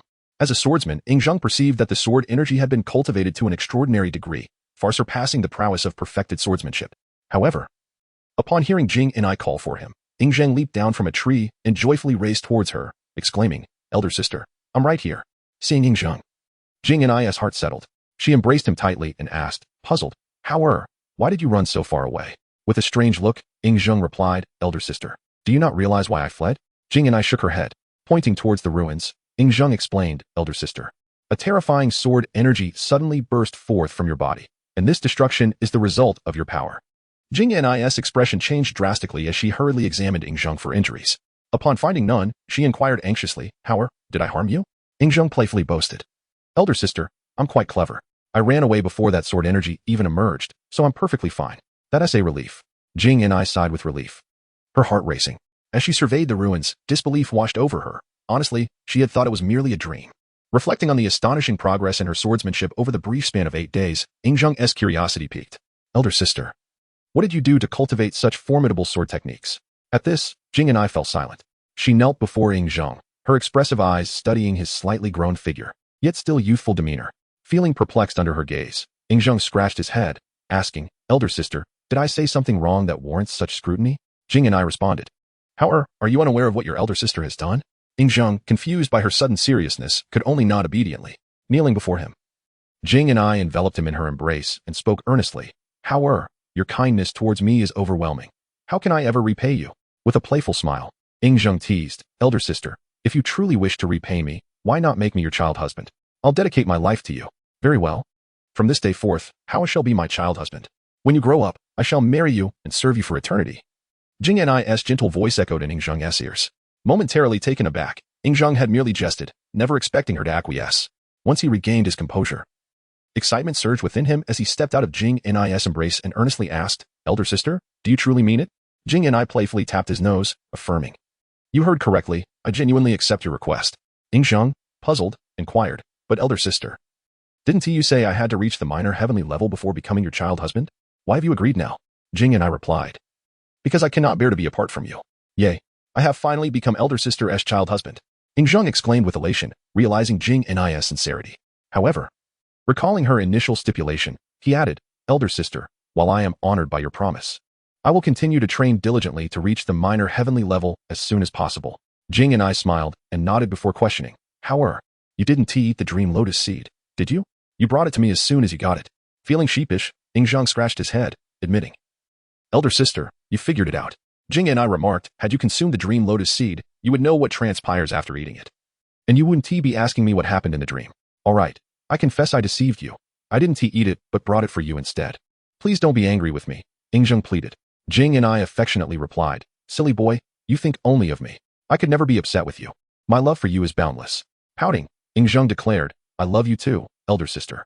Recollecting the fearsome sword energy that had erupted from Jing Ni, he inquired once more, elder sister, what truly occurred in your dreams after consuming the dream lotus seed that enabled you to attain such extraordinary swordsmanship? Jing Ni, reflecting on her dream, slowly articulated, I cultivated for 1,000 years in my dream, mastering the sacred heart technique, the mysterious sword art, and the techniques you taught me, such as the destruction and the prison of earth. Is that dream lotus seed truly so potent? Zhang's eyes sparkled with excitement. Realizing the truth of the dream lotus's miraculous properties, having given one to Jing Ni, he still possessed another. Contemplating the remaining seed, his heart ignited with fervor. With his current prowess at the second level of the Holy Realm, if he were to consume another dream lotus seed and train for 1,000 years, what heights would his combat abilities reach? Would he become invincible in the Holy Realm or transcend it altogether? Truth be told, he felt an overwhelming urge to return to the spirit mirror and consume the dream lotus seed. However, that dream lotus seed is indeed remarkable. It was meant for you. Jing Ni's wistful voice interrupted his thoughts. With a smile, Zhang reassured her, elder sister, what is mine is yours. There is no difference between you eating it or me. Please, do not dwell on it. All right. Having consumed it, Jing Ni resigned herself to the reality. Zhang leaned in and kissed her on the cheek, then asked, elder sister, could you demonstrate your martial skills for me? Of course. With that, Jing Ni rose with a smile, showcasing each technique of the mysterious sword art upon the ruins. When she executed the destruction technique, Zhang stood in awe. As the creator of this technique, witnessing Jing Ni and Appo's execution, he felt as though he had been practicing a mere imitation. After a millennium of cultivation, Jing Ni's swordsmanship had reached a divine level. The moment the destruction was unleashed, multitudes of sword energies converged into one, producing a force that was nothing short of astonishing. In Zhang's eyes, if he and Jing Ni were adversaries, should she unleash the destruction upon him? Even with his far superior martial realm, he would emerge gravely injured, if not dead. The power of that sword was overwhelming. As its creator, he had never envisioned that its ultimate form would possess such terrifying lethality. Once she completed the destruction technique, Jing Ni proceeded to demonstrate the prison of earth before effortlessly sheathing her sword and approaching Zhang. Here, the lethal techniques encompassed within the Sacred Heart Sutra require an opponent. I shall refrain from demonstrating them to you, Jing Yin remarked to Zhang. Having also practiced the Sacred Heart Sutra, Zhang was well aware of the formidable techniques Jing Yin referred to. Thus, he chose not to observe her if she did not perform them. Raising his head in feigned ignorance, he inquired, sister, have you now become the foremost expert in the realm? Jing Yin shook her head, responding, I cannot claim to be the best in the world. But beneath the sacred realm, there should be no one capable of harming me. Upon hearing this, Zhang felt a deep sense of emotion.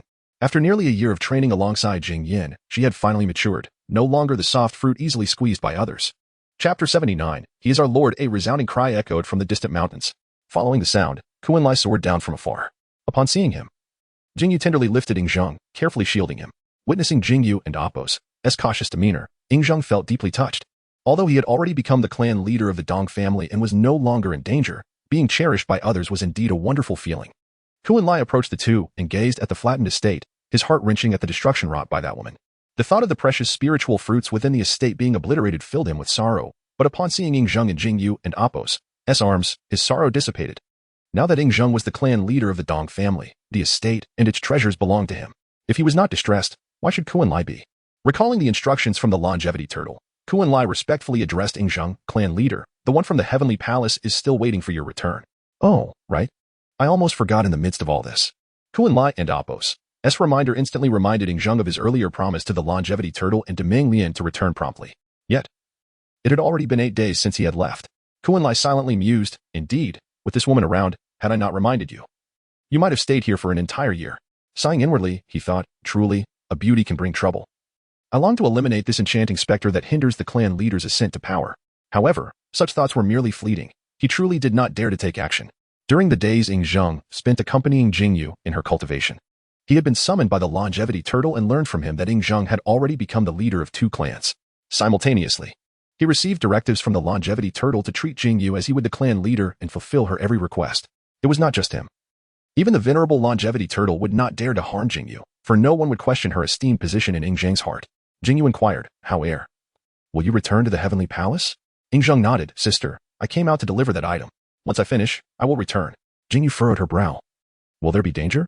Ying Zheng gently smoothed her furrowed brows. Sister, I am now the clan leader of the Dong family. There will be no danger. Jing Yu slightly nodded, her face filled with reluctance. How heir? How long will you be gone this time? Well, it and Apos, as hard to say, it shouldn't and Apos, take too long. Ying Zheng replied after a moment and Apos, thought, unable to give a specific time as he was uncertain how long it would take to refine the Meng Lian seed. All right. Jing Yu conceded. Ying Zheng embraced her and planted a kiss on her cheek, soothing her feelings of loss. He then turned to Qin Lai, grandfather bird. Please escort us up. With a gentle smile, Qin Lai led the two to the heavenly palace. Upon returning, Jing Yu set Ying Zheng down. And he said to Qin Lai, grandfather bird, please find something for my sister to eat. Rest assured, clan leader, during your time inside. This old servant will ensure your sister is not left hungry, Qin Lai replied, his demeanor becoming exceedingly respectful, though his power surpassed Ying Zheng and Apos'. Within the realm of the 4 directions, the clan leader was the sovereign of all clans, a divine presence not to be trifled with. Having dreamt for a millennium, Jing Yu was unaware of how much time had truly passed. Now, when Ying Zheng mentioned food, she found herself with no hunger at all. Jing Yu curiously asked, how long have I been asleep? Ying Zheng playfully made a face at her and dashed into the heavenly palace without answering her question. Standing still, Jing Yu noticed Qin Lai's peculiar expression and whispered, Elder, how long have I truly been asleep? 8 days. For the past 8 days. It has been the clan leader who has meticulously cared for your needs, Qin Lai stated seriously. This. Upon hearing Qin Lai and Apos' words, Jing Yu recalled certain matters. Her face instantly flushing crimson, while warmth spread through her heart. On the other side, as soon as he stepped into the heavenly palace, Ying Zheng furrowed his brow slightly. It was peculiar. Every time he entered this palace, the bronze fragments inscribed with the Soul Sutra would react. For reasons unknown. He felt as if something deep within the heavenly palace was beckoning him, calling him to delve further inside. This feeling is truly strange, Ying Zheng thought. Gazing into the depths of the palace, filled with confusion, his feet moved forward almost unconsciously. Just then, an unusual energy surged through the air. The space trembled, and in the next moment, Ying Zheng found himself in the spirit mirror world. Clan leader, has something occurred? Seeing Ying Zheng's heavy expression, Meng Lian asked with concern. Nothing. Ying Zheng shook his head. The Soul Sutra was his greatest secret. Even though Meng Lian and the longevity turtle treated him well, he could not divulge it. Regaining his composure, Ying Zheng awkwardly addressed the two who had been waiting. My apologies, esteemed elders, for my late return. The longevity turtle did not reproach him but smiled. Clan leader, time holds little value for us. A few days earlier or later makes no difference. Meng Lian shot the longevity turtle a glare, as if to say, you're the only one who can be so generous. For you, it makes no difference, but for the clan leader, it is significant. Then, shaking her lotus pod, Meng Lian presented a Meng Lian seed before Ying Zheng, clan leader. Your sister has already consumed a Meng Lian seed. You should hurry and eat yours too. Certainly. Having witnessed the cultivation effects of the Meng Lian seed on Jing Yu, Ying Zheng was eager to consume it as well, readily agreeing. With great anticipation, he took the Meng Lian seed and consumed it under the expectant gazes of the longevity turtle and Meng Lian. After ingesting the seed, Ying Zheng, like Jing Yu, released a 6-colored protective aura from within, quickly falling into a deep slumber. Watching the sleeping Ying Zheng, smiles graced the faces of the longevity turtle and Meng Lian. Meng Lian remarked, old turtle, after over 1,000 years. The elder's prophecy seems on the verge of coming true. The longevity turtle nodded in agreement, feeling that the solitude of a millennium had been worthwhile. However, recalling the diverse martial arts Ying Zheng had learned, he grew anxious. Old Ming, The clan leader possesses many commendable traits, but the only drawback is his eclectic learning. I worry that mastering too many martial arts may hinder his growth. Demang Lian chuckled. That is why we must coax the clan leader into consuming the Demang Lian seed. If 1,000 years is not enough, then 2,000. If 2,000 is insufficient, then 3,000. Given the clan leader and Appos' comprehension, it should not pose a problem. Humph. The longevity turtle was somewhat displeased and snorted. You were so carefree while I fret over trifles. Haha. Observing his old friend and Appos' disgruntled demeanor, Demang Lian laughed heartily. As her laughter subsided, she released a six-colored light. This radiant light formed a pair of energy hands in the air, which gently lifted the sleeping Yingzheng onto a lotus leaf. Soon, the lotus leaf emitted a rich glow, and before long, the light enveloped Yingzheng, encasing him in a six-colored cocoon. Look at you, old fellow. Criticizing me while you are equally engrossed, the longevity turtle grumbled. Demang Lian smiled. Old turtle, I do not wish to act this way. But who can resist when he is our lord? The longevity turtle fell silent. Indeed, from the moment they acknowledged Yingzheng as their master, he became their very essence. A being they would protect with their lives. Chapter 80. The awakening of Yingzheng gazing upon Yingzheng slumbering peacefully upon the lotus leaf. The eyes of the eternal tortoise softened with profound tenderness. The spiritual realm then fell into silence as both the eternal tortoise and the dream lotus waited patiently. 3 full days passed in this manner. On the 4th day after consuming the dream lotus seed, Yingzheng stirred from his deep slumber. As his eyes fluttered open, they revealed a transformation, no longer the innocent gaze of a child, but eyes brimming with chaos, antiquity, compassion, and the sharpness of a warrior. No one would believe these belonged to a mere 4-year-old. As the dream cocoon dissipated, the eternal tortoise and the dream lotus beheld Yingzheng. At that moment, curled upon the lotus leaf like a divine child, he appeared to them as a sheathed sword, a meditating Buddha, a dormant dragon. His aura shifted continuously, embodying myriad forms before finally coalescing into one. When all essences merged, clarity returned to Yingzheng's eyes, now sharp and resolute. The martial energy radiating from him unmistakably marked him as a 4th-level saint. With a languid stretch, Yingzheng rose from the lotus leaf, his small hands examining his youthful form. It felt as though he had lived a 3rd lifetime, for within the dream, an entire existence had unfolded. Before consuming the dream lotus seed, he had speculated about its effects, yet only through personal experience could he grasp its true marvel. A radiant smile graced his lips as he savored his newfound power. From the lake's surface, the eternal tortoise spoke warmly. This humble servant congratulates the patriarch on his awakening and remarkable advancement. Standing, Yingzheng realized he stood at the lake's heart upon the dream lotus's leaf. Grateful for the immense boon granted by the dream, he bowed sincerely. My deepest gratitude to both elders. This kindness shall remain etched in Hao and Appos' heart forever. The dream lotus bathed him in ethereal light, gently returning him to the shore. The eternal tortoise demurred, Patriarch, you honor us too much. We exist for the Tong clan, bound by duty and loyalty. Observing the tortoise and lotus, Yingzheng was moved. The Tong clan's legacy was awe-inspiring, to inspire such unwavering devotion even a millennium after their fall. Such loyalty was enviable, and Yingzheng counted himself fortunate to be recognized as their true patriarch. The dream lotus then advised, Patriarch, having refined the Tong bloodline and cultivated for a millennium in the dream, your foundation is solid. Now, you may begin mastering Tong clan's mystic arts. Yingzheng shook his head. Lotus Elder, I wish to delay that for now. Puzzled, the dream lotus pressed, but Patriarch, as the leader of the Tong clan. Neglecting our arts would invite ridicule. Instead of answering, Yingzheng posed a question. Honored elders, is there something unusual within the celestial palace? The two exchanged startled glances. The eternal tortoise inquired cautiously, Patriarch, why do you ask this suddenly? Yingzheng explained, twice I've entered the celestial palace, and each time I felt an inexplicable summons, as though something there calls to me. The dream lotus sighed heavily. Ah, the remnants of calamity. The eternal tortoise relented. We had intended to reveal this when you were stronger, but since you ask, beneath the celestial palace, 3 flood dragons were once imprisoned. 8 centuries ago. One escaped. Yingzheng's eyes widened. 3 flood dragons? That shouldn't be possible. Were you frightened, Patriarch? The tortoise asked. Somewhat, Yingzheng admitted vaguely. The dream lotus added. These dragons were confined by Tong clan exiles before they departed the 4 realms. Half transformed into true dragons, their draconic aura may have drawn you. Yingzheng's expression turned skeptical.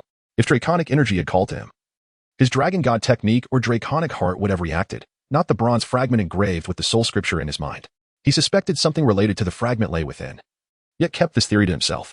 The eternal tortoise continued, regardless, with your previous strength, sensing those fiends should have been impossible. Yingzheng stroked his chin. Elders, I wish to meet these 2 dragons. Absolutely not, they exclaimed in unison. Having guarded the Tong legacy for over a millennium, they couldn't and Appos' risk losing their newfound patriarch at this critical juncture. Yingzheng waved dismissively. Elders, I merely wish to observe. No harm will come to me. The eternal tortoise fretted, Patriarch, after 1,000 years of cultivation, those creatures are formidable. Their malice could endanger you. Having witnessed the soul scripture and Apo's wonders, Ying was undeterred.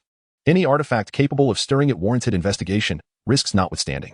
But they're imprisoned, aren't they? Imprisoned, yet deadly, the tortoise stressed. 2 humans have already perished by their claws in these centuries. A glint flashed in Ying eyes, likely the ill-fated King Zhou and King Wuling of Zhao. Linked to the Sand Dune Palace. The Dream Lotus added, Patriarch, these dragons are cunning. We implore you to refrain for now. Seeing their resolve, Ying feigned concession. Very well, but having cultivated for days, I must reunite with my sister. The ancient beings exchanged knowing glances. They recognized his unyielding intent. Resigned, the eternal tortoise sighed. If the Patriarch insists, we shall not hinder you further. Ying bowed apologetically. Forgive this willful child for causing you worry. The tortoise turned away, slighted, deepening Ying's guilt. These loyal servants had devoted everything to him, yet he disregarded their counsel.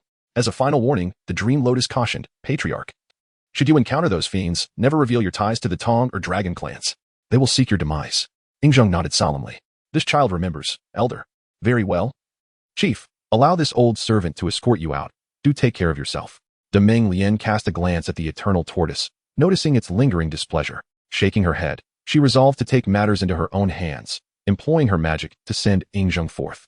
Chapter 81. The second fragment of bronze emerging from the world of the spirit mirror, Ying gazed into the depths of the heavenly palace. As anticipated, the bronze fragment inscribed with the Soul Sutra stirred once more within his mind. Having survived for 4 years, Ying understood better than anyone that life is singular. Survival is the true path to kingship, while all else is mere folly. Thus, he cherished his life above all. Upon learning from the Wanshou turtle and the Dream Lotus that 2 immensely powerful dragons were imprisoned beneath the heavenly palace, Ying unleashed his soul force. In the face of such formidable adversaries, he needed to be thoroughly prepared.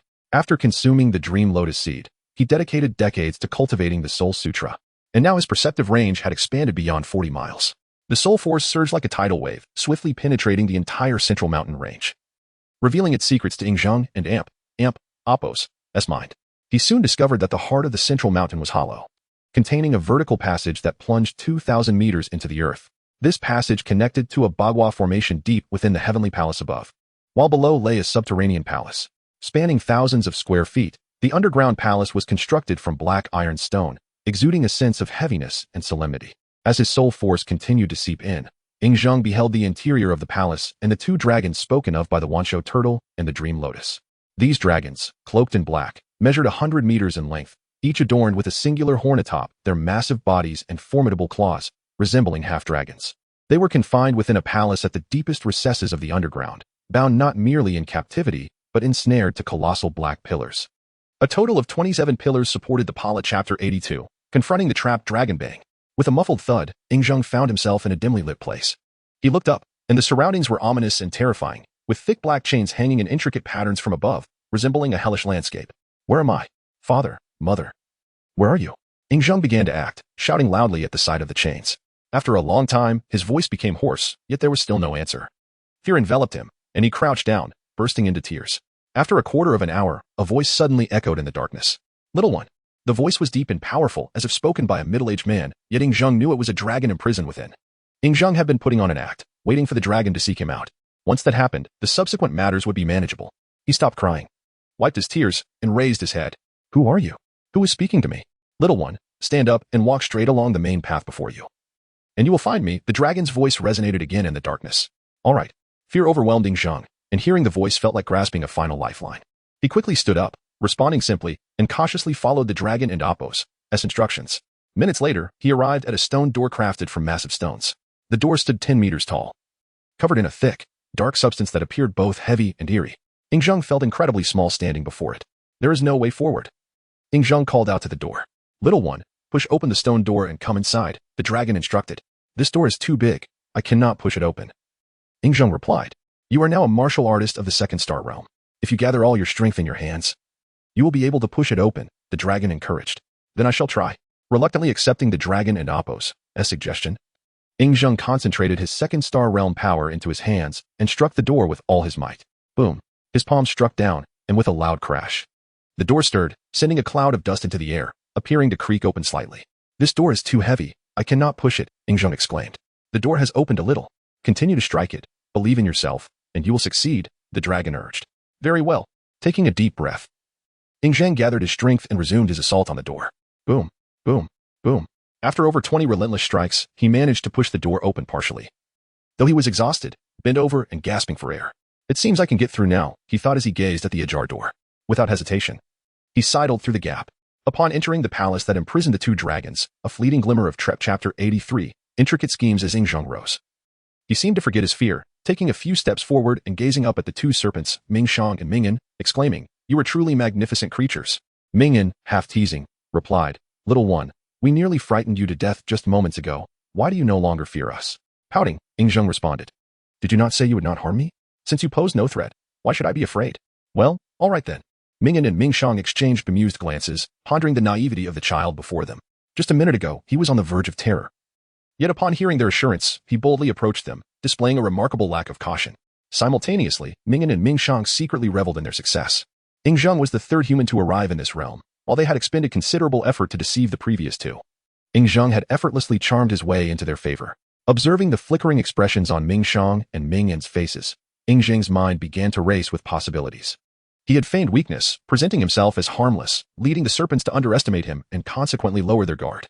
He had two objectives. First, to ascertain the true intentions behind Ming and Ming Shang and Apos' elaborate scheme to bring him from the ancestral shrine to this place. Second, to continue to cultivate a rapport with them, seeking the opportune moment to obtain the bronze fragment hidden beneath Zhao Yang's remains. With 1,000 schemes in play among them, they were all engaged in a delicate game of calculation. Mingyan chuckled, "Precisely. We are benevolent beings. We would never harm a child." Eagerly nodding, Ing Zhang inquired, "Mighty serpents, how did you end up here, bound by chains?" Ming Shang's expression fluctuated, while Ming Yan's voice turned to indignation. "Child, we are the guardians of this world, revered by humanity. Yet one fateful day, a villain invaded our realm and inflicted harm upon our people. In our capacity as protectors, we valiantly fought against this wicked intruder, but ultimately fell, imprisoned in this place." Having learned of the tragic fate of the Tong clan from the one-shot turtle and the dream lotus, Ing Zhang recognized that Mingyan, much like himself, was spinning tales. However, rather than expose the deception, he offered a sympathetic gaze. "Mighty serpent, I had no idea you were such noble beings, enduring such misfortune." Ming Shang pleaded, "Little one, given our plight, would you consider aiding us in our escape, so we may continue to protect humanity?" Rolling his eyes, Ing Zhang remarked, "Mighty serpents, were you not to rescue me? Why must I now be the one to rescue you?" Ming Shang clarified, "Child, we intend to residential Chapter 84, the acquisition of the bronze fragment." Upon hearing Ing Zhang's words, Mingyan and Ming Shang harbored no doubts about him. After all, it was inconceivable that he could have arrived here without assistance. Considering that Ing Zhang had a father capable of traversing myriad obstacles to reach the four directions, and that he possessed exceptional martial talent, both were greatly pleased. Mingyan comforted him, saying, "Howard, do not worry. We will ensure your safe passage, and you will undoubtedly find your father." "Is this true? Will Howard really be able to find his father?" Ing Zhang inquired eagerly. "Howard will certainly locate his father," Ming Shang affirmed. He then shifted the conversation, adding, "However, in order to find your father and rescue us, you must first become a formidable warrior." Ing Zhang replied, "My father is already incredibly powerful. He has told me that if I diligently practice, I will undoubtedly become a strong warrior when I grow up." Mingyan interjected, "Merely mastering your family's martial arts will render you an ordinary warrior, and such a warrior will not be able to save us." "Old fellow, after all this pretense, are you finally unable to restrain yourselves from making a move against me?" Ing Zhang thought to himself with a sneer. Simultaneously, he feigned innocence and, with wide, innocent eyes, asked, "Great serpent, how must I become a warrior capable of rescuing you?" Mingyan responded, "Howard, we possess many powerful martial arts here. Choose anyone to practice, and within a decade, you shall become a super warrior capable of rescuing us." Upon hearing this, Ing Zhang began to comprehend the situation. Previously, he had deliberately probed them, asking whether they feared he would not return after leaving. Their lack of a direct response suggested they possessed some means of control over him, likely linked to the martial arts they were now encouraging him to study. Realizing this, Ing Zhang became more cautious. Looking up, he excitedly inquired, "Great serpent, where can I find the martial arts you mentioned?" Mingyan smiled, "Howard, turn around and take a look." Upon turning, Ing Zhang presented his back to the scheming Mingyan and Ming Shang. When he faced forward again, he saw a stone wall made of massive boulders, which, at that moment, bore no inscriptions, let alone any martial arts. Pouting in displeasure, Ing Zhang exclaimed, "Great serpent, you are a villain. There is no martial art here at all." Ming Shang chuckled, "Howard, do not be impatient. The martial arts will appear shortly." As he spoke, he opened his mouth and emitted a beam of red light towards the stone wall. As the light struck the surface, a myriad of tiny characters emerged, and with a single glance, Ing Zhang discerned 6 types of martial arts. Mingyan declared Chapter 85, the the schemes of Mingxiang and Ming and Amp, Oppos, and since you and Amp, Oppos, VE made your choice. Come before us now, commanded Mingen. Great serpents, what do you intend? Yingzheng feigned indifference, though inwardly his guard was raised. Having secured the bronze fragment as desired, he maintained a safe distance from the two creatures, prepared to flee if necessary.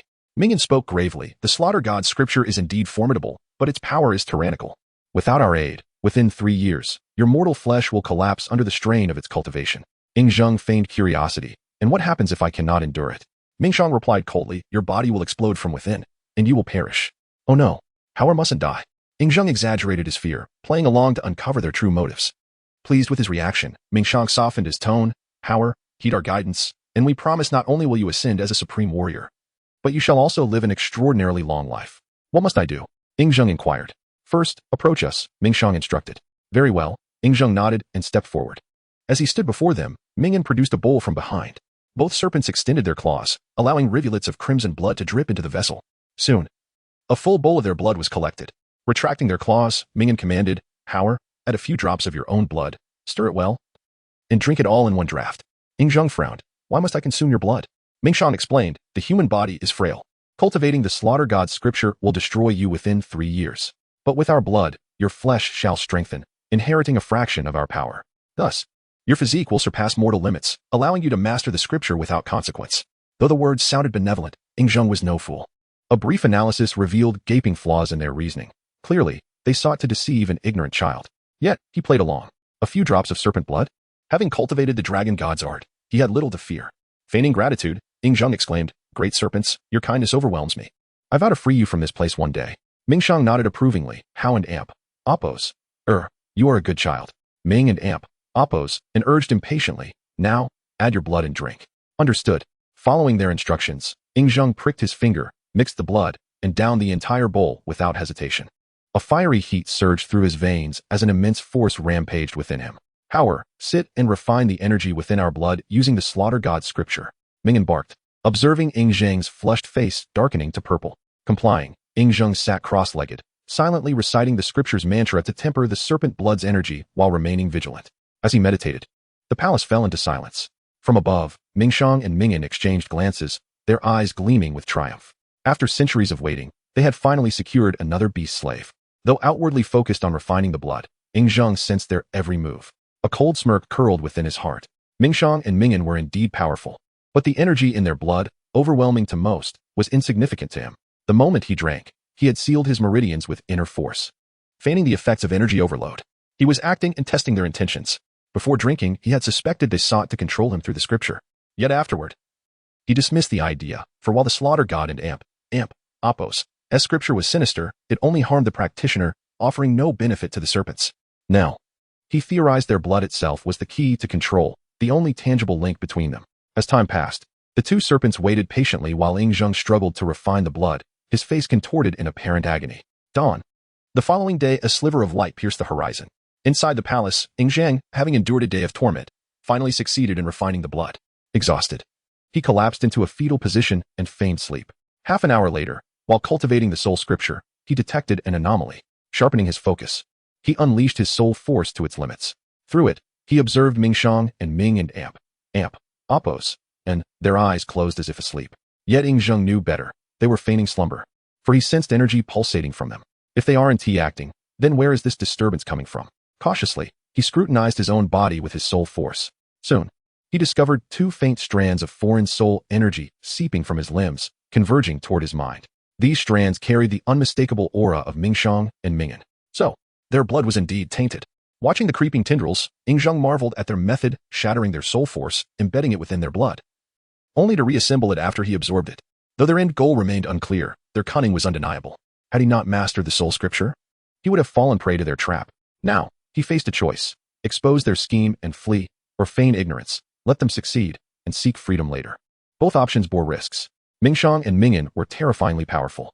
Though imprisoned, their mastery of sorcery made escape nearly impossible. Yet submitting to their control risked eternal enslavement. As the serpent soul energy coalesced into 2 phantom serpentine forms, Yingzheng's mind churned with indecision. Chapter 86, Escape from Peril. Never mind, as long as the Green Mountains remain, we need not fear the absence of firewood. I shall endure for now and refrain from taking this risk. After all, it is merely a matter of soul force control. After much hesitation, Ying Zheng ultimately relinquished the initiative to Ming Shang and Mingen. Shortly thereafter, they inscribed the slave mark into Ying Zheng's mind. In that instant, he felt a sensation of being controlled, while simultaneously, the two slave marks incessantly emanated a bloodthirsty emotion toward him. Upon observing that these two marks did not inflict fatal harm, Ying Zheng withdrew his soul force, feigning the demeanor of someone just awakening. How and amp, Oppos, you woke up so soon. Why not sleep a little longer? Ming Shang inquired with a smile, as Ying Zheng sat up in a daze. Oh, was I asleep? Ying Zheng replied. Indeed, you were exhausted yesterday, hence you fell asleep, Mingen added. Upon hearing this, Ying Zheng suddenly appeared to remember something, clutching his stomach in astonishment. Great serpent. My stomach isn't bloated, and I no longer feel hot. Mingen rejoiced, saying, Howard, you are remarkable. You have already refined the power within our blood. From today onward, not only can you harness our strength, but you may also cultivate the god-slaying technique without reservation. Wow, that is splendid. Ying Zheng exclaimed, excitement propelling him to his feet. Glug, glug. Suddenly, a sound emanated from Ying Zheng's stomach. His thoughts raced, and he clutched his belly, declaring, Great serpent, I am hungry. I do not wish to cultivate. I want to eat. As a human child, it was entirely natural for Ying Zheng to feel hunger after a day without sustenance, and thus, Ming Shang and Mingen harbored no suspicions, realizing their objective had been achieved, and that keeping Ying Zheng here served no further purpose. Mingen tugged at the chains and approached Ying Zheng, saying, Howard, let us escort you out. Ying Zheng's eyes brightened. Really, great serpent? Hurry, take me out. I want to eat. I want to find father. I want to go home. What a little child, Ming Shang chuckled upon hearing Ying Zheng's pleas. Pondering how utterly naive he was, Mingen assured him, Indeed, you must first exit from this place and retrace your steps back to where you fell. Ying Zheng complained, Great serpent, you are all bad. You tricked me into coming here. Ming Shang responded, Howard, although we deceived you. You have learned the powerful god-slaying technique. You have not been at a loss. That seems to be true. Ying Zheng pondered for a moment, finding no fault in Ming Shang's words, and thus he dragged his weary body onward. Before long, Ying Zheng arrived back at the location where he had fallen. He called out, Great say upon hearing Ming Shang's words. Mingen remained skeptical that Ying Zheng's soul power could surpass that of two individuals who had lived for several millennia. Such a notion was utterly inconceivable.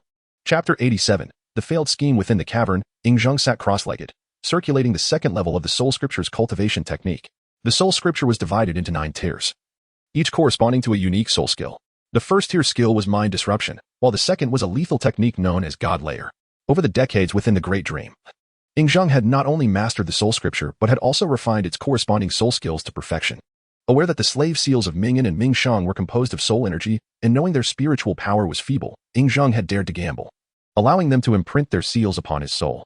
Now, as the two closed in on him, Ying Zheng activated the second tier technique, unleashing Godslayer to obliterate the soul imprint Ming and had left behind. As the signature skill of the Soul Scripture's second tier, Godslayer could annihilate an opponent's soul, reducing them to a mindless husk.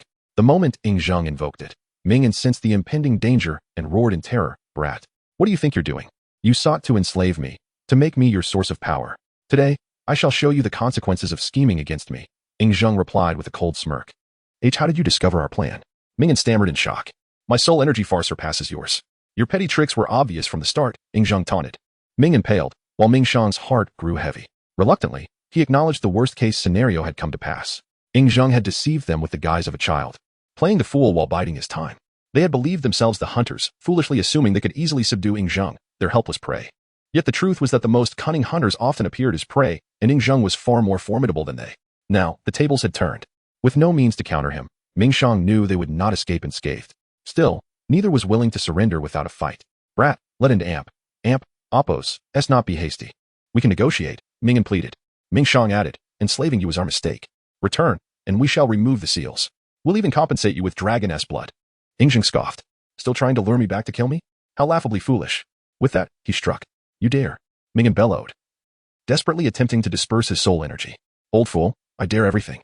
A single strike shattered Mingen's slave seal, deep beneath the celestial palace. Mingen's true form writhed in agony, bloodied serpent scales scattering across the ground.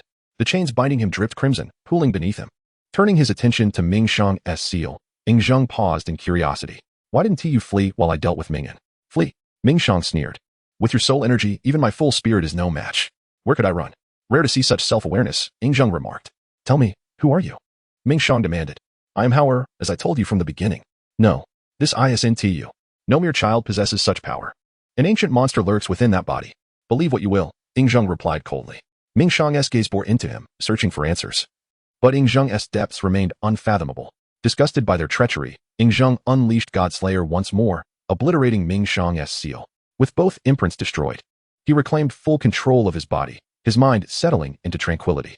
Deep within the underground palace, Ming Shang roared in fury, his massive tail thrashing, shaking the very foundations. When the dust settled, both he and Ming and Lei weakened, their eyes bloodshot with hatred. The soul was the essence of all life, painstakingly cultivated over millennia. Yet in an instant, Yingzheng had shattered their spiritual power, undoing centuries of effort. After a long silence, Ming whispered hoarsely, "Brother, this is the second time in 1,000 years we've been outplayed." Ming Shang nodded grimly, his gaze flickering toward the central pillar. Back in the cavern, Yingzheng meticulously inspected his body, ensuring no trace of their influence remained. Stepping outside, he gazed at the distant water veil barrier. Had it not been for the soul scripture and the great dream, I would have met my end here. With a flash of light, he vanished from the gorge. Moments later, he reappeared at the sand dune palace. Along the way, he noted the barrier lay merely 100 miles southeast of the palace. Upon arrival, signs of intruders greeted him, discarded remnants of their earlier feast strewn about. Extending his soul energy, he scanned the vicinity but found no lingering threats. Satisfied, he entered Zhao Yong's chambers, reactivated the hidden mechanism, and descended into the underground river, retracing his path back to the Tong Clan's territory. Chapter 88.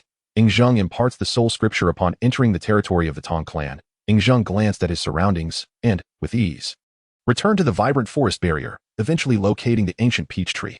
At first sight of Yingzheng, the old peach tree was taken aback, taking a considerable amount of time to confirm that the child approaching from the distance was indeed Yingzheng. He was profoundly astonished, as he was acutely aware of the darkness that enveloped the current barrier. In his estimation, it would be exceedingly difficult for Yingzheng and the astonishing salamander to emerge alive from the dark barrier. Yet, here was Yingzheng, alive and well. Under the watchful gaze of the old peach tree, Yingzheng approached the tree. He then tilted his head to admire the sweet peaches hanging from its branches, his eyes gleaming with desire. With a single step, he ascended the tree, plucking a peach with ease, before settling onto a sturdy branch. As he took a bite, he savored the fruit and Appo's sweetness, exclaiming, "This peach is truly delectable." The old peach tree looked on with delight, perhaps concerned that Yingzheng might not be satiated. As it extended a branch to offer him another peach, Yingzheng smiled and declined, continuing to enjoy the peach in hand, while addressing the old peach tree. "I have now become the chieftain of both the Tong and Long clans. What, you, a mere child, have ascended to the position of chieftain for 2 clans?"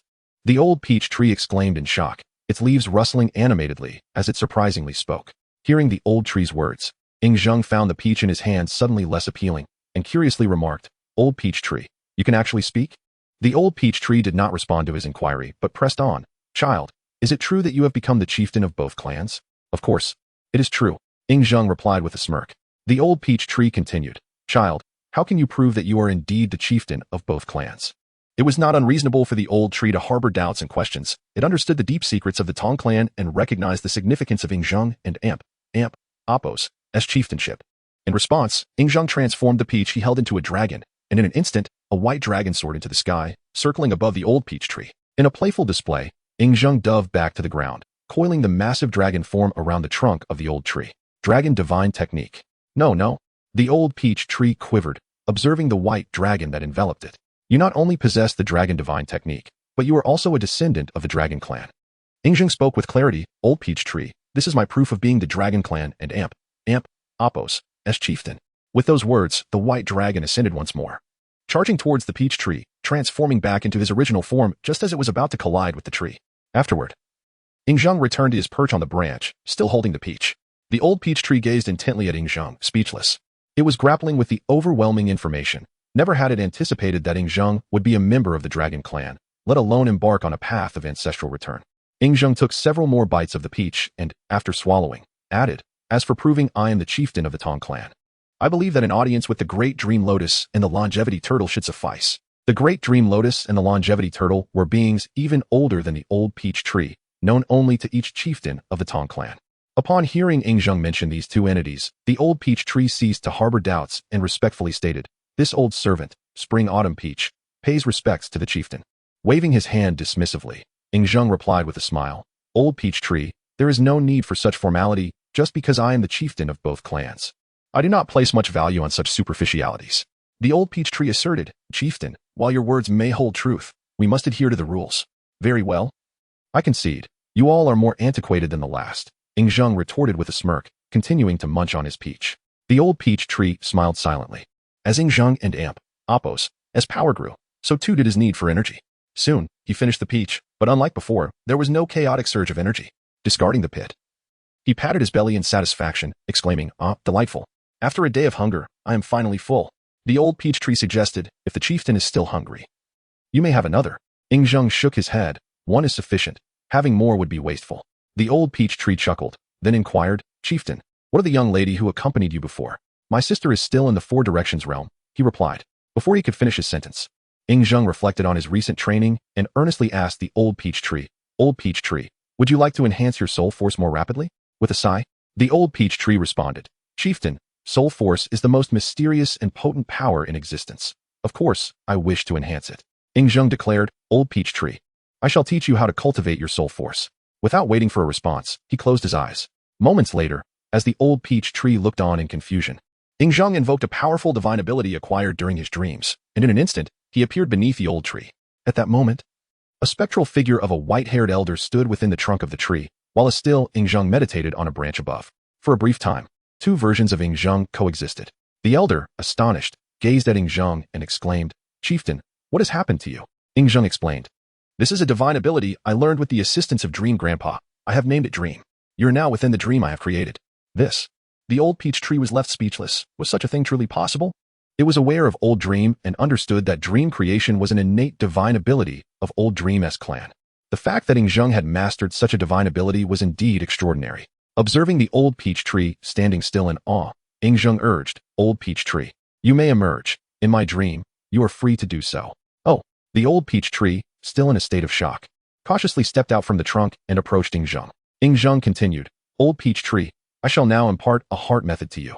If you cultivate diligently, your soul force shall grow significantly before long." With that, Ing Zheng pointed toward the old peach tree.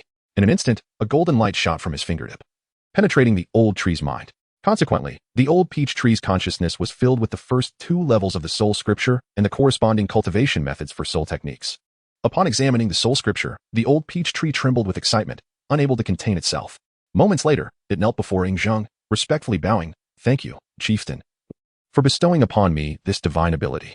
Ing Zheng stepped forward to assist the old peach tree back to its feet, smiling as he said, "Old peach tree, do not be overly kind. Should you encounter ill-intentioned individuals, you may find yourself in a precarious situation." The old peach tree paused, then broke into a rueful smile. It was not true kindness. Rather, it merely found Ing Zheng reminiscent of those from its memories, leading to an unexpected opportunity. After imparting the first two levels of the soul scripture to the old peach tree, Ing Zheng dispelled the dream, leaping down to the ground. The old peach tree respectfully inquired, "Chieftain, are you preparing to depart?" Ing Zheng replied, "I must return. My two grandfathers and my sister await me in the Four Directions realm. If I delay, they may grow anxious." The old peach tree nodded slightly. Then, Ing Zheng turned and vanished from the old peach tree's sight. As he felt the soul scripture resonating in his mind and watched Ing Zheng's departing figure, the old peach tree reflected, after a millennium, the elder's prophecy is finally set to be fulfilled. After a long while, the old peach tree retracted its gaze and immersed itself in the cultivation of the soul scripture. Chapter 89. Confronting Mingzhu after parting ways with the old peach tree. Ing Zheng followed the path etched in his memory to enter the dark realm, swiftly traversing it to reach the Four Directions. Previously, he and Jing and I had taken nearly a month to cover this distance, but now, Ing Zheng accomplished it in just 2 days. At the entrance to the Four Directions, Mingzhu harbored a lingering resentment since his defeat at the hands of Qin Lai and had been lingering in the area ever since. As soon as Ing Zheng stepped into the realm, Mingzhu spotted him. A fierce wind howled past as Mingzhu approached Ing Zheng. When Ing Zheng first encountered Mingzhu, he could not discern the extent of his power.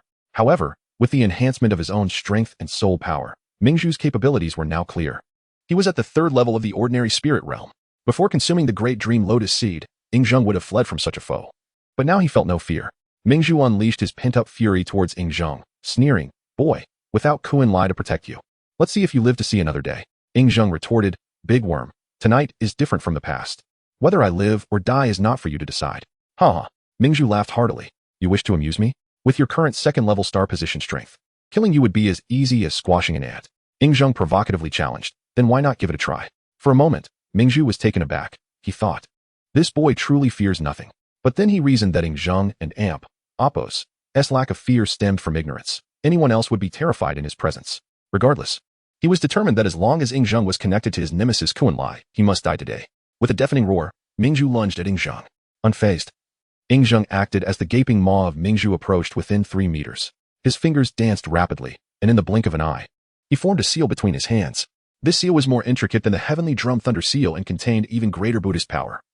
It was the Brahma seal of the Tathagata and Amp, Apos, S-Palm, the turning seal. Prior to the Great Dream, the most powerful technique Ing Zheng could wield from the Tathagata's palm was the 4th move. The Buddha asked for the kulpa, but now it came effortlessly. As the seal was completed, Mingzhu sensed an impending crisis. He had no time to ponder how Ing Zheng had conjured such a formidable Buddhist seal. Instinctively, he abandoned his attack. In an instant, Mingzhu turned to flee. Ing Zheng sneered, "If you wish to kill me, come at me. If you're afraid, don't run. Where do you think you're going?" With that, Ing Zheng released the turning seal. As it departed from his hand, brilliant Buddhist light illuminated the sky. And amidst the resounding Brahma sound, a wheel of infinite Buddhist power manifested from the light. The Nirvana wheel. This will serve as the protective Buddhist weapon of the Tathagata and Amp, Apos, S-Palm, the Nirvana wheel. Upon its appearance, Mingzhu and Amp, Apos, S expression changed drastically, and he hastened his escape. Yet, escaping from Ing Zheng after the Great Dream was no simple task. Go. Ing Zheng pointed at Mingzhu, and instantly, the Nirvana will slice through the air towards him. You. Mingzhu roared in anger, unleashing a black radiance from his body as he swung his massive tail at the Nirvana wheel. Boom. A resounding crash echoed as Mingzhu's tail struck the Nirvana wheel. The next moment, before Mingzhu could rejoice, he realized something was amiss. His combat power was utterly insufficient to withstand the Nirvana wheel's assault. No.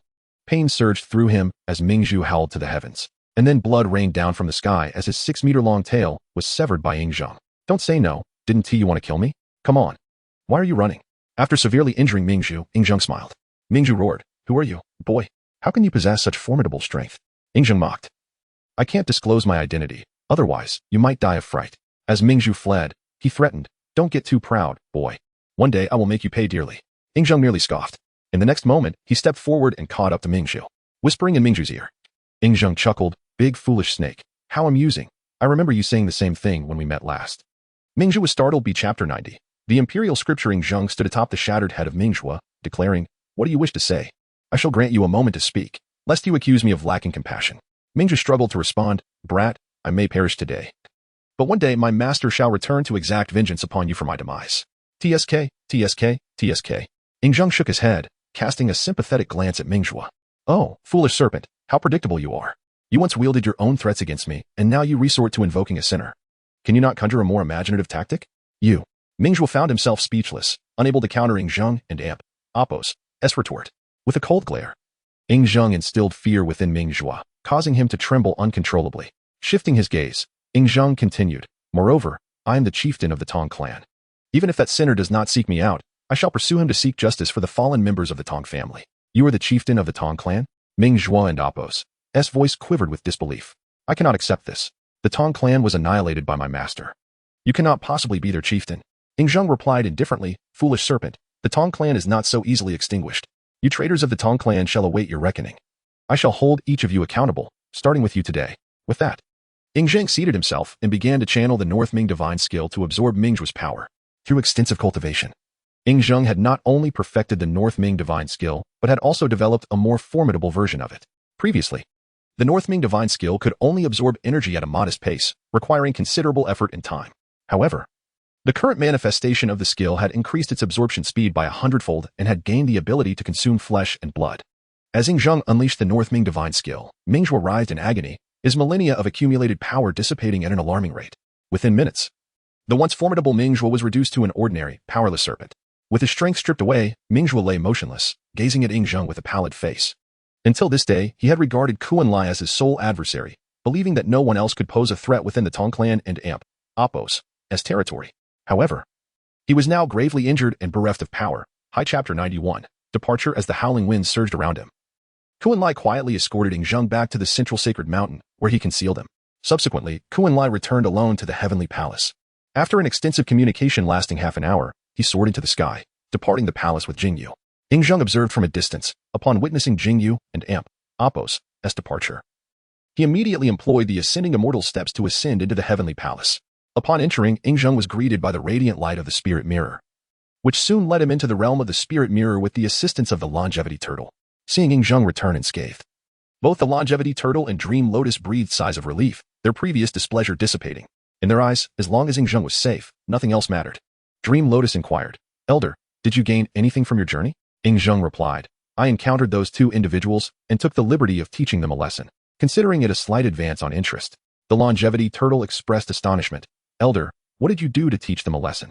You must be aware that their strength is formidable. They attempted to leave a mark on me to control me, but I remained unafraid and shattered their scheme. Ing Zheng chuckled. Dream Lotus widened her eyes in disbelief, while the longevity turtle reflected, well, we were worried for you, but it seems we underestimated your strength. Both were acutely aware of the difficulty of cultivating soul power.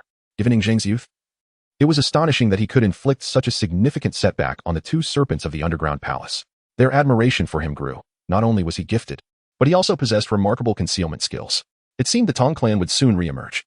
Ing Zheng raised his hand, saying, Grandfathers, I returned to report my safety and to discuss something important. The two elders brightened at his words. The longevity turtle asked, Elder, what do you wish to discuss? Ing Zheng declared, I plan to leave this place. Dream Lotus remarked, You have refined the blood of the Tong clan and consumed the Dream Lotus seed to solidify your realm. The only thing lacking is the practice of the Tong clan and Appos, as spells, otherwise, you could leave at any time. Ing Zheng frowned, Grandfathers, will you not accompany me? In truth, he wished to take them with him, as they were extraordinary beings. However, their reluctance was evident. The longevity turtle and Dream Lotus exchanged glances, and the former asked, Elder, how do you intend to take us with you? Ing Zheng replied, I shall simply bring the spirit mirror with me. The longevity turtle shook his head, Elder, you cannot do that. Why not? Ing Zheng questioned. The longevity turtle explained, the spirit mirror cannot leave the Tong clan and Appos' land. Otherwise, you would be in danger. Why is that? Ing Zheng was perplexed. With their strength, it seemed inconceivable that anyone in the world of the warring states could harm him. Dream Lotus clarified. The spirit mirror is a treasured artifact of the Tong clan. If it leaves the clan's territory, its traitor will sense its presence. Ing Zheng furrowed his brow, Grandfathers. Is that traitor currently hiding in the world of the warring states? If so, given his current strength, he would indeed have to avoid that individual. Dream Lotus responded. He has left the Tong clan and Appos' territory but has not yet exited this world. He hides in some corner of the warring states. Very well, Ing Zheng conceded. Turning to the longevity turtle, he said, even if the spirit mirror cannot be taken out, surely Grandfather Turtle can leave. The longevity turtle replied, Elder, while I can exit the spirit mirror world and the Tong clan's territory, my size is too great to accompany you. Acknowledging this, Ing Zheng understood that both the longevity turtle and Dream Lotus could not depart. He said, in that case, I shall leave with my sister. The longevity turtle advised, do not rush to leave. First, cultivate the Tong clan's spells. Mastering them will better prepare you for departure. Understood, Ing Zheng nodded.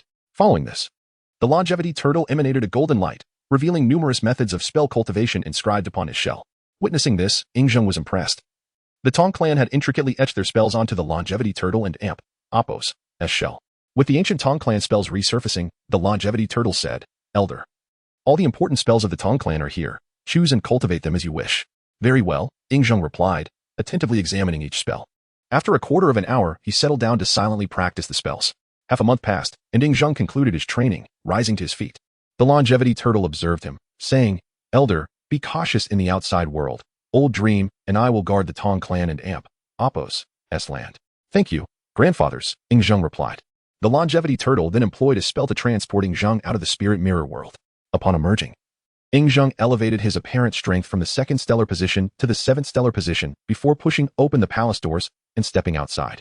During his absence, Jingyu had vigilantly awaited at the palace doors. Upon seeing Ing Zheng, she rushed forward and embraced him. Nestled in Jingyu and Appos' embrace, Ing Zheng inhaled deeply and exclaimed, Sister, you smell divine. I absolutely adore it. Jingyu playfully tapped his forehead, teasing, Howard, you're being silly. I've always been like this. You and Appos' just miss me too much. Ing Zheng gazed up at Jingyu and Appos' exquisite face and affirmed, Sister, I truly missed you, and you have indeed become more fragrant. Jingyu laughed. So, does How and Appos' like it? I like it very much. I never want to leave you again, Ing Zheng replied, resting his head against her. Jingyu responded, All right, from this day forth, we shall never part. Before her words had fully settled, she recalled the individuals in the heavenly palace and asked, Howard, can you now avoid returning? Ing Zheng answered, Sister, those two in the heavenly palace allowed me to leave. We can now depart this place. Upon hearing this, Jingyu and Appos' face lit up with joy. After staying there for so long, she had longed to escape this perilous location. Moments later, Ku and Lai appeared before them, leading both away from the heavenly palace towards the entrance of the Tong clan and Appos' territory. Chapter 92. The twin blades of Jingni and Gongbu emerge once more as the first light of dawn painted the horizon. Zheng and Jingni arrived at the border of the Tong clan's territory. With the assistance of Kuan Lai, they passed through the watery barrier, leaving the secluded realm behind. After several months, when they once again beheld the majestic mountains and rivers of the warring states, Jingni was overwhelmed with emotion, as though she had been reborn. Embracing Zheng, Jingni laughed joyfully. However, we've finally escaped that world. No more living in constant fear. Zheng wrapped his arms around her neck and replied, Elder sister. Though that world was perilous, it greatly aided our cultivation. True enough. His words made Jingni realize the truth in them, softening her resentment toward the Tong clan's realm. Before entering, she had merely been a first-tier Great Heaven Realm martial artist. Without that experience, breaking through to the mortal realm would have taken years. Yet now, in less than 3 months, she had ascended to the mortal realm. Beyond that, her swordsmanship and the Sacred Heart mantra had reached their zenith, rendering her invincible below the Saint realm. Honestly, achieving in 3 months what others took decades to accomplish, her progress could only be described as astonishing. Zheng smiled. From now on, elder sister, we need not fear those villains anymore. Indeed. A cold glint flashed in Jingni and Appo's eyes as she recalled the Han assassins and the Luo network killers who had once hunted them. Back then, outmatched and outnumbered, she and Zheng had fled like desperate strays, narrowly escaping death multiple times. Now, she had returned as a powerhouse. It was time for vengeance. Though Zheng sensed her murderous intent, he remained silent. With his current strength, he was confident in protecting her. From this day forth, he would support her in whatever she chose to do. For now, he simply wished to bask in her care, holding his beautiful elder sister close. Moments later, Jingni reigned in her killing aura and activated the soaring immortal step, dashing toward the canyon's exit. Soon, they arrived at the Sheikyu Palace. No sooner had they stepped inside than hurried footsteps echoed through the halls. 4 figures emerged, their expressions dark. Han assassins, subordinates of the slain Wolf Lord. Their strengths ranging from the 7th to the 9th tier of the Great Heaven Realm. Since the Wolf Lord's death, these 4 had scoured the Xing region for Jingni. That day, they had traced her to the palace, only to find it abandoned. The signs suggested someone had beaten them to it. Just as they despaired of ever capturing Jingni and feared their master's wrath, she appeared, with Zheng in tow. Their initial elation turned to dread as they sensed her power. Once, these men had been untouchable to her. Now, they seemed pitifully weak. Time, indeed, was a wondrous force capable of reshaping all things. What a coincidence. Meeting you so soon, Jingni said icily, her gaze piercing. The Han assassins and Appo's persistence was remarkable. Even after months of silence, they still pursued her. Since they refused to relent, she would show no mercy. These 4 would die today. Lu Yi, the 9th tier Great Heaven Realm assassin, barked, Jingni. Was it you who slew our lord? Our lord. Jingni mused silently, realizing she had unwittingly taken the blame for the hidden powerhouse. Yet even so, she felt no regret, had that mysterious figure not intervened. She and Zheng would have perished. Had they died then, they would never have gained their current strength. With a cold smirk, she replied, what if it was? What if it wasn't? Lu Yi snarled, you dare kill our Wolf Lord? Our master will never forgive you.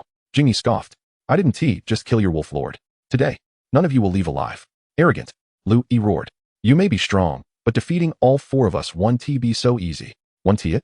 Before he could rally his men, Jingni struck. In an instant, she appeared behind one assassin. You. A choked gasp was all he managed before his head toppled from his shoulders. Blood sprayed onto the remaining 3, freezing them in terror. They lunged at her, blades flashing, only to pierce empty air. Having fun? Her voice, colder than winter, whispered behind another. The man's breath hitched as steel flashed. Another corpse collapsed. 1 slash, 1 life. To Jingni now, slaying those below the mortal realm was effortless. The assassins couldn't even track her movements. Terror shattered the survivors' resolve. They fled, but Jingni's perfected soaring immortal step left no escape. A flicker of steel, a whisper of wind, 2 more heads rolled. With a soft ching, Gongbu returned to its sheath. Jingni wiped her blade and embraced Zheng once more. How and Appo's? They're dead. Let us go? Where to, elder sister? Gazing toward Wuhan City, she smiled. Home. Zheng nodded eagerly. After so long, he yearned to see how the Imperial Pavilion fared. Arm in arm, they set off toward Wuhan. Chapter 93. Rise of the Storm. As Zheng and Jingyu departed from the Tong clan territory, a blue light rushed from the horizon, eventually transforming into the form of the everlasting turtle beneath the old peach tree. Since acquiring the cultivation method of the Soul Sutra, the old peach tree had been diligently practicing. Upon sensing the presence of the everlasting turtle, it ceased its meditation in surprise. The old peach tree respectfully greeted. Old peach tree pays homage to the guardian spirit, my lord. The everlasting turtle replied with a wry smile. The Tong clan has perished. What is there left to guard? The old peach tree responded, my lord, did you not choose that child? As long as he exists, the Tong clan shall surely re-emerge in the near future. Hearing this, the everlasting turtle chuckled. It seems my earlier intuition was correct. You indeed bestowed the autumn peach upon the clan leader, and not just one. The old peach tree sighed. At that time, I merely thought the child resembled those of your hence I gifted him the autumn peach. The everlasting turtle teased, old peach tree. Each autumn peach extends one's lifespan by a century. Did you not feel any regret in giving so many to the clan leader? The old peach tree remarked. I felt no sorrow before knowing he was the clan leader. I live for the Tong clan. Upon realizing his identity, my heart felt even less burdened. The everlasting turtle nodded slightly, then solemnly stated, Old peach tree, few are aware of the clan leader's identity, until he fully matures. I wish for it to remain a secret. The old peach tree gazed at the everlasting turtle, and after a moment, nodded solemnly. The everlasting turtle's thoughts were understood. It was as it should be. Shortly thereafter, having conveyed his instructions, the everlasting turtle departed, while the old peach tree continued to immerse itself in the Soul Sutra, striving to enhance its soul power. 3 days later, as night fell and the stars adorned the sky, the sound of rushing wind heralded Jing Yu's arrival at the outskirts of Wu and Amp, Appos, and City, carrying Ying Zheng in her arms. Gazing at the guards patrolling the city walls, Jing Yu opted against entering through the main gate, instead choosing a nearby corner to slip into the city. Upon her return to Wuhan City after several months, Jing Yu felt a sense of unfamiliarity. The city had transformed, becoming markedly safer. A few months prior, she had fled in panic, but now, the threats from the assassins of Han and the Luo network were no longer a concern. As they walked down the street, many recognized Jing Yu, retreating in fear, their eyes averted, anxious to avoid any association with her. Jing Yu disregarded their fearful glances. To her, these martial artists appeared pitifully weak. The act of killing one was as trivial as squashing an ant. Ying Zheng, with his arms around Jing Yu's neck, rested his head upon her bosom. Upon entering the city, he unleashed his soul power, perceiving numerous figures from the pugilistic world covertly watching him and Jing Yu. Within moments, dozens of carrier pigeons took flight from Wuhan City. Sister, where shall we stay tonight? Ying Zheng inquired, looking up. Jing Yu smiled and asked, where do you wish to stay tonight? After scanning the main street, Ying Zheng pointed to an inn named Qin Shi Huang, saying, Sister, let us stay there tonight. Very well. Sister shall heed How's wishes. Jing Y Chapter 94. Separation at the Pure Heart Retreat. A quarter hour later, the innkeeper's voice echoed outside the chamber. Lady Jing and I. Your meal is prepared, the innkeeper said respectfully. Without a word, Jing and I approached the door, accepted the food from his hands, then turned back into the room, dismissing him. Having learned from past mistakes, she proceeded with utmost caution, sampling each dish before allowing Ying Zheng to eat, waiting another half hour to ensure no ill effects. Throughout this, Ying Zheng watched her silently, resting his chin on his hands, warmth blooming in his chest at her meticulous care. After the meal, Jing and I held him close as the lamps were extinguished for sleep. An hour later, footsteps pattered across the roof. A glint of lethal intent flashed in Jing Ni's eyes as she tightened her embrace around Ying Zheng with one arm, while the other hovered near her waist. Through spiritual perception, Ying Zheng detected 4 groups converging upon them, skilled adversaries, yet mere insects before his might. He observed their theatrics with detached amusement, knowing Jing and I required no assistance against such foes. Within minutes, shadows slithered into the inn from all directions, creeping toward their chamber. Whoosh! A concealed weapon shot through the darkness from above.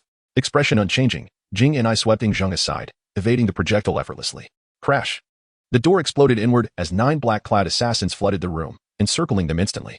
Among the intruders, Han assassins and agents from the Luo network predominated, while 3 others bore unfamiliar insignias. Having failed their ambush, the killers glared hungrily at their prey, unaware of the restrained power coiled within Jing Ni's slight frame. By this time next year, we'll be commemorating your death anniversary, Jing and I, snarled Zhu Yuan, a 6th-level Skyrealm expert. There's no escape now. With this rabble? Jing Ni's voice dripped scorn. Zhu Yuan's lips curled. Still arrogant at death's door. Your years in Luo network weren't wasted. I see. A masked Luo network assassin, his mere presence frosting the air, forming ice crystals and abandoned cups countered coldly, says the man whose sect paid dearly in corpses to learn that lesson. Jing and I recognized him instantly. Ice Soul, a Luo network heaven-grade assassin surpassing even Swordmaster Gongbu in rank. The verbal duel escalated until another killer snapped. Save your rivalry. Our mission is eliminating Jing and I. Settle your grudges afterward. With synchronized brutality, all 9 struck simultaneously, only to meet flashing steel. Swish, swish, swish. Throats opened before resistance could form. 9 bodies collapsed, life extinguished between heartbeats. Elder sister, you and Amp, Appos, re-amazing. Ying Zheng marveled as Jing and I sheathed her blade. They didn't and Amp, Appos, stand a chance. You and Amp, Appos, LL achieve such mastery too, how and Amp, Appos, she smiled, clearing the bed of hidden weapons before settling them both back to sleep. Dawn revealed Handan's martial community abuzz. Jing and I lived, and had returned. Carrying Ying Zheng, she departed Pure Heart Retreat toward the city gates, trailed at a distance by wary assassins. Unconcerned, she journeyed toward Handan until twilight found them atop a mountain peak, stargazing in summer and Amp, Appos' embrace. Just as Ying Zheng basked in their shared tranquility, danger. A precise strike rendered him unconscious. Like a specter, Jing and I swept through surrounding woods, her gongbu, sword reaping 100 lives without mercy. Bloodshed complete. She returned to their stargazing spot, where the white-haired sage from Handan awaited. Now a recovered Saint Realm Master, his aura dwarfed previous levels. Their eyes met in mutual astonishment, his at her impossible growth, hers assessing his intentions. Why are you here, Elder? Jing and I broke the silence. The sage glanced at Yingzheng. Word of your return reached me. I came, lest you perish. After measured silence, Jing and I seemed to reach a decision. Do you still wish to mentor Howard? The Elder and Amp, Oppos, eyes kindled. You and Amp, Oppos, do you truly entrust him to me? What comes next is too dangerous for him, she admitted. Then let me safeguard him until your return. His choice to learn from me shall remain his own. Relief softened Jing Ni's stance. She pressed a kiss to Yingzheng's forehead before transferring him to the Elder's care. As he cradled the sleeping prince, the sage mused, You Dawn and Amp, Oppos, fear I and Amp, Oppos, LL harm him? Jing and I shook her head. Your sincerity is evident. Else I and Amp, Oppos, do not have cleared this battlefield, nor placed him in your hands. Very well. The old man felt a sense of ennui and assured the startled figure. Since you have such unwavering faith in me, I promise that unless I draw my last breath, no harm shall befall Howard. Thank you, esteemed Elder. The startled figure bowed deeply to the old man, then resolutely turned and vanished into the night, employing the ethereal step of ascending to immortality. Once the figure had departed, the old man cast a glance at the infant Yingzheng in his arms, a gentle smile gracing his face, before swiftly retreating with the child. Chapter 95, The Great General by Qi of Wu and Amp, Oppos, and emerging from the battlefield, the Elder hurriedly led Yingzheng towards the eastern direction of Wu and Amp, Oppos, and city. Not daring to pause even for a moment, fully aware of the delicate nature of Yingzheng and Amp, Oppos' identity. After an hour, Yingzheng awoke, immediately feeling a pang of discomfort in his neck. To his surprise, he found that it was not the familiar figure of Jingyu that held him, but rather a man. As he lifted his gaze, he encountered the aged face of the Elder. Yingzheng and Amp, Oppos' thoughts raced as he quickly pieced together the situation. Realizing that Jingyu had rendered him unconscious and entrusted him to the Elder. Alas, it is ultimately the ones closest to me who can harm me, he mused. Gazing up at the Elder with a sense of melancholy, with his formidable strength, coupled with soul power and various means, he believed there was no opponent in the warring states who could truly detain him. Yet, today, he had done nothing and had inadvertently been and Amp, Oppos, handled and Amp, Oppos, by Jingyu. For the first time relinquishing his fate into another and Amp, Oppos' hands after his journey through time. However, Yingzheng bore no anger, for he trusted that Jingyu had her reasons for her actions. After a while, the Elder noticed that Yingzheng had awakened and kindly said, How and Oppos? You are awake. With a youthful voice, Yingzheng inquired, Grandfather, why are you carrying me? Where is my sister? Upon hearing this, the Elder paused on a hillside and replied, Howard. Your sister has other matters to attend to. She has asked me to take care of you for a time. Yingzheng asked, Grandfather, do you know where my sister is gone? The Elder shook his head. She did not say. Only that she needed to handle something and would return to find you once it was done. Oh, Yingzheng nodded slightly, then continued, Grandfather, do you know how long it will be before my sister comes back to find me? Once again, the Elder shook his head. I do not know, my dear. All I can do now is protect you and ensure you come to no harm. Yingzheng shifted his position, surveying the unfamiliar surroundings. Grandfather, where are we going now? To the Valley of the Medicine King, the Elder replied. Upon hearing this, Yingzheng fell silent. The mention of the Valley of the Medicine King surprised him slightly. For the Elder and Amp, Oppos' injuries had fully healed. If he wished to leave, Sun Long would not impede him. Yet, from their conversation, it was apparent that the Elder had chosen to remain. Truth be told, Yingzheng was pleased by the Elder and Amp, Oppos' presence in the Valley of the Medicine King. For as long as he remained, the safety of the valley was assured. With Yingzheng's doubts quelled, the Elder continued on their journey. As dawn approached, they entered the Valley of the Medicine King and arrived at the Elder's residence. The Elder's abode was nestled deep within the valley, where he had assumed a guardian role. Rarely did he make an appearance, spending his days in the courtyard, tending to fish and entertaining birds. Without the release of his martial aura, he appeared no different from an ordinary old man. Upon returning to his residence, the Elder promptly summoned 2 young maidservants, one to prepare a meal and the other to assist Yingzheng with his bath. As they entered the courtyard, the maidservants recognized Yingzheng at once, but they said nothing, silently and respectfully attending to the Elder and Oppos' requests. Sister, you may leave. I can wash myself, Yingzheng declared as the young maid was about to assist him. Understanding his identity, the maid did not insist, bowing respectfully as she exited and stood waiting outside. An hour later, Yingzheng emerged in a white robe and entered the parlor. Inside sat 2 individuals, the Elder and Sun Long, the master of the Valley of the Medicine King, who had now reached the formidable 8th level of strength. Upon seeing Yingzheng, Sun Long rose, a smile gracing his face as he addressed the Elder. Elder, is this the child you spoke of? Indeed, this is Hao and Amp, Apos, I wish for him to reside in the valley of the Medicine King, the elder replied. Well, the small courtyard is yours. You may let anyone stay as you please. And I must say, I find this charming child most endearing, Sun Long remarked. In that case, we shall not impose further, Valley Master, the elder said with a respectful clasp of his hands. Too polite. Sun Long waved his hand dismissively. Contemplating matters, Sun Long exhibited a keen interest in Ying Zheng. Smiling as he said, How and Amp? Apos. Would you like to come play with your uncle? There are many delightful things to do there. Ying Zheng understood Sun Long and Amp, Apos, intentions and responded in kind, Uncle, How and Amp? Apos, wishes to play with you. Your sin is quite pleasant. The elder wished to intervene, but realizing Ying Zheng had already spoken, he could only address Sun Long, Valley Master. It is permissible for How and Amp, Apos, to visit. But he must not be taken to the front hall. Why not? Sun Long feigned ignorance. After a moment's hesitation, the elder inquired, Valley Master, do you recall the incident that transpired in Wuhan City a few months ago? Yes, but what does that have to do with Hauer? Sun Long replied. The elder continued. To be frank, How and Amp, Apos, is the child embraced by the notorious assassin Jing Yu of the Luo network.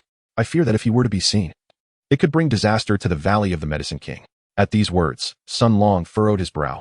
Jing Yu is now the public enemy of the martial world. Indeed, Hauer's connection to her makes his identity quite sensitive. Before the conversation could drift further, Sun Long asserted his authority as the master of the valley, however. Should he be recognized, it is of little consequence. Anyone who dares cross the Valley of the Medicine King will find themselves facing severe repercussions. After nearly a year of acquaintance, the elder understood that Sun Long was not jesting. His position commanded immense power. Yet, preferring to avoid unnecessary complications, he reiterated, Valley Master, I recognize your strength, but to prevent any potential troubles, it would be best to keep How and Amp, Apos, from being seen by outsiders. Very well, since you insist. I shall refrain from taking How and Amp, Apos, out, Sun Long acquiesced. Meanwhile, observing that Sun Long and Amp, Apos' performance was nearing its conclusion, Ying Zheng looked up and asked, Uncle, can we go play now? Sun Long smiled. How and Amp, Apos, that depends on your grandfather. If he consents, we may proceed. Although the elder initially wished to decline, he could not prevent Ying Zheng and Apos' enthusiasm and Sun Long and Apos' fondness, thus he nodded in agreement. Seeing this, Sun Long cheerfully lifted Ying Zheng into his arms, and they both laughed as they made their way to his loft. Upon entering the loft, Sun Long promptly shut the door and set Ying Zheng down. You have held this position for quite some time, yet you still act so hastily. It's quite unbecoming, Ying Zheng remarked as he seated himself. Pouring himself a cup of tea, somewhat dissatisfied with Sun Long's behavior, Sun Long responded excitedly, My lord, I assure you, it was not my intention to be reckless. This matter is of utmost importance, and I have been anxious due to my inability to locate you for quite some time. Oh?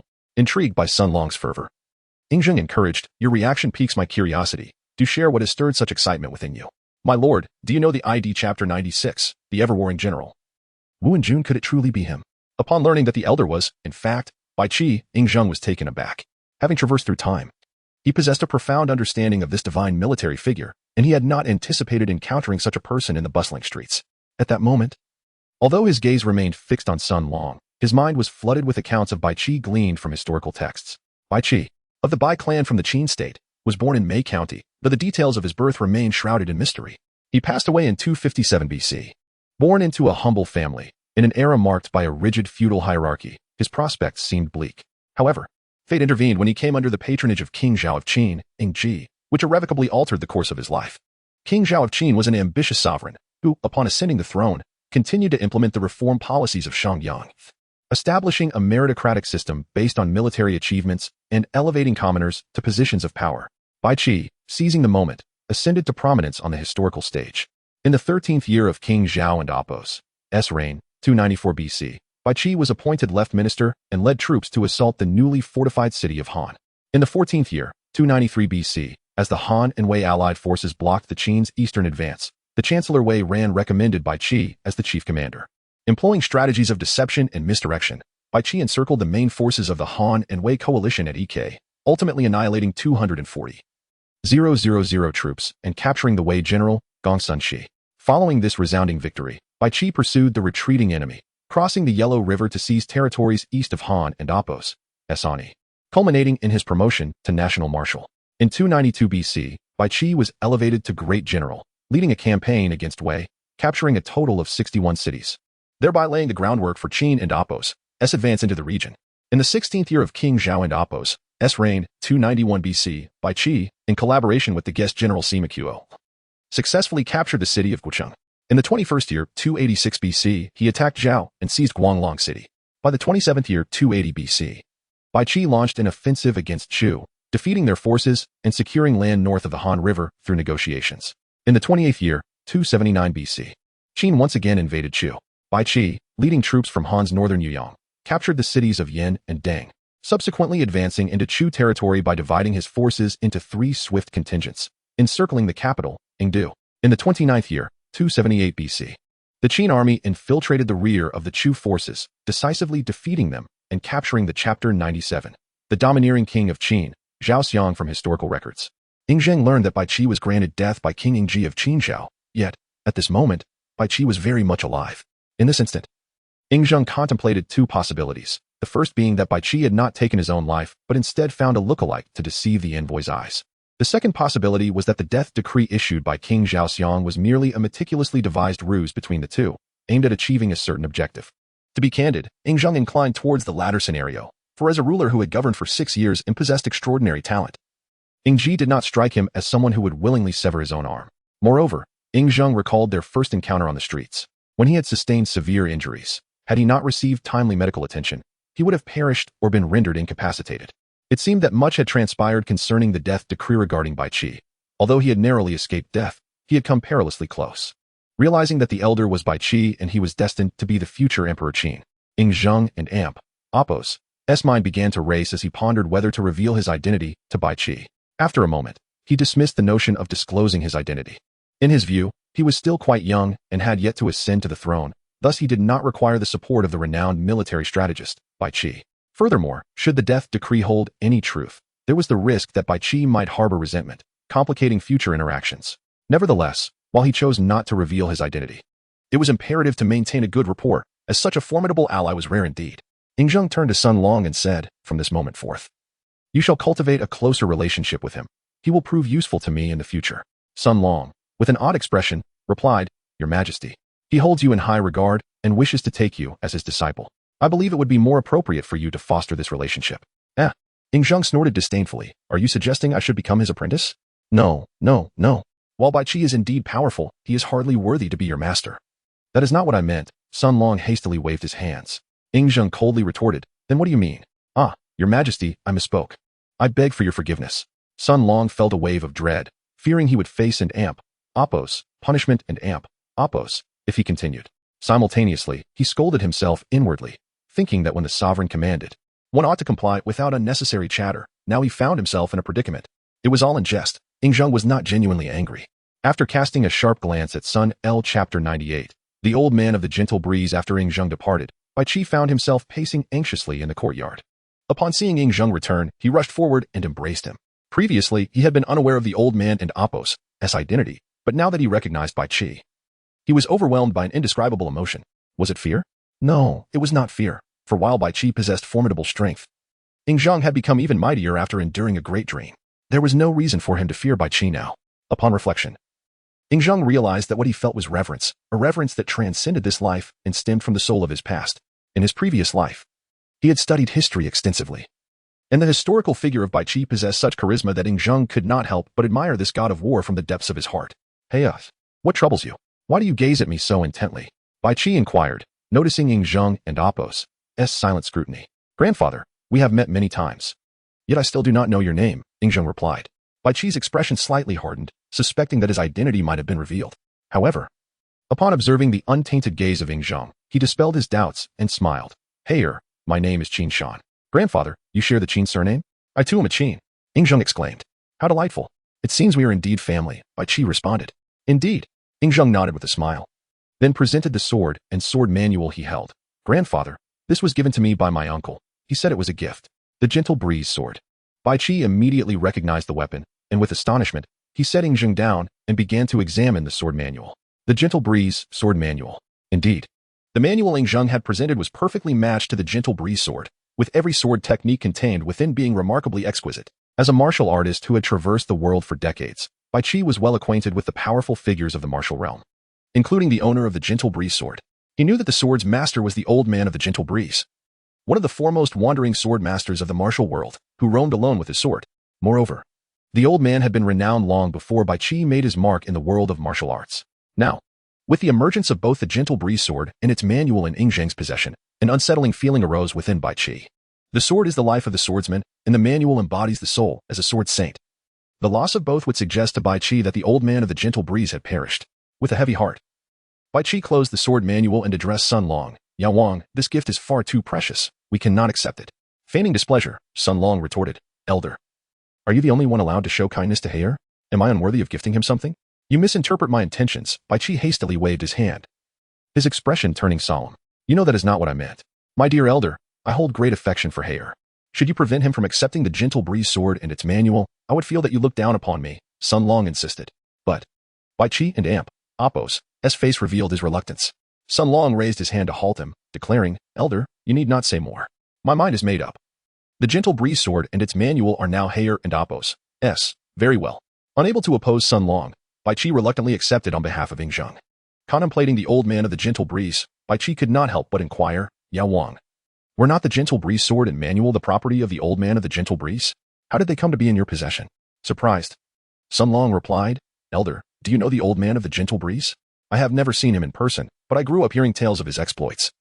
I know he was a legendary sword saint of the older generation, Bai Qi explained. Sun Long sighed, indeed. He was one of the 4 great wandering sword saints of the martial world. Any sword practitioner has likely heard of him. Bai Qi, intrigued, asked, Yu Wang, do you know where the old man of the gentle breeze is now? I do, Sun Long affirmed. Where? Bai Qi pressed. Please follow me, Elder. Ing Zhang took hold of the sword manual and sword, and Sun Long, understanding his intentions, turned and led the way. Bai Qi, filled with curiosity, lifted Ing Zhang into his arms and followed closely. Soon, Bai Qi accompanied Sun Long to the innermost part of Yaowang Valley. When they halted, a breathtaking scene unfolded before Bai Qi and Appo's eyes. Glancing upward, he beheld a silver waterfall cascading down vertically, with a serene pool at its base, bordered by quaint bridges. Flowing water and blooming flora. These bridges spanned east to west, flanked by a grove of peach trees, lush and verdant in the summer, their branches heavy with ripe peaches. Uncle, may I eat a peach? Ing Zhang asked, pointing at the fruit. With a gentle smile, Sun Long plucked the nearest peach and handed it to Ing Zhang, saying, Heir, as long as you enjoy it, you may come here every day to pick peaches. Thank you, Uncle. Ing Zhang cheerfully exclaimed, then began to nibble on the peach. Appearing no different from an ordinary 4-year-old child, Sun Long relished the moment, for this was the sovereign, and to be called uncle by him was a delightful honor. He wished for Ing Zhang to call out a few more times, but dared not ask directly, fearing that Ing Zhang might discern his intentions and retaliate by guiding him in his cultivation. With a kind smile, Bai Qi ruffled Ing Zhang and Appo's hair and gazed toward the peach grove, asking, Yao Wang, where is the old man of the gentle breeze? Sun Long gestured toward the right side of the peach grove, saying, Elder, if you walk in, you will find the old man of the gentle breeze. Upon hearing this, Bai Qi felt a sense of certainty regarding his earlier suspicions, for although the grove was dense with foliage, it was not vast, and he would have surely noticed anyone present. However, he found no one within the grove. With a heavy heart, Bai Qi stepped into the peach grove, holding Ing Zhang, and soon came upon a nameless stone tablet. Just as I feared, Bai Qi lamented, his voice laced with sorrow. The tides of time had indeed washed away the legend of the old man of the gentle breeze. Sun Long spoke softly. The old man of tea before the words had fully escaped his lips. The two discerned a fleeting glimmer of concern in Bai Qi's eyes. Chapter 99. High-ranking officials enter the Tong clan's territory. Observing Bai Qi's reaction, Ing Zhang began to formulate his own hypotheses. Sun Long nodded slightly. Bai Qi gazed at the stone tablet and remarked, Yao Wang, your decision not to erect a monument for Elder Qi Feng is largely due to your desire to prevent the members of the Luo network from disturbing him. Furthermore, you wish to spare Yaowang Valley from unnecessary troubles, do you not? Sun Long sighed. Indeed, while avoiding open confrontation is manageable, it is the hidden threats that are perilous. To evade potential complications, we must endure for now. That is only prudent. Bai Qi wholeheartedly endorsed Sun Long and Appo's course of action. As the foremost figure of the Qin state, he possessed a deeper understanding of the Luo network than any commoner. The network was a malevolent and shadowy force, its members infiltrating every corner of the warring states, perpetually reaping lives. While many perceived the Qin state as the network and Appo's headquarters, Bai Qi knew that its true center remained a mystery. Moreover, his investigation suggested that El Bui was not the supreme leader of the network. There existed a commander of even greater authority above him. Previously, when he had begun to delve into the Luo network, he had barely uncovered any leads before they placed a bounty on his life, nearly claiming it. Bai Qi was acutely aware that although Yaowang Valley had attracted numerous skilled individuals due to Sun Long's presence, comprising both martial artists and officials from the Seven Nations. Should the Luo network set its sights upon them, those individuals would be unable to safeguard Yaowang Valley. Reflecting on past events, Sun Long, with unwavering determination, declared, "But one day, I shall inscribe Elder Qingfeng's name upon that monument." Ing Zheng fixed his gaze upon Sun Long, remaining silent.